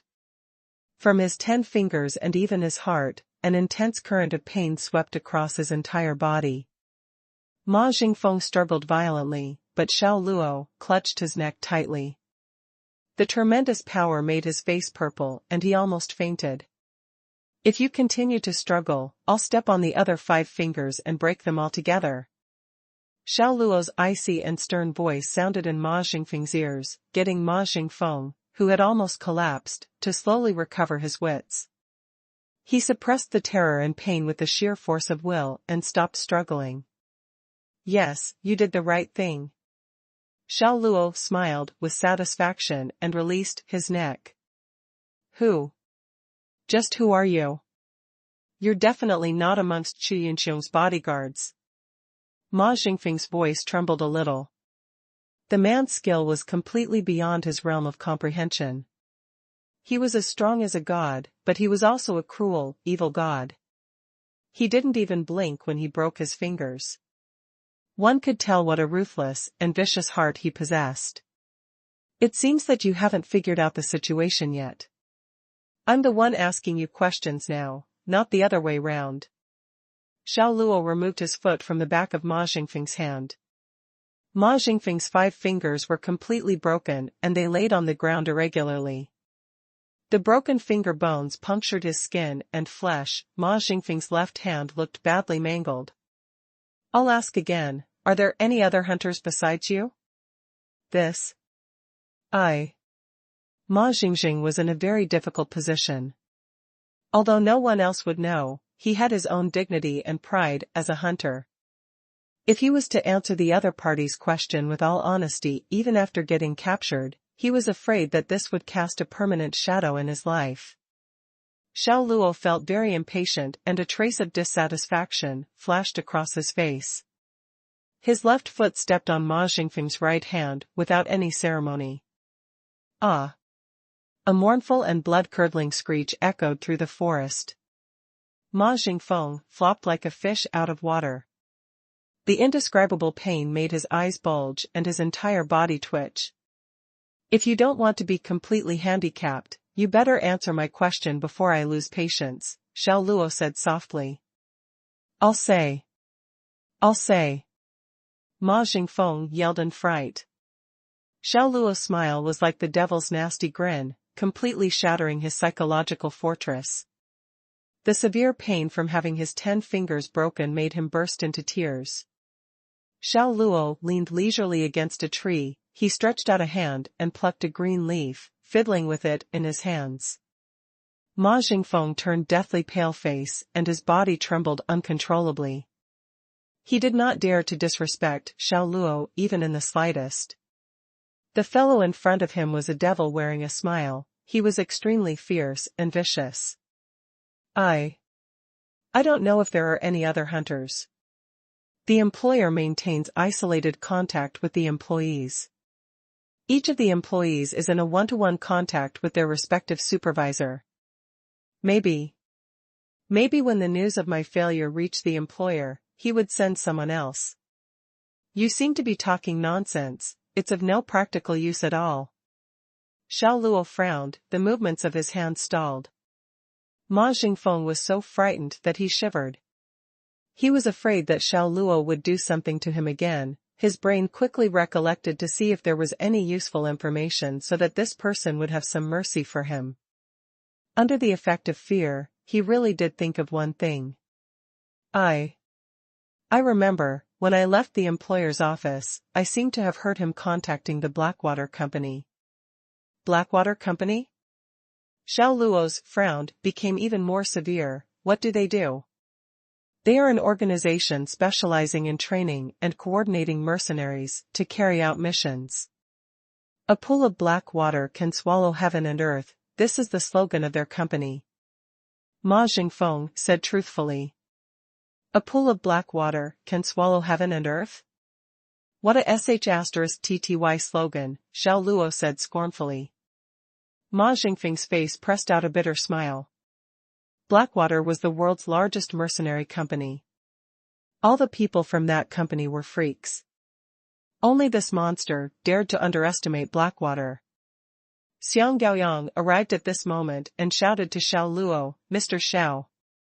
Xiao Luo returned from his thoughts, his back left the trunk of the tree, and he said, "You came at just the right time, I'll leave him for you to deal with." To Ma Jingfeng, this sentence definitely sounded like the best and most pleasant words in the world. If he were to continue staying with Xiao Luo, he would not know what kind of abuse he would be subjected to. He was really afraid of Xiao Luo, the fear that he felt originated from deep within his soul. Okay. Xiang Gaoyang nodded in acknowledgement. When he turned his head to look at Ma Jingfeng's condition, he couldn't help but be stunned. Ma Jingfeng's face was covered with blood, his 10 fingers were broken, there was even a clear scratch mark on his neck. A couple of his ribs seemed to be broken too, and his chest was slightly sunken. Even though he was a professionally trained bodyguard, such a miserable-looking Ma Jingfeng caused him to feel an inevitable chill. A layer of goosebumps suddenly formed all over his body. Looked at Xiao Luo's back as he left, he muttered a criticism in his heart, "So vicious." Xiao Luo was also extremely puzzled. When did he become so fierce and violent? One must know, in the past, he could feel his blood freezing in his veins when he saw someone bleeding copiously. But now, he felt no discomfort even after beating someone into a pulp and stepping on the other party's 10 fingers until they broke. On the contrary, he actually felt especially excited. What had happened to him? Xiao Luo had a question and he asked in his mind, "System, does the ability constitution of King of Mercenaries affect my nature and temperament?" Ding. Constitution of King of Mercenaries is to enable the host to quickly possess the mercenary king's ability, including physical strength, combat experience, reflexes, and the understanding of firearms. Naturally, your nature and temperament is included too. Once redeemed, the host is the strongest mercenary. You'll have a cold-blooded side, the cold and hard female voice of the system responded. I see. Xiao Luo exhaled softly and shook his neck. He thought that he was experiencing a split personality just now. At this time, Xuanhuan, who was filled with curiosity, sneaked over and found Xiao Luo. She immediately grabbed her easel and ran up to him. "Hero Luo, were you dealing with the bad guys just now?" Xiao Luo nodded, after which he thought that Xuanhuan was really acting too calmly, she even dared to run up to him. Shouldn't a typical girl have been scared witless by now? He asked, "He was clutching your neck just now, weren't you afraid?" "I was very scared, but when I saw you, I wasn't scared at all. When you held me as I was about to land on the ground, I felt that we were like the male and female protagonists in Kung Fu Hustle, the mood was so on point," and Huan giggled. Xiao Luo was exasperated. He had to take his hat off at her. It was such a dangerous moment, but Xuanhuan could still think of movie scenes.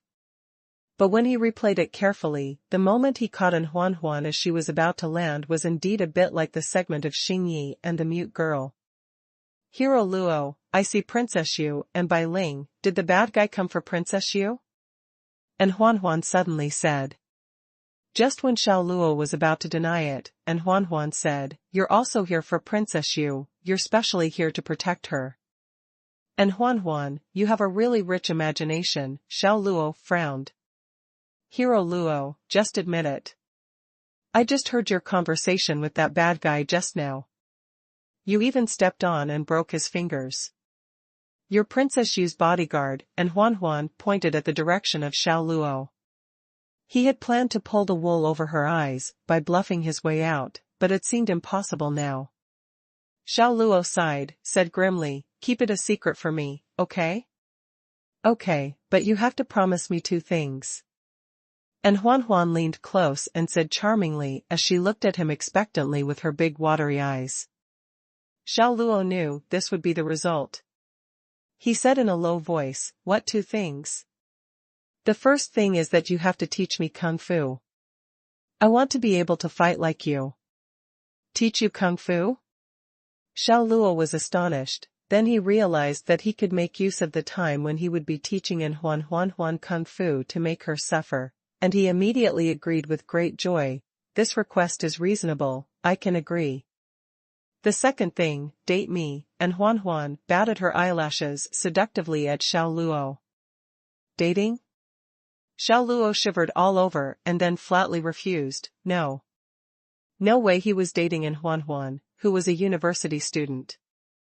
Even if he wanted to date, he would date a woman who had started working in society. Why not? And Xuanhuan pursed her small lips and she stamped her feet anxiously on the ground. "You've chosen the wrong person for a relationship. I'm really unsuitable for you. Also, you know that I'm just Chiyu's bodyguard. I'm not a student at all. You and I belonged to different worlds. But I just like you." And Xuanhuan took hold of Xiao Luo's arm. "Hero Luo, I've never been so serious before. When I first saw you, I felt there was a special vibe about you that just attracted me, and then your fierce debate with Ruren made me fall in unwavering love with you. In my eyes, you are my Mr. Perfect." Xiao Luo gently pushed her away and said sternly, "Trust me, after you graduate from university, you'll find your present actions to be very childish. I don't care, if you don't agree, I'll go around telling everyone that you are Princess Xu's bodyguard," and Xuanhuan started to act unreasonably. Xiao Luo was not a master who gave in so easily, especially when it came to compromises with a girl. His expression immediately changed and he said coldly, "I really hate it when people threaten me." After speaking, he turned away and left with a heavy expression on his face. And Xuanhuan panicked as soon as Xiao Luo got angry. She caught up to him, stopped him in his tracks. Okay, I won't threaten you, Hero Luo, don't be angry." Xiao Luo exhaled a long breath and shook his head helplessly. "And Xuanhuan, how could you set your heart on a man that you don't know much about? Aren't you afraid of being taken advantage of?" "Taken advantage of? What advantages can I lose?" And Xuanhuan blinked, not knowing the reasons. Xiao Luo was speechless. He straightforwardly said, "What else? The most precious thing for you girls, isn't it your body?" Upon hearing this, a flush appeared on Xuanhuan's face. "Oh, Hero Luo, you're so that. What about me?" Xiao Luo was totally depressed. He didn't say any unspeakable words. Why was he being accused of that? At this moment, and Xuanhuan bowed her head and said bashfully, "Hero Luo, if you want, we can wait until our relationship is stable. Then, I'll be willing." After that, she quickly turned around with her back to Xiao Luo. She felt so shy that her face had become flushed. She'd be willing? Xiao Luo's eyes were opened wide. He was totally dumbfounded. He thought in his mind, just what are you willing to do? Did I ask if you were willing? This was how Xuanhuan understood his sincere guidance? He didn't want to talk anymore, and quickly left. And Xuanhuan shouted at him. The louder she shouted, the faster he walked. He felt that it was necessary to keep his distance from Xuanhuan. The weekend arrived in the blink of an eye. Zhang Dashan called and said that he wanted to have a meal with Xiao Luo on Saturday night. When he learned that Xiao Luo was at Huaya University, the receiver on his mobile was nearly broken by his loud voice. What? You're at Huaya University? I say, old friend, you're not focused on finding a job, instead you've gone to Huaya University for what in the world? Zhang Dashan's tone had a note of exasperation that Xiao Luo was not properly focused on making good in his life. I'll talk about it in detail on Saturday. I can't say things clearly with just 1 or 2 sentences over the phone, Xiao Luo said. Okay, then I'll go to Huaya around 7 p.m. on Saturday night. After finishing this sentence, the manner of his speech abruptly changed and became vulgar. By the way, are there any pretty girls? Bring 1 or 2 them out, We can find a chance to get them drunk, then take them to the hotel too and have a crazy night, hee. Are you trying to get a life sentence? Xiao Luo rolled his eyes. What if *king nonsense, I have 200% confidence to make that girl fall in love with me after I sleep with her. With just you? Just me. I'm 18 centimeters in battle mode. Have I shown it off to you before? Get lost. Xiao Luo only retorted with 2 words and hung up the phone. He returned to the dormitory from the rooftop. Brother Luo, Song Jianan has posted his challenge on the school forum. He said that he'll set up the arena at the Mixed Martial Arts Club and wait for you on Saturday night. Ding Kai put the mobile phone near to Xiao Luo. Xiao Luo didn't take a single look and laid down on the bed. He can do whatever crazy thing he wants. I've got no time to play with him. In addition to Song Jianan's challenge, Brother Luo, the handsome photos of you kicking Zhao Xinghe and his goons in the cafeteria a few days ago is spreading like wildfire on the forum. You're famous in Huaya. The Taekwondo Association, the Karate Association, the Martial Arts Club. All the clubs and associations related to martial arts say that the kick you delivered to Zhao Xinghe was fake. They're waiting for you to be crushed by Song Jianan on Saturday night. Zhu Xiaofei also added as he roughly browsed through the school forum. Xiao Luo couldn't help but find it a little comical. What was going on with university students now? They didn't seem to be particularly diligent about their studies, but were extremely meticulous about this kind of trivial matter. They were putting the cart before the horse. At 3:30 in the afternoon, it was time for 2 slots of physical education classes. Most girls choose volleyball, table tennis, badminton, and the likes. Chu Yu and Bai Ling were 2 anomalies that chose soccer, which directly led to Xiao Luo's student character choosing soccer too. Pretentious D*CK, why are you here? When she met Xiao Luo in a small soccer field where lessons were specially conducted on, Chu Yu's beautiful eyes were opened wide in surprise. She wore a casual sports suit that comprised of a red jacket matched with a black shirt. The head of a little anime girl was silkscreen printed on the chest area. Her face was bare of any cosmetics, but it was still bright like the moon. Her figure was also soft and beautiful. Her entire person appeared clear, attractive and refined. As usual, she had a delicious lollipop in her mouth. Standing beside her was Bai Ling, who seemed to have a soft spot for white. She wore white trainers, a white sports suits, plus her skin was also exceptionally fair and her facial features exquisite. She had the air of a girl next door, pretty daughter from a humble family. She truly gave off a fresh, clean and beautiful aesthetic. The 2 girls standing on the soccer field made a beautiful scenery, attracting the gazes of those around them. Numerous males passing by the football field halted in their tracks like cattle and fixed their attention here. Xiao Luo rolled his eyes at Chu Yu. What's so strange about my presence here? Is it only you, Miss Chu, who's allowed to do soccer for her optional course? Just this sentence alone made Chu Yu choke on air. Xiao Luo, young Mistress Chu actually wants to invite you to join our gaming team again. I hope you can forgive her for the incident at the dance party. Bai Ling smiled helplessly. Indeed, Bai Ling has a way with words. Xiao Luo smiled at Bai Ling. Joining your team is one thing. I can't get along with Fu Jiawei and the rest of them. And if I join, I'll definitely lower the overall strength of your team. This is your choice, it's not that I didn't invite you. In the future, you can't say that I'm the one who forced you away. Chu Yu said unpleasantly. Xiao Luo shrugged his shoulders indifferently. Bam! At this moment, a soccer ball rushed towards them at high speed in a gorgeous arc. The sound of the ball cutting through the air was extremely sharp and the strength of the force was bold and powerful. At a glance, one could tell that a soccer expert had kicked the ball. The soccer ball whistled through the air as it went straight for the profile of Xiao Luo's face. If he was hit, he would feel a temporary buzzing in his head. But if his body was weaker, he might spin a couple of times on the spot before collapsing and thoroughly losing his face. Ah. There were quite a few crazy girls on this small football field who had chosen to take this course, just like Chuyu and Bai Ling. When they saw this scene, they subconsciously cried out in fear. Beside him, Chuyu and Bai Ling also felt a tremor in their minds, shouted in alarm, "Careful!" Xiao Luo leaned back, and the angle was just right for him to dodge the ball.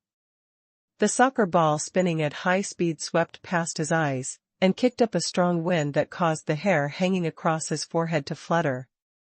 "Who kicked the ball?" Chiyu immediately spoke up, demanding justice.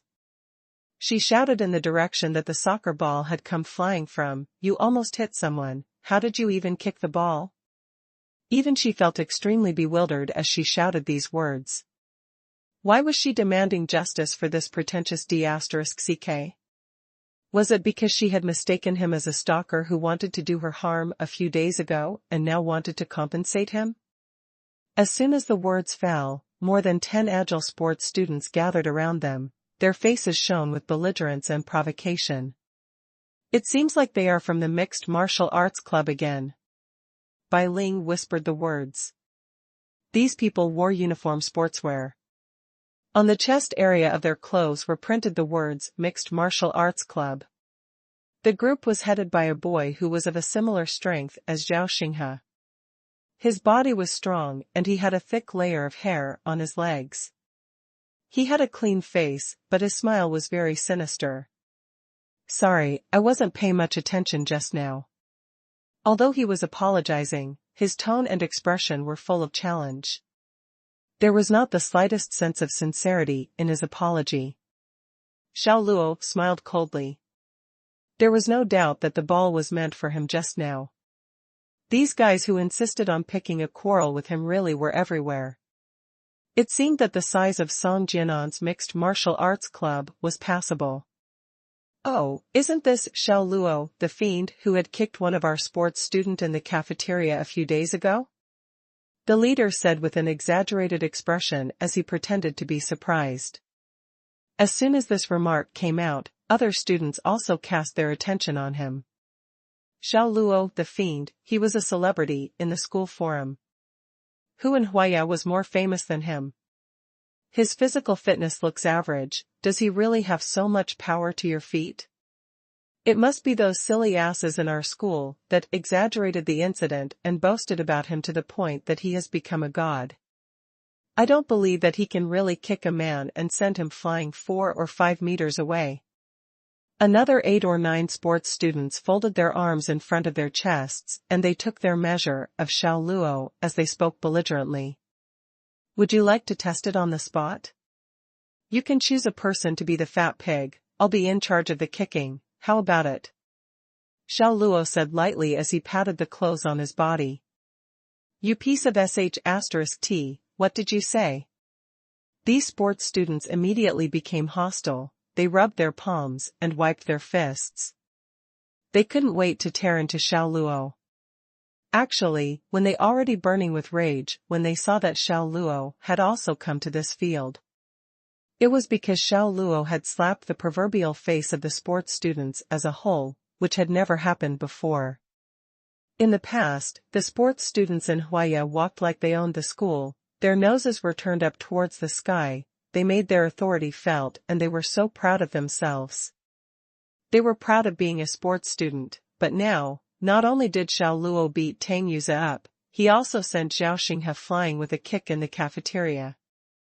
These were all sports students, and they were also community sports majors. Now, no matter where they went in school, they kept feeling that someone was talking secretly behind their backs, making fun of the sports students. You were making trouble for someone else and were taught a lesson in return. You were asking for it, who can you blame? Chiyu argued as she found it really unfair. Although she hated Xiao Luo, they still belonged to the same major. To see him besieged by these sports students, she could not hold herself back anymore. "Xiao Luo, let's go, ignore these people," Bai Ling directly called out for Xiao Luo to leave. "Xiao, do you only know how to stand behind a girl? Letting 2 girls stick themselves out for you, if I were you, I would have been." Du Pengfei. At this moment, a loud and clear voice interrupted the leader's speech. The physical education teacher who taught soccer came over. "What are you standing there for? Hurry and get everyone to gather." Because Du Pengfei was very good at soccer, he was appointed as an assistant by the physical education teacher to help him teach the class. "Yes, teacher." Du Pengfei smiled coldly at Xiao Luo, then he waved a hand and called others over to the center of the soccer field. The members of the Mixed Martial Arts Club are all basically students of the community sports major. Pretentious D**ck, you'll have much to suffer, Chiyu sighed and looked at Xiao Luo with pity. Different situations call for different actions. I'm not afraid of them anyway. Xiao Luo said indifferently, then he frowned. Hey, can you stop calling me pretentious D**ck? Don't feel disgusted when such an awful name comes out of your mouth. Chiyu took out the lollipop and pouted. None of your business, pretentious D**ck, pretentious D**ck, pretentious D**ck. I'm saying it. What about it? I'm gonna make an expression at you. You can experience it for yourself. Xiao Luo rolled his eyes, then turned and walked away. The physical education class at university was like that. There wasn't much quality content. If not for the unexpected presence of some pretty girls in his class, the PE teacher would have let the students disperse and enjoy their free time after they had finished their warm-up exercises. But even so, after half an hour, the teacher gave the order to disperse, letting everyone play soccer on the field however they liked. Xiao Luo wasn't interested in playing soccer with a bunch of children, so he minded his own business, walked to a corner of the field, sat down, and played with his phone. Xiao, who gave you permission to play with your phone? Before he had even warmed the spot with his butt, Du Pengfei and his group approached him. Du Pengfei pointed at Xiao Luo and yelled in a firm and righteous voice, "You should be serious in PE. Put your phone away. Don't go looking for trouble. Otherwise, you are the one who'll regret it." Xiao Luo kept playing with his mobile, without raising his head once. "Mother ***, you can act like an ***. Why don't you go to hell? Poor F***ck. He's so engrossed even though he's only playing on a domestic phone. Stop pretending that you're dead by sitting here. Stand up. Let's have a soccer match. Didn't you think you were so great? Do you dare to have a match with us?" The guys in the group were all holding a soccer ball as they made sarcastic comments. Had they not been in school or PE class, they would have descended on Xiao Luo in a swarm and beat him up. "Get lost." Xiao Luo raised his head and glared at them with threatening eyes that seemed to say, "Back off, for your own good." He was like a bloodthirsty beast. Du Pengfei's group took a step back, as an involuntary shudder ran down their spine. They looked at each other in dismay and saw the horror in each other's eyes. But they turned their thoughts around, there were so many of them and only one of him. What was there to be afraid? Fine. You sure are crazy and arrogant. Du Pengfei beckoned, and the group of them turned and left. After walking more than 20 meters away, Du Pengfei and 4 other guys who were holding soccer balls placed them on the ground. The 5 of them walked a short distance, then rushed toward the soccer balls at the same time. Arrogant mother ***. Du Pengfei roared with fury, "Shoot." The 5 guys pulled their right foot back, exerted some force, and delivered a violent kick. Whoosh. The balls instantly roared, drawing 5 fierce arcs in the air as they whizzed toward Xiao Luo. The strength behind the balls was mind-boggling. The sound of the soccer balls cutting through the air made everyone on the field feel a sense of suffocation. Qiyu and Bai Ling, who were passing a soccer ball back and forth, tightened their expressions and shut their eyes. Everyone knew that the 5 guys, including Du Pengfei, weren't playing soccer, they were planning to hit someone. The PE teacher also noticed the strange goings-on here. He was so scared he sucked in a breath of cold air and immediately screamed at Xiao Luo, who was still sitting on the ground playing with his mobile, hurry, dodge. As a teacher who taught soccer, he very well understood the power of a soccer ball flying at high speed. If any student bled, fainted, or was injured in his class, he was afraid he would lose his secure employment as a PE teacher. Xiao Luo instinctively raised his arms in a cross to protect his head. Bam bam bam. 5 footballs smashed into him from 5 different directions. The strength behind the soccer balls was too great, and they instantly bounced back after hitting his body. Yes. I'll strike, ha ha ha. Du Pengfei and his party shouted excitedly while clenching their fists and pulling their elbows back and forth. Everyone else on the field watched Xiao Luo without blinking. He was hit by 5 soccer balls flying at high speed. How could he be totally fine? The PE teacher swallowed with difficulty and stared fixedly at Xiao Luo in disbelief. When he saw him casually putting down his crossed arms, the ball of worry that was hanging by a thread in his mind finally fell away. He patted his chest to ease the fear. With trepidation lingering his heart after the near trauma, he ran up and yelled in a stern voice, Du Pengfei, what do you guys think you're doing? Are you kicking a ball or a human? Teacher, we're kicking soccer balls. It's because the balls have no eyes, so they flew toward that guy. Du Haiping pointed at Xiao Luo and said with a relaxed expression. Yeah, teacher, we don't know what's going on either. The balls are out of our control once they're in the air. The soccer balls must like that person so much that they just need to be in close contact with him. Yes, yes. The soccer balls love that person too much, ha ha ha. They roared with laughter to vent their anger. Nonsense. Others may not be able to control the direction of the ball, but do you think I don't know about you guys or what you're up to? It's because of your strong soccer abilities that the school has made an exception by lowering the admission scores for you. I don't care what kind of grudge you have with that student.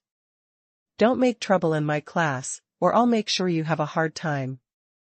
The sports teacher severely reprimanded Du Pengfei and the others, then he shouted at Xiao Luo, Student, are you all right? Anything wrong? Can you stand up and walk?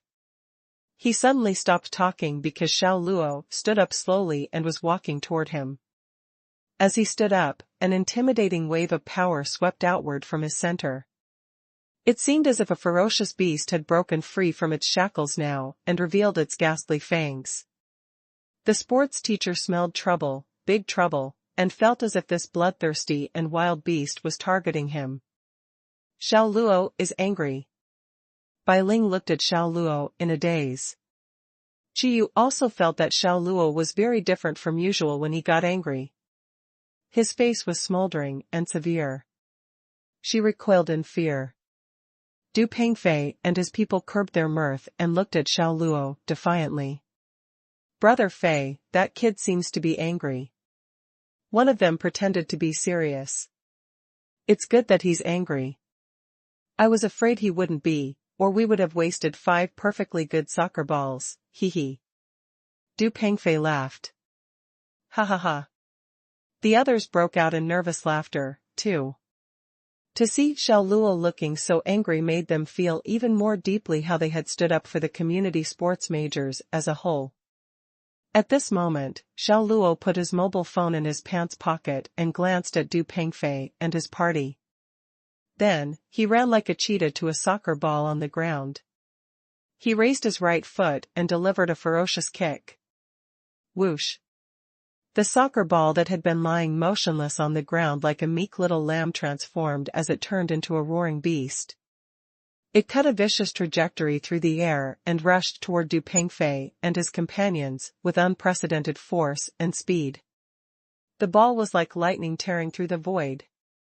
Alarmed, the guy's instinct was to get away, but the soccer ball with its aggressive momentum had already hit him in the stomach when he first thought of dodging it. Without any warning or defense, he toppled backward and went rolling with the ball. He rolled 4 or 5 meters away like a winter melon. With a blurg, the food he had eaten at noon and had been mostly digested turned into vomit as it came spewing out of his mouth. The scene shocked everyone. F***CK? What were they looking at? Shaolin soccer? Legs of the Omega Supreme? Every one of the onlookers sucked in their breath. They stood with flabbergasted expressions at the boy who was retching violently on the ground after being struck by a soccer ball. Chu Yu and Bai Ling also had their eyes wide open, their eyelashes were trembling. Did this happen? It didn't seem real. The PE teacher couldn't believe his eyes either. Beads of sweat the size of beans rolled down slowly from his forehead. There were no crafty angles or techniques behind that kick, only insane speed and power. How the hell did a human kick the ball? Wasn't it shot by a machine? Looking at their buddy lying on the ground and vomiting uncontrollably, Du Pengfei and his party froze in terror. They felt a wave of coldness flowing from the top of the heads to the tips of their toes until their entire bodies were icy cold. Ding! Congratulations, you've received the soccer talent. Xiao Luo ignored the system notification in his mind as he looked askance at Du Pengfei with cold eyes and a dark countenance. The temperature on the field seemed to have dropped several degrees. Everyone shuddered involuntarily. You guys like to play soccer, don't you? Okay. I'll play with you. Licking his lips cruelly, Xiao Luo mentally prepared himself for the game as he walked toward another soccer ball and stood silent with his eyes focused on the ball. Then with high concentration, he drew his foot back and struck the ball powerfully, completing the action smoothly in one go. There was nothing hesitant about his movement. The ball soared as it carried a strong wind that whistled and howled. It spun at high speed while tearing through the air, quickly closing the distance of 20 or 30 meters before forcefully striking the forehead of a sports student. The impact did not stop there. The student's sturdy body flew backward as it spun head over heels like an out-of-control car before finally crashing to the ground 3 or 4 meters away. The student's head buzzed, and his brain seemed to have turned into a pot of mush that was being stirred. He tried very hard to stand up. It was as if he'd lost his cerebellum, for he could not maintain his balance at all and kept falling to the ground again and again like a drunkard. Without waiting for the audience to react, Xiao Luo kicked another ball. Bam bam bam. Immediately, 4 sports students toppled to the ground. Hiss. The spectators sucked in their breath as they looked on with horror-filled eyes. To crush someone with a soccer ball? What kind of skill and power was behind those kids? Perhaps this guy was the Omega Supreme. Chu Yu and Bai Ling watched Xiao Luo in disbelief, they thought he was one of a kind. With people watching with rapt attention, Xiao Luo got into a shooting position with an expressionless face. He lowered his upper body to the point where his face nearly touched the ball. His right foot was raised high up and back, and his body was solely supported by his left foot. Oh my God! How can he keep his balance like this? Everyone was staring at him in awe. The PE teacher was starting to get nervous. What if someone got hurt? Such a shooting position was unheard of. He had never witnessed anything like it, but he could sense its dominance and power. The purpose of the posture was to concentrate the body's strength on the right foot. When the raised right foot came down, this power could be maximized to the extreme. Xiao Luo's usual kicking technique was fierce enough. If he kicked this ball and it hit a person, wouldn't it cause serious injury or possibly death? When he thought about this, the PE teacher burst into a cold sweat. Stop. Stop right now. He shouted and rushed toward Xiao Luo to stop him from shooting this ball. But it was too late. Xiao Luo's right foot had already kicked the ball. Roar. The ball thundered. Its trajectory was no longer a parabola but a line that seemed straight to the naked eye as it clung close to the ground. It flew toward Du Pengfei's 3 remaining buddies with a whistle. The eyes of the three people nearly bulged out from their eye sockets. The soccer ball spinning at high speed became bigger and bigger in their vision. Suddenly, they thought they were hallucinating as that flying orb turned into a fireball. They blinked, scared witless. No, they weren't hallucinating. This was real. The ball, burning like a comet with a tail of red flames, was rushing at them with a violent, stormy power that would sweep away everything in its path. Help! Help! The three of them closed their eyes and screamed, sure they were going to die. Their hearts were shrouded in a red-hot glow. Bang! The burning ball exploded a few inches from the three students, scattering red-hot flames on the ground. A pungent scorching odor filled the air as thick black smoke rose. Total silence. The soccer field was deathly silent. Everyone stared blankly at the bits of glowing flames.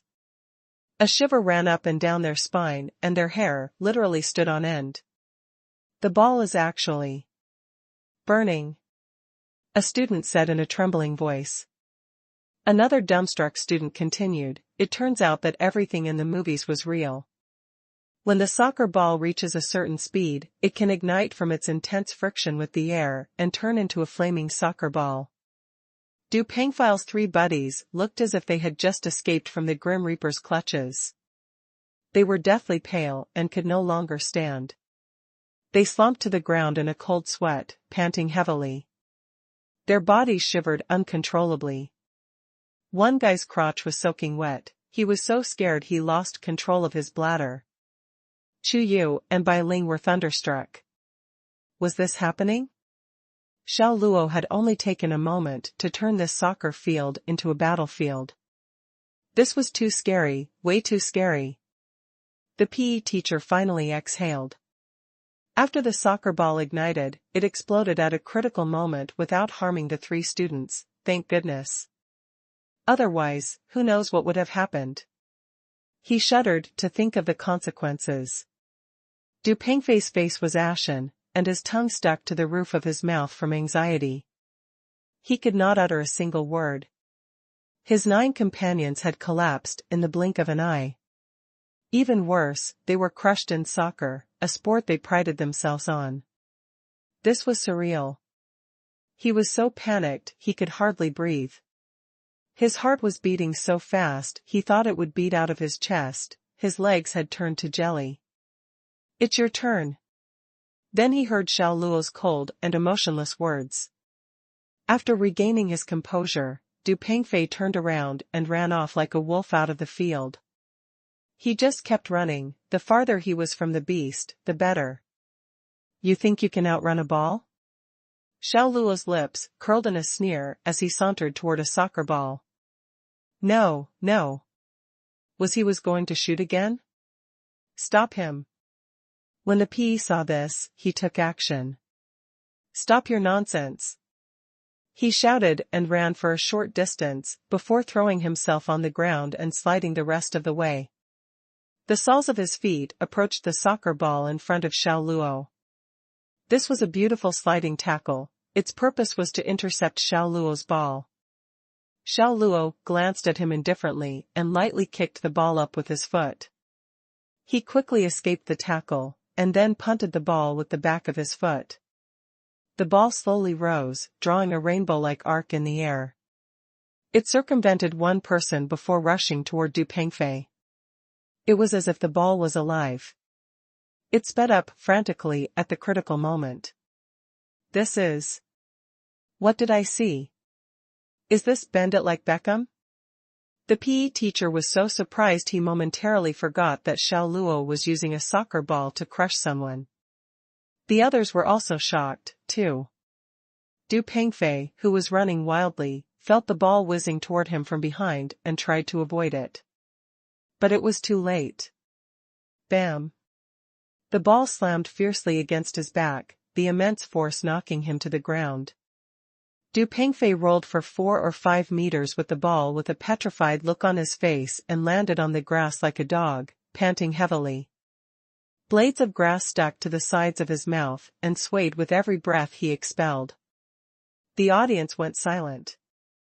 The images of the flaming soccer ball and the arc through the air that was like a rainbow lingered for a long time in everyone's mind.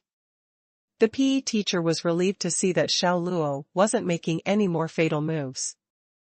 Otherwise, Du Pengfei and his companions would have been seriously injured or killed. Xiao Luo walked toward Du Pengfei and stopped in front of him. He looked down at him from his towering position. Tell your people from the Mixed Martial Arts Club, especially Song Jianan, that my patience is limited. If he doesn't know how to restrain himself, I'll go after him and destroy one of his hands. All of you will suffer with him. I mean it, so don't test me. Arrogant. Domineering. Crazy. The people present who heard these words felt a deep and real tremor in their souls. If anyone on campus had heard someone threaten to destroy one of Song Jianan's hands and make the other members of the Mixed Martial Arts Club suffer, he would have fallen down laughing or treated it as a joke. But look who was talking. It was Xiao Luo the Fiend, someone who could send a person flying 4 or 5 meters away with a single kick, someone who could ignite a soccer ball after he shot and turned it into a fireball. A guy like this wasn't human. Yet some people believed he did indeed possess those extraordinary abilities. Looking at Xiao Luo's back after he walked away, Du Pengfei broke down and cried like a baby. Now he understood why Tang Yu's and Zhao Xinghe's expressions darkened at the mere mention of Xiao Luo's name, and why the look of terror appeared in their eyes. How was he human? He was a monster. Hey, what's your name? I told you to stop, didn't you hear me? The PE teacher knew he'd lost face. He ran toward Xiao Luo while pointing his finger at him and yelling angrily. His rage was beyond his control. But when Xiao Luo stopped in his tracks, the teacher instinctively stepped back and put his guard up, afraid this beast would reduce him to tears, too. Xiao Luo slowly turned his head and said indifferently, "Teacher, I believe you witnessed what just happened. They hit me with the ball first. I simply returned the favor." The PE teacher was incensed. Pointing at Du Pengfei and his buddies, he shouted, "Don't talk nonsense. According to your logic, if a dog bites you, will you return the favor too? I agree that they are dogs. But I'll not bite a dog because I'm a human. If a dog bites me, I'll only hit it with a stick until it becomes afraid of me." Xiao Luo said matter-of-factly.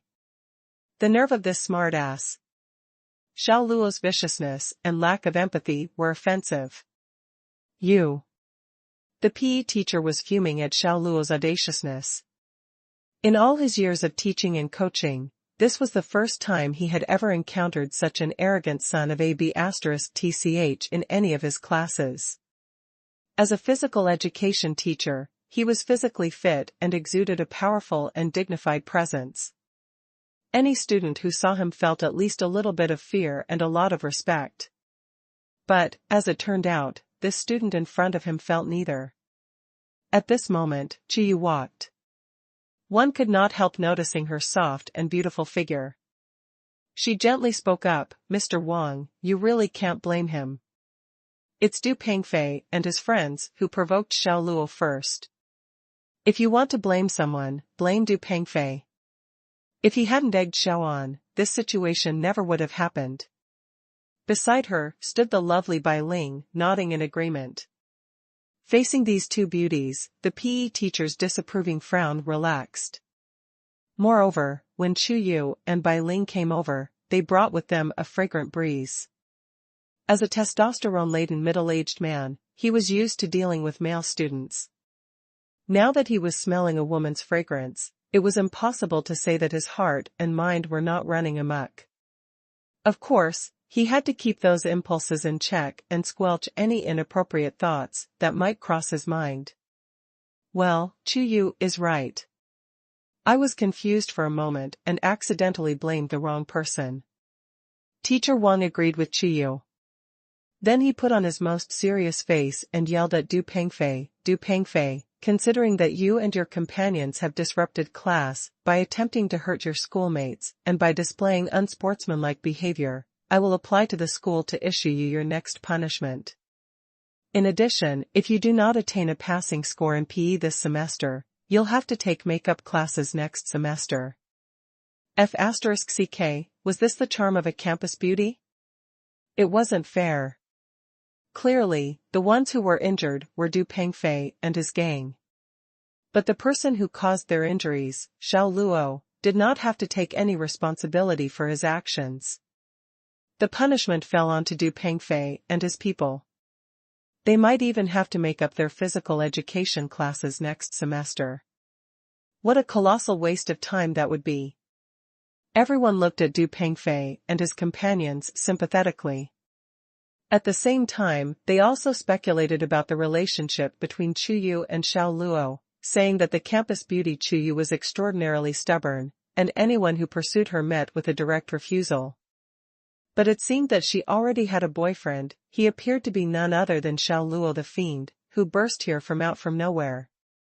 Why else would Chuyu stand up for him? On the other hand, when Du Pengfei and his companions heard Teacher Wang's words, which were like a court sentence, their faces immediately turned gray. They really did have remorse for their actions. Xiao Luo glanced at Chuyu, astonished. He was a little surprised that she would speak up for him, but kept his thoughts to himself.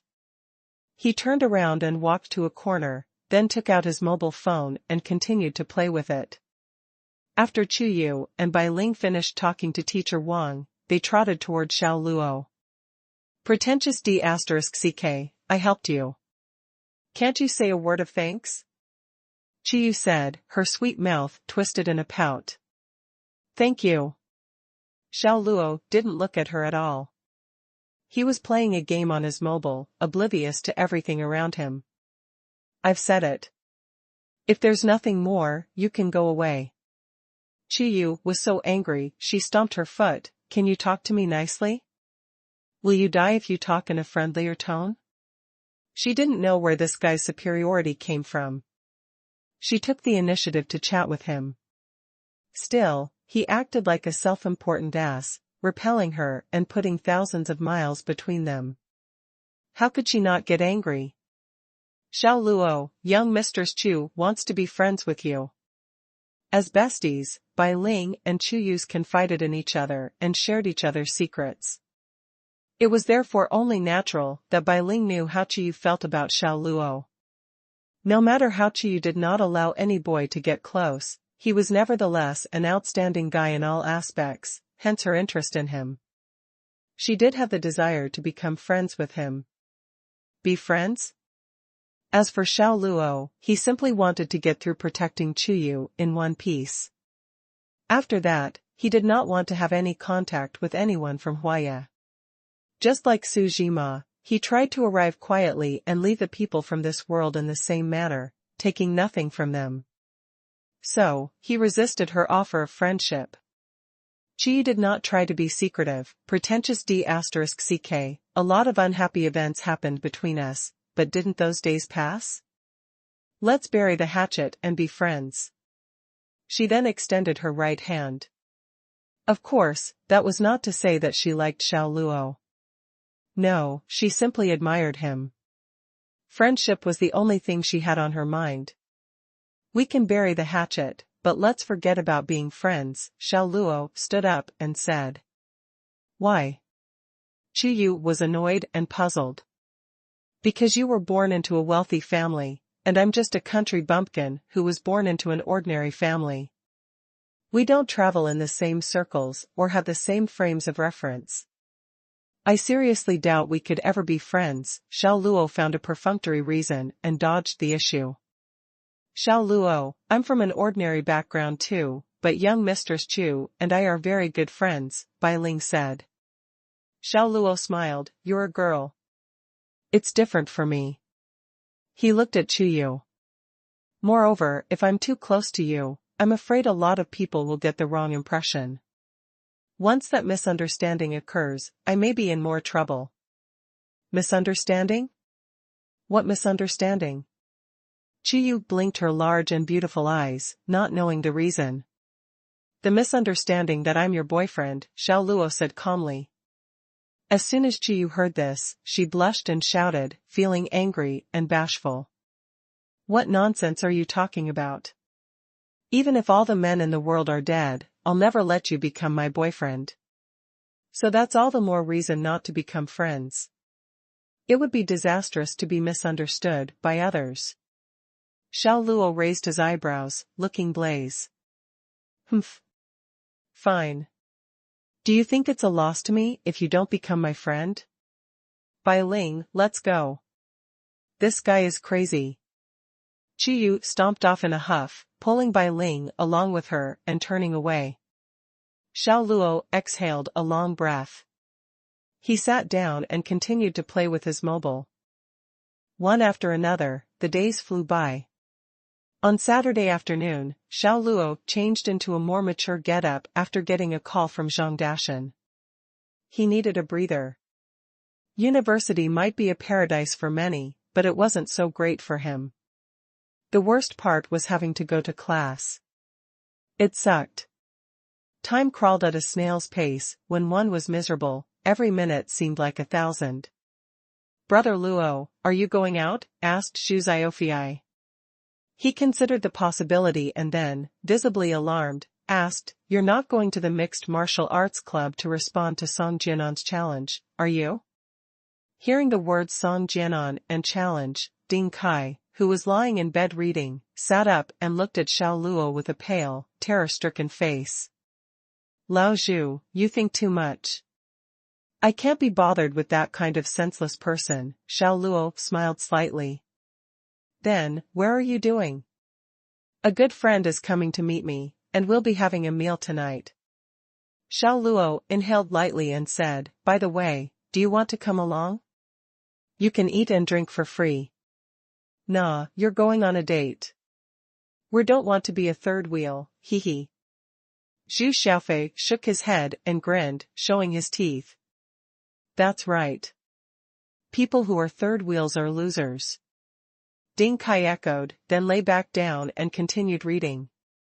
Xiao Luo, who was silent for a moment, said softly, He's male. What? A guy? Zhu Xiaofei and Ding Kai looked at each other and saw the shock registered in the other's eyes. No wonder Brother Luo was unmoved by Xuanhuan's relentless pestering. So the reason was... Zhu Xiaofei coughed a few times and said, Brother Luo, we understand. You can go with peace of mind. We'll not gossip about you. We'll keep our mouths shut tight and keep this secret of yours. Also, we'll not look at you with peculiar expressions, because of this. After all, it's been a long time since the Reformation. Our minds have been liberated and are as wide as the Pacific Ocean. Leaving aside a man getting with a man, it's not a big deal for us even when it comes to a man with a snake, a man with a ghost, and a man with a rock. Holy sh*t. They understood? Just what did they understand? Xiao Luo felt a little ill. He knew that a man who got together with another man was gay, but man and snake? And what the hell was a man with a ghost and a man with a rock? Why had he never heard of these? Had he become behind the times again? Lao Zhu, are you talking internet slang? What do you mean by a man and a snake? Xiao Luo was puzzled. It's Su Xian and Lady White Snake, Ding Kai put down his book. Then what about a man and a ghost? Ning Kaichen and Nye Xiaoqian. Xiao Luo felt that his three fundamental views had been turned upside down. Then he asked, curiously, what do a man and a rock refer to? It's the Monkey King's dad. Zhu Xiaofei suppressed his laugh and said. A series of question marks appeared in Xiao Luo's mind. Brother Luo, the Monkey King's dad got a rock pregnant. Isn't he F***king capable? Zhu Xiaofei guffawed. One slept with a snake, one slept with a ghost, and one even dared to sleep with a rock. So many predecessors have created a new history in their obsessions. Brother Luo, compared to them, there's nothing strange about you, ha ha ha. Xiao Luo was exasperated. In the next second, he sent Zhu Xiaofei, who had thrown his head back and was laughing so hard that tears were flowing, a kick that sent him flying. When Xiao Luo rushed to the school gates, Zhang Dashan and his white Corolla were already waiting there. What the hell? How did a bastard like you become better looking since our last meeting a while back? This was the first thing Zhang Dashan said. Xiao Luo rolled his eyes. He opened the door and hopped in the front passenger seat. Cut the crap. I'm hungry. Let's quickly find a place to eat. What about the hot, pretty girls? Didn't I tell you to bring some with you? Zhang Dashan yelled but didn't linger at the school gate. He slowly started the car and headed for the city. You seem so thirsty. I think I need to order a doll for you online, Xiao Luo joked. That's good, but I want one imported from Japan, and it has to be the real thing. I don't want the inflatable kind that only costs around $20. It's too damn shoddy and can never hold up against a few violent thrusts from me, Dashan laughed mischievously. Get lost, you bastard. Xiao Luo wanted to kick him. Bwahaha. Zhang Dashan was so excited he deliberately pressed sports mode and stepped on the gas, causing the car's speed to skyrocket in that instant to match his current excitement. However, he did not dare to speed for too long. Speed limit signs and traffic monitoring abounded in Jiangqing. He couldn't even count all the traffic light intersections on his 10 fingers and toes. By the way, Lao Xiao. You haven't told me what you're doing in Huaya, asked Zhang Dasjam curiously at a traffic light intersection while waiting for the light to turn green. I was entrusted to protect someone. Xiao Luo felt had nothing to hide from his bro. What? Protect someone? When did you become a bodyguard? Zhang Dashan was more than a little surprised. Xiao Luo then briefly told him the story of how he met Chu Yunxiong. Balls. So you're in Huaya to protect Chu Yunxiong's daughter. The same Chu Yunxiong who owns Chongshan House? Zhang Dashan's eyes immediately widened. Whoa. This was some story. Xiao Luo said, other than this Chu Yunxiong, there shouldn't be anybody else who goes by that name in Jiangqing. F***ck me. Zhang Dashan looked at Xiao Luo as if he were an alien. Bastard, you got to know Chu Yunxiong, a VIP tycoon in Jiangqing. What a lucky bastard. And you're the one protecting his daughter? F***ck, isn't it evident he wants you to be his son-in-law? I haven't seen you in a while. Talking bullshit has become your forte, Xiao Luo said, rolling his eyes. Who's talking bullshit? Isn't it just like TV? Right, so what does Chu Yunxiong's daughter look like? Is she pretty? Zhang Dashan asked. She's okay, SOSO. Xiao Luo propped his chin up, giving a fitting and direct evaluation. An okay from you means very good.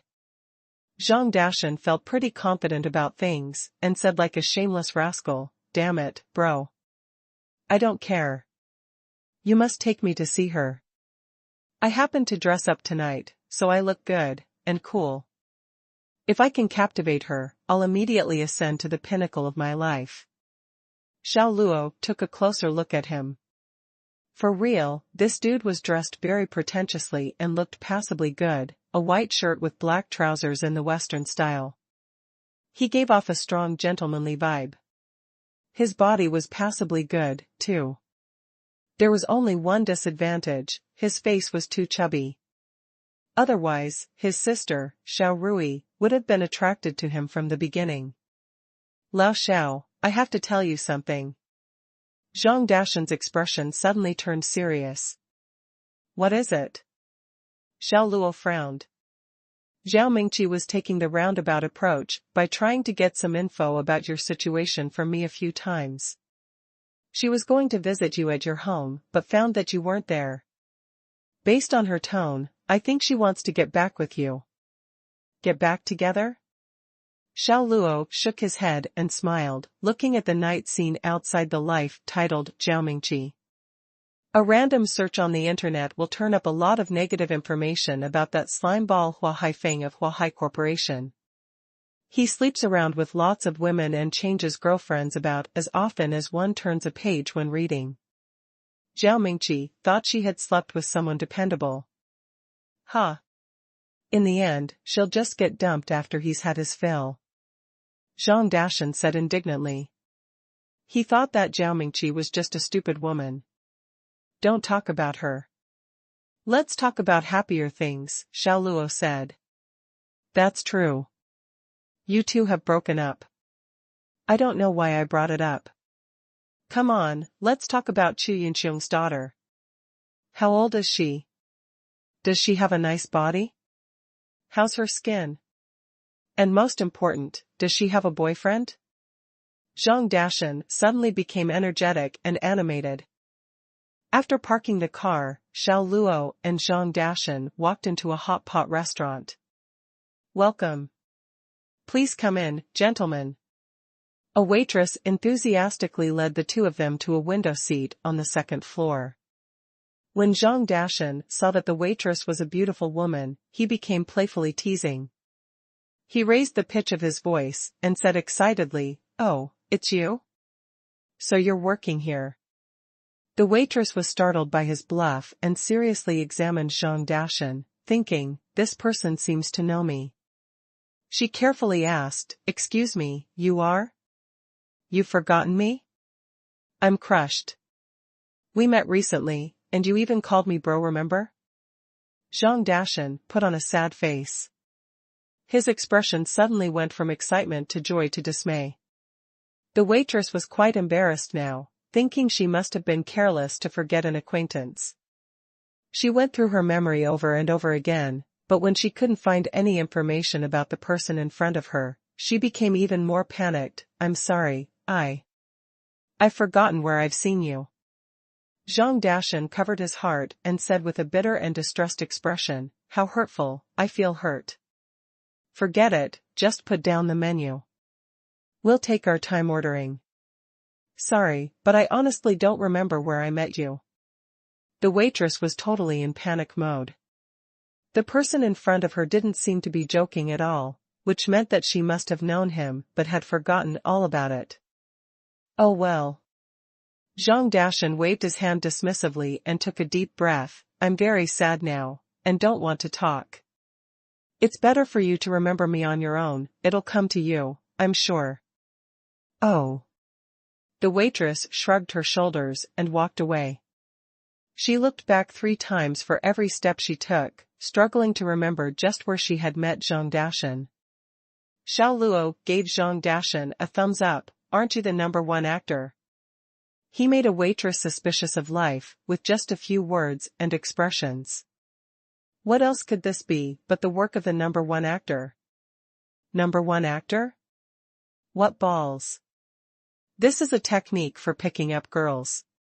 Follow and learn more with me in the future, Zhang Dashan preached to Xiao Luo while selecting ingredients on the menu. Xiao Luo lifted his cup and took a sip of warm tea. He joked, "Don't you usually say things like, 'Oh, you look so familiar, have we met before?' Why did you change the script?" "Old friend, it seems that you don't know how to pick up girls at all. Women are very savvy these days. If you ask them where you've met, they can be sure that you're here to pick up girls. They'll ignore you completely. But if you use my method, I can 100% guarantee that the girl will inquire about your information in turn. This is what I have tried on WeChat, it works like a charm." Zhang Dashan threw the menu in front of Xiao Luo so he could pick a few more ingredients for the hot pot. Xiao Luo couldn't be bothered to prattle with him in this setting. Besides, he wasn't at all interested in learning how to pick up girls. "Do you know why women want to get married?" asked Zhang Dashan, suddenly lowering his voice.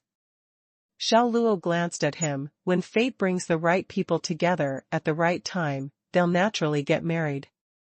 "Wrong," Zhang Dashan slapped the table. "Why is that wrong?" Xiao Luo asked. Zhang Dashan said seriously. "It's because marriage has balls." "Has balls?" Has balls? Xiao Luo quickly understood and cursed, F***CKU. or literal translation of the Chinese term. It means useless here, but is made up of the characters for bird and use. So the literal meaning of Zhang Dashan's statement means there's a d*ck that can be used in marriage. Soon, the hot pot ingredients they ordered filled the entire table. There were few vegetables. It was mostly meat and shellfish, including beef, mutton, pork, shrimp, crab, and more. Zhang Dashan was a meat lover, and so was Xiao Luo. If not for the need to have some vegetables to offset the greasiness, they wouldn't have ordered any at all. When another waitress carried over the mandarin duck pot and the hot pot base, Xiao Luo was so surprised. You? Zhang Dashan almost sprayed out the beverage he had just drunk. I say, old friend, do you have to be like this? I just used this trick. Even if you want to plagiarize it, wait until you go to another place before trying it. But I do know her. Xiao Luo said very seriously as he narrowed his eyes at him. Balls. You just said I was the #1 film actor, but you're the mother of king real deal. Zhang Dashan couldn't stand it and decided to rain on Xiao Luo's parade. He raised his head and said to the waitress, "Pretty lady, just ignore him. He's talking nonsense because he wants to pick you up." But the waitress ignored him. She just stared at Xiao Luo in a daze with her round, wide eyes. She had chic short hair and was smartly turned out in a red waitress uniform that perfectly accentuated her curvy figure. Her face was oval, and her eyes could not be considered small. With her exquisite facial features, she exuded a dignified and solemn vibe. It was Huang Ruoren, the class monitor of the English language majors. Xiao Luo was the last person she expected to see here. Her family was not well-to-do, so she found a part-time job. To avoid running into her classmates, she chose this hot pot restaurant because it was far from Huaya, almost in another district. But she never expected to run into a familiar face here, least of all her nemesis, Xiao Luo. How would she ever live this down? At this moment, she felt the world spin. 3 words popped into her mind: I'm done for. Oh my God, why did he come here? Huang Ruoren was about to break down. It would be 10 times better to bump into anyone at her part-time job than this *RD, but it just happened to be Xiao Luo. Xiao Luo might humiliate her thoroughly. She hoped there was a hole in the ground that could swallow her up. Pretty lady, pretty lady? Zhang Dashan yelled a few times and pulled her back from thinking about her embarrassment. Sirs, these are the dishes you ordered, and this is your receipt. You can match the items and see if all the dishes have been served. Huang Ruoren forced herself to calm down. She added water and the base ingredients into the pot, not daring to look Xiao Luo in the eye. Xiao Luo was amazed. This was the Ruoren who spoke so powerfully and carried herself so valiantly in class. The contrast was extraordinary. Of course, he knew that this was part of the regulations at the hot pot restaurant. The waitresses must address the male customers as sir in a friendly tone and have a respectful attitude. Otherwise, the boss would not keep the employee. Xiao Luo also knew that Huang Ruoren was very embarrassed and stressed. He didn't want to put her in such an awkward position, so he said, "We can do it ourselves, no worries. You can attend to other matters." He was not someone who would humiliate others, as Huang Ruoren thought. Moreover, he didn't believe it was shameful for university students to work part-time. At least, they were self-reliant and understood the workings of society earlier than others. Far from looking down on Huang Ruoren, he respected her. But Huang Ruoren didn't think so. In her imagination, Xiao Luo had a mocking smile on his face. She didn't linger and hurried away after taking Xiao Luo's suggestion. Xiao Luo and Zhang Dashan were enjoying their meal and having a grand old time. Between bites of food, they talked, laughed, and traded vulgar jokes like 2 old veterans. The scene looked so harmonious. But in Huang Ruoren's view, Xiao Luo was making fun of her. That was exactly how some paranoid people felt whenever they heard people whispering or laughing behind their back. They assumed they were the subject of gossip. When Xiao Luo goes back, he'll blab to everyone that I work here as a waitress, Huang Ruoran muttered to herself under her breath. She nervously knitted her brows together. She had a strong personality and didn't want anyone to see her side as a waitress, bending and groveling to the customers. But fate was not on her side, and she just had to run into Xiao Luo tonight. By Monday, her secret would be out, and she worried about losing all her hard-earned respect as the class monitor. Unlike Huang Ruoran, however, Xiao Luo wasn't thinking about her at all. He was simply enjoying the delicious hot pot and a night out with his best friend. The university was as far from his thoughts as the moon. He ate his meat and drank his soup. As to life, he found it to be a beautiful thing, at least at the moment. Damn it, said Zhang Dashan. Why wasn't Sis Luo attracted to me at that time? Does having a large face negate all that I am? This is too unfair. After they were half full, Zhang Dashan started complaining.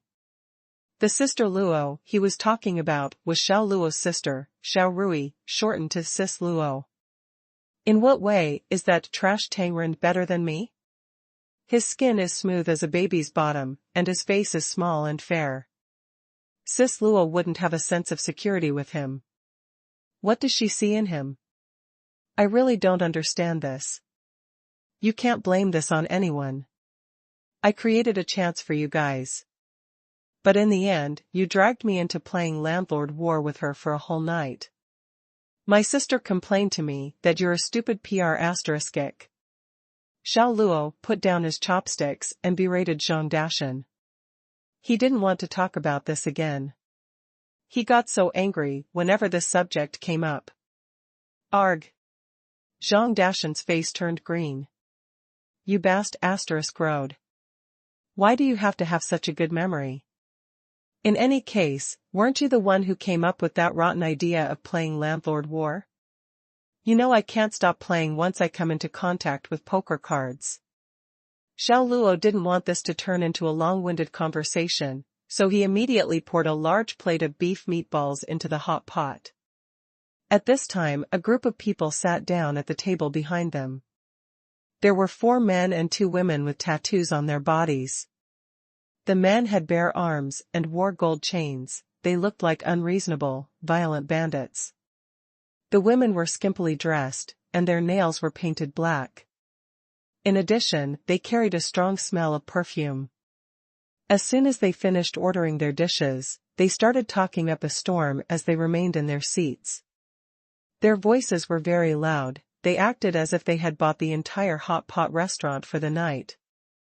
Of course, Zhang Dashan did not object to their loud voices. But what he couldn't stand was the stool occupied by the man behind him.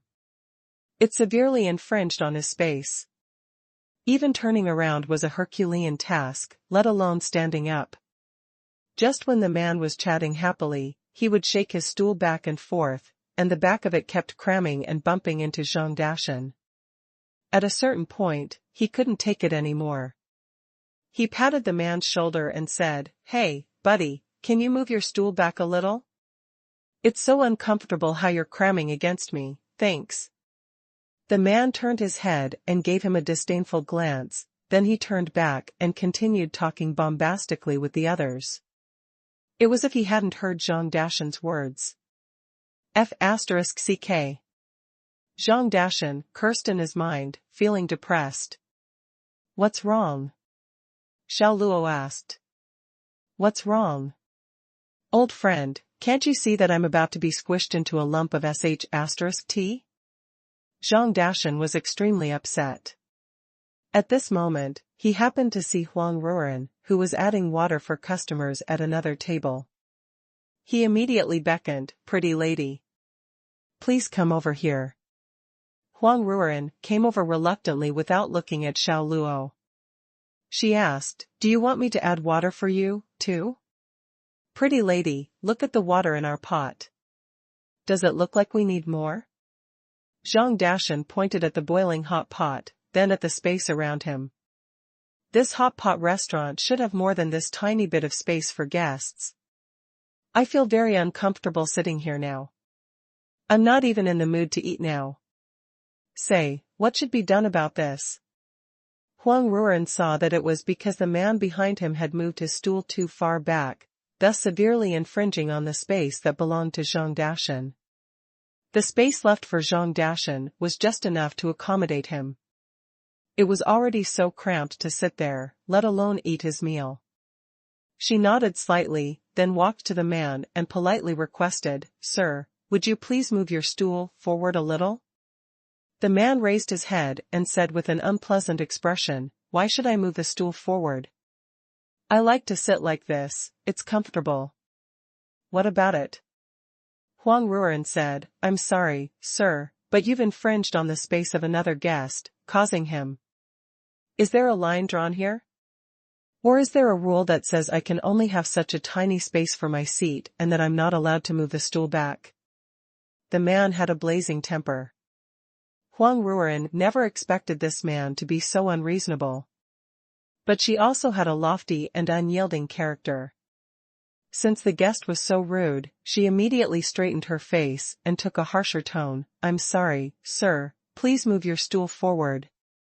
As soon as the words came out, the man's companions laughed. They looked like they were enjoying the entertainment and had no fear of things blowing up. "Xianxia, since the pretty lady asked nicely, just scoot over." "Haha. Yeah, give the beauty some face. Isn't that B*TCH going to break up with you? This pretty lady isn't too bad. You can be on bad terms with anyone, but you should never be on bad terms with a pretty girl." A few people laughed and commented. One of them even pawed the woman next to him in front of so many eyes. He touched her everywhere, and not only did the woman not mind at all, she even seemed to enjoy it as she snuggled intimately against his body.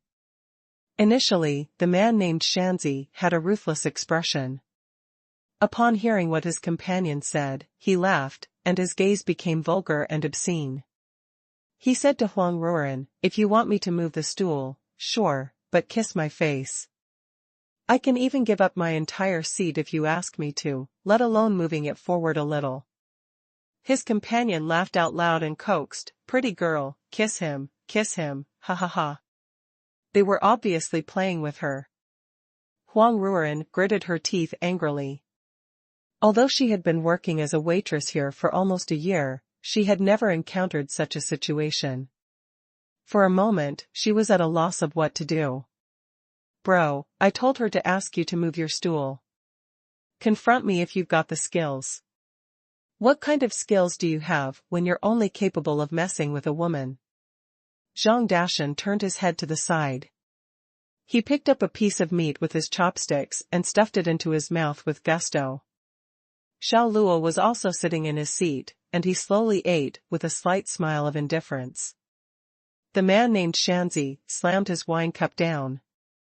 He stood up, turned around, and looked at Zhang Dashan with an ugly and murderous expression. "I was going to ignore you, but your mother *king getting cocky with me." He moved the stool in the direction of Zhang Dashan by more than 10 centimeters. The back of the stool pressed against Zhang Dashan's arm directly. Then he stomped on the stool with great strength and said combatively while pointing at the ground, "I'm putting the stool here. Why don't you try asking me to move it again?" Xiao Luo's expression abruptly darkened. His luck must have really run out for him to be encountering such people at the hot pot restaurant. Zhang Dashan prepared to launch an offensive. He lowered his stance and waved his hands about with an awkward smile, compromising with the man called Xianxia. "Everything's all right now, pretty lady. Go ahead and do your thing," Zhang Dashan said to Huang Ruoren. "But It's fine. I have enough room. Besides, we are almost done here." "I'll just put up with it," Zhang Dashan interrupted her with a smile. Hearing him, Huang Ruoren nodded, turned around, and left. Her heart, however, was still a little uneasy. As soon as she left, the matter came to an end.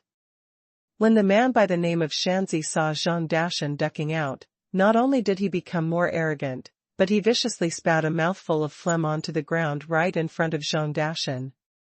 Then, he sat down and said to his companions in a loud voice, "He's just a P***SSY. Let's ignore him and continue our talk." "Xianxia, you're so manly," said a lady, with a toady smile. The man forcefully grabbed her creamy thigh and smiled playfully. "Oh, yeah? Really?" he teased. "Yeah, but it's because of your manliness that I like you," the lady said, moving nearer to him with a seductive smile.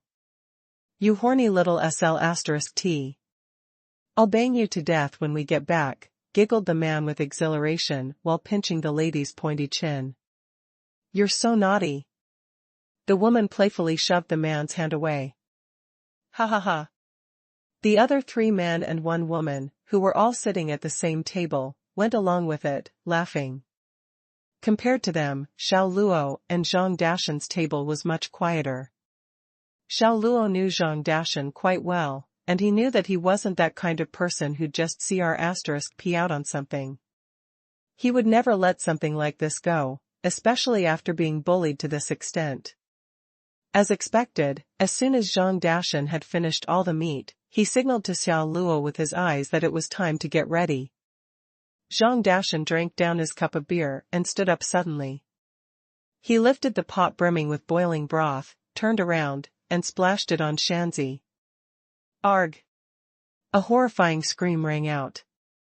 Xianxia felt like his skin was being forcefully torn from his bones as incomprehensible pain spread throughout his entire body. The faces of the other 3 men changed immediately.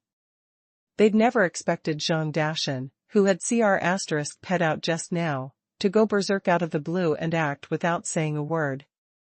His ruthlessness overwhelmed them on the spot, while the 2 ladies shrieked in horror. "You son of a bloody WH***. With an atrocious face, Zhang Dashan kicked the man, who was screaming in pain, to the ground. Then, he lifted the stool and brought it down on him, repeatedly smashing while yelling, "I was in a good mood today, you be ****starred. Then you went and screwed it up. Do you really believe that I would deny you the privilege of seeing the sun tomorrow?" After smashing the man with the stool, he resorted to punches and kicks. He pounced on him repeatedly, and the man could only bellow in agony while groveling on the ground like a pig being slaughtered. Xiao Luo lifted his eyebrows and continued sipping his orange juice indifferently. This was the Zhang Dashan he was familiar with, a good citizen with his blazer on and a hooligan with his blazer off. In college, he had been in his fair share of fights, all provoked by some trivial issue. During their first year, they had even got into an argument because Zhang Dashan liked to smoke in the dorm. Xiao Luo had nagged him somewhat because he couldn't stand the second-hand smoke, and the 2 had ended up in a brawl. But after they'd fought, not only did they not become estranged, their bond became even stronger. Their relationship was a perfect example of the phrase, "friendship grows from conflict." Snap! The sharp sound of cracking bones brought Xiao Luo back to reality. As he focused his eyes, he saw De Jiangwei smashing the man's nose until the bridge was crooked. Following a round of horrifying, non-human screams, the man's body twitched. Then, his head turned sideways, and he passed out.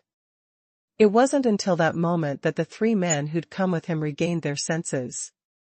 As they were about to rush forward, Xiao Luo struck out at them, humming lightly as he forcefully kicked their table. His kick literally had the force of 2,000 pounds. The table reacted as if it had been hit by a raging bull. The dense square table slammed the 3 men hard against the wall. The 2 ladies screamed even louder. Their shrill cries immediately attracted the attention of all the customers in the hot pot restaurant.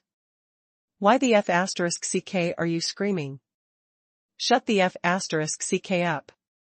Zhang Dashan growled at the ladies with a fearsome look, pointing at them with his finger. Terrified, they stopped right away and gaped at Zhang Dashan in horror. From far away, Huang Ruoren clearly saw everything that was going on. Before, she had genuinely thought that Zhang Dashan had complied. She'd never expected this not to be the case at all. Humans really did gather around their own kind. Those who had close ties to Xiao Luo could never be her kind of people. Zhang Dashan had not yet finished venting his rage. He still wanted to whack the man on the ground a few more times. Xiao Luo stopped him with a frown, saying, "Enough. This guy will surely end up in the ICU if you carry on." D*MN, I am so P*, said. I haven't been this infuriated in many years. That B** starred is destined to receive a brutal thrashing from me. Zhang Dashan yelled. He was really enraged, and the blood vessels on his forehead bulged. Through her peripheral vision, Xiao Luo saw one of the restaurant's employees make a telephone call while glancing furtively in their direction.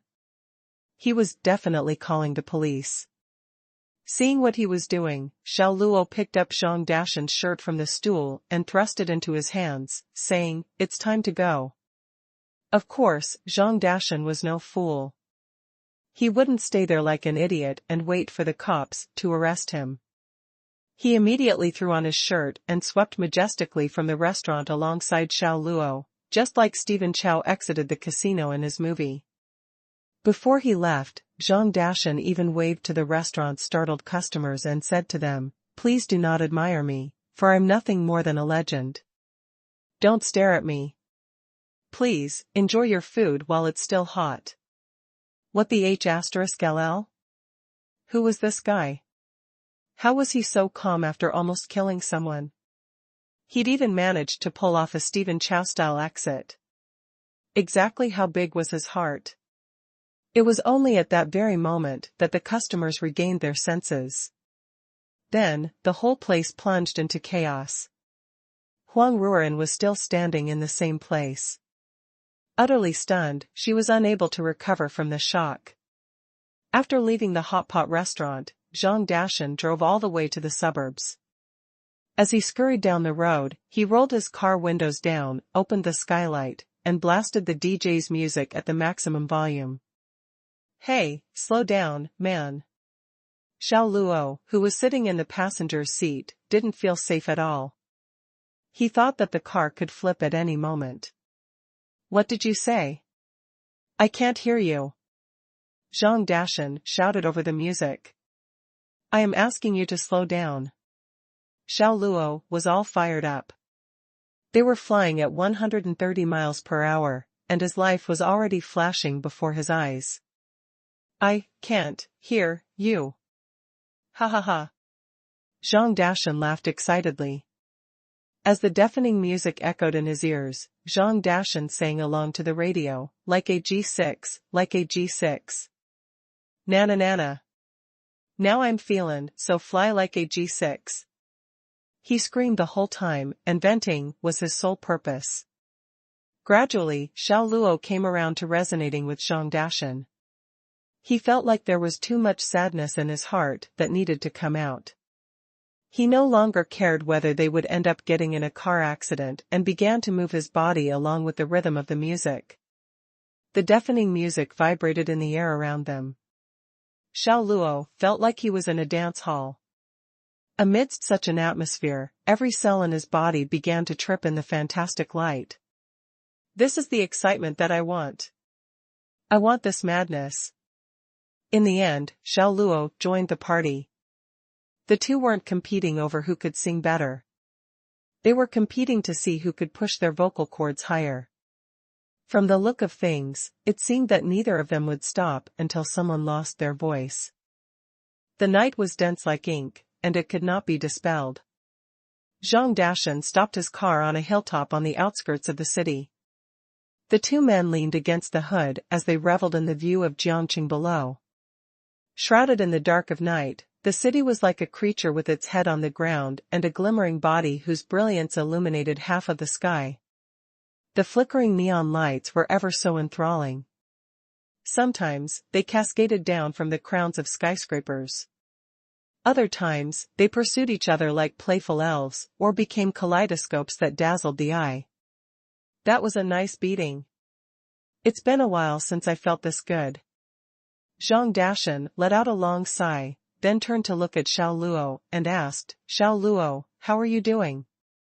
You weren't injured just now, right? Injured? How could I be injured? Asked Xiao Luo. Well, you make a fair point. Surviving that literally made you into Superman. You know, the guy who wore his red underpants over his clothes. Your opponents should be the ones getting injured. Zhang Dashan took out a cigarette, lit it, and pressed it between his lips. He delighted in the pure fun of blowing smoke rings. It's late now, so I should get going. Or else, the dorm's gate will be locked. Bro, do you really still think of yourself as a university student? Are you actually worried about being locked out? After glancing at his phone, Zhang Dashan's face became a little twisted. He said, this very moment marks the beginning of the nightlife, and you're actually telling me that you're going back. What the H*LL, bro? My principles haven't changed. Go by yourself if you want. Get in the car and take me back to the Huaya campus. Xiao Luo sounded very determined. This was the only thing that he was insistent on not doing together with Zhang Dashan because of the education he'd received from his family since he was young. He also wanted to stay pure for his own reasons. Zhang Dashan knitted his eyebrows and sighed, fine, fine. I'll leave you out of this. When I get myself a girlfriend in the future, I'll definitely quit this bad hobby as well. Stop the shitting. You have no self-control, Xiao Luo snorted dismissively. You know nothing about it. You have no right to talk since you've never tried it bef. F*ck off, man. No more pervy talk. Xiao Luo interrupted with a frown. He grabbed the pillow off his seat and hurled it at Zhang Dashan. At 10 o'clock that night, aside from the gathering places of night owls, the number of people and vehicles out and about in Jiangqing's avenues and streets was significantly reduced. D*mn this dumb *sap. It took us to a dead end. Zhang Dashan was sitting in the driver's seat and cursing at the navigation app on his phone. The app's monotonous voice was still repeating the sentence, go straight, which irked him to the extent that he tossed away his phone. Look at this dumb app asking me to go straight when there's a D*mn wall in front of us. I'm so frustrated. Xiao Luo glanced at his phone, then shook his head and said, it's not the software. It's your brain. You've gone the wrong way. The street shown on the map is actually at the next intersection, parallel to this alley. It's not far away. Zhang Dashan grabbed his phone in disbelief. He looked at the map again after enlarging it and finally admitted to the fact that he had gone the wrong way. His face turned red, but his lips, however, remained in a state of denial. What the F*ck? It's all because this dumb app failed to distinguish between the street and the alley. It's really inaccurate, is it not? Stop the shitting, hurry up, and turn around, said Xiao Luo solemnly. I know, bro. Zhang Dashan sighed and slowly turned the car around. Just then, they saw a few figures lurking around the alleyway's entrance. Taking a closer look, helped only by the light of a nearby street lamp, they counted a total of 6 people. 5 of them were men, and the 6th was a woman with a graceful figure. What in the world? Tormenting woman? In broad daylight? Under the bright sun and moon? Zhang Dashan exclaimed while glancing at Xiao Luo. Broad daylight? Bright sun and moon? Excuse me? It was nighttime. Xiao Luo really wanted to jump on him. Holy moly! How savage and brutal. These beasts are preparing to force themselves on her. Zhang Dashan fixed his eyes on the group. Then he looked at Xiao Luo and asked, save her? Yes? No? When Xiao Luo was about to reply when Zhang Dashan answered, of course, we should. Good cabbage shouldn't fall into the hands of those beasts. As soon as his voice fell away, he switched the car's headlights from low to high beam. The dazzling headlights were like messengers from a world of light. They illuminated all the filth otherwise hidden by the darkness. The 5 men violating the woman were startled. One pulled out a sharp dagger from his waist and shouted fiercely in Xiao Luo and Zhang Dashan's direction, "Who the F***ck is that? Are you seeking death? Turn off your headlights." Then 2 more men wordlessly took out their knives and ran straight toward Zhang Dashan's car. Seeing the 2 men running toward them with atrocious expressions and switchblades in their hands, Xiao Luo was speechless. He turned to Zhang Dashan and mumbled, "So, you'll go handle them? Why me? You're the most capable fighter." "Of course, it should be you. I'll cheer you on from the car," Zhang Dashan answered promptly.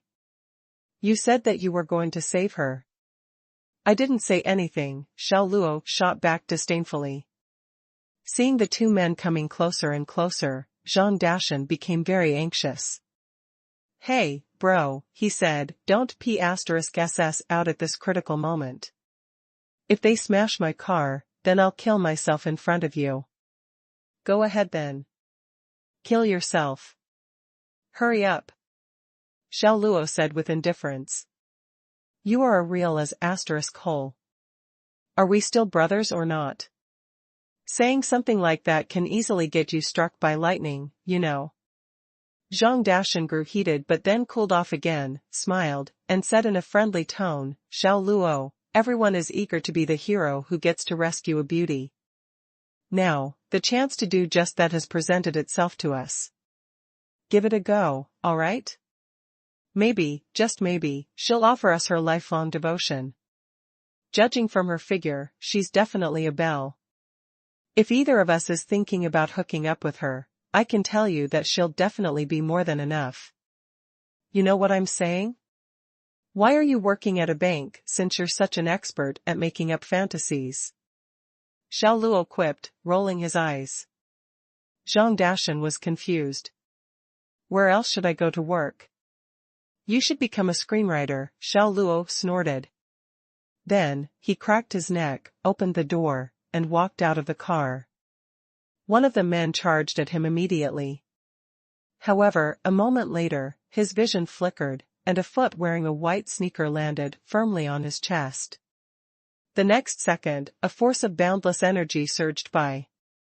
The man's body, which had been moving forward, suddenly froze as if he'd been suddenly struck by lightning. His chest was in anguish, and it felt as if his heart had stopped pumping. Blood gushed out from the back of his throat. Pfft. As his blood continued to pour out, his entire body flew backward like a broken kite. Then, he crashed onto the ground 4 or 5 yards away. The other man was startled for a moment. Then, he yelled and viciously thrust the switchblade in his hands toward Xiao Luo. Xiao Luo let out a chilling snort, then curled his body slightly and leaped into the air, bouncing like a spring. He pulled a suave 360-degree flip in midair, rotated his right foot to dodge the incoming switchblade, and swung his left foot at his opponent's temple. Thud. There was the muffled sound of impact, then the man flew sideways. He flew over the roof of Zhang Dashan's Corolla and crashed into the alley wall.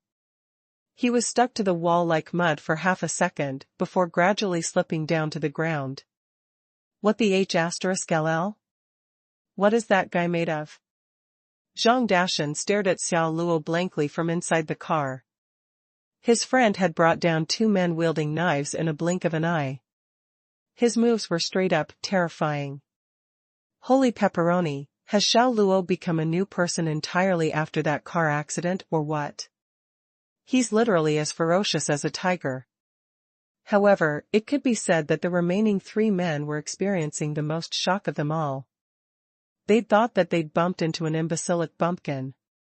They'd never imagined that this kid meant serious business. As Xiao Luo walked toward them, the 3 men's nerves instantly tensed. With the car's high beams blinding them, they could not see Xiao Luo's face at all. They could only make out a silhouette, both the face and body were completely black, moving slowly toward them. They felt even more depressed and nervous, precisely because they could not see clearly who was in front of them. It felt like a devil was slowly approaching them. Looking at their two companions on the ground groaning in pain, beads of sweat the size of beans tumbled uncontrollably down their foreheads. The man who had just been about to unzip his pants regained his senses after blinking repeatedly. He pointed his dagger at Xiao Luo and warned him severely, "Hold it right there. Don't come any closer." Xiao Luo remained silent but continued to advance step by step. His footsteps sounded particularly ear-piercing in the very quiet alley. Tap, tap, tap. For the three men, these footsteps were like the ringing of a large bell. It tapped them right on their souls. I said, "Stop. Do you hear me?" "I'm telling you to stop," the man repeatedly growled. He braced himself and elevated the volume of his voice. Xiao Luo sneered coldly, "Come at me all at once. I'm in a hurry." "You." His words infuriated the gang's leader. Through gritted teeth, he commanded the two men holding down the girl, "Go. Kill him." The men let go of the girl and charged at Xiao Luo, yelling. One of them maneuvered extremely fast, covering a lot of distance in no time. A sharp blade was moving forward at lightning speed, coming for Xiao Luo's neck. Xiao Luo lifted his right hand and promptly extended his left. Suddenly, the man's vision became blurry. In essence, he was slapped in the face before he had even seen Xiao Luo's palm clearly. Slap. The crisp tone of skin being slapped was heard. The man's cheek swelled up, and his entire body was sent flying. With his bloody teeth, he had a miserable look. After getting rid of one of the henchmen, Xiao Luo didn't even pause. His giant hands turned into claws, and he grabbed the neck of the remaining man with the ferocity of an eagle. With a forceful swing of his arm, the man shrieked as he was tossed high up into the air. Under the influence of gravity, he smashed back down to the dirt, hard. There was a crack as his right leg broke when it collided with the ground. Howls of suffering, like pigs being slaughtered, echoed up and down the alley. Strong and unmatched. Domineering and extreme. The girl who had almost been violated opened her eyes wide. She hadn't expected Xiao Luo to be so powerful. The leader of the men was utterly flustered. He turned around and ran. Xiao Luo looked down and glanced at a brick on the floor. Then, using a two-step approach, he lashed out at the brick. Fush! The brick, which had initially been lying silently on the ground, suddenly flew out from underneath his feet. It spun at an immense speed, creating a fearsome trajectory like that of a meteor. In the end, it rammed the fleeing man in the back of the calf. Ah! The man fell to the ground, clutching his calf and wailing tragically. Without any suspense or pressure, Xiao Luo packed up the 5 hooligans, who had been about to commit rape. Zhang Dashan witnessed the entire process.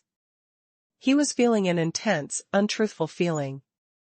His brother, Xiao Luo, had jumped into a 1 versus 5 fight. Moreover, he'd gone up against 5 ruffians armed with knives. In less than a minute, he'd cleaned them up and left them moaning in different postures, scattered on the ground. Who would believe in this tale if he were to tell it? Xiao Luo tore the clothes off the leader and walked over to the girl. She was still standing in the same place in complete shock. When their eyes met, they were both stunned. You again? Xiao Luo frowned deeply. The girl's eyes were wide open.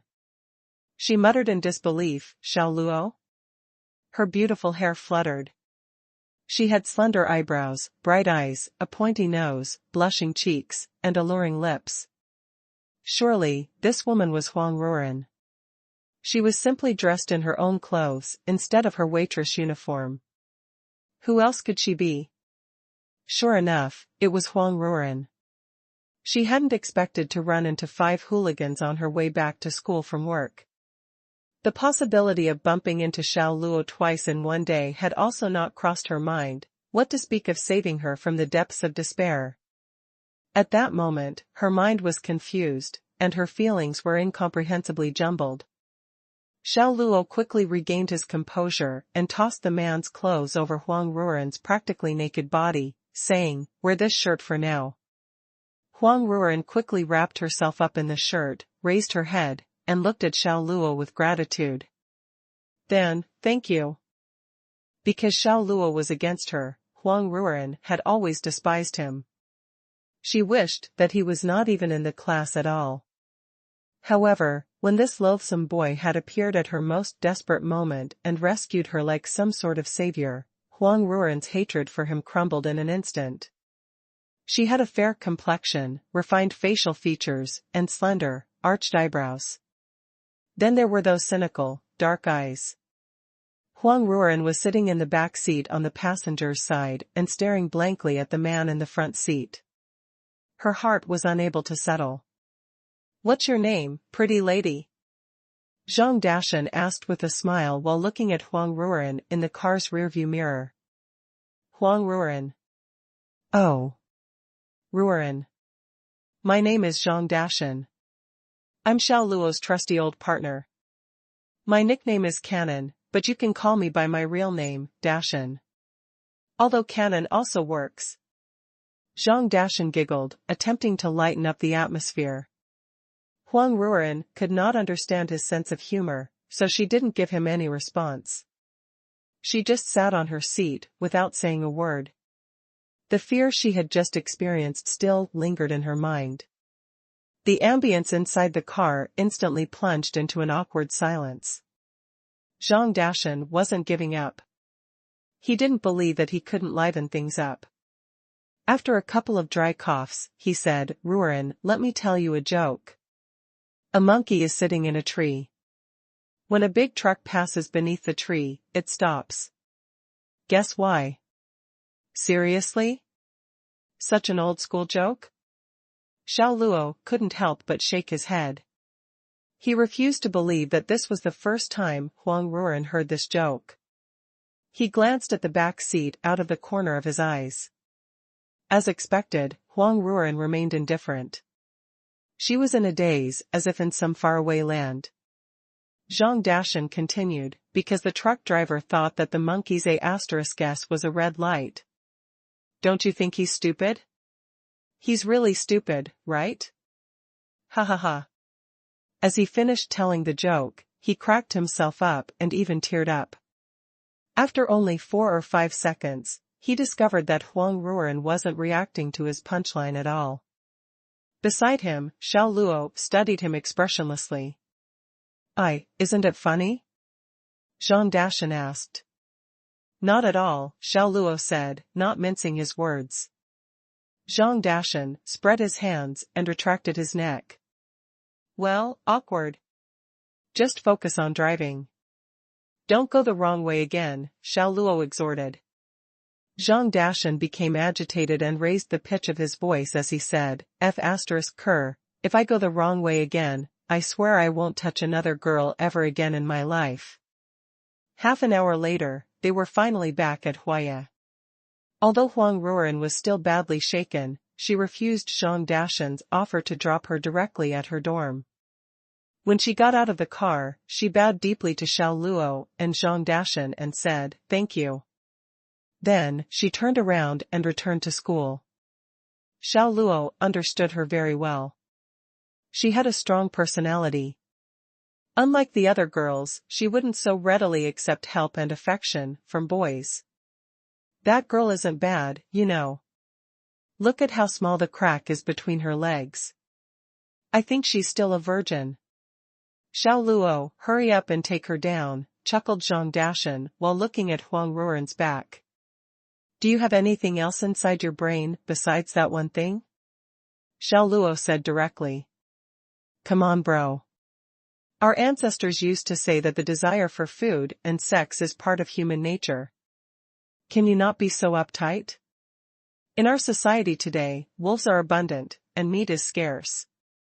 So, if you don't bang a pretty girl, someone else will, sooner or later. Why not take the good stuff for yourself? You shouldn't restrain yourself too much. YOLO. Zhang Dashan preached earnestly. Dubious nonsense. Xiao Luo rubbed his nose, then shifted the topic of conversation. Oh yeah? Are you really gonna go ring later? Go ring? Zhang Dashan's expression changed immediately. The heck? How can you say that and still look so dignified? Don't you feel ashamed? Are you telling me that you're not after res by going to that nightclub?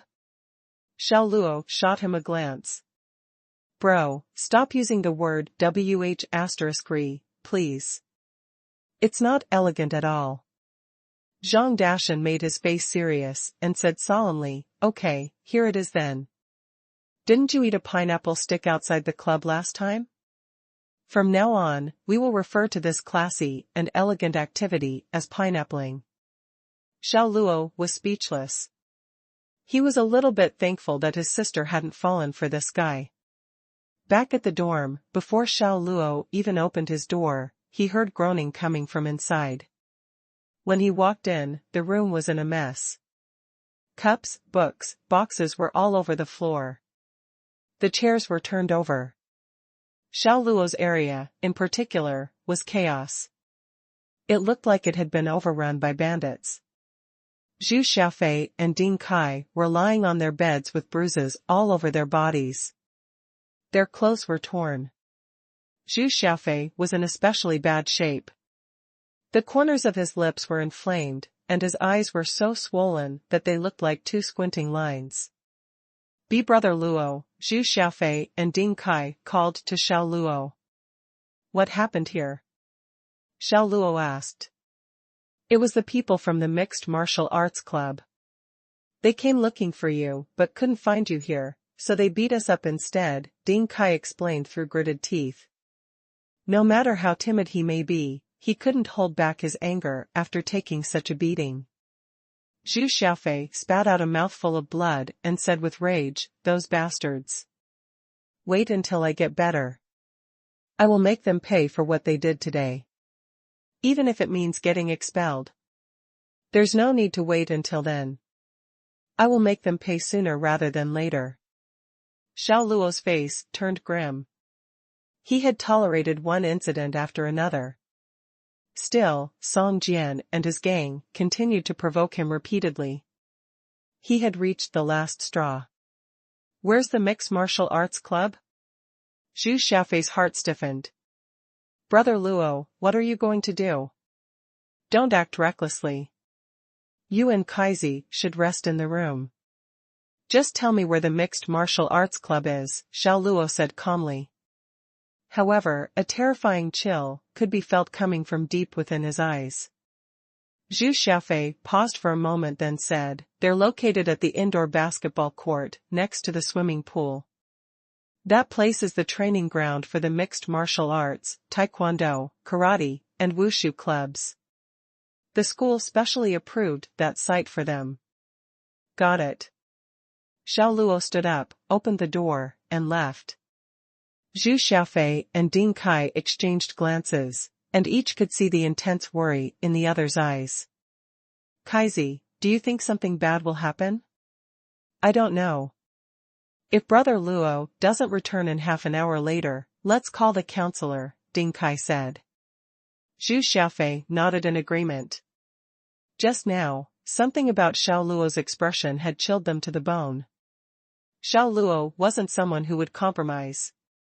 Still, there were more than 100 people in the Mixed Martial Arts Club, and Xiao Luo was on his own. No matter how great of a fighter he may be, he couldn't possibly take on more than 100 opponents. If Song Jian and the others failed to hold themselves back for a moment and injured Xiao Luo, then Zhu Xiaofei would feel uneasy for the rest of his life. Although it was almost 11 o'clock at night, and the Mixed Martial Arts Club was still as bright as day. People were training inside the venue. Aside from the members of the Mixed Martial Arts Club, there were also many from the other clubs. After all, that night, Song Jian had challenged the school's fiend, Xiao Luo, to a fight. Although Xiao Luo wasn't here yet, the others had all arrived with the utmost anticipation. They were eager to see if Xiao Luo was really as brutal as the legends made him out to be. 2 members of the mixed martial arts club gossiped at the door during their water break. What a waste of excitement. That jerk doesn't even dare to show up. Yeah, right. He's so afraid that he doesn't dare return to his own dorm. We are only flattering him by saying that he's Wukong. I wonder how this piece of trash ended up being a celeb on our school's forum. Xiao Luo, the fiend? More like Xiao Luo, the coward. As the 2 members of the mixed martial arts club were chatting, a colossal hand quietly came to rest on one of their shoulders. The guy's hair was dyed blonde, and he felt his shoulders sink as if a giant mountain were pressing down on him. His body listed heavily to one side. When he turned his head, his eyes fell on a gloomy profile as chilling as snow. Xiao Luo? The boys' faces changed in a flash. They couldn't believe that Xiao Luo had appeared in this place at this moment. Xiao Luo declared faintly, "Which of these guys went to beat up my roommates at the 7th dormitory tonight? Please, point them out to me." Hearing this, the blonde guy snapped out of his shock. But when he remembered that this place was the mixed martial arts club's territory, meaning that his allies were all over the place, his courage surged. The blonde boy shouted, "Who the hell are you? Why should I listen to you? Get your hand off my shoulder." He shouted this to the roof so that he could attract everyone's attention. As expected, the lingering members of the mixed martial arts club, who had initially been sparring with each other and the members of the other clubs, looked over. Xiao Luo, the fiend? Why is he here? Didn't they say that he's afraid to accept the challenge and didn't even dare to go back to his room tonight? Song Jianan just left a moment ago. If he hears about this, he will definitely rush back over. Looks like these 2 men are going to spar today, after all. The members of the other clubs were shocked. Still, the members of the mixed martial arts club slowly gathered around Xiao Luo with disdainful faces. Xiao Luo's bright expression dimmed. He regarded the hostility being directed at him as nothing more than hot air. He spoke again to the blonde guy, "Answer my question. Are you King sick? Don't you understand the human language? Do you need me to, arg?" The guy's normal speaking voice was cut off abruptly and turned into a cry of pain. Xiao Luo's fingers were about to shatter his shoulders. The blonde boy was in so much pain that the muscles on his face seized up. "Let me ask you one more time. Who went to beat up my roommates at the 7th dormitory tonight?" Xiao Luo repeated chillingly as the strength in his fingers intensified. "I don't know. Let go of me." The blonde's cries became even more miserable. He struggled desperately, wanting to break away from Xiao Luo. However, Xiao Luo was grabbing him with a unique method, much like the ones police use to arrest criminals. No matter how hard he struggled, it was useless. "Let him go," roared the blonde boy's companion, and he hurled over a clenched fist. Xiao Luo snorted contemptuously, then slammed his head toward the incoming fist. The fist and his forehead collided, making the sound of potato chips cracking. The guy backed off and screamed in agony. He felt as if the punch he had just thrown had landed on hard rock. 3 of his fingers were broken. Gripped by unbearable pain, his right hand couldn't stop shaking. This simple, yet brutal move was very effective. The other members of the mixed martial arts club suddenly had the jitters. Just then, a guy with a pierced ear came forward and yelled at Xiao Luo, "Hey, are you making trouble here? Do you not really believe that I can disassemble all of your body's spare parts?"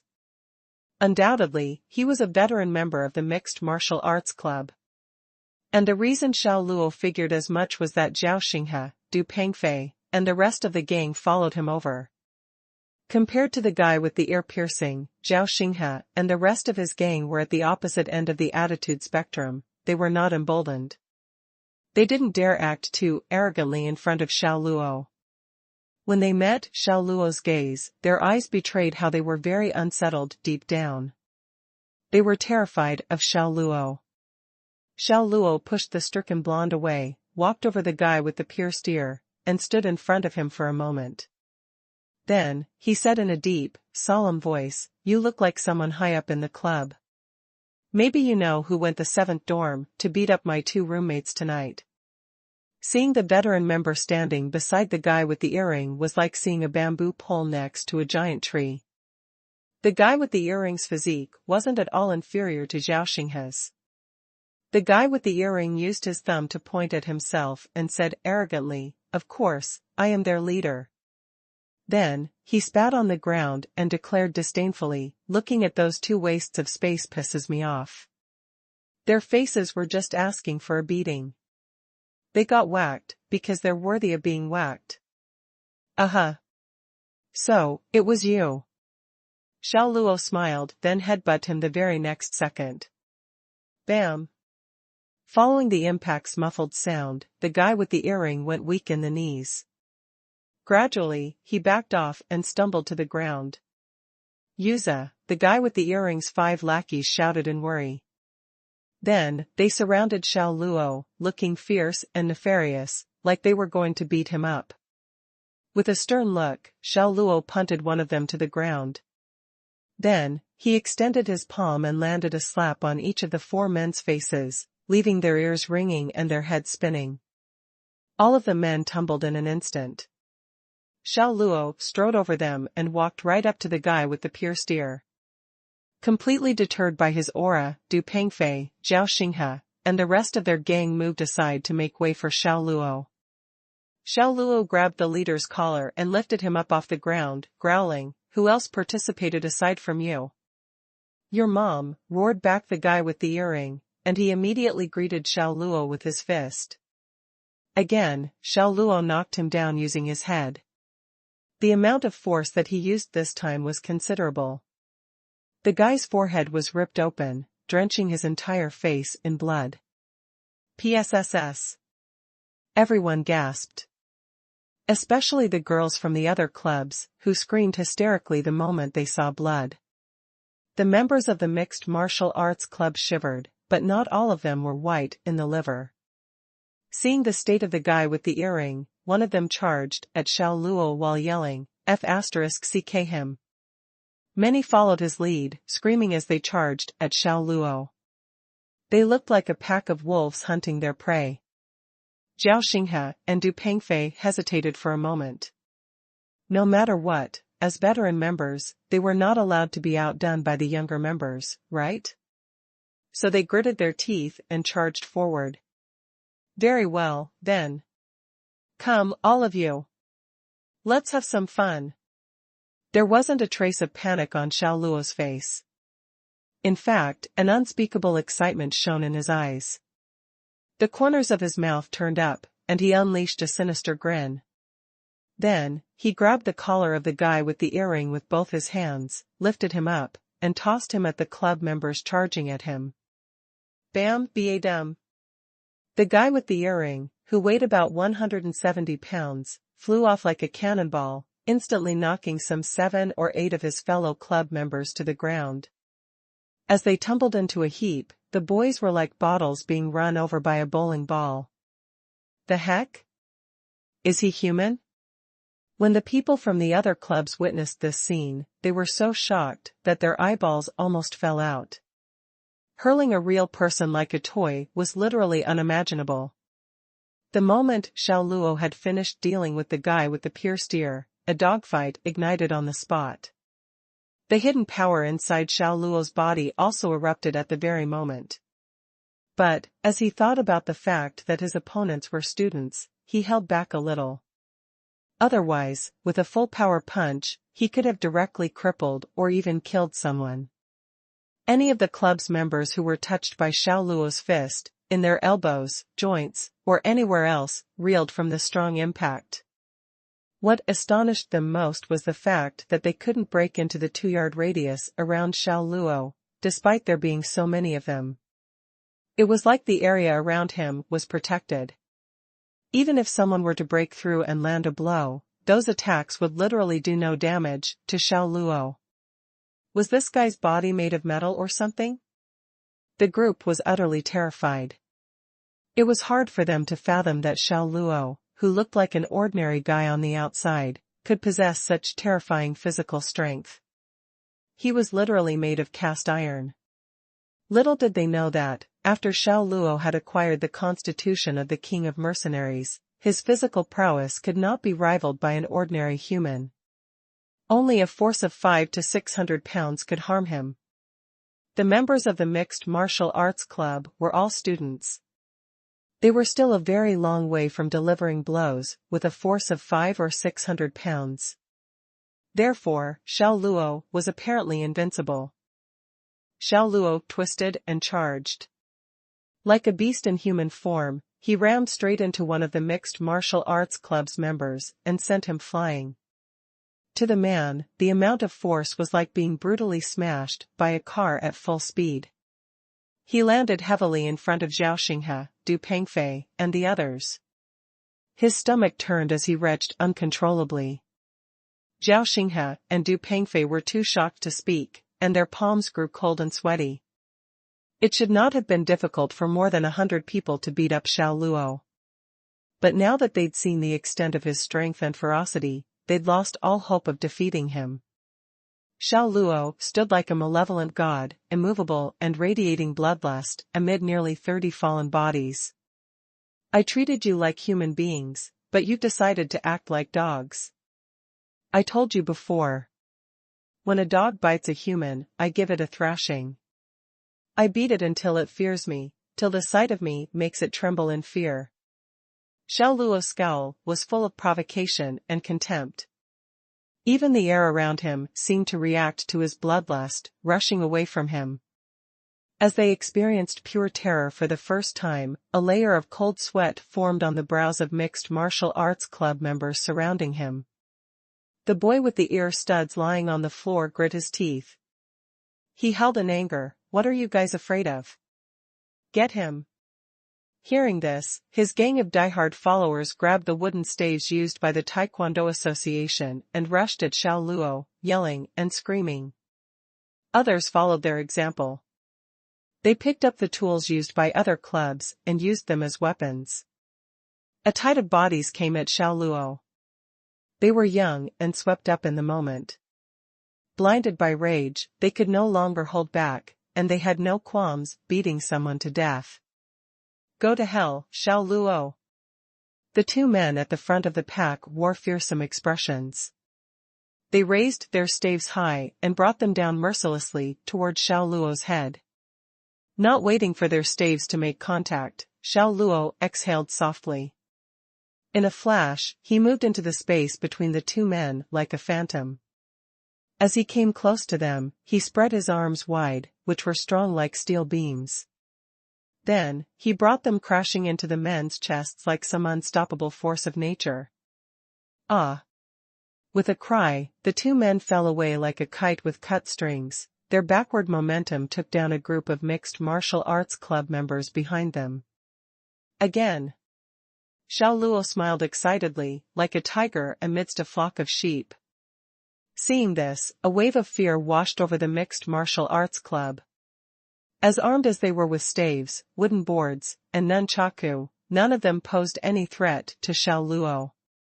Xiao Luo's fist punch had gone straight through a wooden staff, striking the man who had been wielding it directly in the chest with unparalleled force.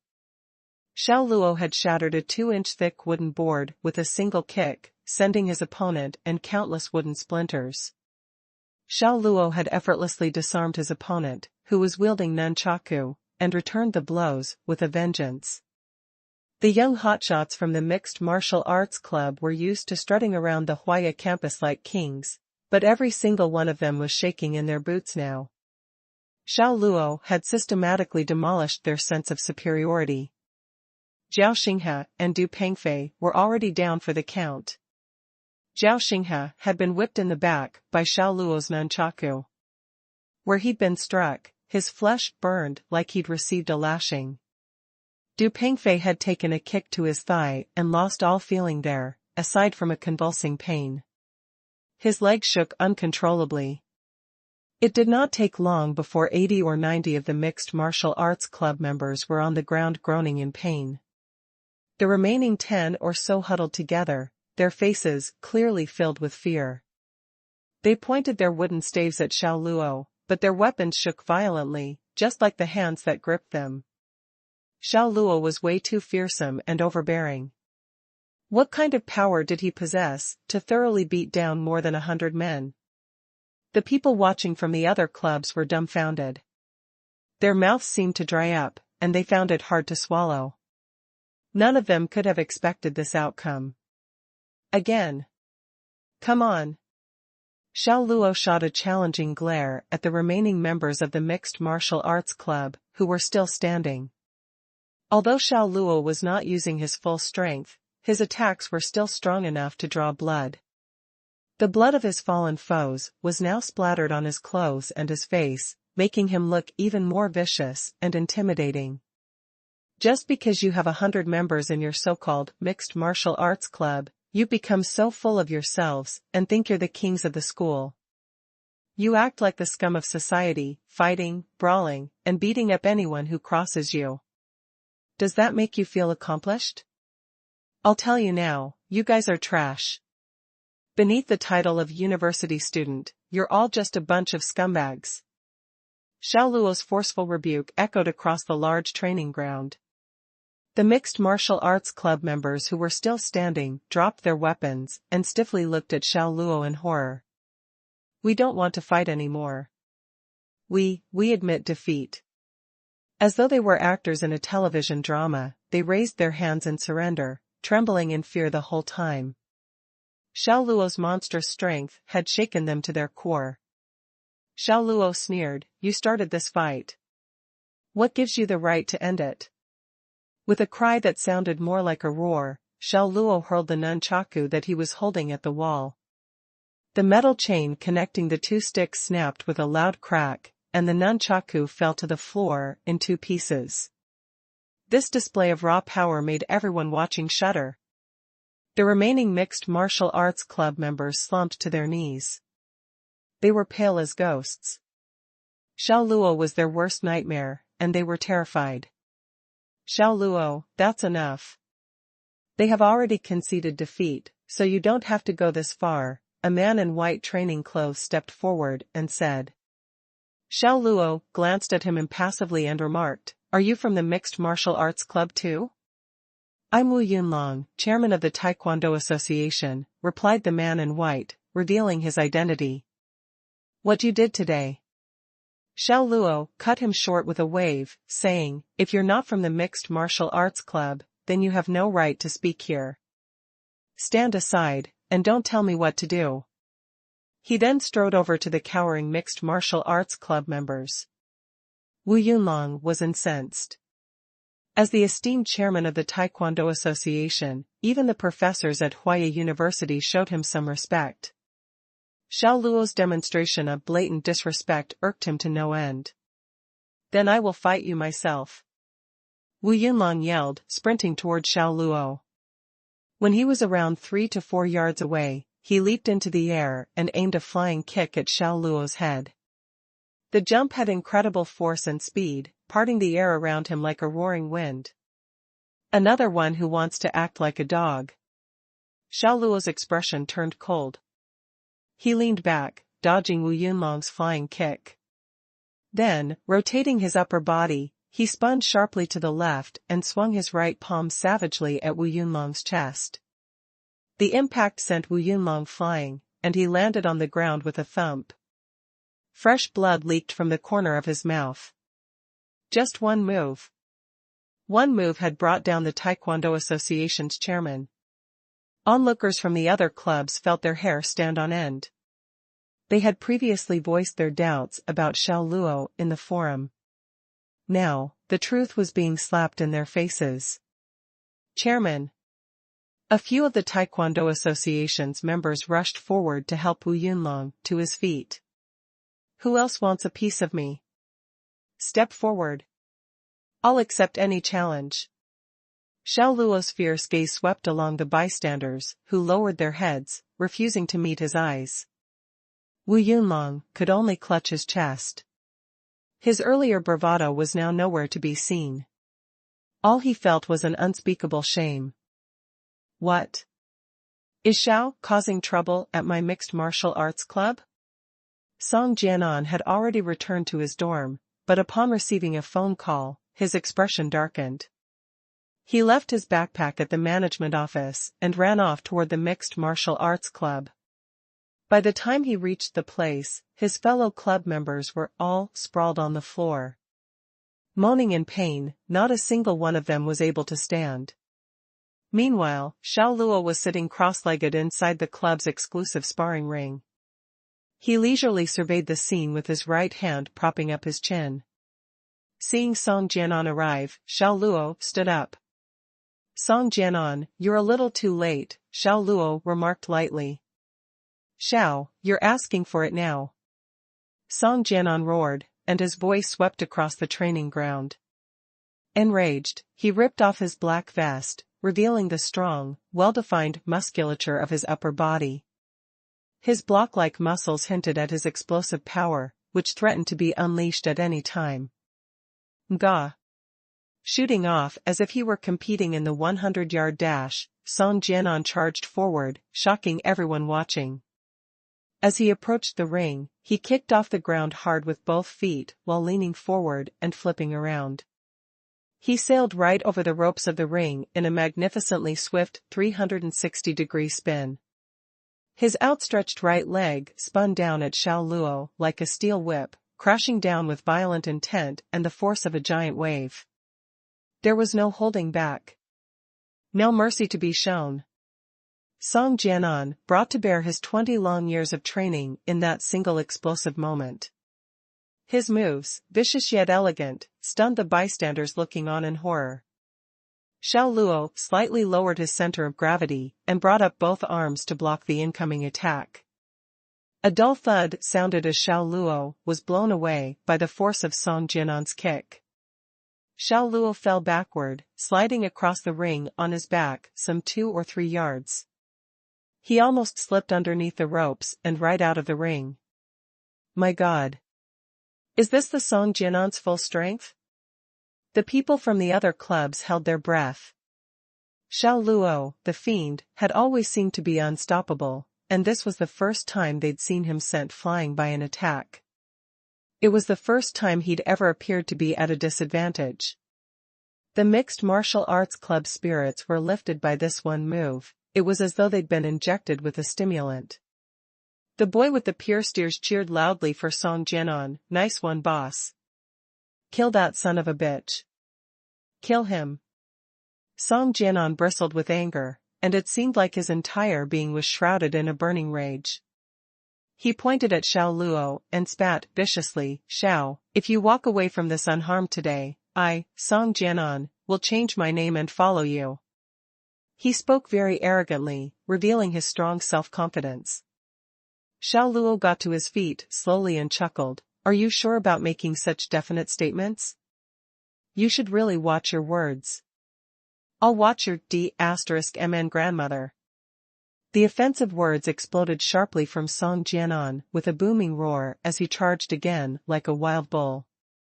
The offensive Song Jianan launched was fierce. Fists of iron burst forth at gale-force speed.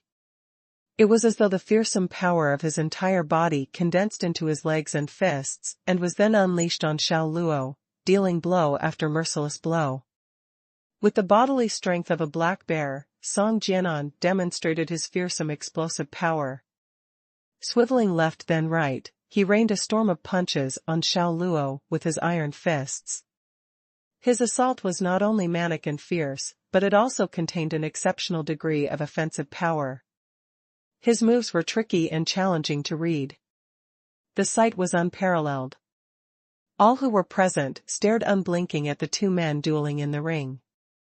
Still, their focus was almost entirely concentrated on Song Jian'an's flurry of punches and kicks. I thought that you were an opponent worthy of my full strength, but this is all you've got. After 40 or 50 consecutive fierce attacks, Song Jian'an launched himself up 3 yards into the air and landed on a pillar in the corner of the ring. Then, without a moment's rest, he jumped off the pillar and brought his elbow crashing down onto Xiao Luo's head. His jumping ability and offensive moves combined into one extreme force. If someone had received that elbow blow while lying on the floor, they would have undoubtedly been killed or crippled. Xiao Luo crossed both arms over his head and adopted a wholly defensive stance. Boom! Song Jian'an again descended with the force of a landslide or a meteorite smashing into the earth. Like a surging wave, his terrifying power crashed down. It displaced the air below him, which accelerated and held out like a roaring gale. Xiao Luo's body shot backward like a cannonball, and his body crumpled into its C shape from the sheer speed at which he flew. He slipped through the ropes, landing roughly on the ground 2 to 3 yards away, like a speeding car crashing to a stop. All the bystanders were stunned. They'd always heard that Song Jian'an had real skills and was strong as Black Bear, but they had never seen him in a fight. Now that they had seen him in action firsthand, they knew how fearsome he could be. He was practically a black bear in human form. The mixed martial arts club members were overjoyed. They even forgot their injuries for a while. However, looking at Xiao Luo motionless on the ground, they felt a tinge of worry. They wondered to themselves, has the boss beaten this guy to death? For the 2 crimes of hitting my friends and stealing my girl, you were doomed to suffer today, Xiao Luo, Song Jian'an taunted coldly. A broad sneer formed on his face as he continued, I heard you boasting a couple of days ago that you were going to cripple one of my hands. Now that I've beaten you halfway to death like a dog, how do you plan to maim me? Heh heh heh heh heh. Xiao Luo's shoulders quivered almost imperceptibly as the cold, sharp laugh emanated from him. It was like the chilling laugh of a devil. It made everyone present feel a chill deep in their soul, as though the temperature at the training ground had dropped to freezing. Song Jian'an was no exception, and the expression on his face promptly froze. At that moment, Xiao Luo's body moved. He crawled up slowly from the ground, like a bloodthirsty demon breaking out of hell, and his chilling presence filled every corner of the room. Let's go again. Cracking his neck left then right, Xiao Luo moved back toward the ring with massive strides. With every step forward, his bearing increased explosively, and everyone watching felt a crushing pressure. They watched him advance unblinking and in a daze. Xiao Luo pulled apart the ropes and put his feet through. Xiao Luo was back in the ring. With his shining black hair, handsome eyebrows, sharp black eyes, and tall, exquisite figure, large without looking rugged, he stood there with the cold arrogance of a hawk and looked down at everyone beneath him.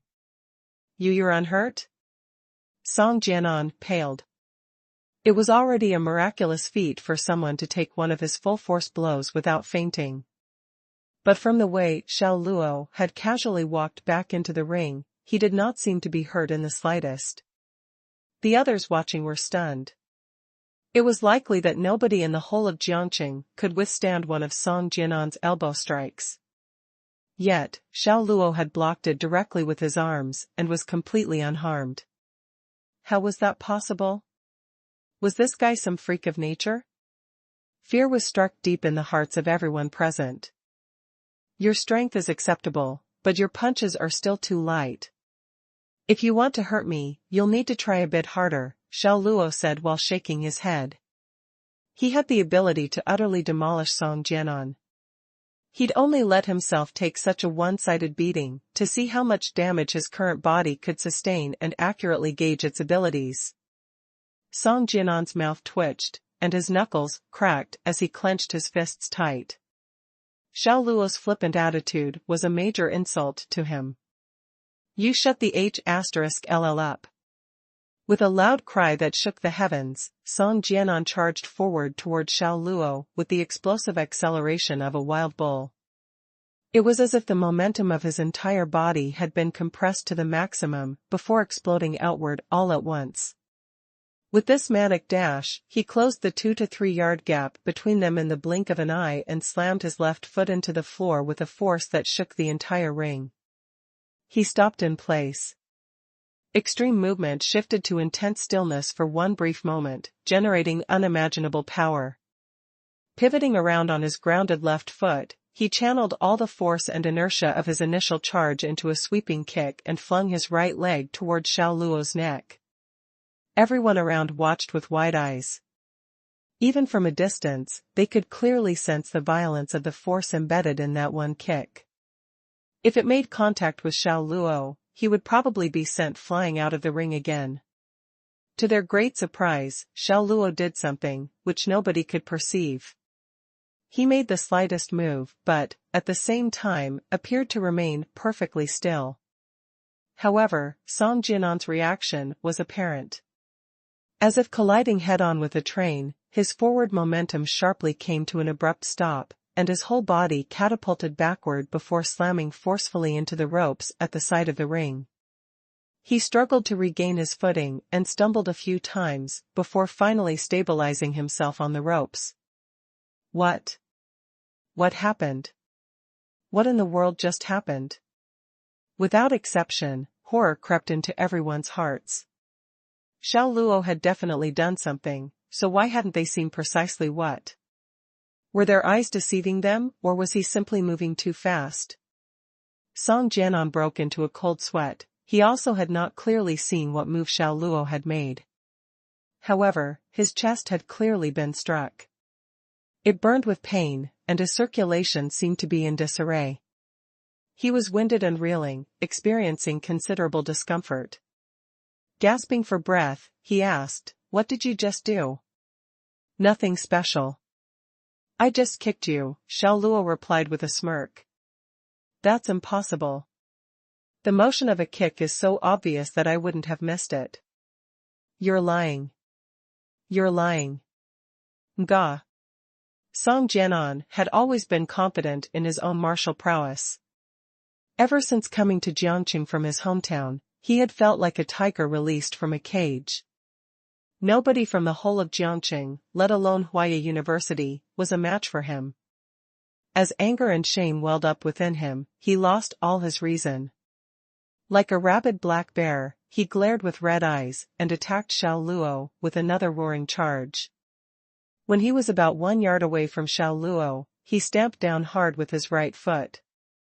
The floor of the ring squeaked as if it was about to be torn asunder. Then, pouring his whole strength into his tightly clenched right fist, he shot it forward like an asteroid piercing the void of space. Wrapped in the force of a raging wave, his fist plowed toward Xiao Luo. Roar! It sounded as though a wild beast was roaring inside the extensive training grounds. The bystanders stared in unprecedented horror, while the girls shut their eyes, not daring to watch. In their minds, they imagined a scene of considerable bloodshed. The mixed martial arts members were either dumbfounded or confounded. Was this their boss's true strength? Their hearts stirred with complicated feelings they could not identify. Was this happiness? Excitement? Fear? Shock? Maybe they were feeling any one of those emotions, or a mix of all of them. Song Jian'an's fist continued to roar like a wild beast as he swiped and pounced like an animal. The wind shrieked behind every one of his swings. A hand appeared suddenly without warning. As fast as lightning, an open palm accurately stopped one of his punches. The violent surging force of the blow was instantly silenced. The hand made no move to attack, but with its seemingly infinite strength, it suppressed Song Jian'an's savage fist. Song Jian'an looked with fright at Xiao Luo, whose palm now enveloped his fist. He tried to channel more strength into his punch, but Xiao Luo's hand was like a mechanical vice, refusing to let go. No matter how much he struggled, he could not move his fist 1 inch. "Song Jian'an, I will now honor the promise I made." Xiao Luo's glare was awfully majestic, and his mouth formed into a toothy grimace. He looked like the wrathful king of wolves, ferocious and feverish. The next second, he turned his wrist, hard, twisting it 90 degrees. Crunch! With the crisp sound of splitting bone, Song Jian'an's right wrist was folded back in a V shape. A jagged white fragment of bone pierced through flesh and skin as fresh blood shot out of the wound. The bloody scene made the girls watching cry out. Song Jian'an looked at his fractured right hand, stupefied. His mind went blank, and the whole world was silent for a brief moment. He even forgot to feel the pain. It's broken? Is this my hand? The moment passed, and intense pain and unspeakable panic swept through his body like a rolling wave. Ah! A shrill scream resounded. Xiao Luo let go of Song Jian'an, and he sank to the ground, clutching his right hand with his left. The only emotion that could be read in his eyes was a deep murky dread as his otherwise robust body trembled from shock. Fear was written on the faces of all watching.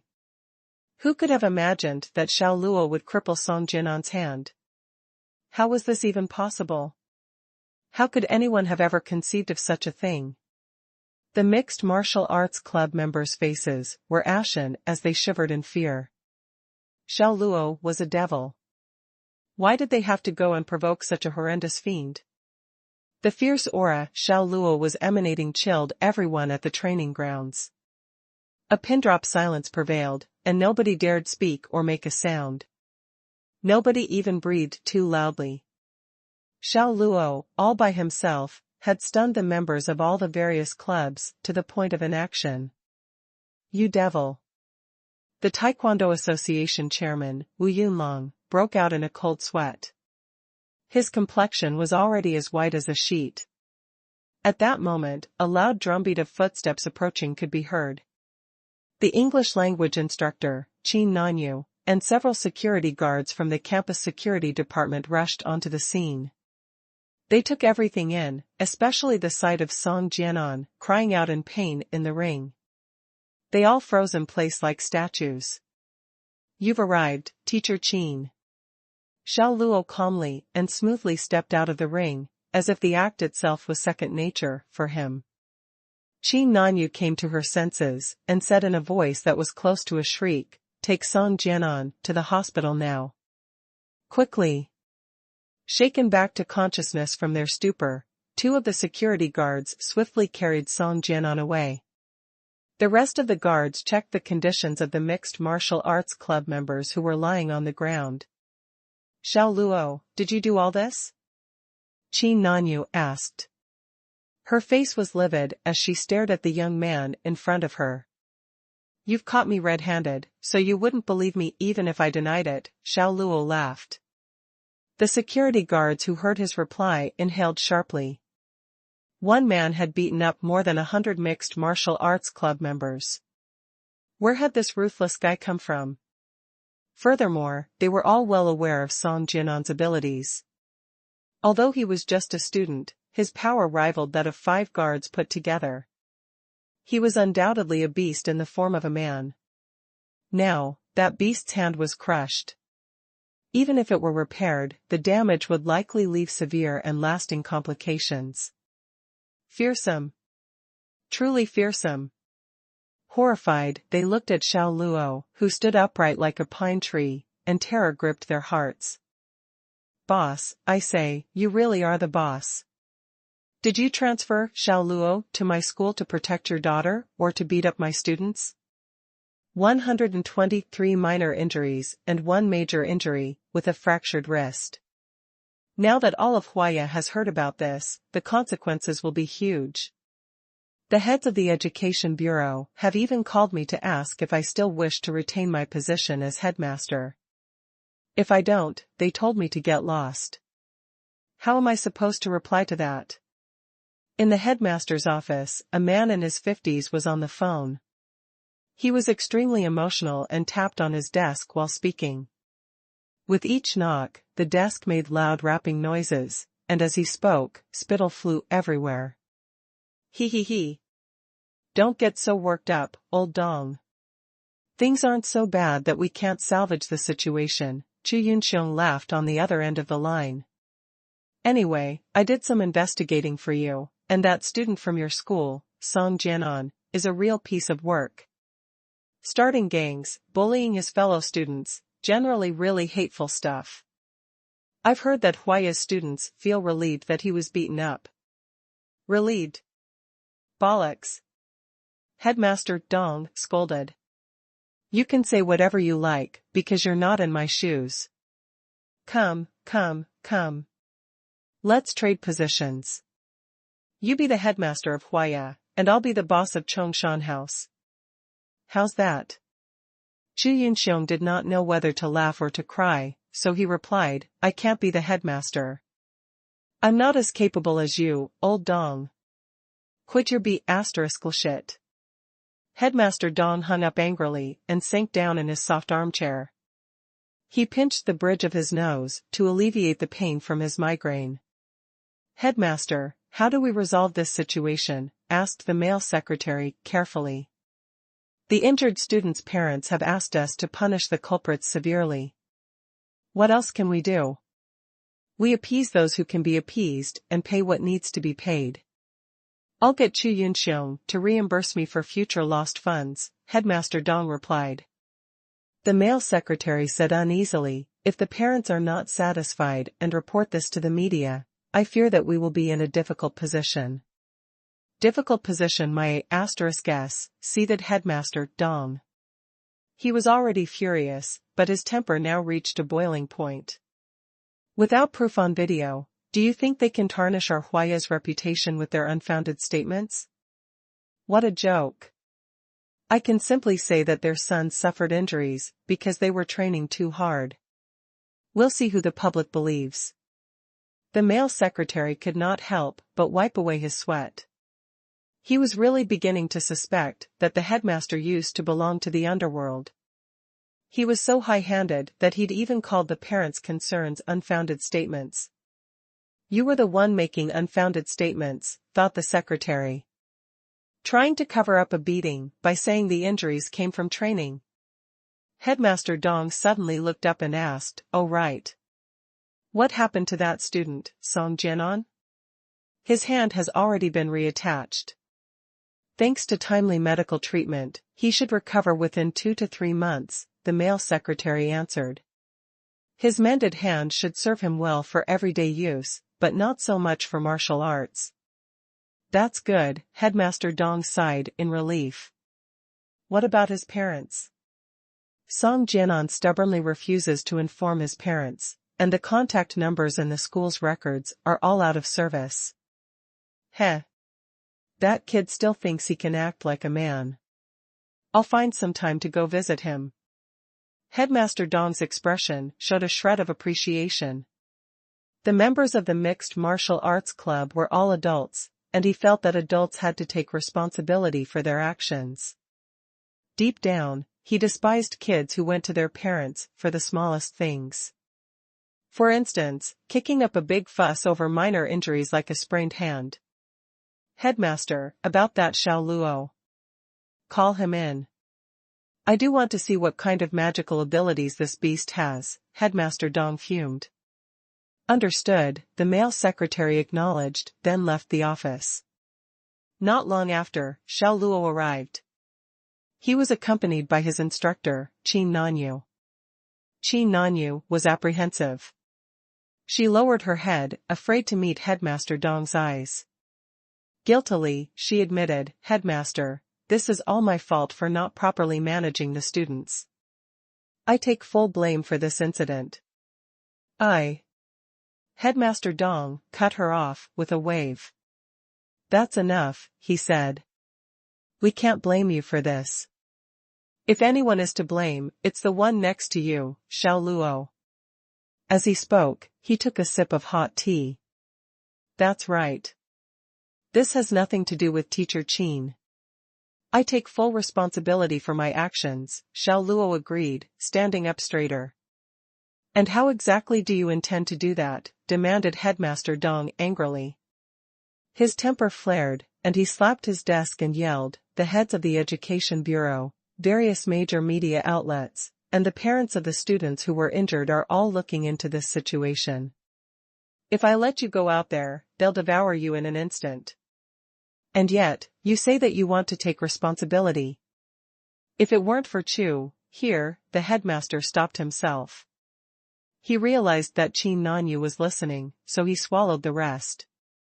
Clearing his throat, he continued, then, I would not even bother with you. I'd just hand you over to the police. Xiao Luo understood intuitively that Chu Yunxiong's connection here was not Qin Nanyu, but the man before him, Huaya's headmaster, Dong Zhenwu. It made sense. Getting him into Huaya was something that only the headmaster do easily. A mere instructor could not have pulled it off. I have reflected on my actions. Back in the army, I was kind of rowdy. I'll pay more attention in the future. I'll accept any punishment you decide to give me, headmaster. A warning, disciplinary probation, whatever it is, I accept it. Now that he had calmed down, Xiao Luo was quite good with his words. Making up some nonsense, based on the background of his student persona, he provided Dong Zhenwu with a few easy options. A warning?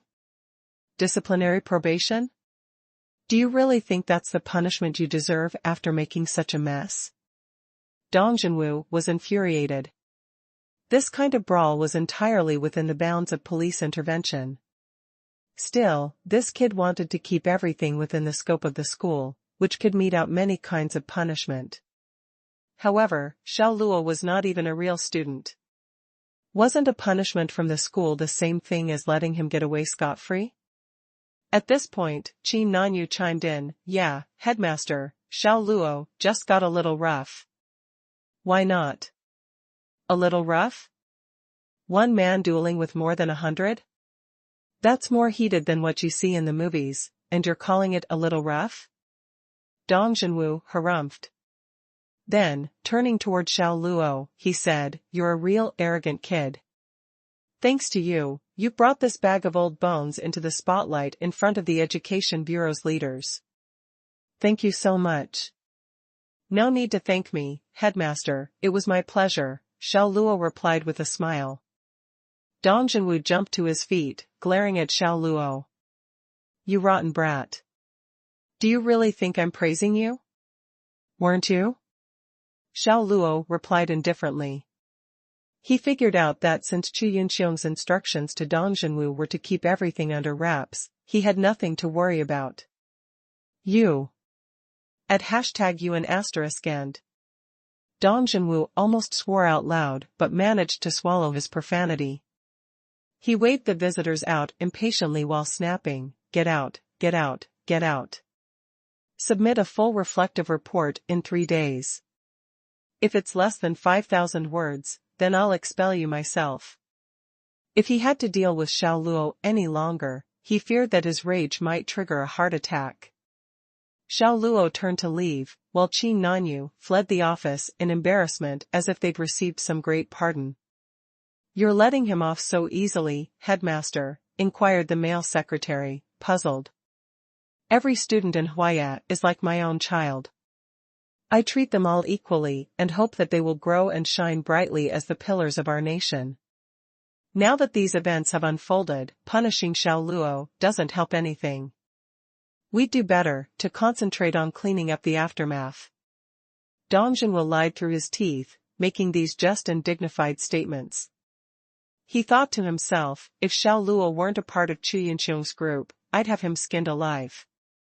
As he left the school's administration building, Xiao Luo heaved a long sigh of relief.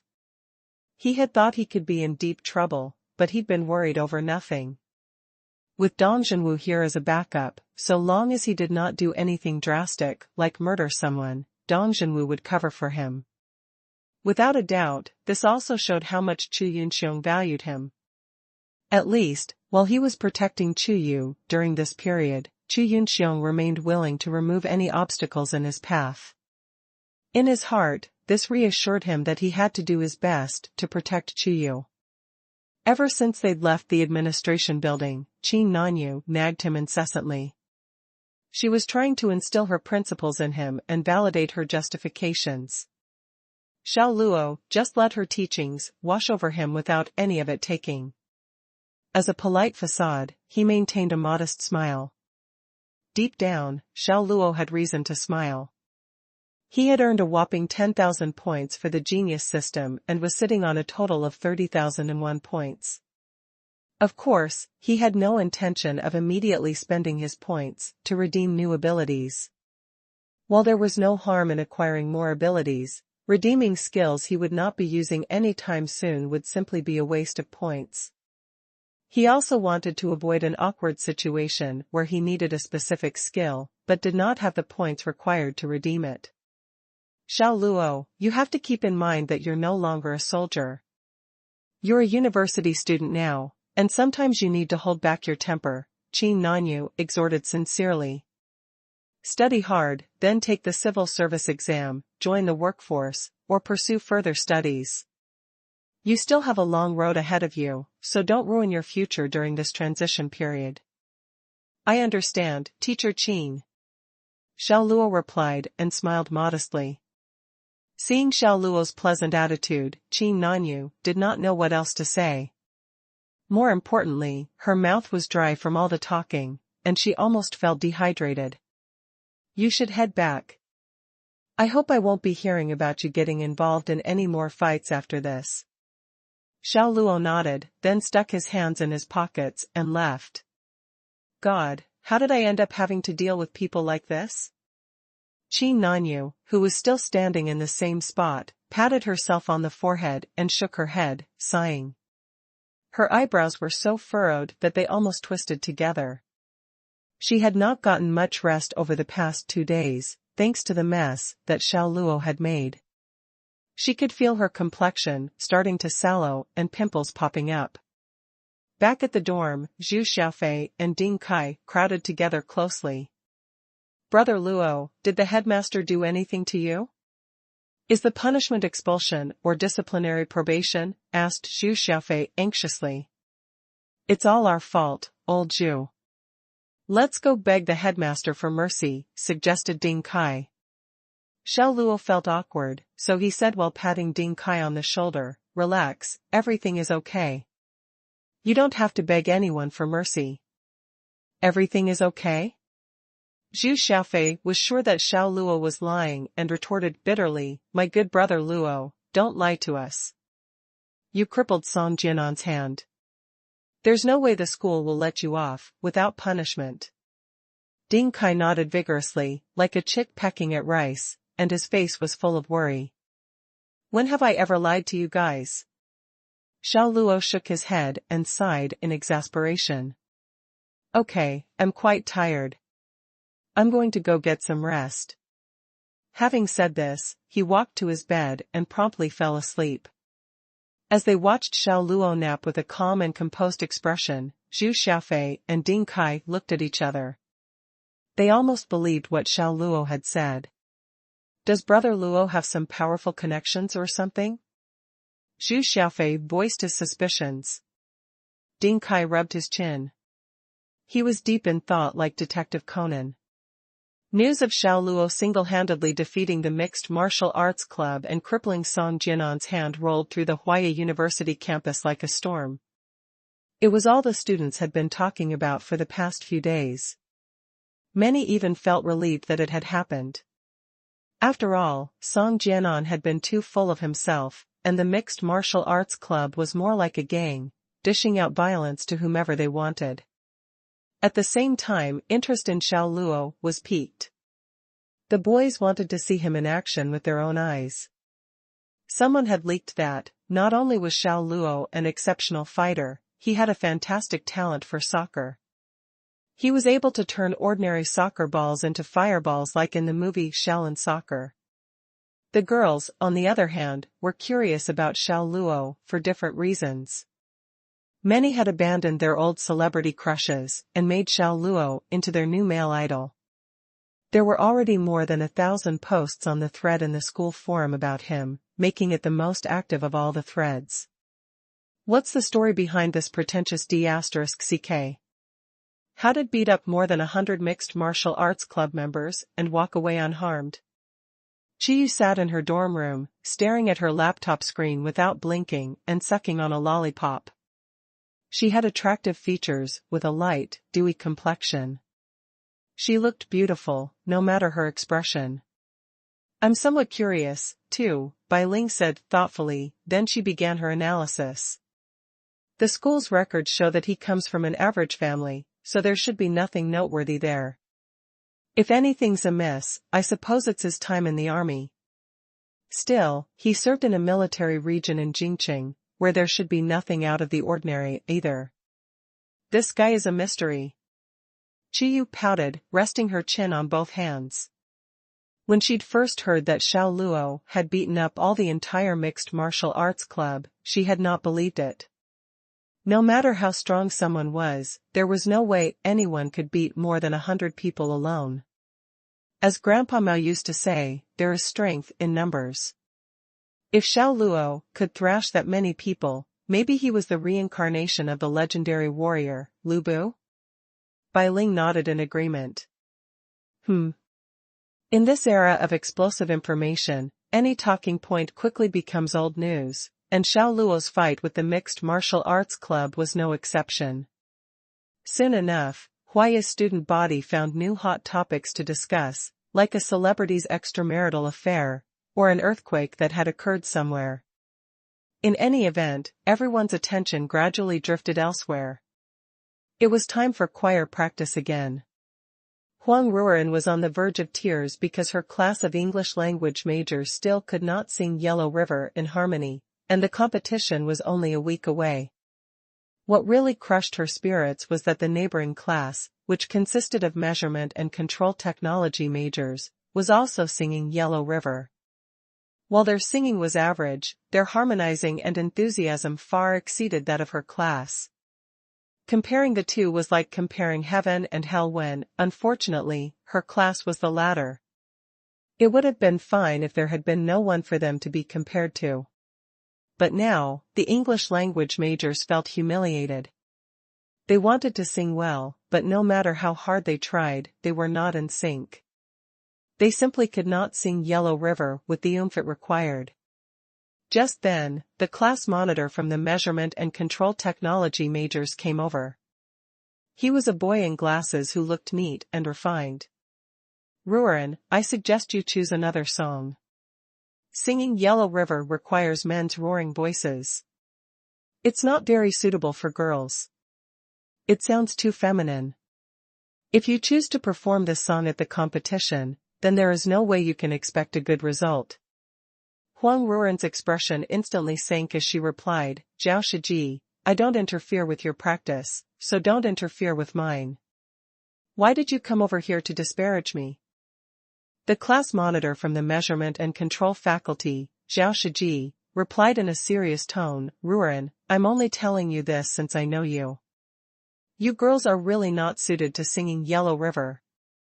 No matter how hard you practice, you just can't bring out the song's true essence. What do you mean? It sounds like you're purposely finding fault with us. The competition hasn't even started, so it's too early for you to be this cocky. Exactly, you never know what will happen. We might end up ranking higher than you. When that happens, we'll see who gets the last laugh.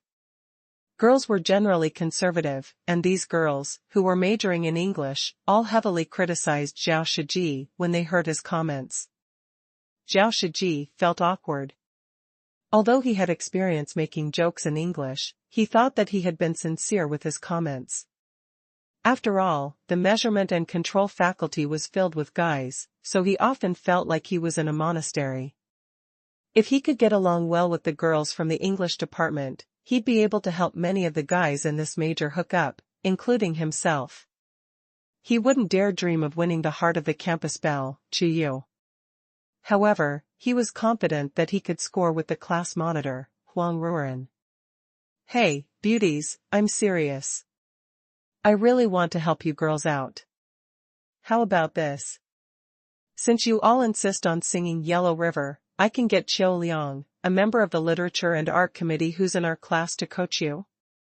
He is a singing prodigy and was the main vocalist in a band that he formed back in high school. If I get him to coach you, then I'm sure you'll master Yellow River in no time.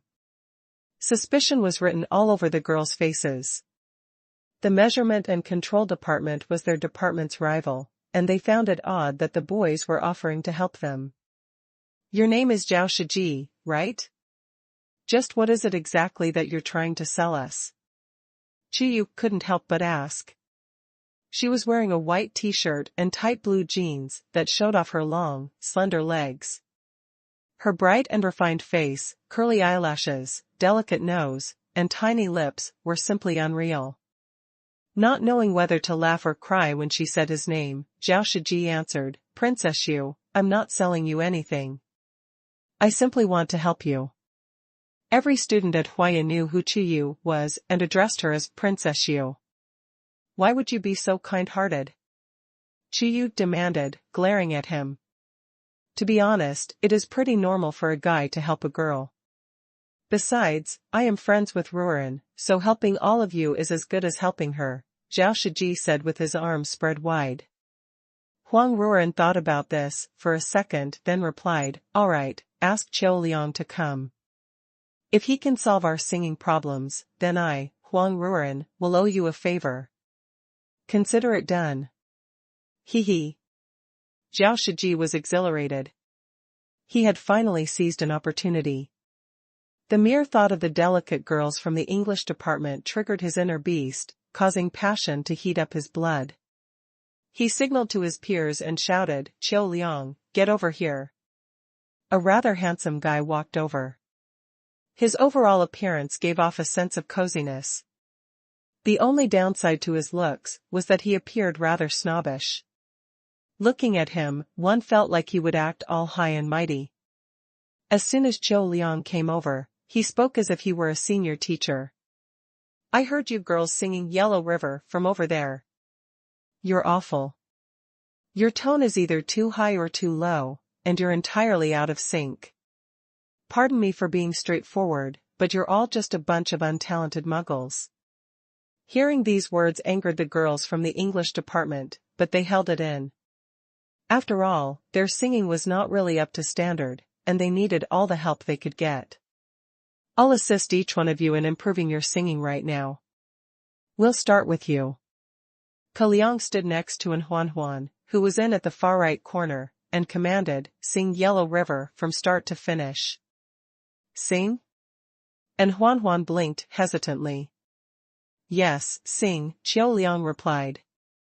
And Xuanhuan didn't want to be a burden, so she bit the bullet and began singing, the wind is roaring, the horses are shouting. Yellow. Stop. Your pitch is too high. Lower it, Qiu Liang instructed, interrupting. And Xuanhuan adjusted her tone and sang on, the wind is roaring. Still too high. Try again. Qiu Liang interrupted again. And Xuanhuan was furious, but for the sake of the department's reputation, she held it in, cleared her throat, and sang again. After 6 tries, she finally met Qiu Liang's expectations. We all took music lessons from elementary to high school, so what went wrong with you? Did your physical fitness teacher teach you to sing or something? Qiu Liang remarked snidely. You. And Xuanhuan's face was red with anger. She gritted her teeth and glared at Qiu Liang. Xuanhuan. Huang Ruren called out, telling her not to start a fight with Qiu Liang. Though Xuanhuan was angry, she decided to restrain herself. That's too low. What do you think you are? A subwoofer? What are you singing? Is that how you are supposed to sing this line? You are one of the worst female singers I've ever come across. Are you singing or just memorizing lyrics? Qiu Liang criticized every girl in the English faculty until all their faces went red with anger. Everyone began having their doubts and wondered if their singing was really that bad. Zhao Shiji looked at the cocky Qiu Liang. His eyebrows began to furrow. In his heart, he was secretly scolding his peer, Qiu Liang, do you still want to find a girlfriend from the English department? Just flaunt your skills a little, and that's it. Right now, you're going totally overboard and insulting all the ladies. Are you a fool? Zhao Shiji coughed a couple of times in an attempt to signal as much to Qiu Liang. However, Qiu Liang was wholly oblivious and high on his musical superiority and might. He was sure that he looked really cool and that he had attained the status of a male god in the eyes of these girls. Then, all of a sudden, he realized there were 3 empty seats. Pointing at the 3 vacant chairs, he exclaimed, "What's going on here?" "Those seats belong to the 3 guys in our class," Huang Ruan explained. For the sake of increasing her department's singing standards, this was the 3rd time she checked her anger at Qiu Liang. "Why aren't they here?" Qiu Liang asked in a roaring voice. "Don't you know that the male dorms are quite a long way from here? Surely, it takes them more time to get here," Xuanhuan shot back, crossing her arms on her hips. Qiu Liang crooned, "Is that a valid reason? No wonder your singing standards are so low. If you can't even get everyone here on time, then how can you expect to sing well?" Seeing the girls glaring at him, Qiu Liang finally realized he had gone overboard. It was time for him to backtrack and curry favor. Hence, in a reverent tone, he said, "Actually, you girls sang fine. These 3 black sheep are the ones who lack any sort of responsibility and honor. I say that they are the real trash and rat **t here. Does anyone disagree?" He was afraid to offend the girls, but could care less about the guys. After hearing this, all the girls were shocked. They were all thinking, is Qiu Liang from Mars? Doesn't he realize that he's referring to the hero Luo trio and calling them trash and rat **t? Is he asking for a free one-way ticket to hell? Class monitor, we're here. Just then, Zhu Xiaofei's voice rang out in the distance. Xiao Luo was at the front, while Zhu Xiaofei and Ding Kai followed behind. The 3 of them walked in slowly. Xiao Luo, the fiend? The faces of Zhao Shiji and the boys from the measurement and control department paled in an instant. In Huaya, Xiao Luo had an even bigger reputation than Chu Yu. It was possible not to recognize Chu Yu, but there was no way anybody wouldn't identify Xiao Luo. He was a monster who had single-handedly beaten every member of the mixed martial arts club to a pulp. Qiu Liang glanced at Xiao Luo. Then, he turned to the girls in the English department and asked, "Are these the 3 rat **ts from your class who are late?" Hiss. As soon as Zhao Shiji and the measurement and control department students heard that, they inhaled some cold air, and their faces turned green. To think that they had called Xiao Luo, the fiend, a rat **. Were they tired of living? As if they were looking at a fool, the girls examined Qiu Liang. A sly smile appeared on Chu Yu's bright red lips. She asked, "Hey, do you know the guy at the front?" "No, I don't." Qiu Liang replied, shaking his head. "That's Xiao Luo," Chu Yu answered, putting on a playful smile. "Xiao Luo?" Qiu Liang frowned. Furrowing his brows, he thought about it for a second then said, "Is he really good at singing or his studies? Why should I know who he is? Are you from the school of not browsing forums?" Even Bai Ling had to say something at this point. "I put all my time and effort into writing music. My dream is to become a singer, like Su Song. When would I have time to browse the school forums?" Qiu Liang snorted in disdain. He wanted to flaunt his superiority so that the girls would know that he was doing something noble, and he hoped that this would change their perspective of him. He turned his back on the 3 guys walking in and shouted, "Why are the 3 of you taking your sweet time? Come over here, quickly. You have brought down the singing standards of the entire choir." The easiest way to look cool in front of the girls was to reprimand others. Qiu Liang felt good about himself. In his mind, the girls were all looking at him with admiration. "Qiu Liang, simmer down." Zhao Shiji quickly attempted to stop this fool, whispering into his ear, "The guy walking right at the front is Xiao Luo. I don't care if he's Xiao Luo or Ma Luo. Right now, we are in the middle of rehearsal, and everyone has to listen to me, Xiao Liang said, stopping him mid-sentence. He had a lot of confidence and wanted to continue walking down this path of making these girls fall head over heels with him. Just then, Xiao Luo, Zhu Xiaofei, and Ding Kai finally arrived. Zhu Xiaofei dug into his nostrils and asked Huang Ruoren, class monitor, who is this guy? Why is he giving us orders? This is Xiao Liang. I invited him to coach us and improve the overall standards of our choir, Huang Ruoren explained. Ah, so he's here to help us. I'm sorry. My name is Zhu Xiaofei, and I'll be counting on you, Zhu Xiaofei said. He walked up and gave Xiao Liang a warm handshake. Xiao Liang refused to shake his hand, maintaining his cold attitude. Otherwise, the image he had built up would have all been for nothing. Instead, he reprimanded, "Stop being presumptuous. Being in the choir is no joke. Since you're late, I'll make you sing the song 5 times as punishment." Ah? Come on. Let's not do that. There are so many people here. You're putting us on the spot, Zhu Xiaofei replied as he looked around his surroundings. Ding Kai added, "Let us off this time. We rushed here as quickly as we could. It's not like we were late on purpose." No way. You have to be punished for being late. The 3 of you stand right at the front and face the girls. Sing 5 things. Nothing less. Xiao Liang commanded in a severe tone while raising his head. Xiao Luo giggled a little and said candidly, "Apologies, but I won't be singing." Disregarding the fact that he wasn't keen on joining the competition in the first place, Xiao Liang's order was way too much. Making the 3 of them sing Yellow River in front of the girls from the English department was equivalent to us treating them like clowns or national treasures that had to be placed right up front under a glaring spotlight. He was clearly trying to humiliate them, and Xiao Luo was having none of it. You have to be punished for being late. If everyone were like you, we may as well just not practice and tell the school you're dropping out, Xiao Liang responded. Xiao Luo couldn't be bothered with him and simply walked back to his seat. Looking at Xiao Luo, who was completely ignoring him, Xiao Liang felt like the bravado he had built up took a severe hit.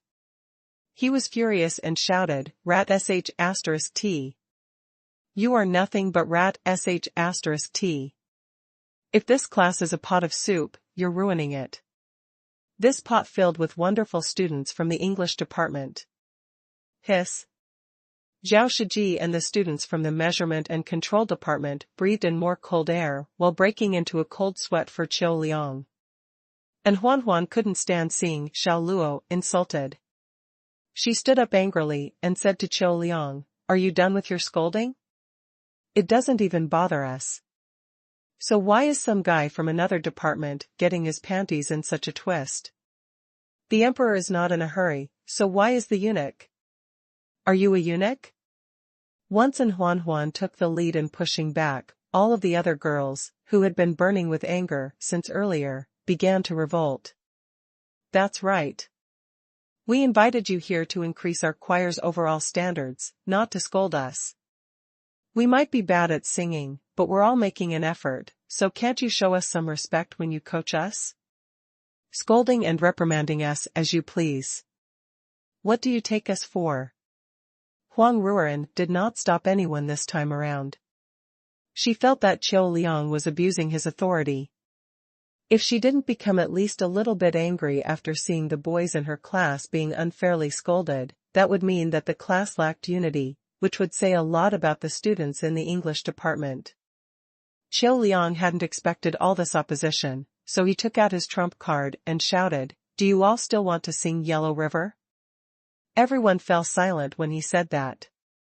They all had the same goal of wanting to sing well, and Xiao Liang, who stood in front of them, was a real-deal musician.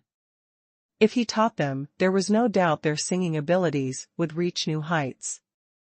After shaking up the English department, Xiao Liang laughed complacently as he said, seems like you all still want to sing Yellow River, after all. If you want to sing it well, then you have to listen to me. Otherwise, I can leave now, and you all will. Leave then. We don't need you, a faint voice was heard saying. Everyone turned their heads, dumbfounded by what Xiao Luo had just said. Although they disliked Qiu Liang, if he were to leave, the entire choir would be in trouble. Qiu Liang looked a bit stunned. Glaring, he said, "Your class monitor isn't saying anything. Who do you think you are to speak on behalf of the entire English department?" Zhao Shiji was nervous and felt like he was going to have a heart attack. He walked over, trying to knock some sense into Qiu Liang, and scolded him, "Qiu Liang, you fool.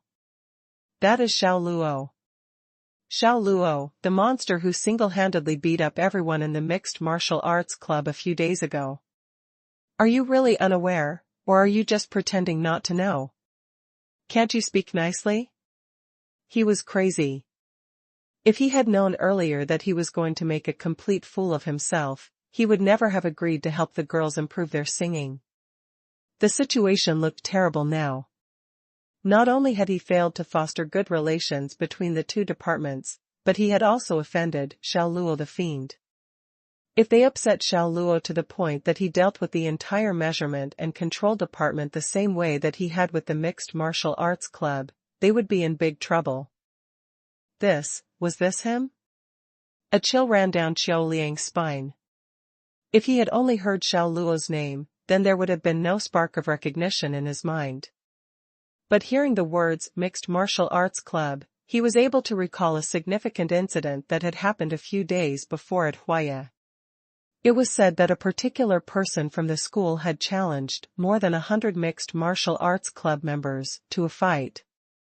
Not only had he won, but he managed to cripple the hand of the club's president, Song Jianan. All of a sudden, this guy was now right before his eyes. The very same one who had shocked all of Huaya during that fight. More importantly, all this time, Qiu Liang had been scolding Xiao Luo, calling him rat sh*t and trash. Gulp. Qiu Liang swallowed his saliva, hard. Every one of his pores oozed sweat and fear. Gosh, what luck. All he wanted was to act cool in front of the girls, yet he had somehow provoked this dude. Just then, Huang Ruren stepped out and said to Qiu Liang and Zhao Shiji, "Although I really want to upgrade the standards of our class choir, I just cannot stand your attitude any longer." Glaring at Qiu Liang, she continued, "There is no doubt about it. Singing is your forte. But that doesn't give you the right to chastise us as you wish. We are a class, and if you scold one of us, then you're disrespecting us all. We will not allow that, so you can take that attitude and leave. No matter how badly we may sing, we no longer want your guidance." What? What was happening? Was Ruren actually siding with Xiao Luo? All of the girls were in shock. Everyone knew that they were rivals, and whenever they met, conflicts were bound to arise. It was unimaginable that, this time, Huang Ruren would actually side with Xiao Luo. Xiao Luo raised his eyebrows and glanced at Huang Ruren with an unexpected look. "Go. Just go. I can't watch this anymore. I can't believe that you scolded Brother Luo." As Xiao Luo's faithful brainless goon, Zhu Xiaofei had flipped out when Qiu Liang had ordered him around and called Xiao Luo rat **t. You guys. Qiu Liang's reputation hit rock bottom. He was furious. Gritting his teeth, he said, "Wait till you come in dead last in the competition. You will regret it then." After dropping that ruthless threat, he left. "Wait." Xiao Luo stepped forward with a cold look on his face. Zhao Shiji shivered. He was worried that Xiao Luo would make trouble. Smiling, he said, "Brother Luo, I would like to apologize on his behalf. He didn't mean to insult you, so please don't take it to heart. You're mistaken. I'm not trying to stir up any trouble. As the saying goes, as incense is to Buddha, so dignity is to a person. So, he predicts that we will get the last place in the competition? But what if we finish higher than his class? What will he do then? Earlier, when Xuanhuan and the other girls had stepped forward and spoken up on his behalf, Xiao Luo had felt a surge of warmth. This was the collective sense of honor, which he believed had been missing for a long time. He kept thinking he wasn't a proper student. Usually, he excluded himself from student activities. But this time, for the sake of his class pride, he decided to speak out. The English major girls were shocked. The students from the measurement and control department's choir sang Yellow River, and their singing was incredible. It wasn't just good, it was actually amazing. It was organized, loud, and gave off the feeling of leading an army's charge forward with fearless momentum. Yet, the English department couldn't even sing in tune. What hope did they have to compete? He was just joking. Don't take it seriously. Zhao Shiji laughed awkwardly, knowing that he had messed with a ruthless guy. This time, they had really done it, and Xiao Luo was ready to deal with them. I didn't ask you. I asked him, Xiao Luo shot back, looking at Qiu Liang. It wasn't that Qiu Liang was holding back. If it had been anyone else, he would have already retaliated. But now, Xiao Luo was the fiercer party, so he didn't dare talk back. Say something. If our class places better than yours, then what are you going to do? Xiao Luo's tone was aggressive. He was not a saint. Anyway, he was already not in the mood to practice singing, and Qiu Liang had only made him even unhappier. Now that Qiu Liang had pissed him off, it was time for him to piss off Qiu Liang right back. Qiu Liang gave it his all. Gritting his teeth, he said, if you guys place better than us, then I will run one lap around the school naked. He wasn't terrified of Xiao Luo's threat because he simply did not believe that the students from the English department were capable of doing better than his class. Well, now that you've said it, it's been recorded for evidence. Xiao Luo proceeded to take out his phone and play a recording of what Qiu Liang had just said. Hero Luo was serious about this? The girls from the English department exchanged glances. They knew where they stood. How could they go up against the students from the measurement and control department and win? I hope you will keep your word, Xiao Luo said, laughing as he walked back to join the rest of the students from the English department. If you guys lose, there should be a punishment too. That's the only way this can be fair, Qiu Liang piped up courageously. Zhao Shiji really wished he could kick this guy to death. He grabbed him by the collar and shouted, you idiot. Just what do you think you're doing? Bargaining with Xiao Luo guaranteed a few days' stay in the hospital, just like Song Jianan. Since we are betting, then there should be consequences for both parties. Otherwise, it's not a real bet. Qiu Liang glared at Xiao Luo, who was not as unreasonable as he had thought. Instead, he had nothing to be afraid of. Now he felt that, if news of this incident were to get out to the rest of the school, he would instantly become popular. Well, that's true too. Xiao Luo turned around and suggested, if we lose, then how about I run one lap around school naked? How about that? Eh? The girls were in shock. Just the image of Xiao Luo running around the school naked was enough to make them go red. It's a deal. Qiu Liang got excited. As long as he could make Xiao Luo run around naked, he would definitely become a famous personality on campus. Deal. Xiao Luo chuckled and said, I just want to let you know beforehand. If we win, and you break the deal, then I will make sure you are hospitalized for a few days. Hearing this sent chills down Zhao Shiji's spine. He wasn't sure why Xiao Luo's smile looked so much like the devil's. Qiu Liang's heart thumped, but he knew that his class's singing was considerably better than the English department's. He assured Xiao Luo once again, I will definitely not go back on my word. Of course, I hope you won't either. That's for sure. Xiao Luo smiled calmly. After Zhao Xijia and Qiu Liang left, the girls swarmed together. Hey, pretentious D**ck. You know what our singing standards are, don't you? You really are a pretentious D**ck. Xiao said. Hero Luo, I don't want you running around naked. Your entire being belongs to me, including your body. I don't like it when other girls look at you. And Xuanhuan said affectionately. Meanwhile, most of the girls were thinking that Xiao Luo was very irrational. Wasn't he just a little bit tyrannical? Xiao Luo, you do have a plan, right? Huang Ruoran asked out of the blue. Everyone went quiet and looked at Xiao Luo eagerly. So, the plan is, I'm going to train all of you. At this point, Xiao Luo had already exchanged 500 points for 1 point of musical talent. Train? Zhu Xiaofei smiled frivolously and said, right. Brother Luo's going to train us all. Ha ha ha. Emphasizing the word train, he seemed to be subtly hinting at something.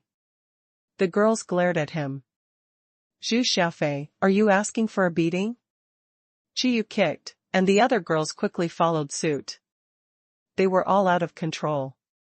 Brother Luo, Kaizi. Please, help me. Zhu Xiaofei cradled his face and shouted for help. Xiao Luo pretended that he couldn't see and glanced in another direction. That's what you deserve for being rude. Ding Kai also ignored him completely.